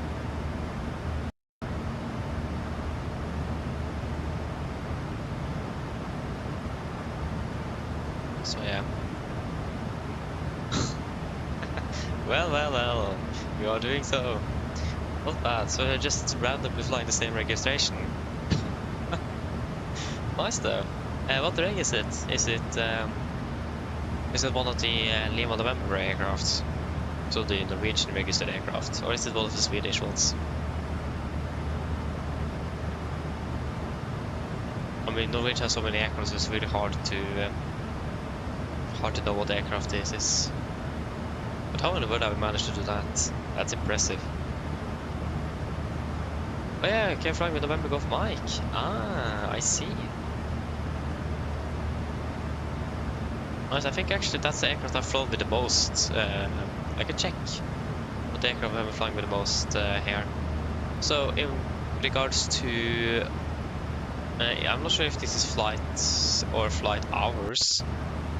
We can check flights flown.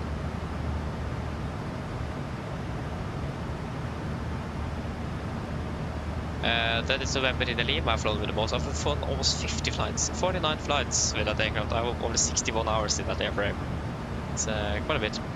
But do we have flight time? That is also with November in Lima with 61 hours. November Golf Mike though is at 55. So November Golf Mike was actually the one that I've flown with most before, but now November in Lima I've actually catched up. So yeah, we're flying a lot with November in Lima lately actually. Last time we flew with it was on the 25th of February 2025, sorry, September, to Bodø. So it is actually 5 days ago, isn't it? It's the 30th today. Yeah, so we just flew with it 5 days ago. Yeah, not bad. So I've been flying quite a lot with that aircraft. It's a nice airframe though. It's an old flighter boy as well, so we do have HGS installed and everything. Not that we can use it, but yeah.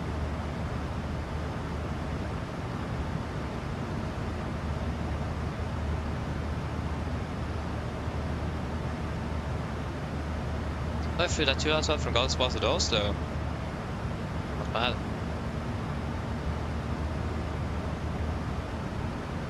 Nice indeed, it is. Today actually flying out, this is the first time we're flying with this airframe, the Republic of India. Made it yesterday.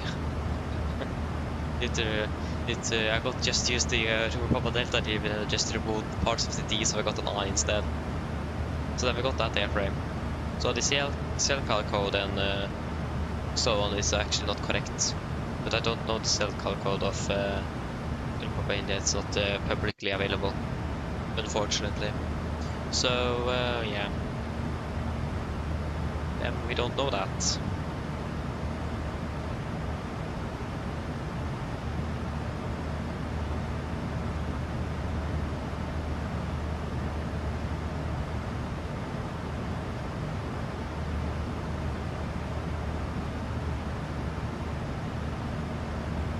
I would wish that we could have flown a bit more short ops. I do really miss that. That's the one the type of operations I like the most, short ops. It's really enjoyable. I mean, I do not like doing more cycles than doing fewer cycles, but very long ones of flights. So flights of this is something I hate because it is so long and you don't have anything to do. And normally then when I don't have anything to talk about, it just becomes silent and it's like nothing happening here. It's just completely dead silent.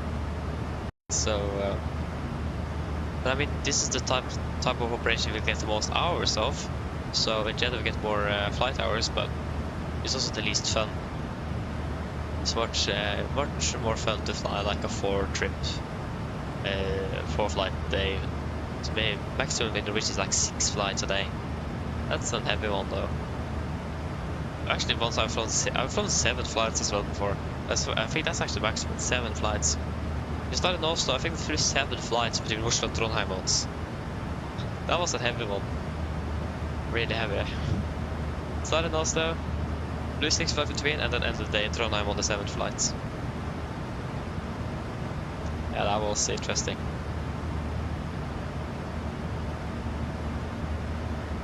So yeah, it is the type of flight I do enjoy the most. So I mean, I do really like doing everything because again, with a shorter flight, you have more to do in general, and also you have more to do in the fact that you are doing more flights as well. So yeah. But yeah, it's not I'm not choosing the routes, so then it just is what it is. In this case, it is 2 flights today.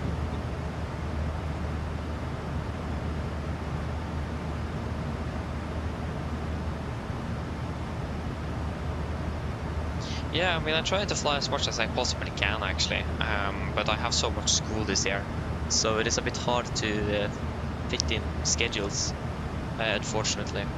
But I would like to have this as a full-time job or something. That would be so cool, but it doesn't really work.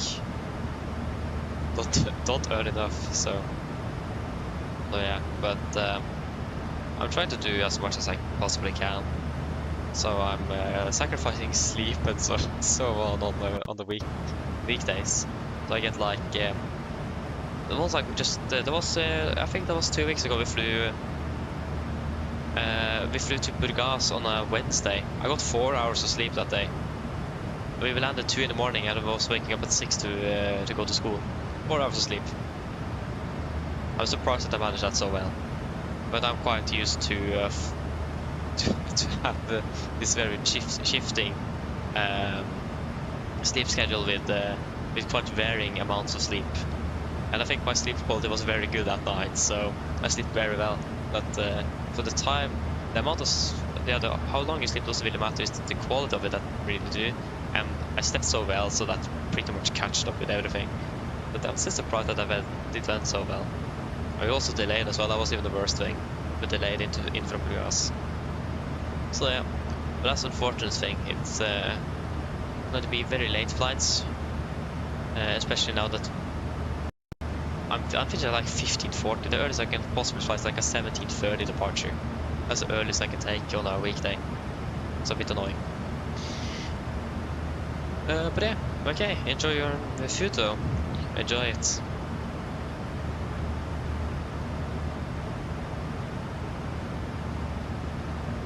But yeah, I will need to step up to Cockpit for about 2 minutes, so I'll also be back in just a few moments.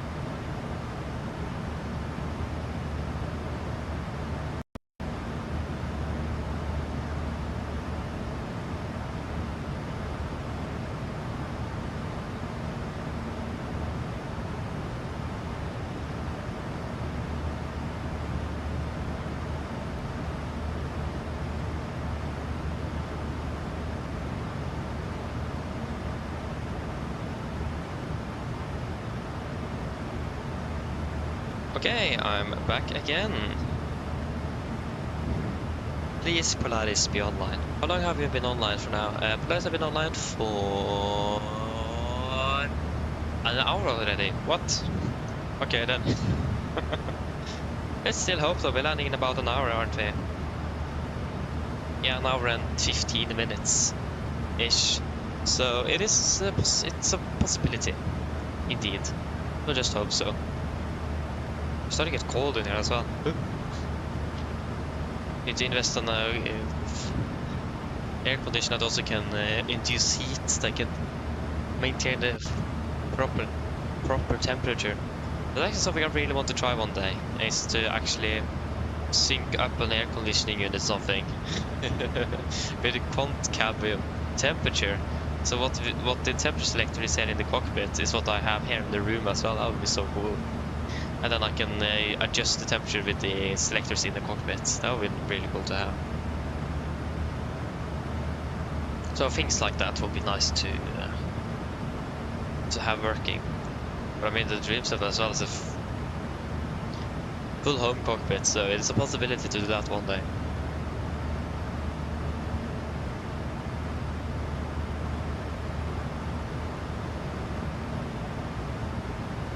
Wait, I'm landing. Wait, what? Huh? What happened with the. What? How would I have been able to. What? Huh? 1316? It was 1319 last time I checked. How is. What? I've been able to save up 3 minutes and 100 kilos of fuel. How have we been able to do that? What? Okay, that was actually not expected at all. That was a bit surprising.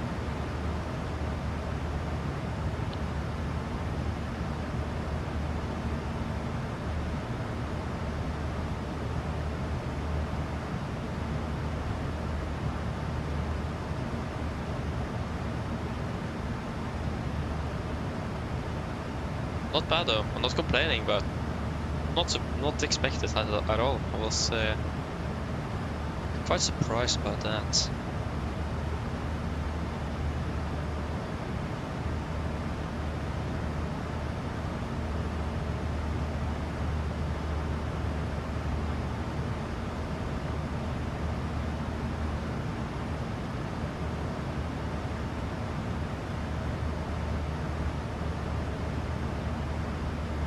Direct headwind as well, not bad.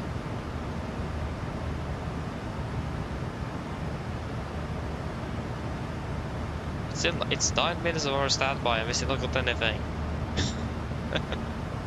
Oh, we got one.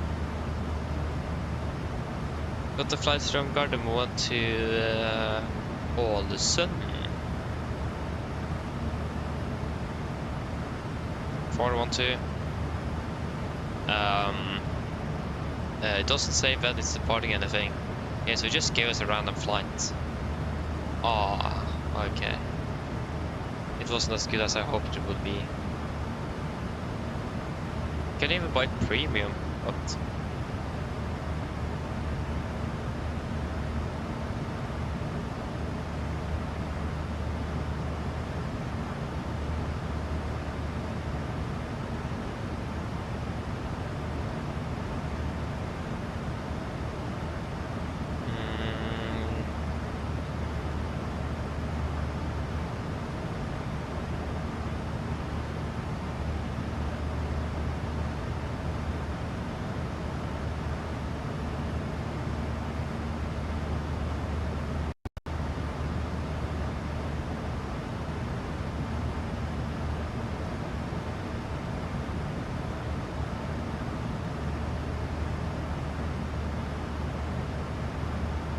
and I hope that it actually would have been a little bit better than it actually is, but okay, that's fine. It just gives you random content, you really choose which day it is, so we'll get the correct flight for that day and so on. Yeah.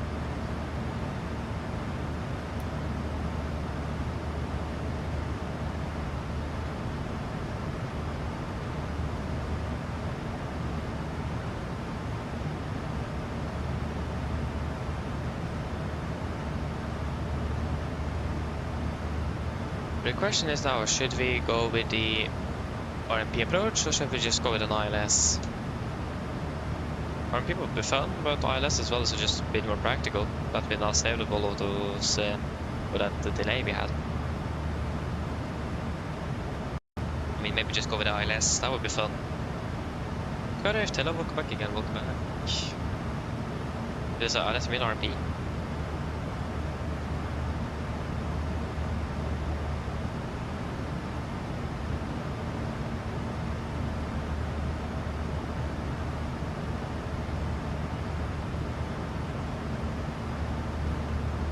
First just started going to set into Visa, okay, so it had taken its time, okay.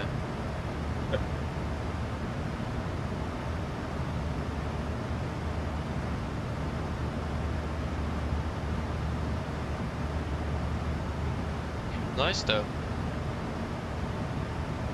Flying with a max or the NG.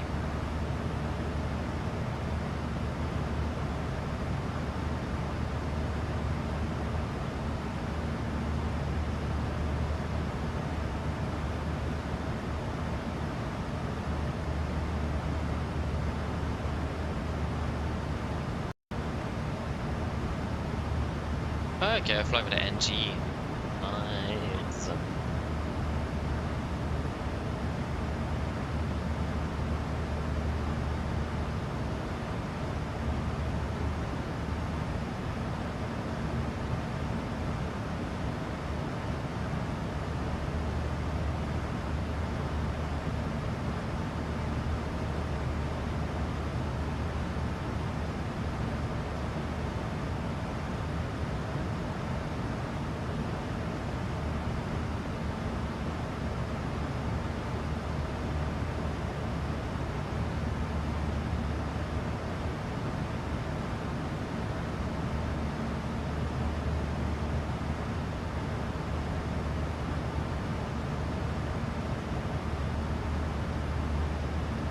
The two aircraft flying between Bergen and Oslo, at least I imagine that would be Oslo and Bergen.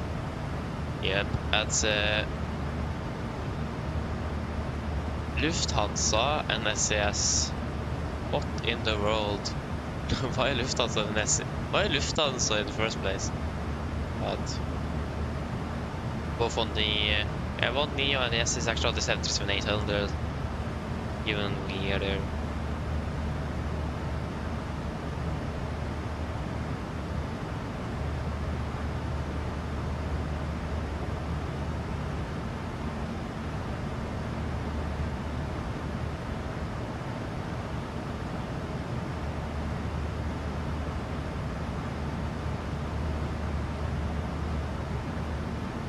Top of the set was at 45. That was I think 17. Now we haven't. Now we have lost a minute. But because of the winds, isn't it? The winds were just slightly more favorable a second there.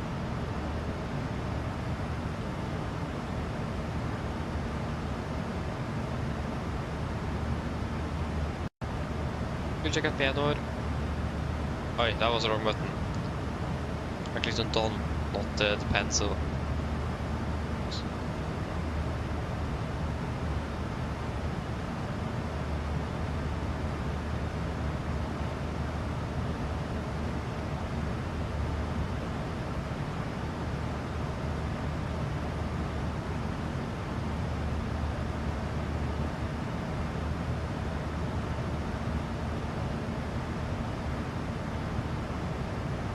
Okay, Penor, 5 tons. We have got, oh, whoa, 5.9, we almost saved a ton of fuel. 9.6. 8, 9 blank. 3 hours 19, 3 hours 12. Ew.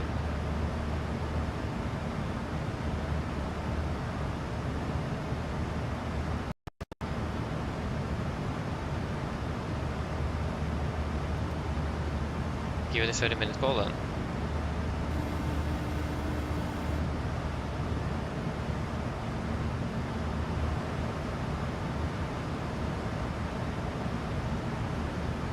I didn't realize it before now, but the part is very close to the hour. It's just like a minute difference. About a minute ahead of the hour, but the part at 59. Hello, Captain. Yes, hello. Just to know we're sending in approximately 30 minutes. No problem. You're welcome.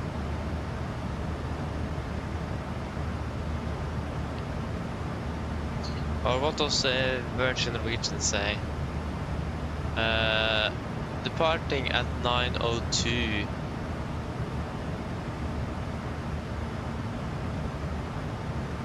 Oh.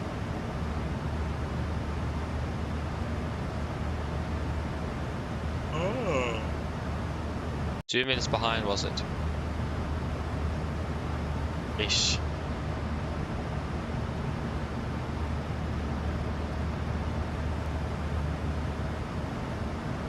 What does the 80 say? Expect islands RP approach, base 1 on left 102, transition level 75. Transition level 75. 75, 75, 75. Boom. Nice. Was there anything special on this on here? Clearance, startup, contact Polaris control.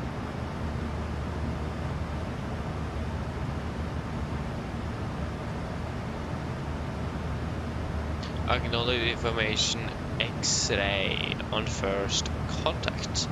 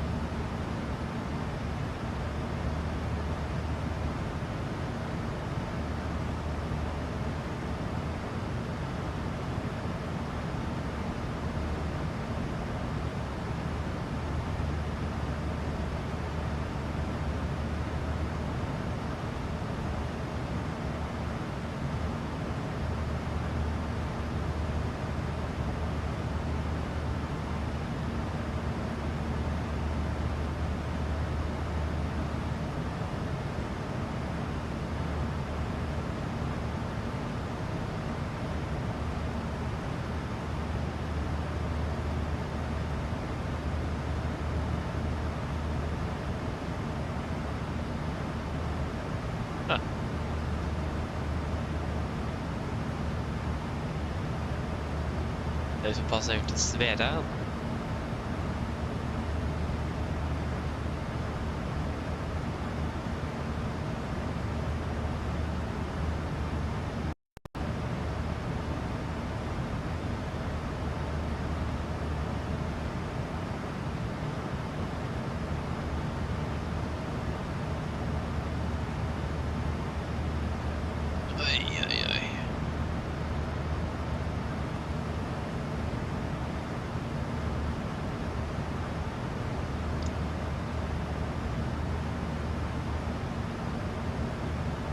But what do you guys think? Should we just go with the ILS or should we take the RMP?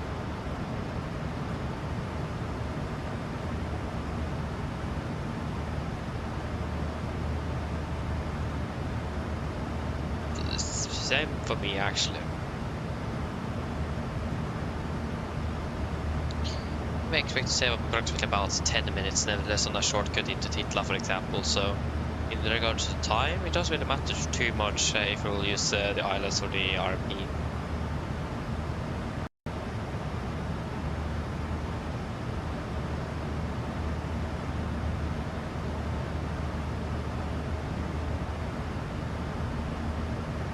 So, do you guys have any suggestions, or what should I say? Any thoughts? I mean, I personally start to feel a little bit fatigued. That's not very good. So that will have an implication on that decision. In my case, at least.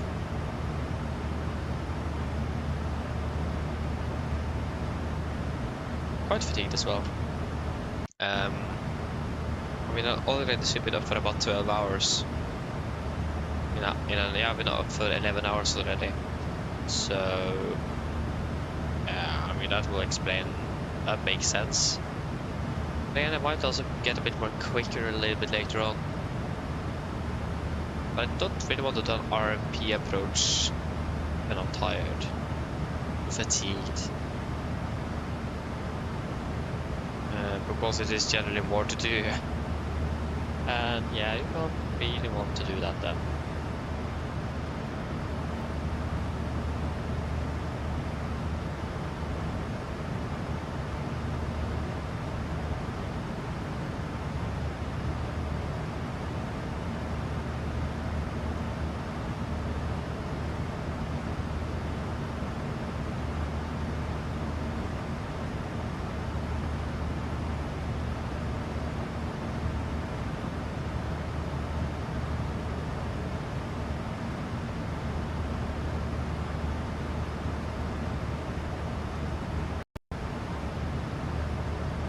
So yeah, I don't really know. I mean, the easiest will just be the ILS, and we're expecting a direct for hopefully. We also need to think about, we do have this other Norwegian, or the company right in front of us. So that may also complicate things a little bit in regards to the approach because of the separation. So maybe requesting the RMP approach might not be a bad idea at all, because then we will fly two different approaches, and yeah, because then we both will not be flying directly towards Titla, so it won't be congested over that waypoint. So that may also help a bit, so maybe we should just take the RMP approach then. Hello. Hi, Captain. I was just wondering if you'd like a drink, maybe a tea or coffee, or a bottle of water. Do you guys want anything to drink? I mean, maybe I should take a cup of coffee now before landing. Sounds very tempting, to be honest. But yeah, do you guys want anything else? I've been drinking almost 2 bottles of waters now today, but also 2 cups of coffee, so at least I've been able to compensate plus a little extra.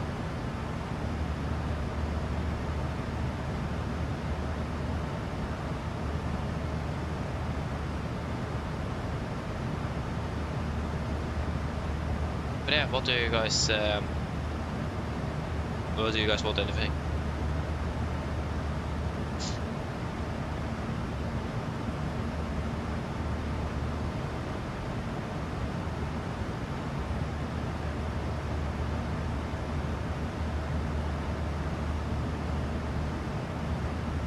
Nothing? I'll take a cup of coffee. Can you please get a cup of coffee? In milk. Of course. I'll go and get it for you now. Just give me a few minutes. Thank you. Oi. Oi, oi, oi.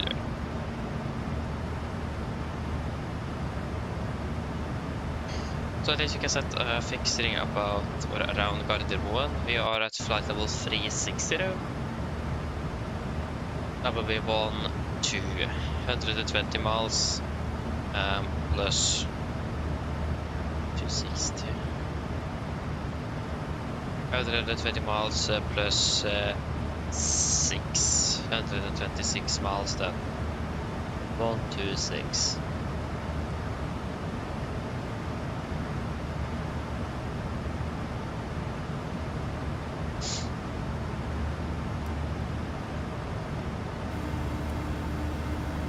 Hello. Hi, Captain. Your drinks are ready. They're in the storage compartment in our galley. Thank you. No problem. Okay, just let me run and grab my coffee, so I'll be back in just a few moments.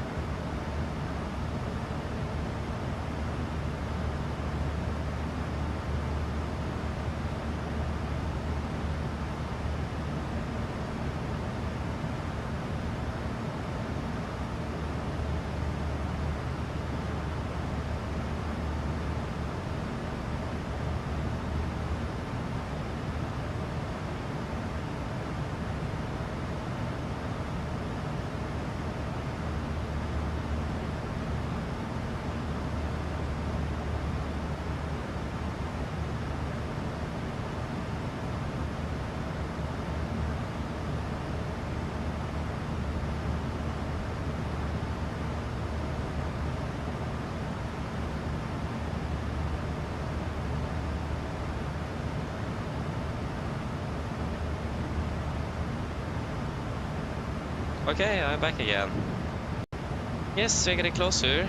So shall we prepare then? 1902, 1902, 1902, 1902. Don't mind my little rhythm here. So yeah, we'll plan for the RMP for one on the left. That would be preferred. The time and for because why not? But I jiddle. What? Ah, I didn't really want to join the RMP via just final from the at the fix. That is not really fun, to be honest. Yes. Yes. 75. We get first to the things I always forget, and that is the fix rings. So runway 19 left. It will be 10, 6, and 4. And then we can do the checks. So at Gistel, maximum 220. I forgot to actually change it there. Seba for Mike, Arne, Echo, 19 left via Gisel.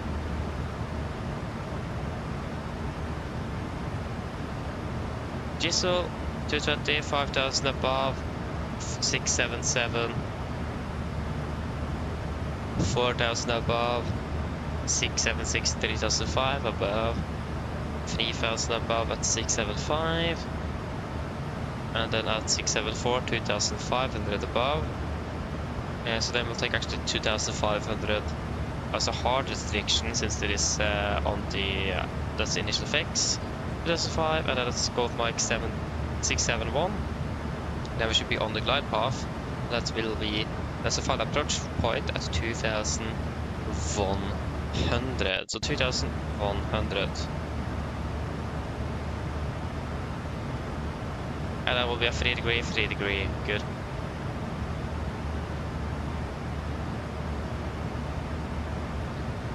Next good.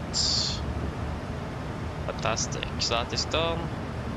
In here is looking good already. Bad. So we're expecting a direct from Kenneth to Gisel. Like this.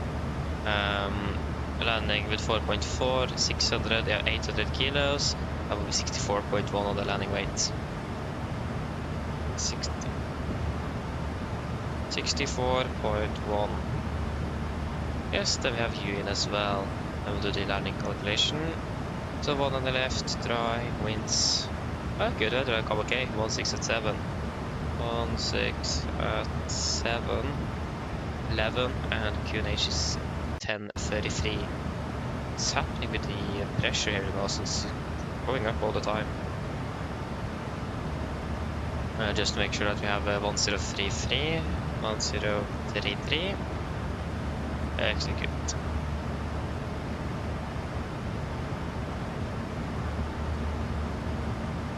Well, hey, hello, welcome, welcome again. Hope you're doing well.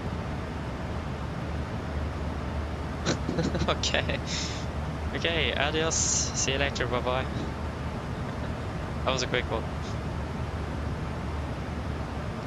So yeah, flaps 30, yeah, so that'll be 145. Flaps 30, 145, in correction 5, final 150. Manual braking and second descent reversers. Where's the top descent? Oh, there's the top descent. And I will also set then ILS for 01, correction for 19er.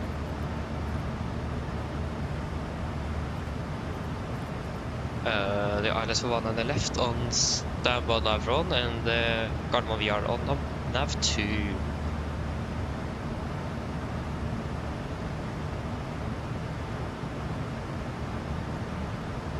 Yes, that should be the bait for that. We should be ready for the briefing. Oh, Polaris went offline. Of course he did. And then we are free to go then. Or maybe his Wi-Fi crashed. I don't think so.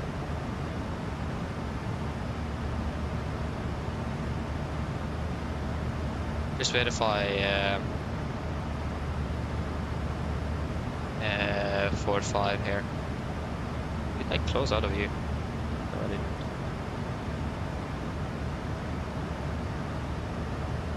We are 1265. So 4-5. Yeah. Are we ready for the approach briefing? So we'll start off with a star. We are expecting the Sebo for mic arrival, chart 10-2 Echo, effective 20 for March 25. So coming in via Seba, maximum 250, KG maximum 250, Golf mic 422, maximum 220 at 100. And we'll hold these by 423, 424, 425 and 453. Before continuing down to Titla, the initial approach fix, maximum 220 above 5000. MSFS in Oslo is 3000 feet, correction 3900 feet. Also be flying a maximum of 250 knots below, or 250 knots unless otherwise instructed. And yeah, so we also are expecting to do the RMP approach, so we don't anticipate to be flying over Hitler, but we're expecting a direct to Gisel at some point. But at least now we have the star briefed, at least in case we will actually record the flight.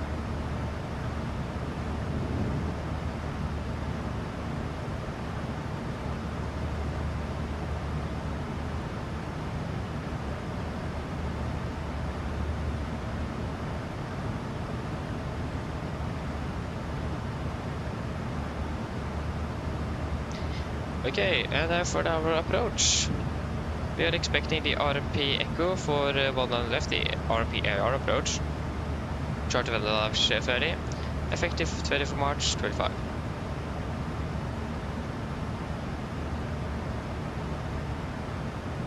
So, we are starting off at Gisel, the initial approach fix, maximum 220, 5000. Continue to go off mic 677, 4000, 676, 3005. 675. Oh, sorry. 3000, 674, 2005, 671, 2001, and then 473, and then we are final for 190 left. Remaining will be 192 degrees. That is set. We also set then the ILS for 190 left to stand by on nav radio number 1, and the Gardermoen BR on nav radio number 2. We will be a standard 3-degree glide minimums with an RMP accuracy of 0.3 knot miles, with approach time grade of 5%, will give us a minimum of 1038 feet. We'll set 1038, 1038. Transition level 75, and for the mist, if you need to go around, we're going to be climbing to go back 655. Then we're going to the left to go back 670, maximum 250 knots until we go back 670. To go back 942, turn left direct to Gardermoen BR for a new approach, climb to 5000, expect vectoring. Yeah. Other than that, will be a minimum of 160 till 4 nautical miles, and of course, as always, authorization required.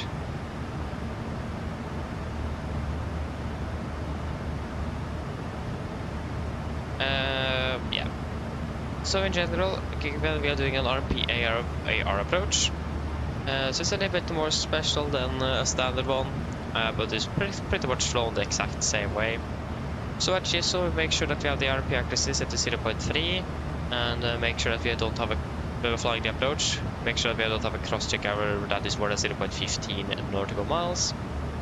Continuing down, we will of course do an altitude check of both mic 674, so the initial fix.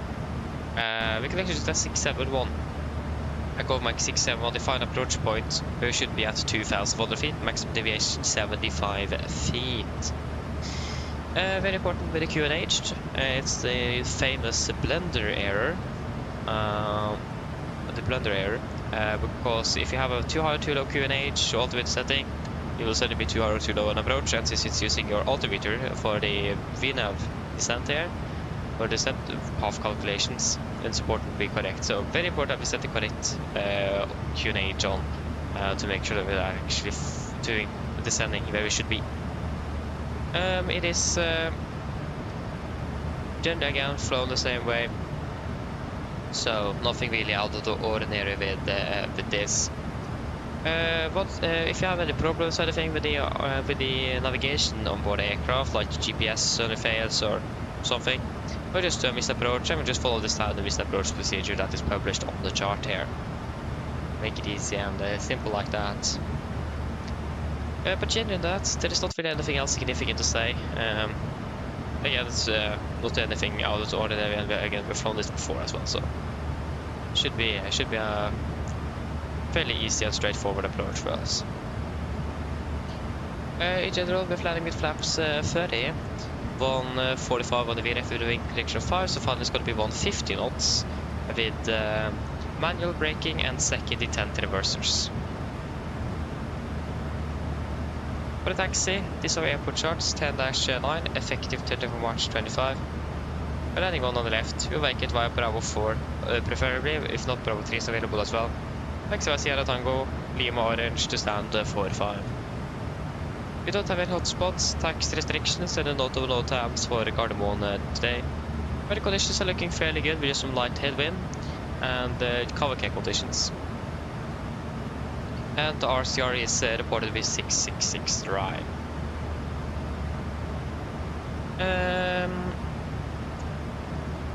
Yeah, and there is no threats for the approach today either.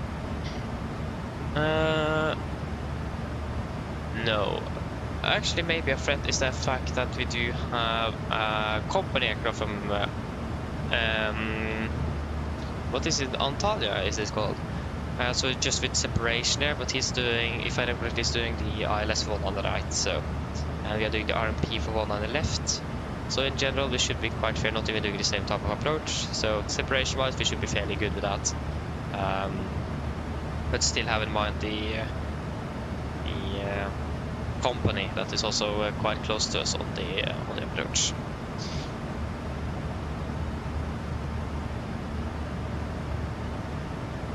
Yeah, except for that, there is no threats. So, any questions?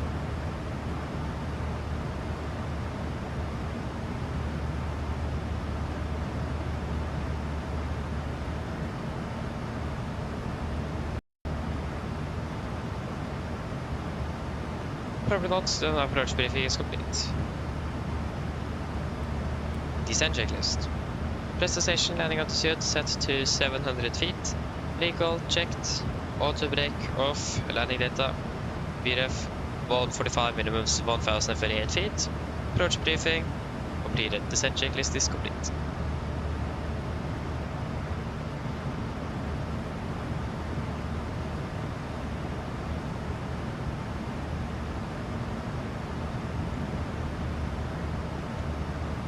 We do have the company on the navigation display on the T-class. Okay, you can descend initially down to level 210. We'll be descending quite quickly as well. We are running close to X40, so set 210. So we're going to be descending fairly quick.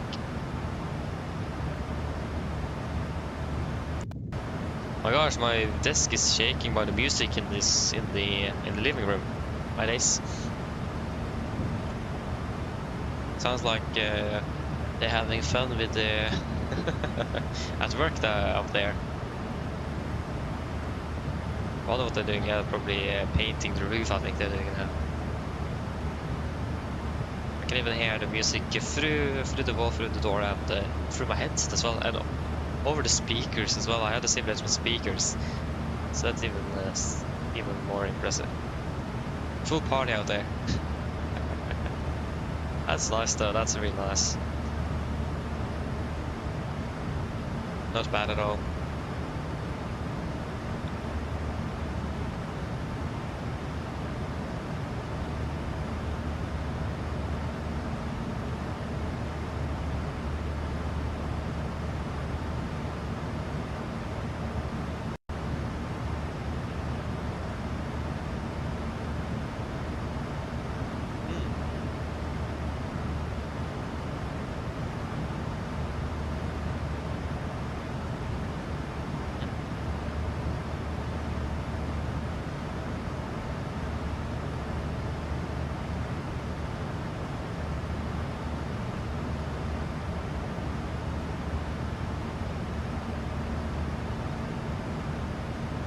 Takeoff Gardermoen.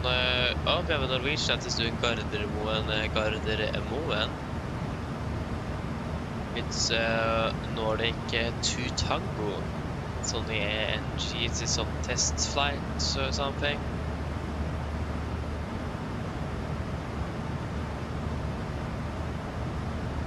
He's going for 1-liner, so right. He's doing right-hand circuits.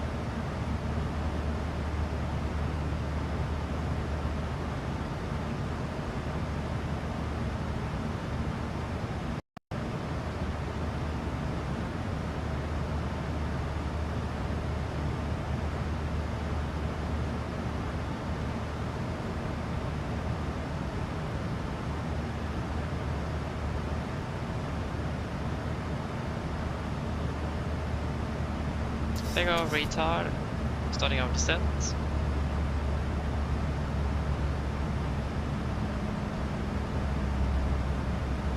The autopilot, or the autoflight directed system, AFDS, more specific, really wanted us to start our descent very rapidly and then descend below profile just from the start off. Just from the beginning. Or already from the beginning. But why, what in the world was that?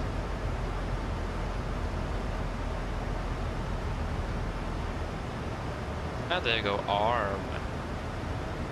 Yes. So if you're touching down in Gardermoen at via Gislo, ish 1308. 08 o'clock is 45, so about 25 minutes till the landing. And the weather should be fairly good as well.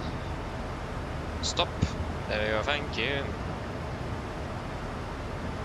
Yeah, so winds are slight winds from the south, 1, 6 and 7, but light winds from the south, 11 degrees and just partially cloudy. Mine damer og herrer, dette er kaptein som snakker. Som dere kanskje lagt merke til, så nå møter nedstigningen vår ned mot Oslo Gardermoen, og vi har forandret ca. 25 minutter. Været i Oslo ser ganske så bra ut. Vi har litt grann svak vind fra sør. Det er rundt 11 grader, og så ser det ut som at det blir bare litt delvis overskyet.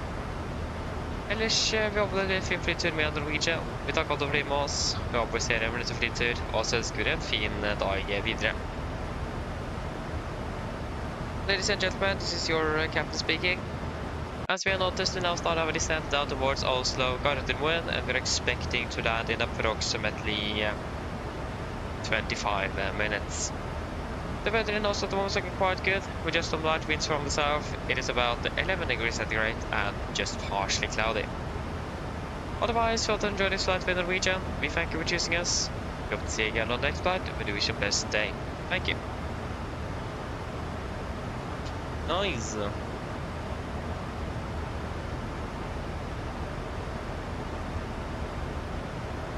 Target speed is 284. Passing flight level 300.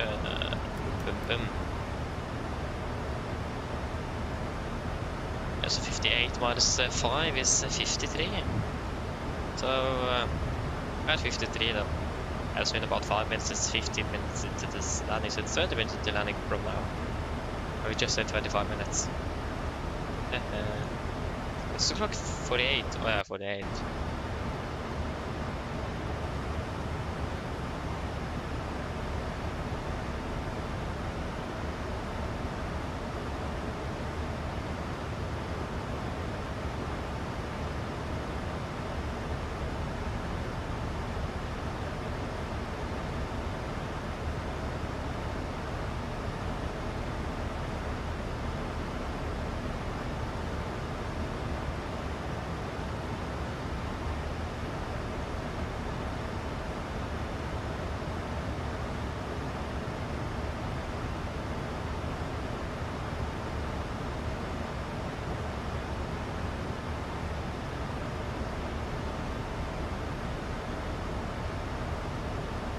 Yep. But of course, Polaris went offline. It's so typical.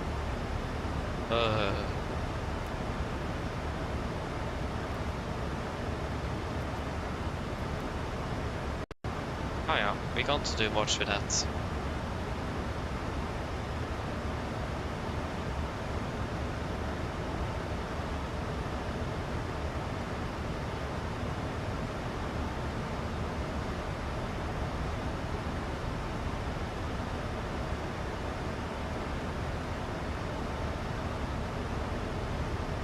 Is this one inbound Oslo?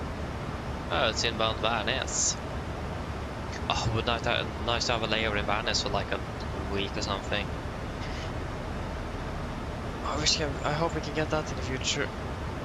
Oi, oi, oi. Oi, oi, oi, oi.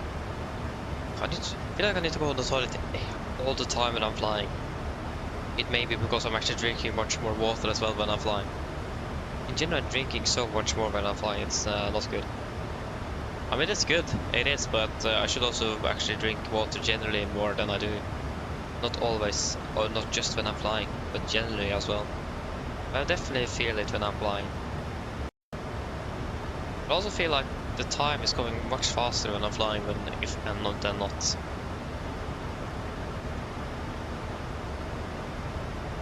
Feels like a proper work day. Not a good paid work day, but something. Exactly, we're gonna go for our duty. I've been on for about 10 hours by now. That's a fairly long day. It's longer than a standard 8-hour work day. Need extra pay.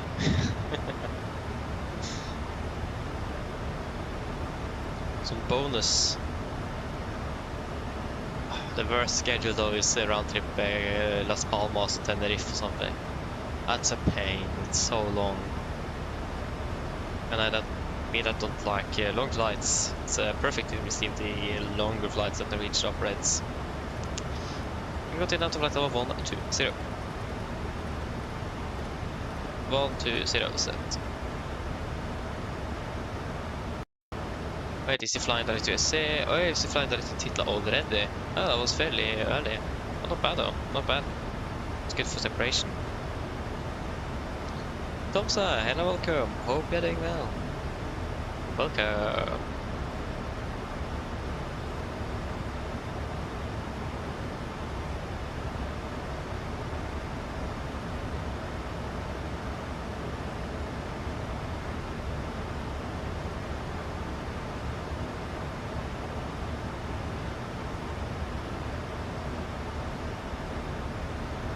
Oh, you're flying Oslo-Stockholm Umeå, Stockholm-Oslo again. Aha, nice, enjoy it. I imagine you're flying with SAS. Am I right? I hope you're not, but I imagine you are. That is flying the E320 family there, the 20 family.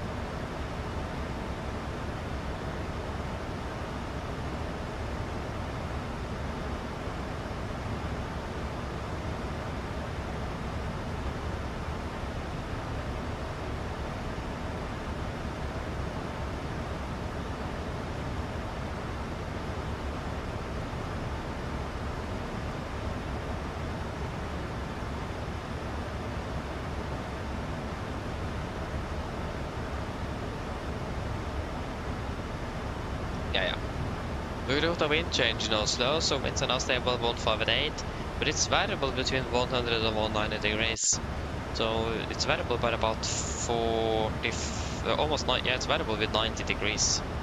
So expect some crosswind. 82, 34, 20, 31, and 883. What in the world happened with that one? I mean, 82 and 83 makes sense, but 34 and 20, 31, what happened with that? What is SS doing with their flight numbering? That is a bit strange.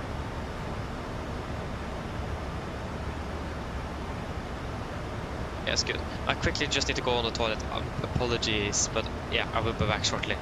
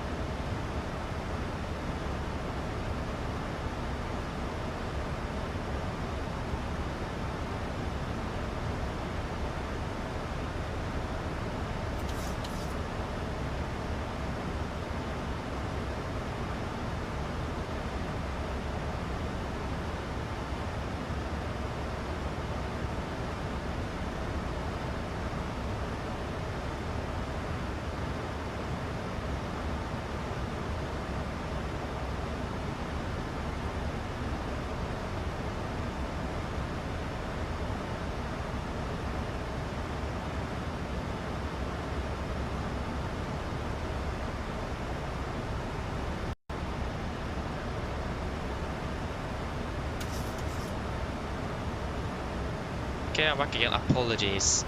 So 58. Yeah, so at 15 minutes was at 53.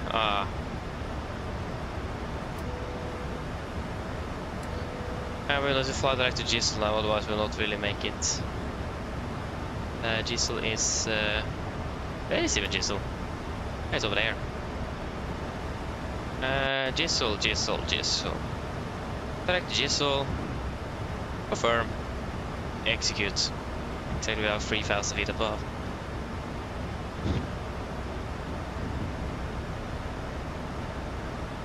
Nav speed. At least now we can catch up with the speed that the aircraft have saved for us. Yeah. And we can continue on to flight level 1. And actually continue on to flight level 80. 80 set.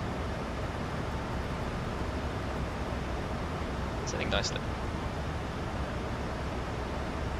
Aircraft 411, hello, welcome, opening bell. No, I do not have PMDG. No, I don't. I have played it though, but I don't have it. Going to landing. We're landing in about 10 minutes. We're landing in 10 minutes. Yeah, landing in 10 minutes.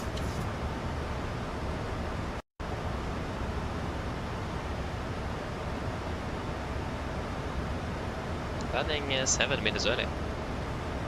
Not bad. The unfortunate thing is that we are on collision course with the company aircraft. Okay, it's above us with 800 feet, so if we just continue our descent, then we should be doing quite well here. But we need to get at least 200 feet lower though. Yeah, we'll go with vertical speed and we can go 1800 feet a minute. Just to get down a little bit further. Just to make sure that we are not on... yeah, we're going 19 left. 19 left. We need a minimum of 1,000 feet. More than, a bit more than that. We're not in RVS and we have space either. So at least minimum.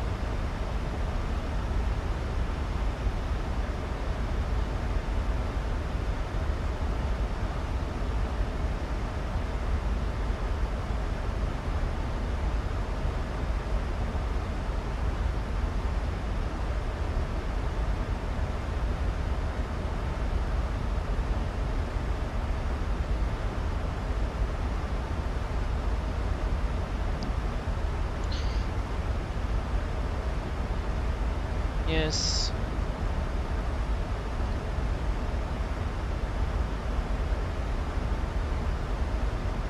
Yeah, go past flight for 100.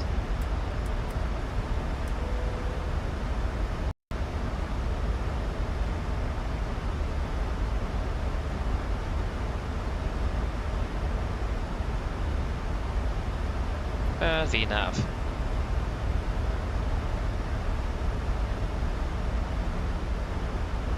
We are at VNAV path and arm. A bit fast though. How's the go? QNH is 1033. VNAV altitude. We can continue descending down to 5,000 feet. 5,000 set. Altitude event. VNAV path. Arm. QNH 1033. That didn't really help though, did it? 1033. And approach checklist. Altimeters QNH 1033. Set. Cross check for passing through flight level 84. No. Plus minus 0. Approach checklist complete. Okay. There we go. Now we should be doing a bit better. As long as we have control over the energy state of the aircraft, then we should be doing quite well.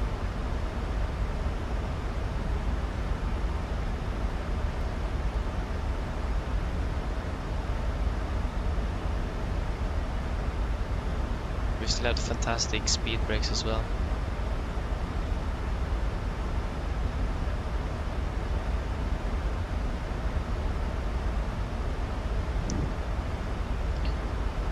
the anti-ice, please.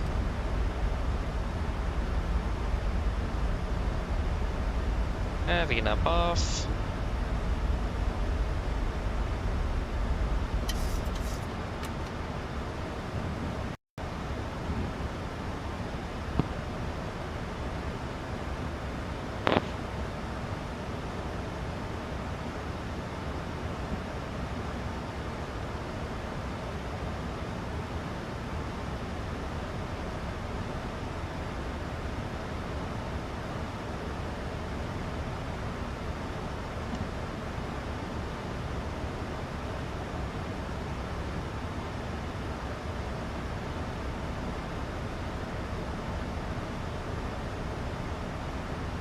Landing at first to go 130808. Stand for 5.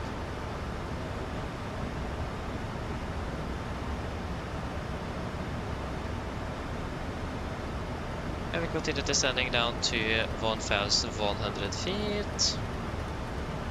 1,100 set.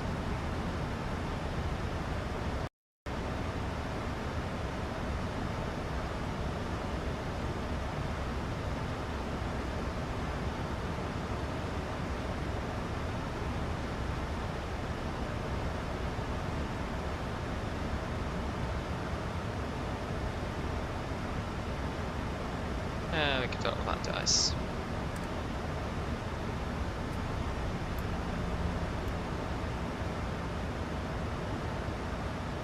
Go speed into vent, speed to 20 set. Don't need you. Don't need you, we can go directly to you.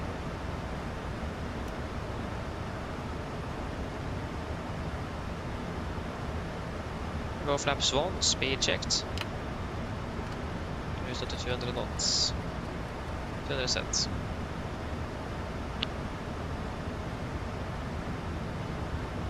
How many miles out? We are 15.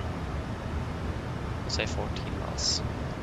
Cover traffic, Nordic 5 Echo Lima, established RMP Echo, runway 1 on the left, 14 miles out, Gardermoen. Hello. Hello. Hello. Oh, come on. Hello. Hi, Captain. Everything is secured ready for landing. Thank you. No problem. Plus 5, speed checked. 180. Set.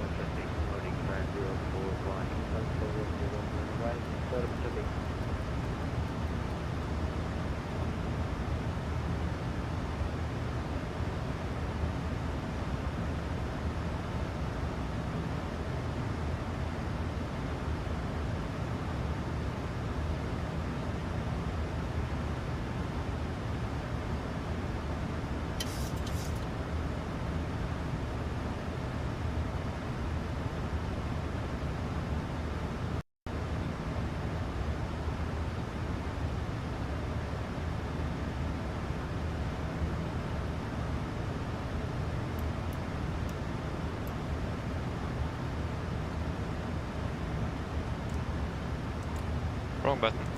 There you go.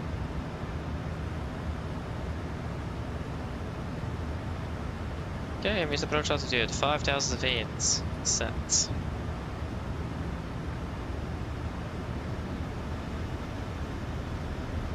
And it's 2,100 at 6 hour on the final approach point.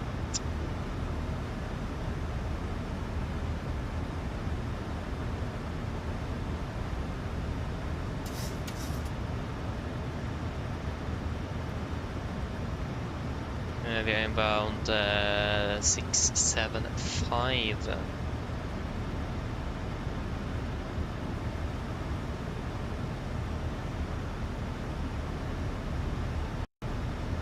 Get down, flaps 15, speed checked.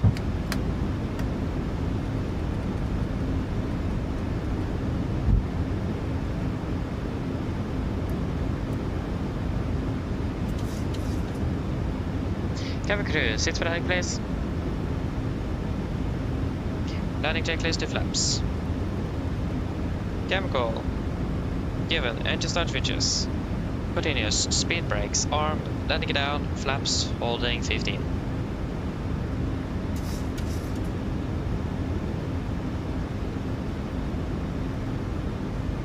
And 671.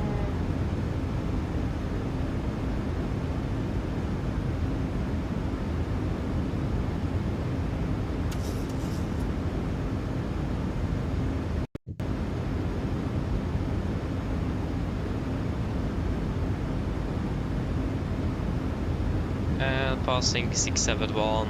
Now we are passing 1,220 feet. Flaps ready, speed checked.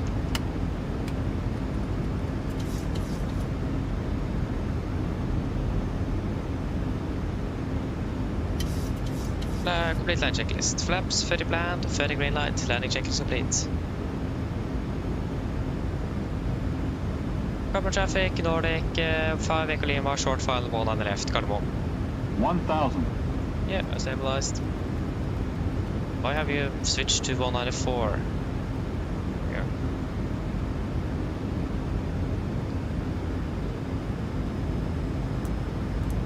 Disconnecting.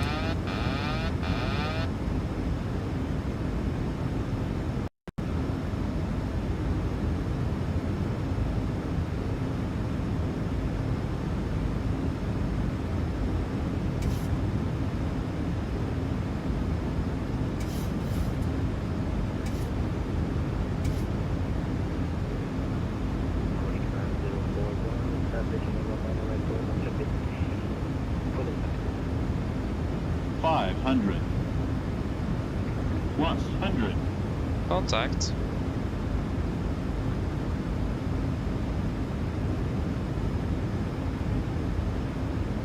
$400. Minimums.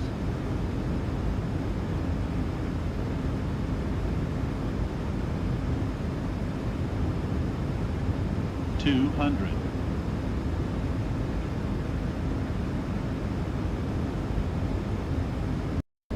$100.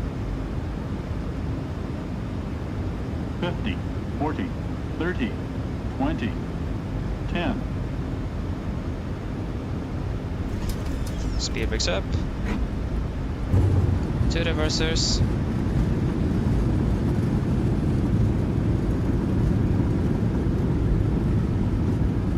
%, 100 knots,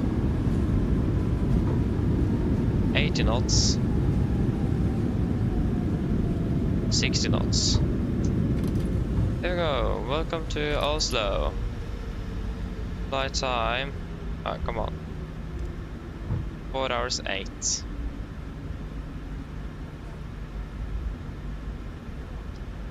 Nice.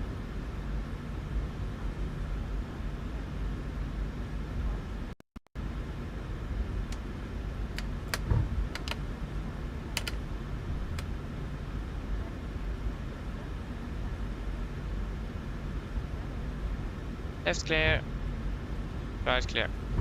Gardermoen traffic, Nordic 5 Echo Lima, runway 1 and left vacated Gardermoen. Velkommen. Takk skal du ha.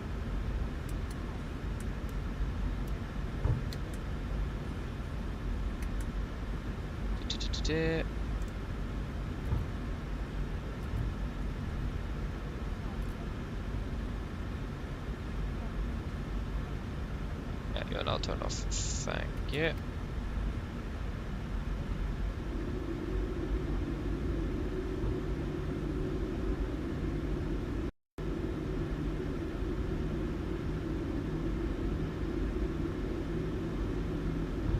Unfortunately, I didn't get to set up you before landing, so now I need to do that, but yeah. Oh, the trim wheel sound needs to be a bit louder. I don't hear it. It's a bit annoying. It's quite loud in a real aircraft. So yeah. No, and Menzies, thank you.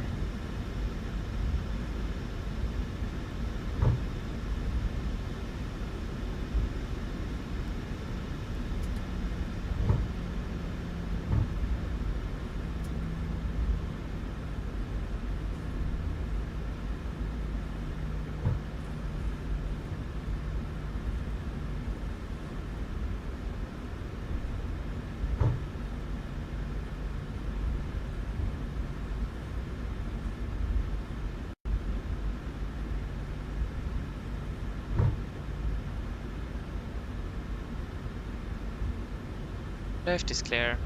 Right is clear.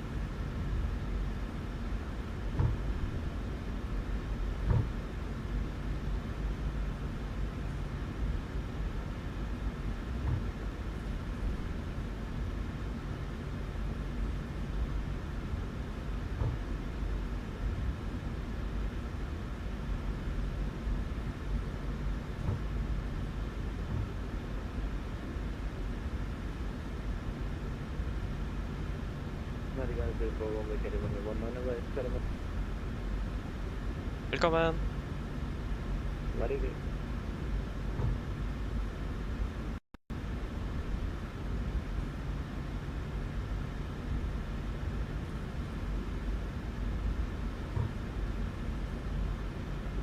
So 4-5. I know 4-7 is closed. Is this? No, that is. This is not 4-7. 4-7 is there. I'm not sure what's happened with stand 4-7 in Oslo, but that haven't been in use for a long time. To see it's standing there without even a jetway. So I'm not sure why or what is really happening with that stand. Actually, what the plan is, but at least it doesn't even have a jet bridge. So or jetway.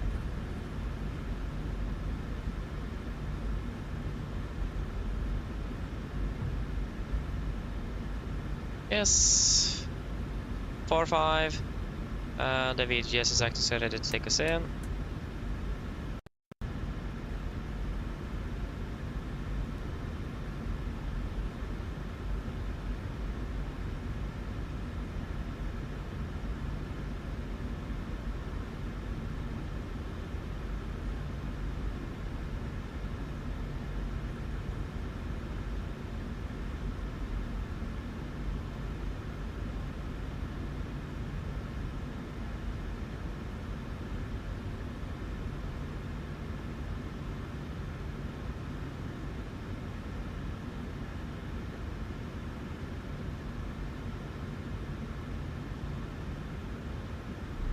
Also, maybe a little bit too hard of a stop. Shutdown number 2. Get the air condition, sorry, the ground power connected.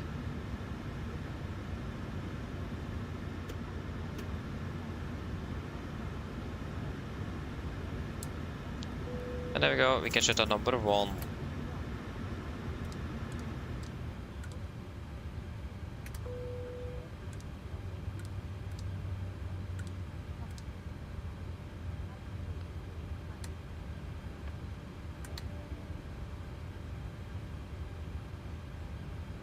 Is this supposed to be on the right?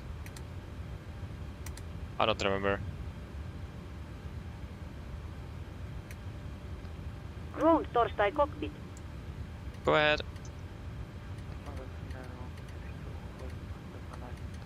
Hi Captain, microphone check please. Readability loud and clear.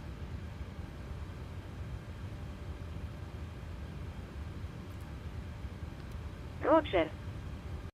OK Captain, ground power is available.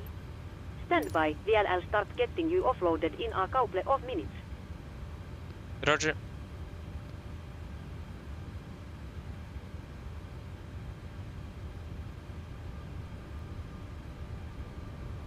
Yes, shutdown checklist to the line.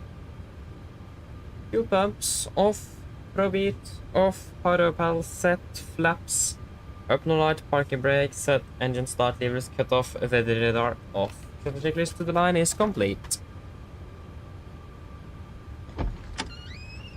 Okay, flight time ended up with being 4 hours and 6 minutes. Wait, what? Oh, that was a fairly long takeoff roll in Gazipasa. But yeah, that was a bit shorter than expected. That was 20 minutes shorter. But maybe about 15, 17 minutes to be exact, so not bad. Also, I forgot what I said. 4 hours 6. 4 hours 6 minutes.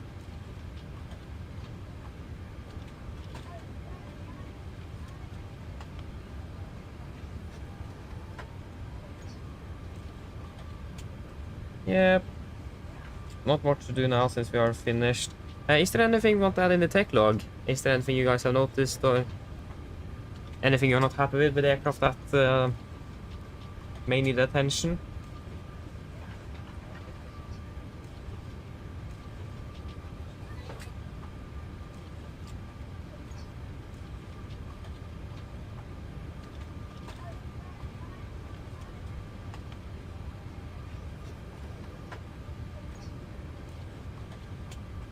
Nothing. At least I'm happy, so I can take shutdown checklist below the line. Technical log completed, EFB completed, shutdown checklist complete. There we go.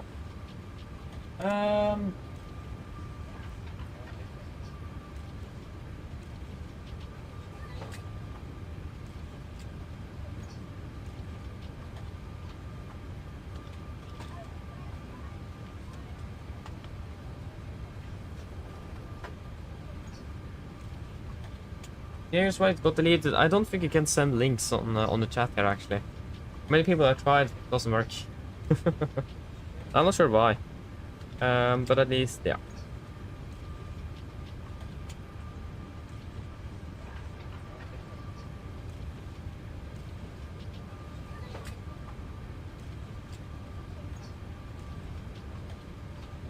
So yes. But at least to activate it, I think it actually will run automatically. If you just held, if you just hit left shift and V, then you should open it, if it is running though.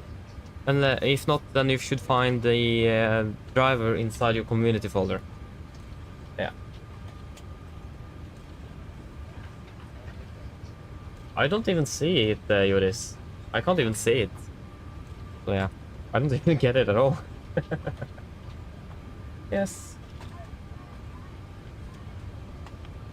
I'm just waiting for the passengers to... we need to throw the passengers out of this aircraft.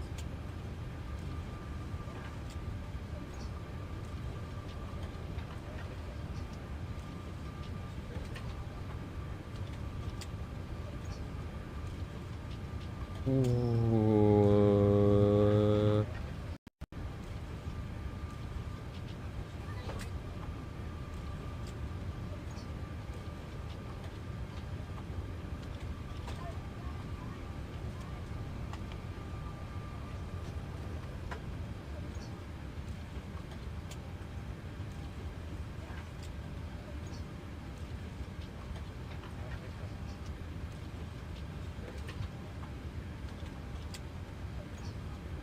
Oi, this is something I actually didn't know. In 2022 there was a Widerøe aircraft that almost crashed in Svolvær because they forgot to set the altimeters correctly, so they were 700 feet lower than they thought they were. That says something about how important it is to set the altimeter. It says that the first officer or the co-pilot forgot to set the altimeter. Oi.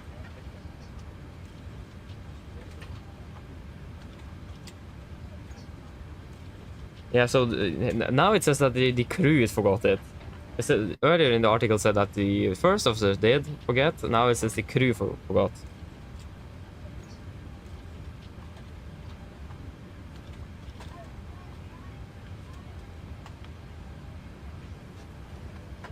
How in the world did they manage to forget that? They got the terrain warning and then they aborted.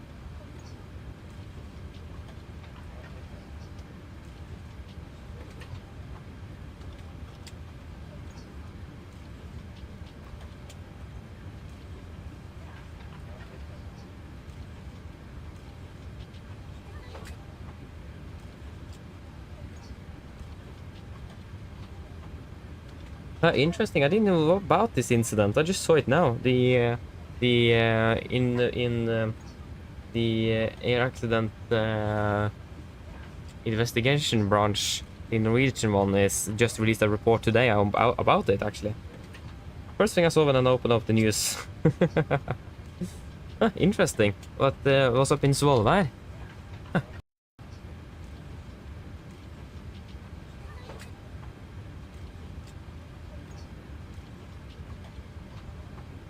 I mean, they didn't disregard its rain warning. They aborted the landing and they did an escape maneuver, I imagine. but they just forgot to set the altimeter. How they did forget that, that's something else. I don't know, but that happened at least.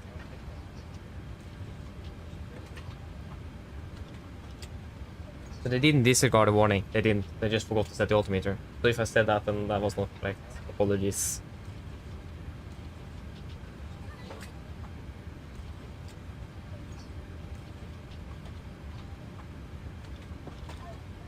I mean, for example, on the Norwegian checklist, actually, the approach checklist, the only item there is to set the altimeters.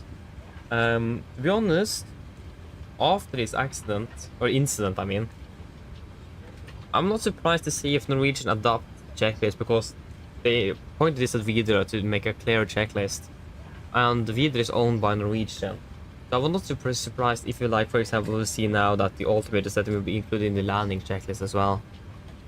I don't think that will happen, but I mean, may expect a change to the landing checklist in the future then, perhaps. Yeah, that's also what I'm thinking about. How can I forget it? I mean, the thing is that Videre is flying so many short flights, so I imagine there's a lot to do, perhaps. I don't know. But we should not try to speculate, that's the thing. Speculation is never good.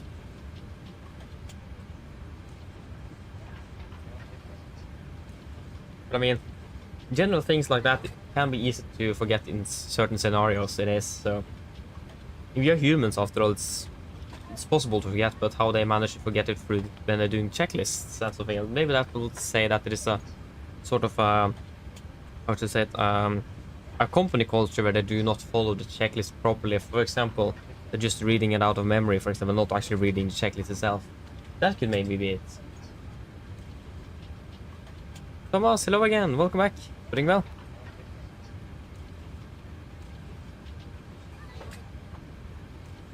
Yeah, so the incident was in 2022, yeah. It wasn't an accident, it was an incident. No one was hurt. They managed to get out of there. So no one was hurt, thankfully. So yeah. But still a bit interesting how they did that.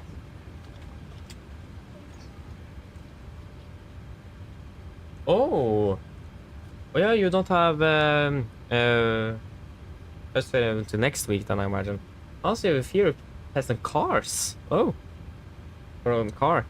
Interesting. Good luck. But what exactly is it? Is it like generally how motors on a car work? Or what is it in...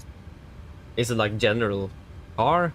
How a generic car works? Or what is it exactly? It is again. And it's quite human to do mistakes, isn't it?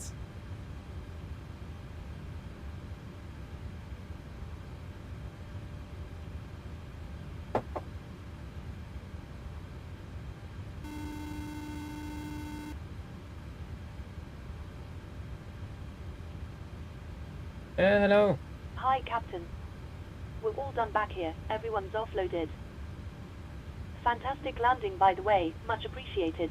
Yeah, thank you. Just give me a buzz if you need anything. Of course. Oh, it's a Fury test. Oh yeah, for your license. Oh, I thought it was like school related. Oh yeah, sorry. Yeah, so it's for your license. Ah. I mean, that's cool though. Again, good luck. Good luck. I'm not sure how hard that test is. I can't take that test myself. I mean, I can probably take it, but it won't really be worth it. When I even can't take the license, so... But yeah, good luck though. Good luck. Like, did you also have that today? What? How did that go, Joris? How did it go?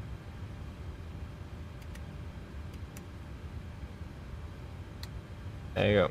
Now we should be, yeah, we should leave the aircraft then. Yeah, okay, I'm just 380, but again, I still can't take the license, so... I will not waste 380 kroner on something I can't even take. That's not really smart.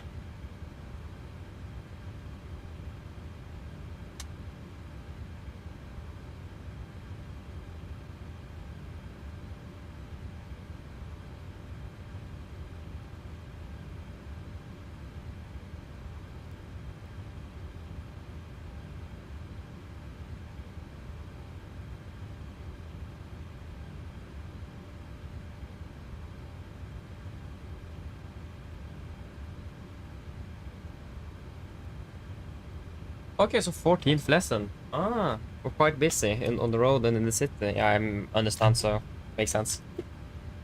Nice though, not bad.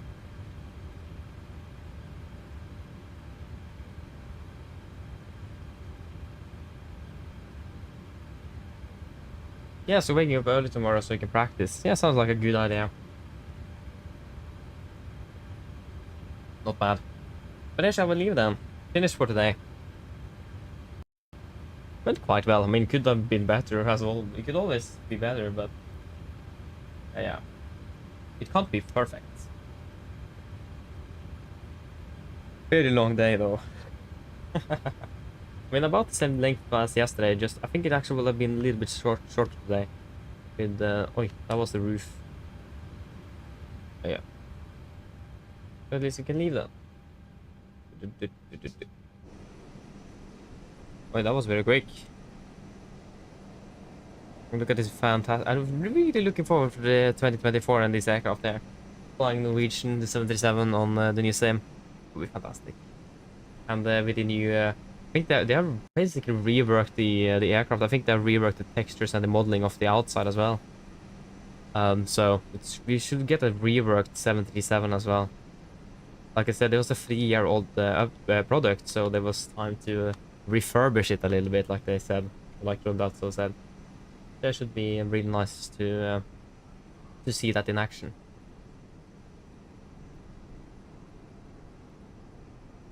And I hope we will get some new equipment on this aircraft. For example, the second transponder. I'm not quite sure what the transponder is called, but Norwegian is using the other transponder set than I think they're using the slightly older one for the most aircraft, not the one that PNG have modeled. So that would be nice to have, for example. So yeah. Shall we go a little bit further up?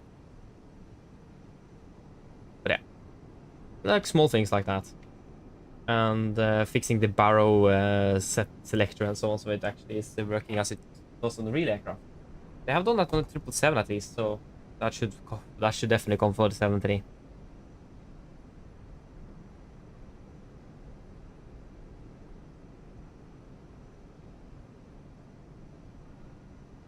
Oh, interesting, Boris. Yeah, that's interesting. On a one-way road as well. Oh no, not good. Yeah, that was interesting indeed. That sounds really interesting.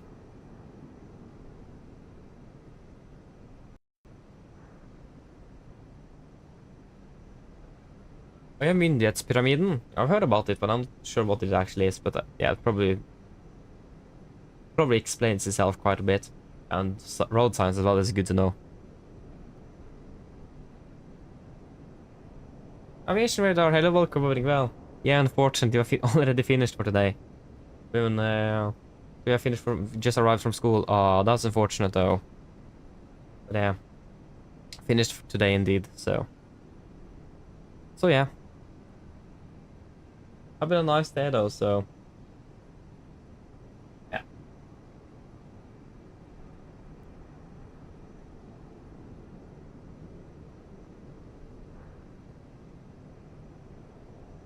Yeah, exactly. That's the thing. It is just you will actually then just rotate and hold it to go up 10 increments, and to make it single increments, you will just twist it back and forth. So out, and then it's spring loaded to the center, so we just twist it back again to take single increments. Winwing have just released the EFIS for the 7.3, and that is modeled correctly there. Well, they have made it correctly, so, and that was with collaboration with PMDG, so I imagine it will be correct on the NG one once they get that released. So yeah, wait and see. But since I don't fix it on 777, I expect it on the 7.3 as well. But yeah, we should probably round it up then. So yeah, we have a standby on Sunday. So if you're flying on Sunday, not that does really depend if you're getting called in. But other than that, our roster again starts next week on Thursday, and that's really the only day we're flying actually next week. So a fairly light week next week. So I'm gonna wait and see if we're flying on Sunday or not.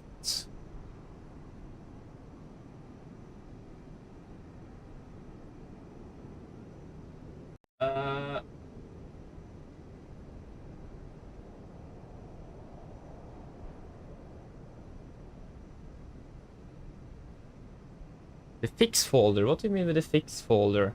Now I need to really think. On the MCD, we don't have an MCDU though. On the fix folder.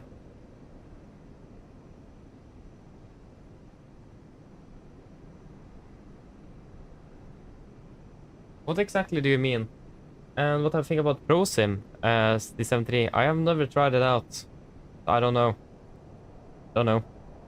Just flying with the PMDG, so yeah, but exactly what do you mean fixed folder?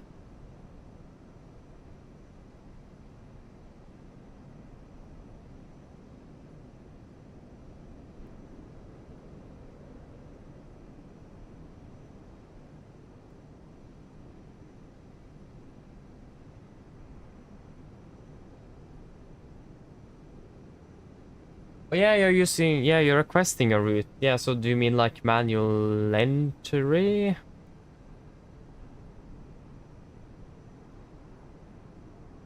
I really need to think.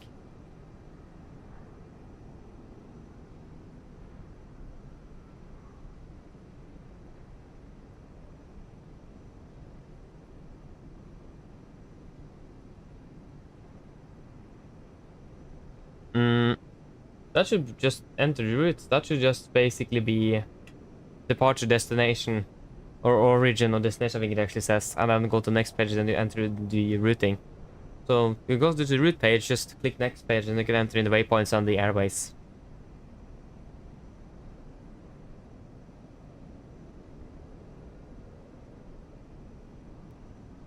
No, I think actually Norwegian is using company route, aren't they? I saw something about that. They're using the company route for it. But I'm not 100% sure.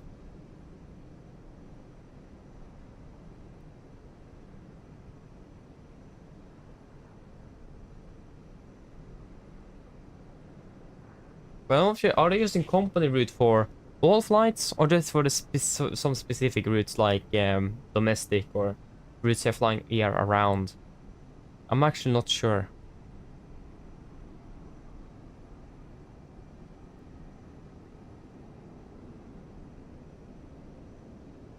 Exactly, but not for Airflight. I imagine they will use it because I saw a video on Instagram where they use company route between Oslo and Værnes. And that would make sense. So I imagine they're using company route for the routes they're flying year around where they have the same route because it will then be loaded in the FMC with the same route. Because if you're flying like long distance, that route can change. But if you're flying Oslo-Bergen, same route. So I imagine that is mostly what it is, isn't it? But I will fly on Sunday, so I'll ask. If not, then I'll probably be flying next year as well, probably, and hopefully be working in Norwegian one day, so maybe I can talk to pilots then. If they have a technical issue, then casually just ask about that.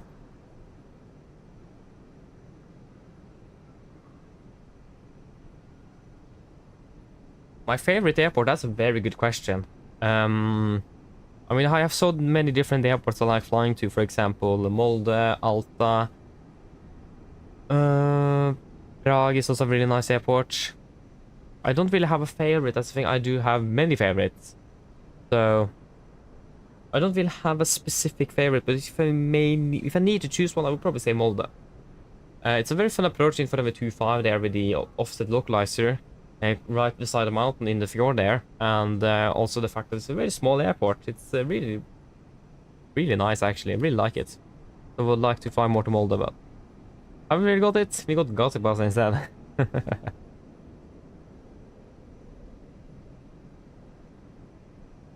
What I think about the drone situation, that's a good question. I don't like it at all. It is not good.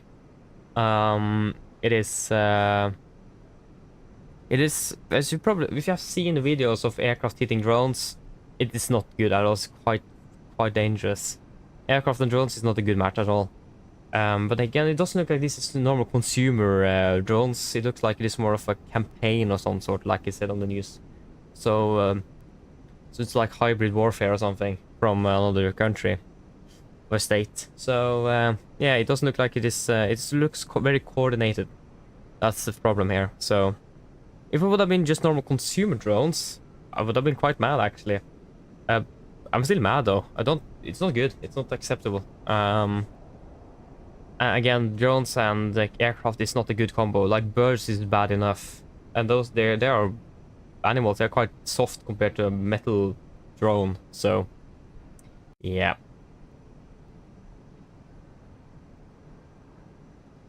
Yeah, it looks like most likely it is, but we haven't got confirmed it. But yeah, it looks like most likely it is the Russians, but not sure. But at least, nevertheless, it is not good. It is not good at all. It is. I'm so happy that we have not been flying when that have happened. So we haven't been flying to Gardermoen and have been close because of drones or something. That we've been lucky with that. But yeah, it's still not good though. Still not good.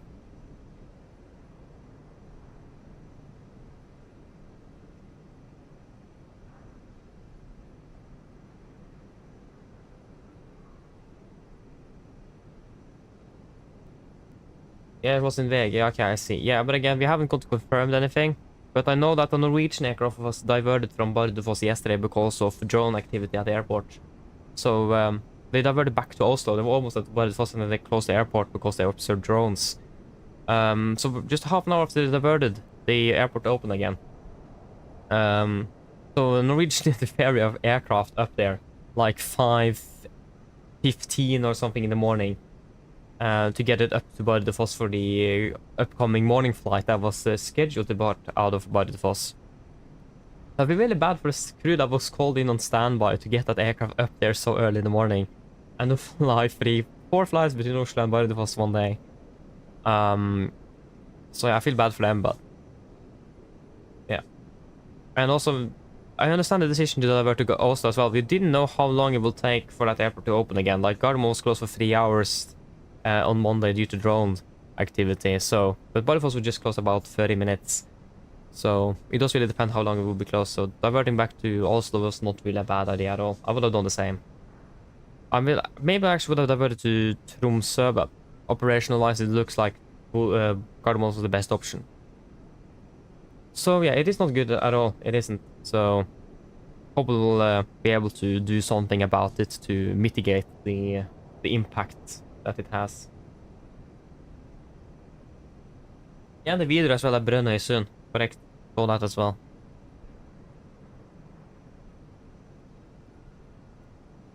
Good gosh, hello, welcome, Brigwell. No, I don't fly the A320. Type it on the 737, so. And employed by Norwegian, so yeah. Flying the 73 with Norwegian then. Easy and simple.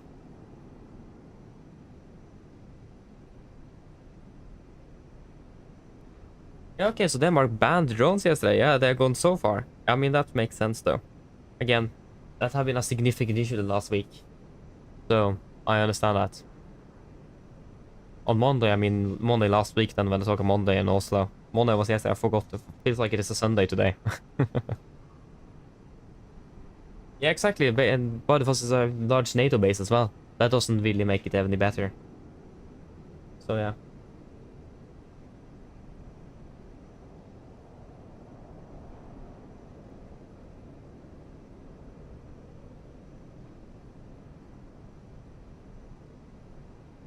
Okay, yeah, of course, it's not the base then.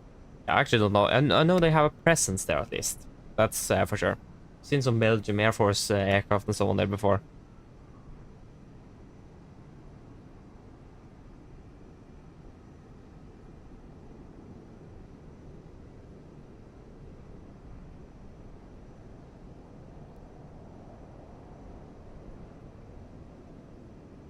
Wait, what? Do I have that? Oi! Maybe I forgot to delete them. I imported that from Volanta. I forgot to delete. Because I should have all just Norwegian aircraft on Elevatex actually. But I did fly with A320 before the 737 was released and I switched over to that aircraft. So I have experience on A320 as well, but that's a long time ago though. But okay, so it's on Elevatex, thank you. I will find it and delete it then. But yeah, I will need to go now though. We have been standing and talking for 15 minutes, 10 minutes already. So, and I need to go.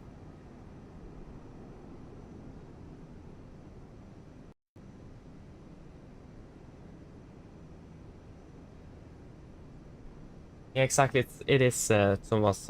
So we'll just see how it goes, but I hope that the drone situation will de-escalate so that we don't have any accidents in the near future with aircraft and drones. Again, aircraft and drone, not a good combo. So you've probably seen the viral video that went around a few years ago where Southwest 737 hit a drone on the departure. The winglet just snapped off.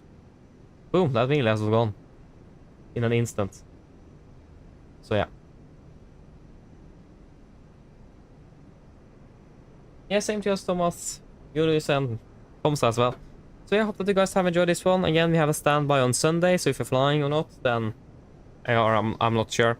That is, our roster is going to be for next week will be on Thursday. So yeah, that should be it for next week from what I know.